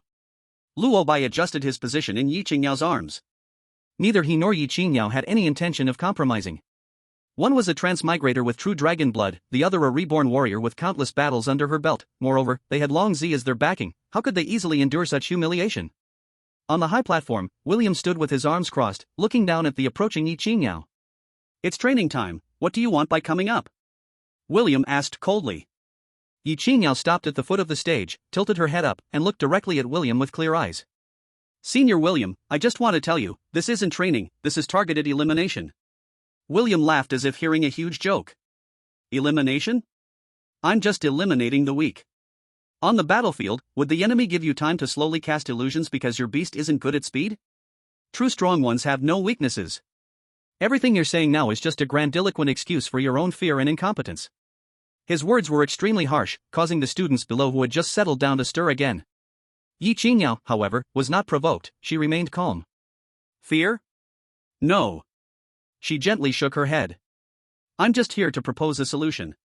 The entire place fell silent again, everyone held their breath. Ye Qingyao spoke clearly, word for word. My beast will challenge this training ground. Ye Qingyao extended a fair finger. 1 minute. In 1 minute, my beast will pass all obstacles without a scratch. If I succeed, I ask you to immediately cancel this so-called training standard and establish a fair training plan that suits each beast's characteristics for all of us new students. 1 minute. Without a scratch. These two phrases hit hard in everyone's hearts. This is no longer confidence, this is arrogance. William's smile froze on his face, he stared fiercely at Ye Qingyao, wanting to see a trace of defiance on her face. But he failed, on the girl's face was only unwavering confidence. Luo Bai yawned in Ye Qingyao's arms, he possessed the Dragon Star's 5 elements and had the greatest immunity to them. And the speed needless to mention, earlier at the center of Qinglong Lake, that terrifying monster couldn't catch up to him. Just as William was stunned by Ye Qingyao's imposing aura and fell into a brief silence, a sudden change occurred. A high-pitched roar, mixed with dragon's roar and horse's neigh, unexpectedly tore through the sky. The space in the corner of the playground twisted violently, and a burning fiery runic portal suddenly opened up. A scorching and domineering aura swept through the entire area. Immediately after, a hoof completely made of dark crystals, with golden flames burning beneath it, stepped heavily out from the portal. Boom! The earth trembled, and the grass turned to charcoal upon contact. Under everyone's horrified gaze, a majestic creature slowly walked out of the portal. Its body took the form of a warhorse, yet it was covered in obsidian-like dragon scales, its mane and tail were flowing liquid flames. A crystal horn formed from fiery essence burned with a radiance that could destroy the sky. This was the beast of Longxi, the flame dragon horse. Longxi stood upon the back of the flame dragon horse, his expression as cold as water. His appearance made all the students on the playground tremble with excitement. What a powerful aura! What a handsome beast! William's body stiffened for a moment, forcibly suppressing the surge of anger in his heart. He bowed towards Longxi. Teacher Longxi. Despite the overt and covert conflicts between the two factions, surface respect had to be maintained. As a student, he could not give the other side any chance to attack the entire faction. Longxi didn't even look at him but instead directed his gaze towards Ye Qingyao below, and surprisingly, a rare hint of approval appeared on his eternally icy face. I accept your conditions. Chapter 55 Longxi helps cheat? Longxi stood atop the dragon horse, his voice like a mighty bell, exuding unrivaled dominance. He paused for a moment, sweeping his cold gaze over the entire area before speaking again. As long as your beast can do it, I promise you. Morning physical training and various skill training will remain the same, and in the afternoon, training targeting the magical beasts will be personally supervised by me, teaching according to different attributes and types of beasts. As soon as this was said, the oppressive atmosphere on the playground was instantly ignited. Great! This is fair training. Teacher Longxi is impressive. This is what we envision a teacher at Qinglong Academy should be like. The students erupted into thunderous applause, their eyes towards Longxi filled with respect and gratitude. This is what they wanted. If the projects were fair, and they couldn't pass because of their lack of skill, then even if they lost their special admission qualifications, there would be nothing to say, only to blame themselves for being useless. But William's standard was clearly just bullying. Just as everyone was cheering with joy, a weak voice suddenly sounded from the crowd, trembling slightly. Wait a minute. Didn't you hear clearly? Teacher Longxi's premise is that the girl's beast must pass unscathed within 1 minute. Senior William's set standard of 2 minutes was already nearly impossible, now suddenly shortening it to half. This voice was not loud, but it was like a bucket of cold water, instantly extinguishing everyone's enthusiasm. Right. 1 minute. Still unscathed. The earlier excitement faded, replaced by a deeper despair. It was like a 100-meter race being elevated from 20 seconds to 10 seconds, versus from 10 seconds to 5 seconds. The difficulty was worlds apart. This girl, Ye Qingyao, is she crazy? The flickering hope just ignited. As they faced the impossible conditions, hope was about to be completely extinguished. Just as everyone had let their guard down, it suddenly rose in their throats again. At the same time, on the high platform, William's fist was tightly clenched in his sleeve. Longxi. It's this guy again. Relying on his powerful strength and impressive achievements, he acted brazenly in the academy, constantly opposing their dragon faction. But ironically, even the principal had to give him some face. Today, having privately modified the training content, he was already at a disadvantage. Now, Longxi made a promise in front of all the new students, and he had no room to maneuver. Unless Ye Qingyao fails. Thinking of this, the fury in William's heart was replaced by a cold, cruel pleasure. He wouldn't lose. 1 minute? Unscathed? What a joke. Even his strongest genius dragons would never be able to achieve that. His own monarch-level venom dragon, at its best, only managed 1 minute 20 seconds. A little commander-level thing that hasn't even grown all its fur, what right does it have? William forced himself to suppress the surging emotions, twisting a smile onto his face, even making a polite gesture towards Ye Qingyao. Since Teacher Longxi has spoken, I of course have no objections. His movements were elegant, but a venomous light flickered deep in his eyes. Very well. Since your Qinglong faction is seeking your own due, don't blame me then. Later, as long as he quietly adjusted all the machine powers and speeds to the maximum. A little operational error, and that little white dragon would lose limbs, even turning into a pile of mush on the spot. No one could say anything. Then, classmate Yi. William's voice carried a hint of barely detectable cruelty. The stage is yours. Please begin your performance. In that moment, the entire arena fell silent. Thousands of gazes focused sharply on Ye Qingyao and the harmless little white dragon in her arms. Ye Qingyao was expressionless, ignoring everything around her. Holding Luo Bai, she took step after step towards the starting point of the steel maze. She squatted down, gently placing Luo Bai on the cold metal platform. Lord Dragon Monarch, Ye Qingyao's voice echoed in Luo Bai's mind, carrying a trace of apology. I'm going to trouble you again. Luo Bai lazily flicked his tail, tapping her hand with his little paw, sending a soothing thought. This small scene, watch me finish the fight in 1 minute. Are you ready? Longxi's calm voice suddenly appeared beside Ye Qingyao. Ye Qingyao was about to answer when she felt something cool and rounded being slipped into her palm. Looking down, she immediately heard Longxi's voice in her mind. This item is called the 5 Elements Control Pearl. It can negate damage from the 5 elements, allowing your beast to focus on speeding up. Ye Qingyao was stunned. Teacher Longxi is teaching her to cheat? Looking at Longxi's serious icy face, she suddenly felt a bit of amusement, but more warmth surged in her heart. She silently nodded, pocketing the pearl but with no intention of using it. Luo Bai had already mastered the Dragonform 5 elements, she knew this better than anyone. This small scene didn't require Lord Dragon Monarch to cheat. On the high platform, William looked at the little white dragon below, which was still smaller than his palm, and a sinister grin spread across his face. He walked to the control panel and quickly tapped on it with his fingers. Buzz, buzz, buzz. In the next moment, the entire maze erupted with a piercing roar, all mechanisms instantly activated to their highest power. Almost at the same time, a white lightning bolt shot out from the starting point. In midair, Luo Bai's form swelled against the wind, ultimately stopping at about 5 meters in length. Too small in size lacked killing power, not enough strength, too big lacked agility, and whether flying or attacking, it would consume more dragon energy. This size is just right. This sudden change instantly ignited the playground. It can fly. That little white thing can actually fly. And it can grow bigger. It was just the size of a palm, now it's nearly 2 meters long. What kind of bloodline talent is this? Double talent? Wow, this beast is something special. The students, who originally had no confidence in Luo Bai, now had their eyes shine with excitement.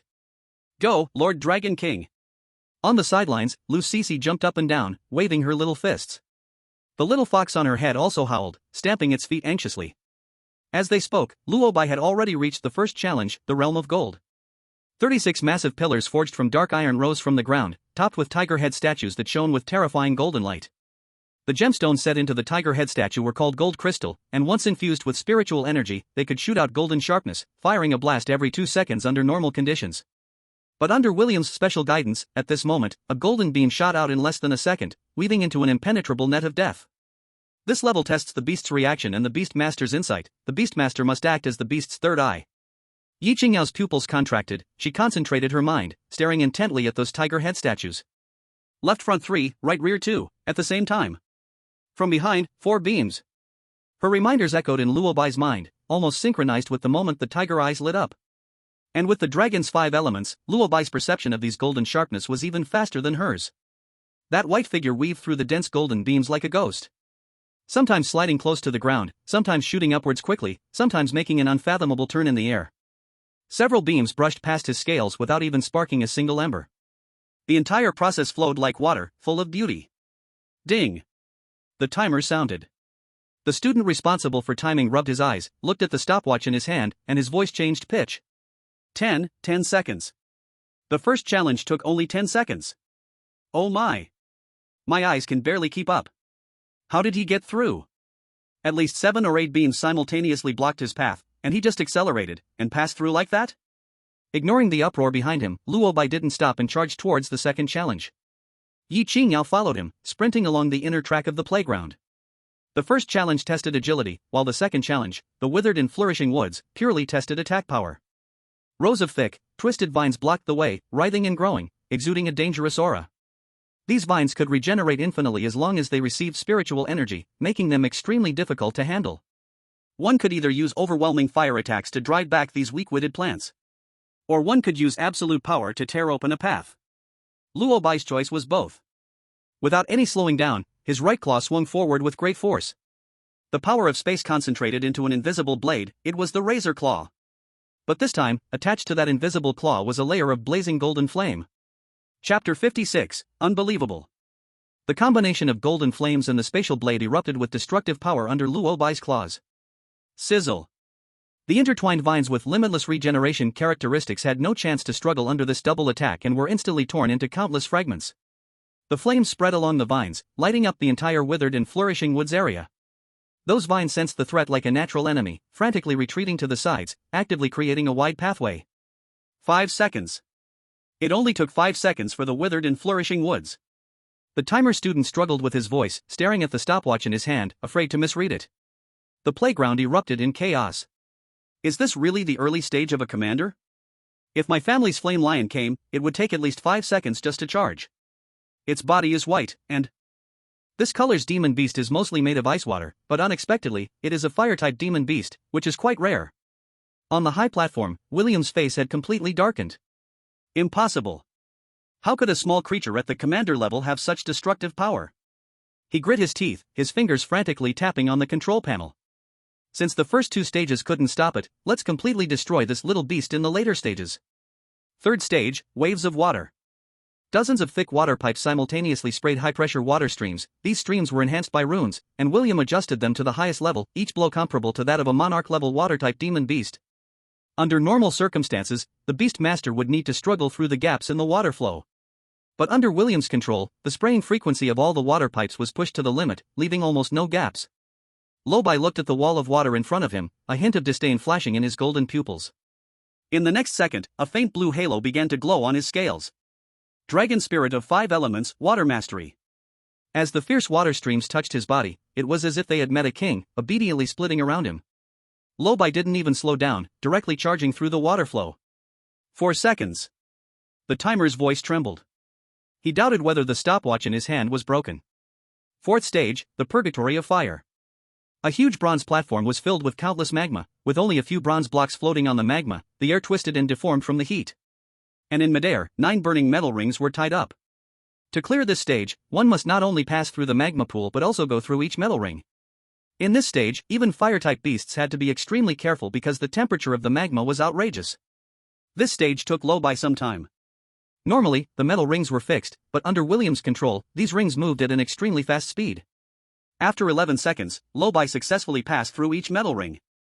But since he hadn't stepped on any bronze blocks, to prevent William from using this as an excuse to say he cheated, Luo Bai focused his thoughts. The halo around him changed from blue to bright red. Dragon Spirit of 5 Elements, Fire Mastery. Luo Bai turned his body and charged directly into the magma. The magma, capable of melting gold and iron, now seemed as comfortable as a hot spring in his eyes. He even had the leisure to do a graceful roll above the magma pool. 15 seconds. The timer was now numb. 5th stage, the weight of Earth. This was the final stage, also the lethal move set by William. The gravity of the entire area was enhanced to 5 times by the rune array, while spikes of earth continuously rose from the ground. This stage tested the beast's physique and endurance. William stared at the screen in front of him, his finger hovering over a red button.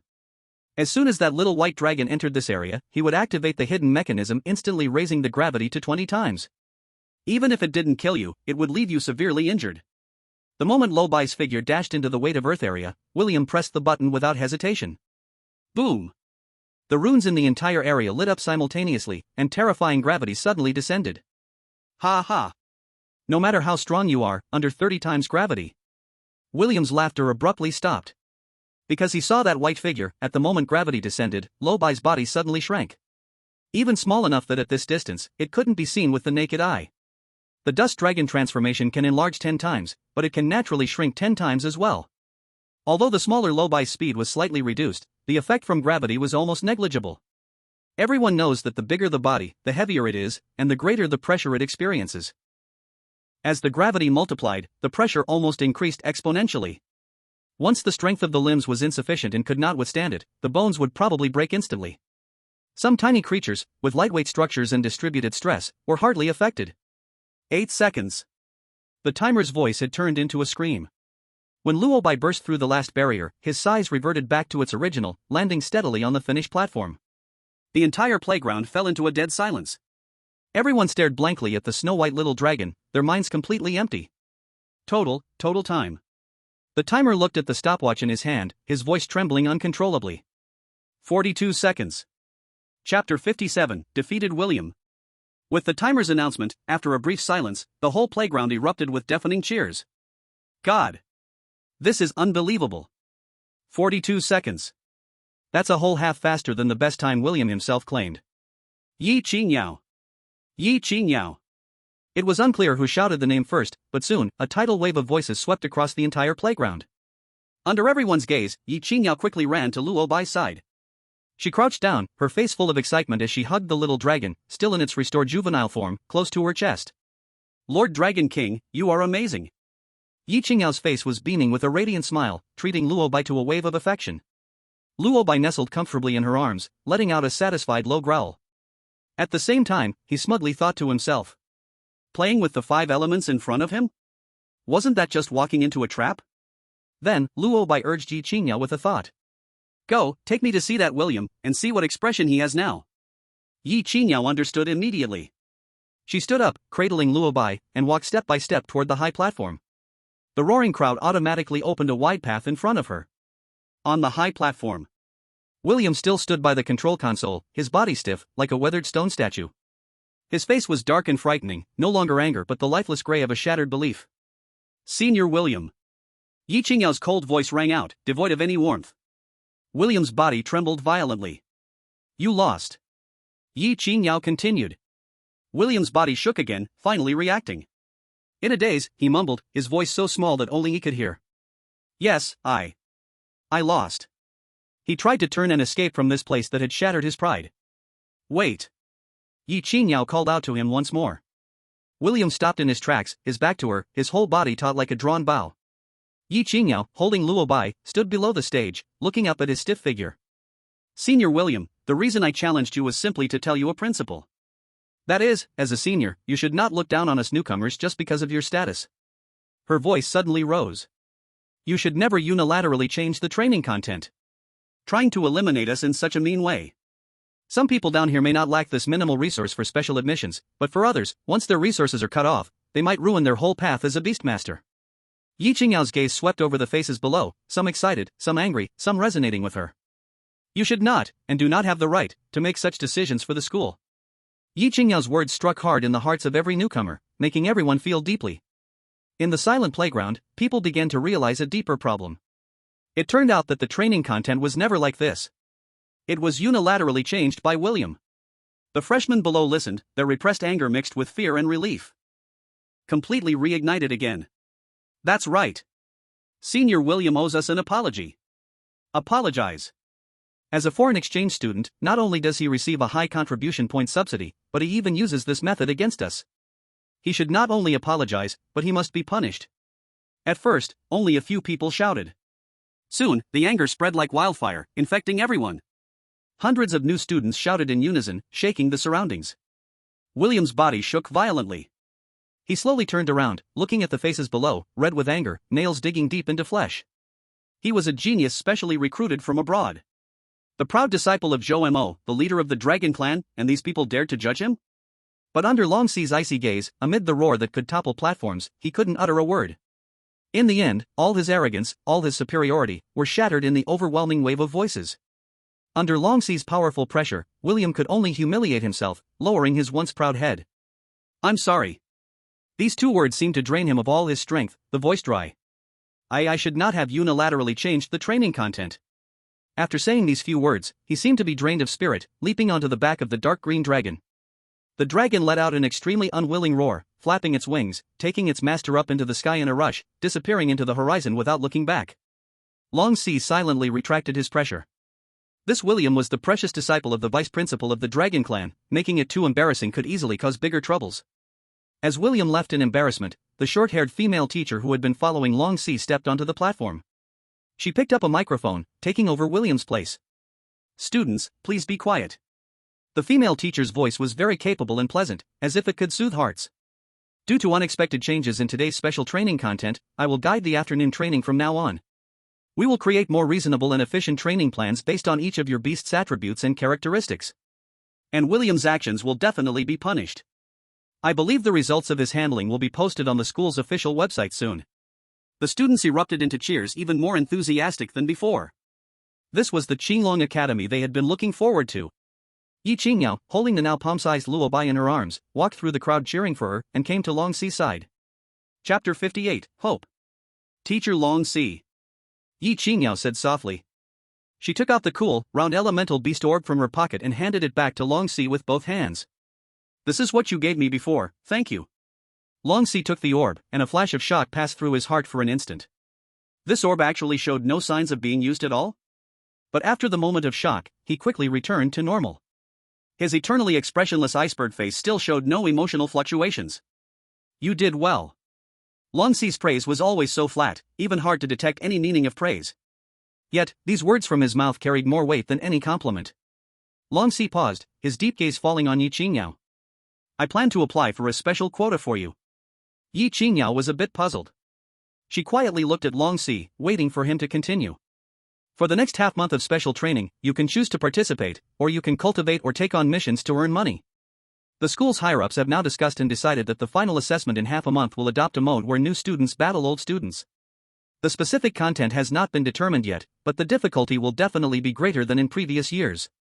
Ye Qingyao's heart stirred. The freshmen versus the sophomores? The difficulty in this is self-evident. Long Zi continued to speak. Your combat skills and reactions are already on par with most sophomores, even juniors.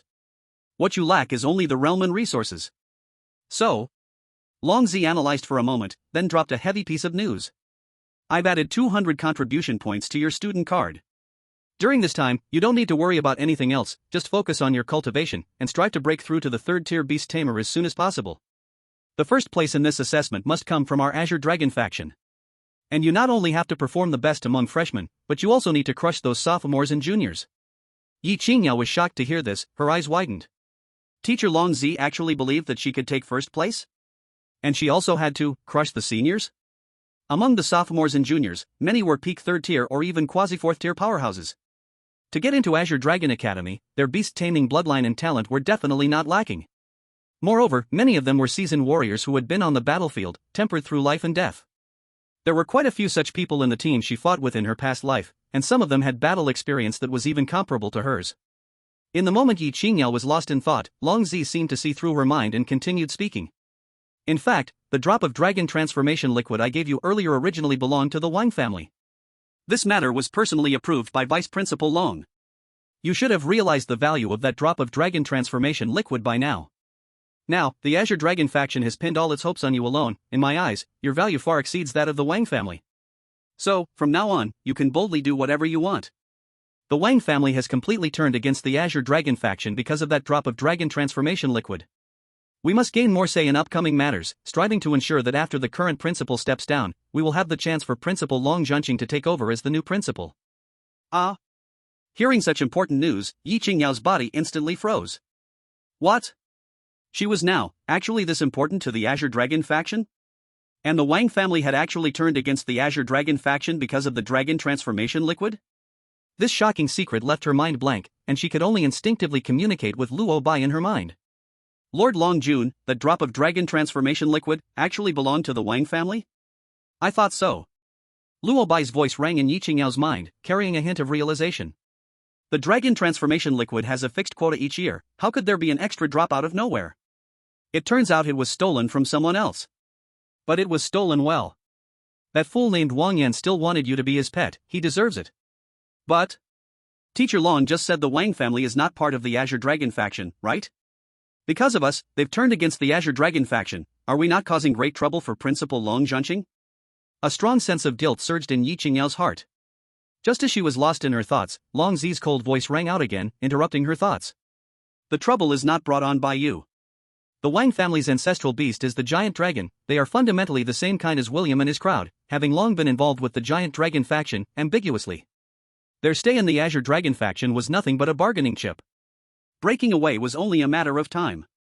Long Zi's voice carried a hint of undisguised mockery. That drop of dragon transformation liquid was merely an excuse for them, a self-deluded bargaining chip that they thought could control us.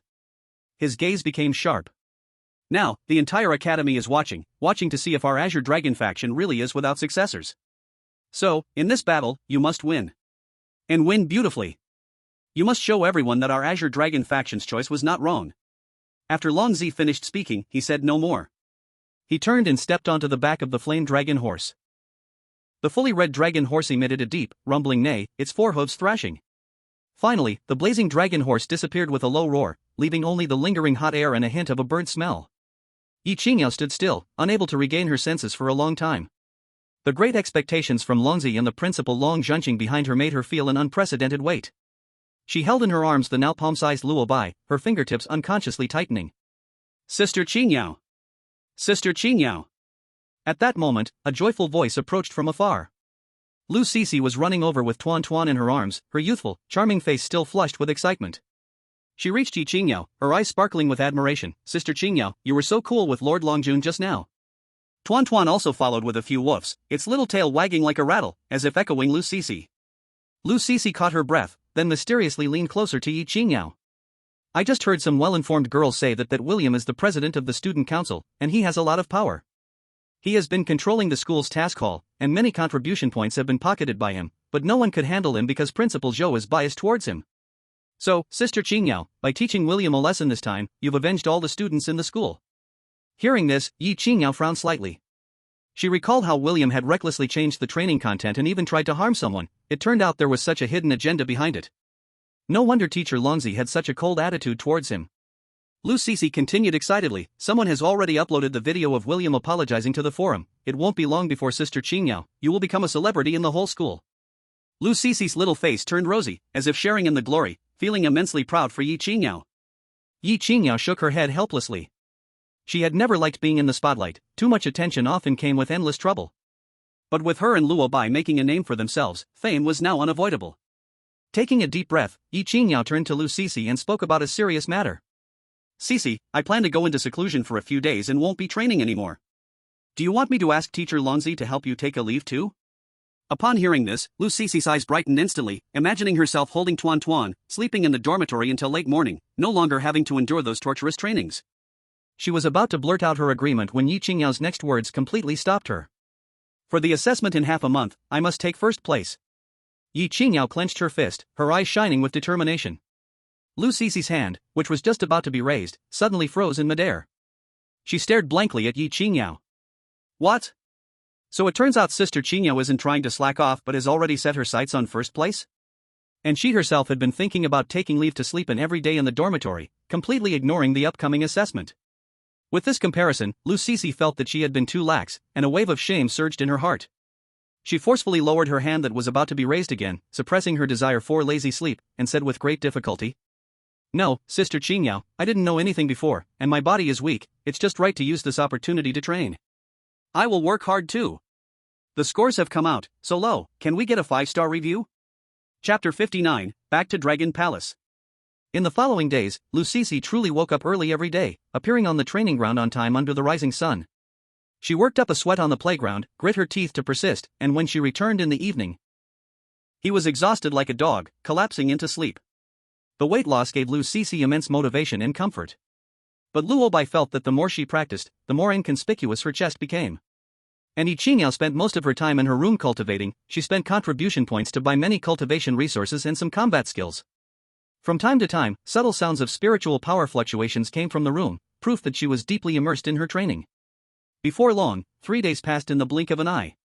In the morning, Luo Bai looked at the tightly closed door of Ye Qingyao's room and lightly shook his head. It's already been 3 days since I've seen little Qingyao. These days, I've been eating the lavish meals Lu Sisi brings back from outside, but I'm getting a bit tired of it. Thinking back, I still prefer the food made by little Qingyao. Luo Bai couldn't help but sigh.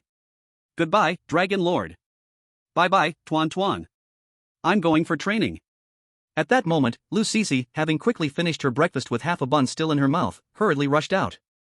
Though her face showed fatigue, there was also a determination to keep going. She had already considered Ye Qingyao a very good friend and naturally didn't want to be left far behind, growing more distant. Little Fox Tuan Tuan had also undergone many changes in these 2 days. Because Ye Qingyao told Lu Sisi the method to refine the nine-tailed fox bloodline in the Beast Master Guide, Lu Sisi asked her father to buy the precious Huxian Lu at a high price yesterday, which she fed to Tuan Tuan. Now, beside Tuan Tuan's fluffy tail, a faint little tail had already begun to grow. Though it was still short, it was clear that the nine-tailed fox bloodline was gradually awakening. In these 2 days, Tuan Tuan's appetite had also greatly increased, and it often slept in a daze. Not even having the energy to snuggle with Luo Bai, as soon as Lu Sisi left, it greeted Luo Bai and returned to its nest for more sleep. Feeling lonely, Luo Bai approached Ye Qingyao's bag and rummaged through it to find the Dragon Palace token. The aquatic creatures outside of Qinglong Lake were mostly ordinary fish. After Luo Bai's appearance, the already scarce ruler-level aquatic creatures had become even fewer. He even suspected that these aquatic creatures were almost getting to know him. Every time he showed up, those slightly sentient fish and shrimp would avoid him from afar. Otherwise, why was it becoming increasingly difficult for him to find suitable targets every time? Over time, the speed of obtaining chaotic dragon essence would drastically decrease. Thus, he decided to take the risk and enter the interior of the Silent Sea Great Formation today. The Silent Sea Great Formation not only isolated the outer and inner areas of Qinglong Lake, but also cut off the spiritual energy leaking from the lakebed spiritual vein. Therefore, the aquatic creatures and demon beasts within the formation had levels and numbers far exceeding those outside. There should be more high-level aquatic creatures inside, enough to meet his rapid growth requirements. After these 2 days of hunting, he had replenished his chaotic dragon essence to 83 points. Though 83 points seemed like a lot, upon closer calculation, it was only enough to fill the last 20 points of the ancestral return progress, leaving very little remaining. Otherwise, it was only enough to raise 2 levels at most. Currently, Luo Bai was more inclined to raise his level. He knew very well that even if he drew the most powerful bloodline abilities from the ancestral return progress, without enough level, he couldn't unleash their true power at all. It was like a powerless child. Even if given a divine weapon, he could not wield even a fraction of its might. In fact, the current Dragongyao 5 elements were already more than enough for him. As a ruler in the early stages, Luo Bai could only exert about 10 to 12% of their power. If he could raise his level, it would not only greatly enhance the power of his existing abilities but also give him more confidence in entering the Silent Sea Great Formation, increasing his chances in the upcoming assessments. The realm is the foundation. Luo Bai was certain in his heart, and his golden pupils burst with the light of wisdom. So Luo Bai no longer hesitated, directly opening the system, spending 80 points of chaotic dragon essence in one breath.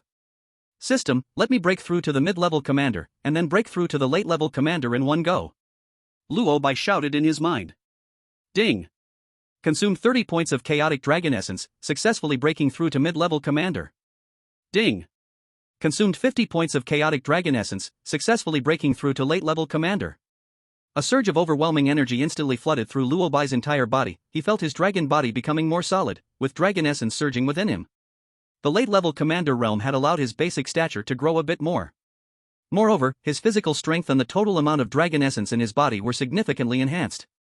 His control over the 5 elements of the dragon was naturally further improved. He took a deep breath, his golden eyes gazing out the window. In the next second, his dragon body moved, soaring into the sky, disappearing at the horizon's end. A few minutes later, Luo Bai's figure appeared outside the Silent Sea Great Formation. Clutching the Dragon Palace token in his claws, after a moment of hesitation, Luo Bai resolutely stepped into the formation. Buzz! As Luo Bai's entire dragon body entered the formation, the Dragon Palace token suddenly transformed into a beam of golden light, merging into Luo Bai's body, leaving a golden Dragon Palace mark on his brow. Chapter 60, 3 Hazards of the Dragon Palace. The Dragon Palace token has disappeared? Luo Bai was startled by this sudden change. However, he quickly calmed down. With a thought, he sensed a weak and unique spiritual energy fluctuation at his brow, forming a mark. Surely, this was the new form of the Dragon Palace token. Luo Bai guessed that this should be the proof of identity for the aquatic beings inside the Silent Sea Great Formation. Compared to taking out a token each time to check the forehead mark of others, this was obviously much more convenient. But Luo Bai had another thought. In this case, the Dragon Palace token might become a tracker, exposing his whereabouts. The thought of being a true dragon, and if that flood dragon just happened to recognize his identity, would be dangerous. His flesh and blood were like a walking unmatched tonic to any beast. Luo Bai had to be cautious. With a slight flicker of thought, he summoned the dragon essence within him, slowly covering the mark on his brow. True dragon's dragon essence was a higher tier energy than spiritual power. This thin layer of dragon essence acted like an invisible barrier, completely isolating the aura of the Dragon Palace token. Now, the mark remained, but that flood dragon would be utterly unable to sense his position through it. Only then did Luo Bai feel at ease. He looked around. The scene inside the formation was entirely different from the outside world. As soon as he stepped into the Silent Sea Great Formation, Luo Bai felt as if the surrounding water flow had frozen for a moment, and a massive pressure squeezed in from all sides. When the pressure disappeared, the view before him suddenly opened up. No longer was it the murky waters of the outer region. The lake waters here were astonishingly clear, with extraordinarily high visibility. Visible threads of spiritual energy in the water intertwined with the colorful corals and swaying aquatic plants. Various unknown glowing plants adorned this lake-bottom world like a dreamlike starry sky. The concentration of spiritual energy here was at least 10 times that of the outside. Luo Bai cautiously swam along the edge of the formation. He observed this unfamiliar water territory while roughly estimating the range of the Silent Sea Great Formation. He swam for more than half an hour, yet he had barely explored 1/10 of the formation. It was not safe to stay here for long. He had to first figure out the distribution of power in this place and the situation with that flood dragon. Just as he was about to find a lone aquatic creature to gather information, a sudden violent fluctuation of spiritual energy came from not far ahead. There is a battle. Luo Bai's heart stirred. He restrained his breath, and quietly moved towards the source of the disturbance. Parting the dense seagrass, the sight before him made his dragon body pause slightly. He saw 3 different types of demon beasts encircling a palm-sized clownfish in the center. At the forefront was a gigantic blue armored crab, with 2 huge pincers gleaming with a metallic cold light, clearly at the peak of the leader stage. The other 2 were a mid-level swordfish and a low-level electric eel, neither of which was an easy opponent. The little clownfish they encircled had a weak aura, not even reaching the status of a demon beast. It was just an ordinary ornamental fish. Little guy, you haven't paid last month's protection fee, plus this month's, a total of 5 gold coins. The blue crab impatiently tapped the ground with its giant claw, sending out a buzzing thought. If you don't pay soon, don't even think about entering the city. When that happens, you won't even have the chance to work, just like your mother, being driven out of the big array to be devoured by those savage water tribes outside.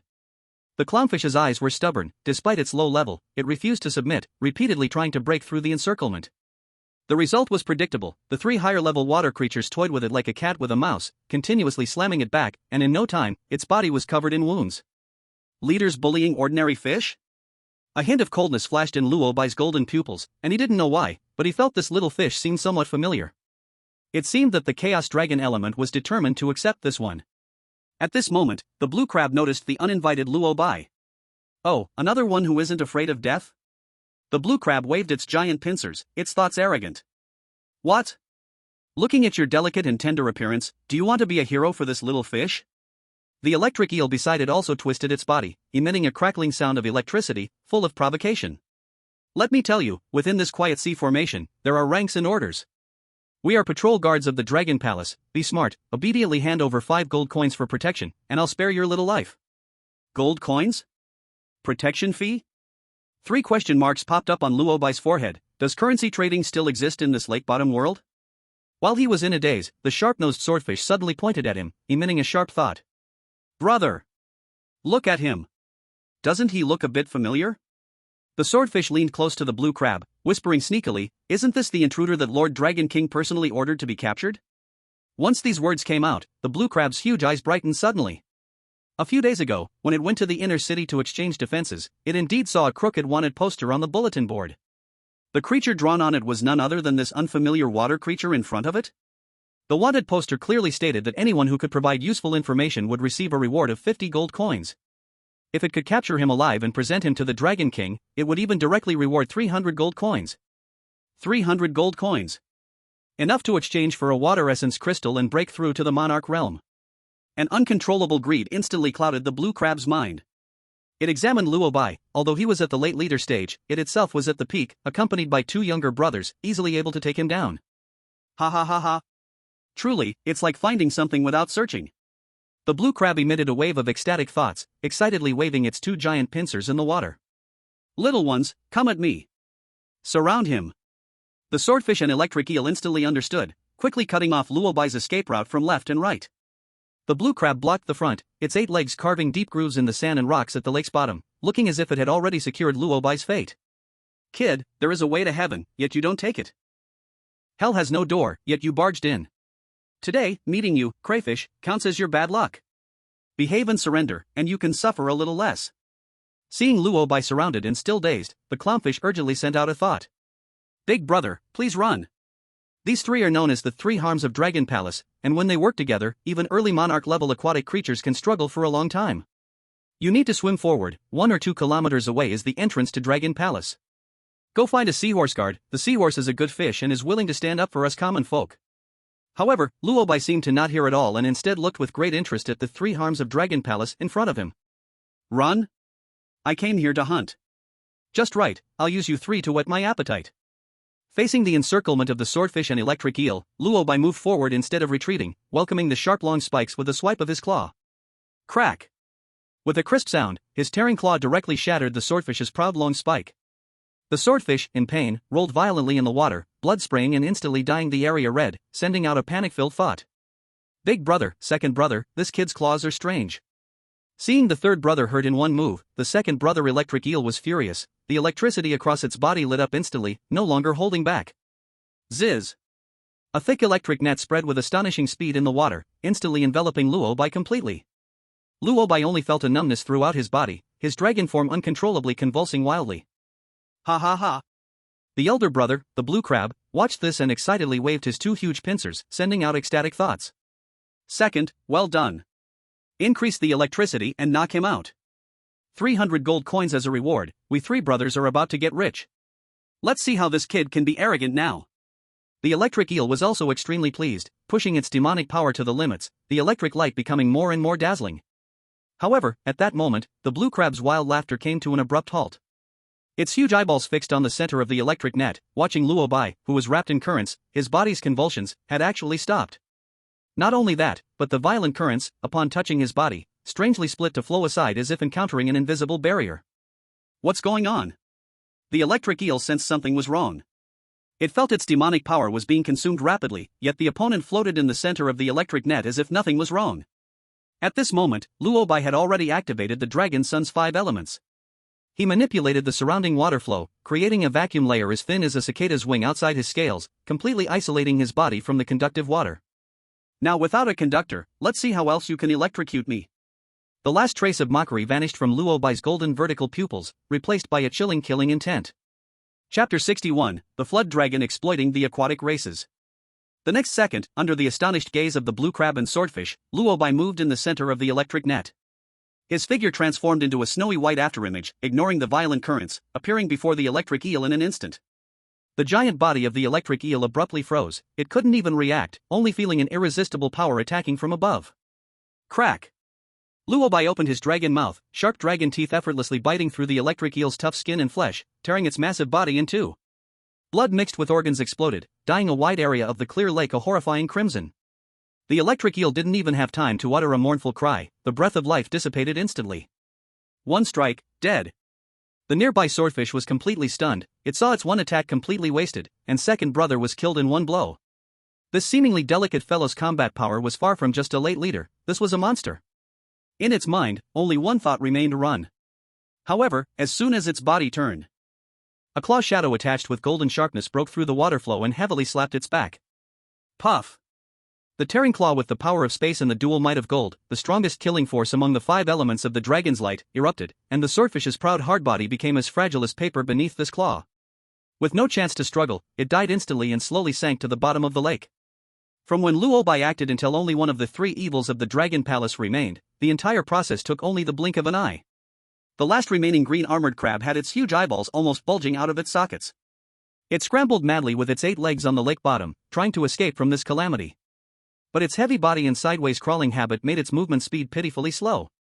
As Luo Bai's cold golden slit pupils locked onto it, the green armored crab shuddered and forcibly stopped its escape, sending out a threatening thought. You dare to kill me? I am a patrol guard under the Dragon Palace. We aquatic beings are personally protected by Lord Dragon King. You attacked the Dragon Palace guard. This is a crime against nature. You will definitely face Lord Dragon King's endless wrath. The green armored crab tried to use the authority of the Dragon Palace to intimidate Luo Bai. However, Luo Bai merely tilted his head, his golden pupils brimming with mockery. He leisurely swam to the front of the green armored crab and responded with a playful thought. I am a wanted criminal personally issued by your Dragon King. Do you think your Dragon Palace's laws have anything to do with me? The green armored crab's thoughts came to a sudden stop. Indeed, the other party was originally a wanted criminal, so why would he fear an additional charge of attacking a guard? This threat was simply a joke.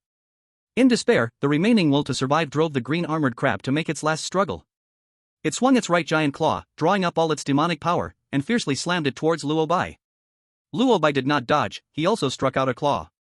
Clang! The sound of metal clashing echoed through the water, as the green armored crab's proud giant claw snapped apart. Before it could let out a painful roar, Luo Bai's other dragon claw had already pressed down on its shell. No! Golden flames erupted violently, instantly engulfing the green armored crab. After dealing with these 3 foolish creatures, Luo Bai's body grew larger against the wind, transforming into the largest true dragon form with the fastest feeding speed, and opened his huge mouth, swallowing the corpses of the 3 evils of the Dragon Palace in just a few bites. Well, this big green armored crab did taste good with its crab roe and abundant spiritual energy. Ding! Devoured peak leader level monster, Chaos Dragon Essence plus 4.5. Ding! Devoured mid-leader level monster, Chaos Dragon Essence plus 3.1. Ding! Devoured early leader level monster, Chaos Dragon Essence plus 2.2. The system prompted with a sound in his ear. Total 9.8 points of Chaos Dragon Essence entered his account, and Luo Bai nodded in satisfaction. His gaze then turned to the little clownfish that had been in a daze the entire time not far away. That small fish was currently floating in the water, its body stiff, clearly stunned by Luo Bai's thunderous methods. Before it could recover from its shock, a plain thought entered its mind. That Dragon Palace order of mine, you deliberately threw it to me outside the formation, didn't you? The clownfish instantly froze. Its round eyes first filled with confusion, gradually turning into disbelief and shock. The savior who just saved its life turned out to be the very same ruthless creature it had encountered a few days ago while risking its life to find food outside the formation? The clownfish was frozen in the water, its round eyes widening. The black figure that had torn everything apart days ago and the savior bathing in the blood at this moment were crazily overlapping and merging in its mind. It finally confirmed that besides the color, all other features were exactly the same. This result made it feel icy all over. It's over. A wave of deep regret instantly surged into its heart. The benefactor he killed the patrolling guards of the Dragon Palace. This is an enormous crime. Benefactor. Run. The clownfish came back to its senses, anxious thoughts flooding towards Luo Bai. Killing the guards of the Dragon Palace, the Dragon King will definitely send someone to hunt you down. You can still escape by going along the edge of the formation. It was so anxious that it turned in circles, wishing it could push Luo Bai away with its tiny body. However, Luo Bai just quietly floated in the water, his golden vertical pupils showing no ripples. He came here to hunt. Those 3 guys were already dead, and the news wouldn't get out. The Dragon Palace emblem on his forehead was also sealed by the Dragon Yuan, so the sea serpent couldn't locate him through this. Since the other side has issued a bounty, it probably meant they recognized his true dragon identity and were targeting his flesh and blood.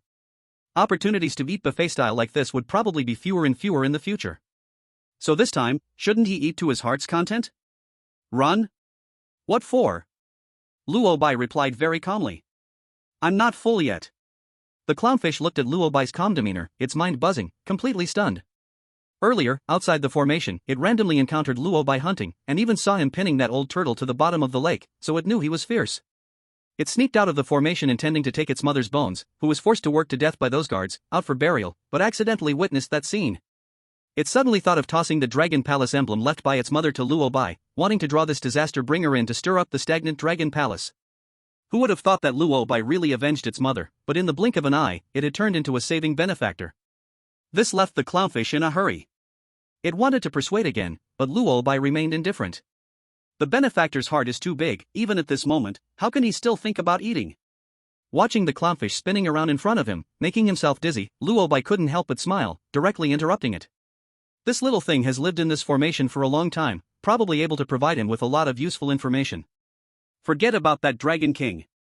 First tell me, why did you secretly give me the Dragon Palace emblem? By the way, tell me about the ways in this Dragon Palace, and what kind of power that Dragon King has. Luo Bai's thoughts carried a faint dragon might, causing the clownfish to tremble instinctively.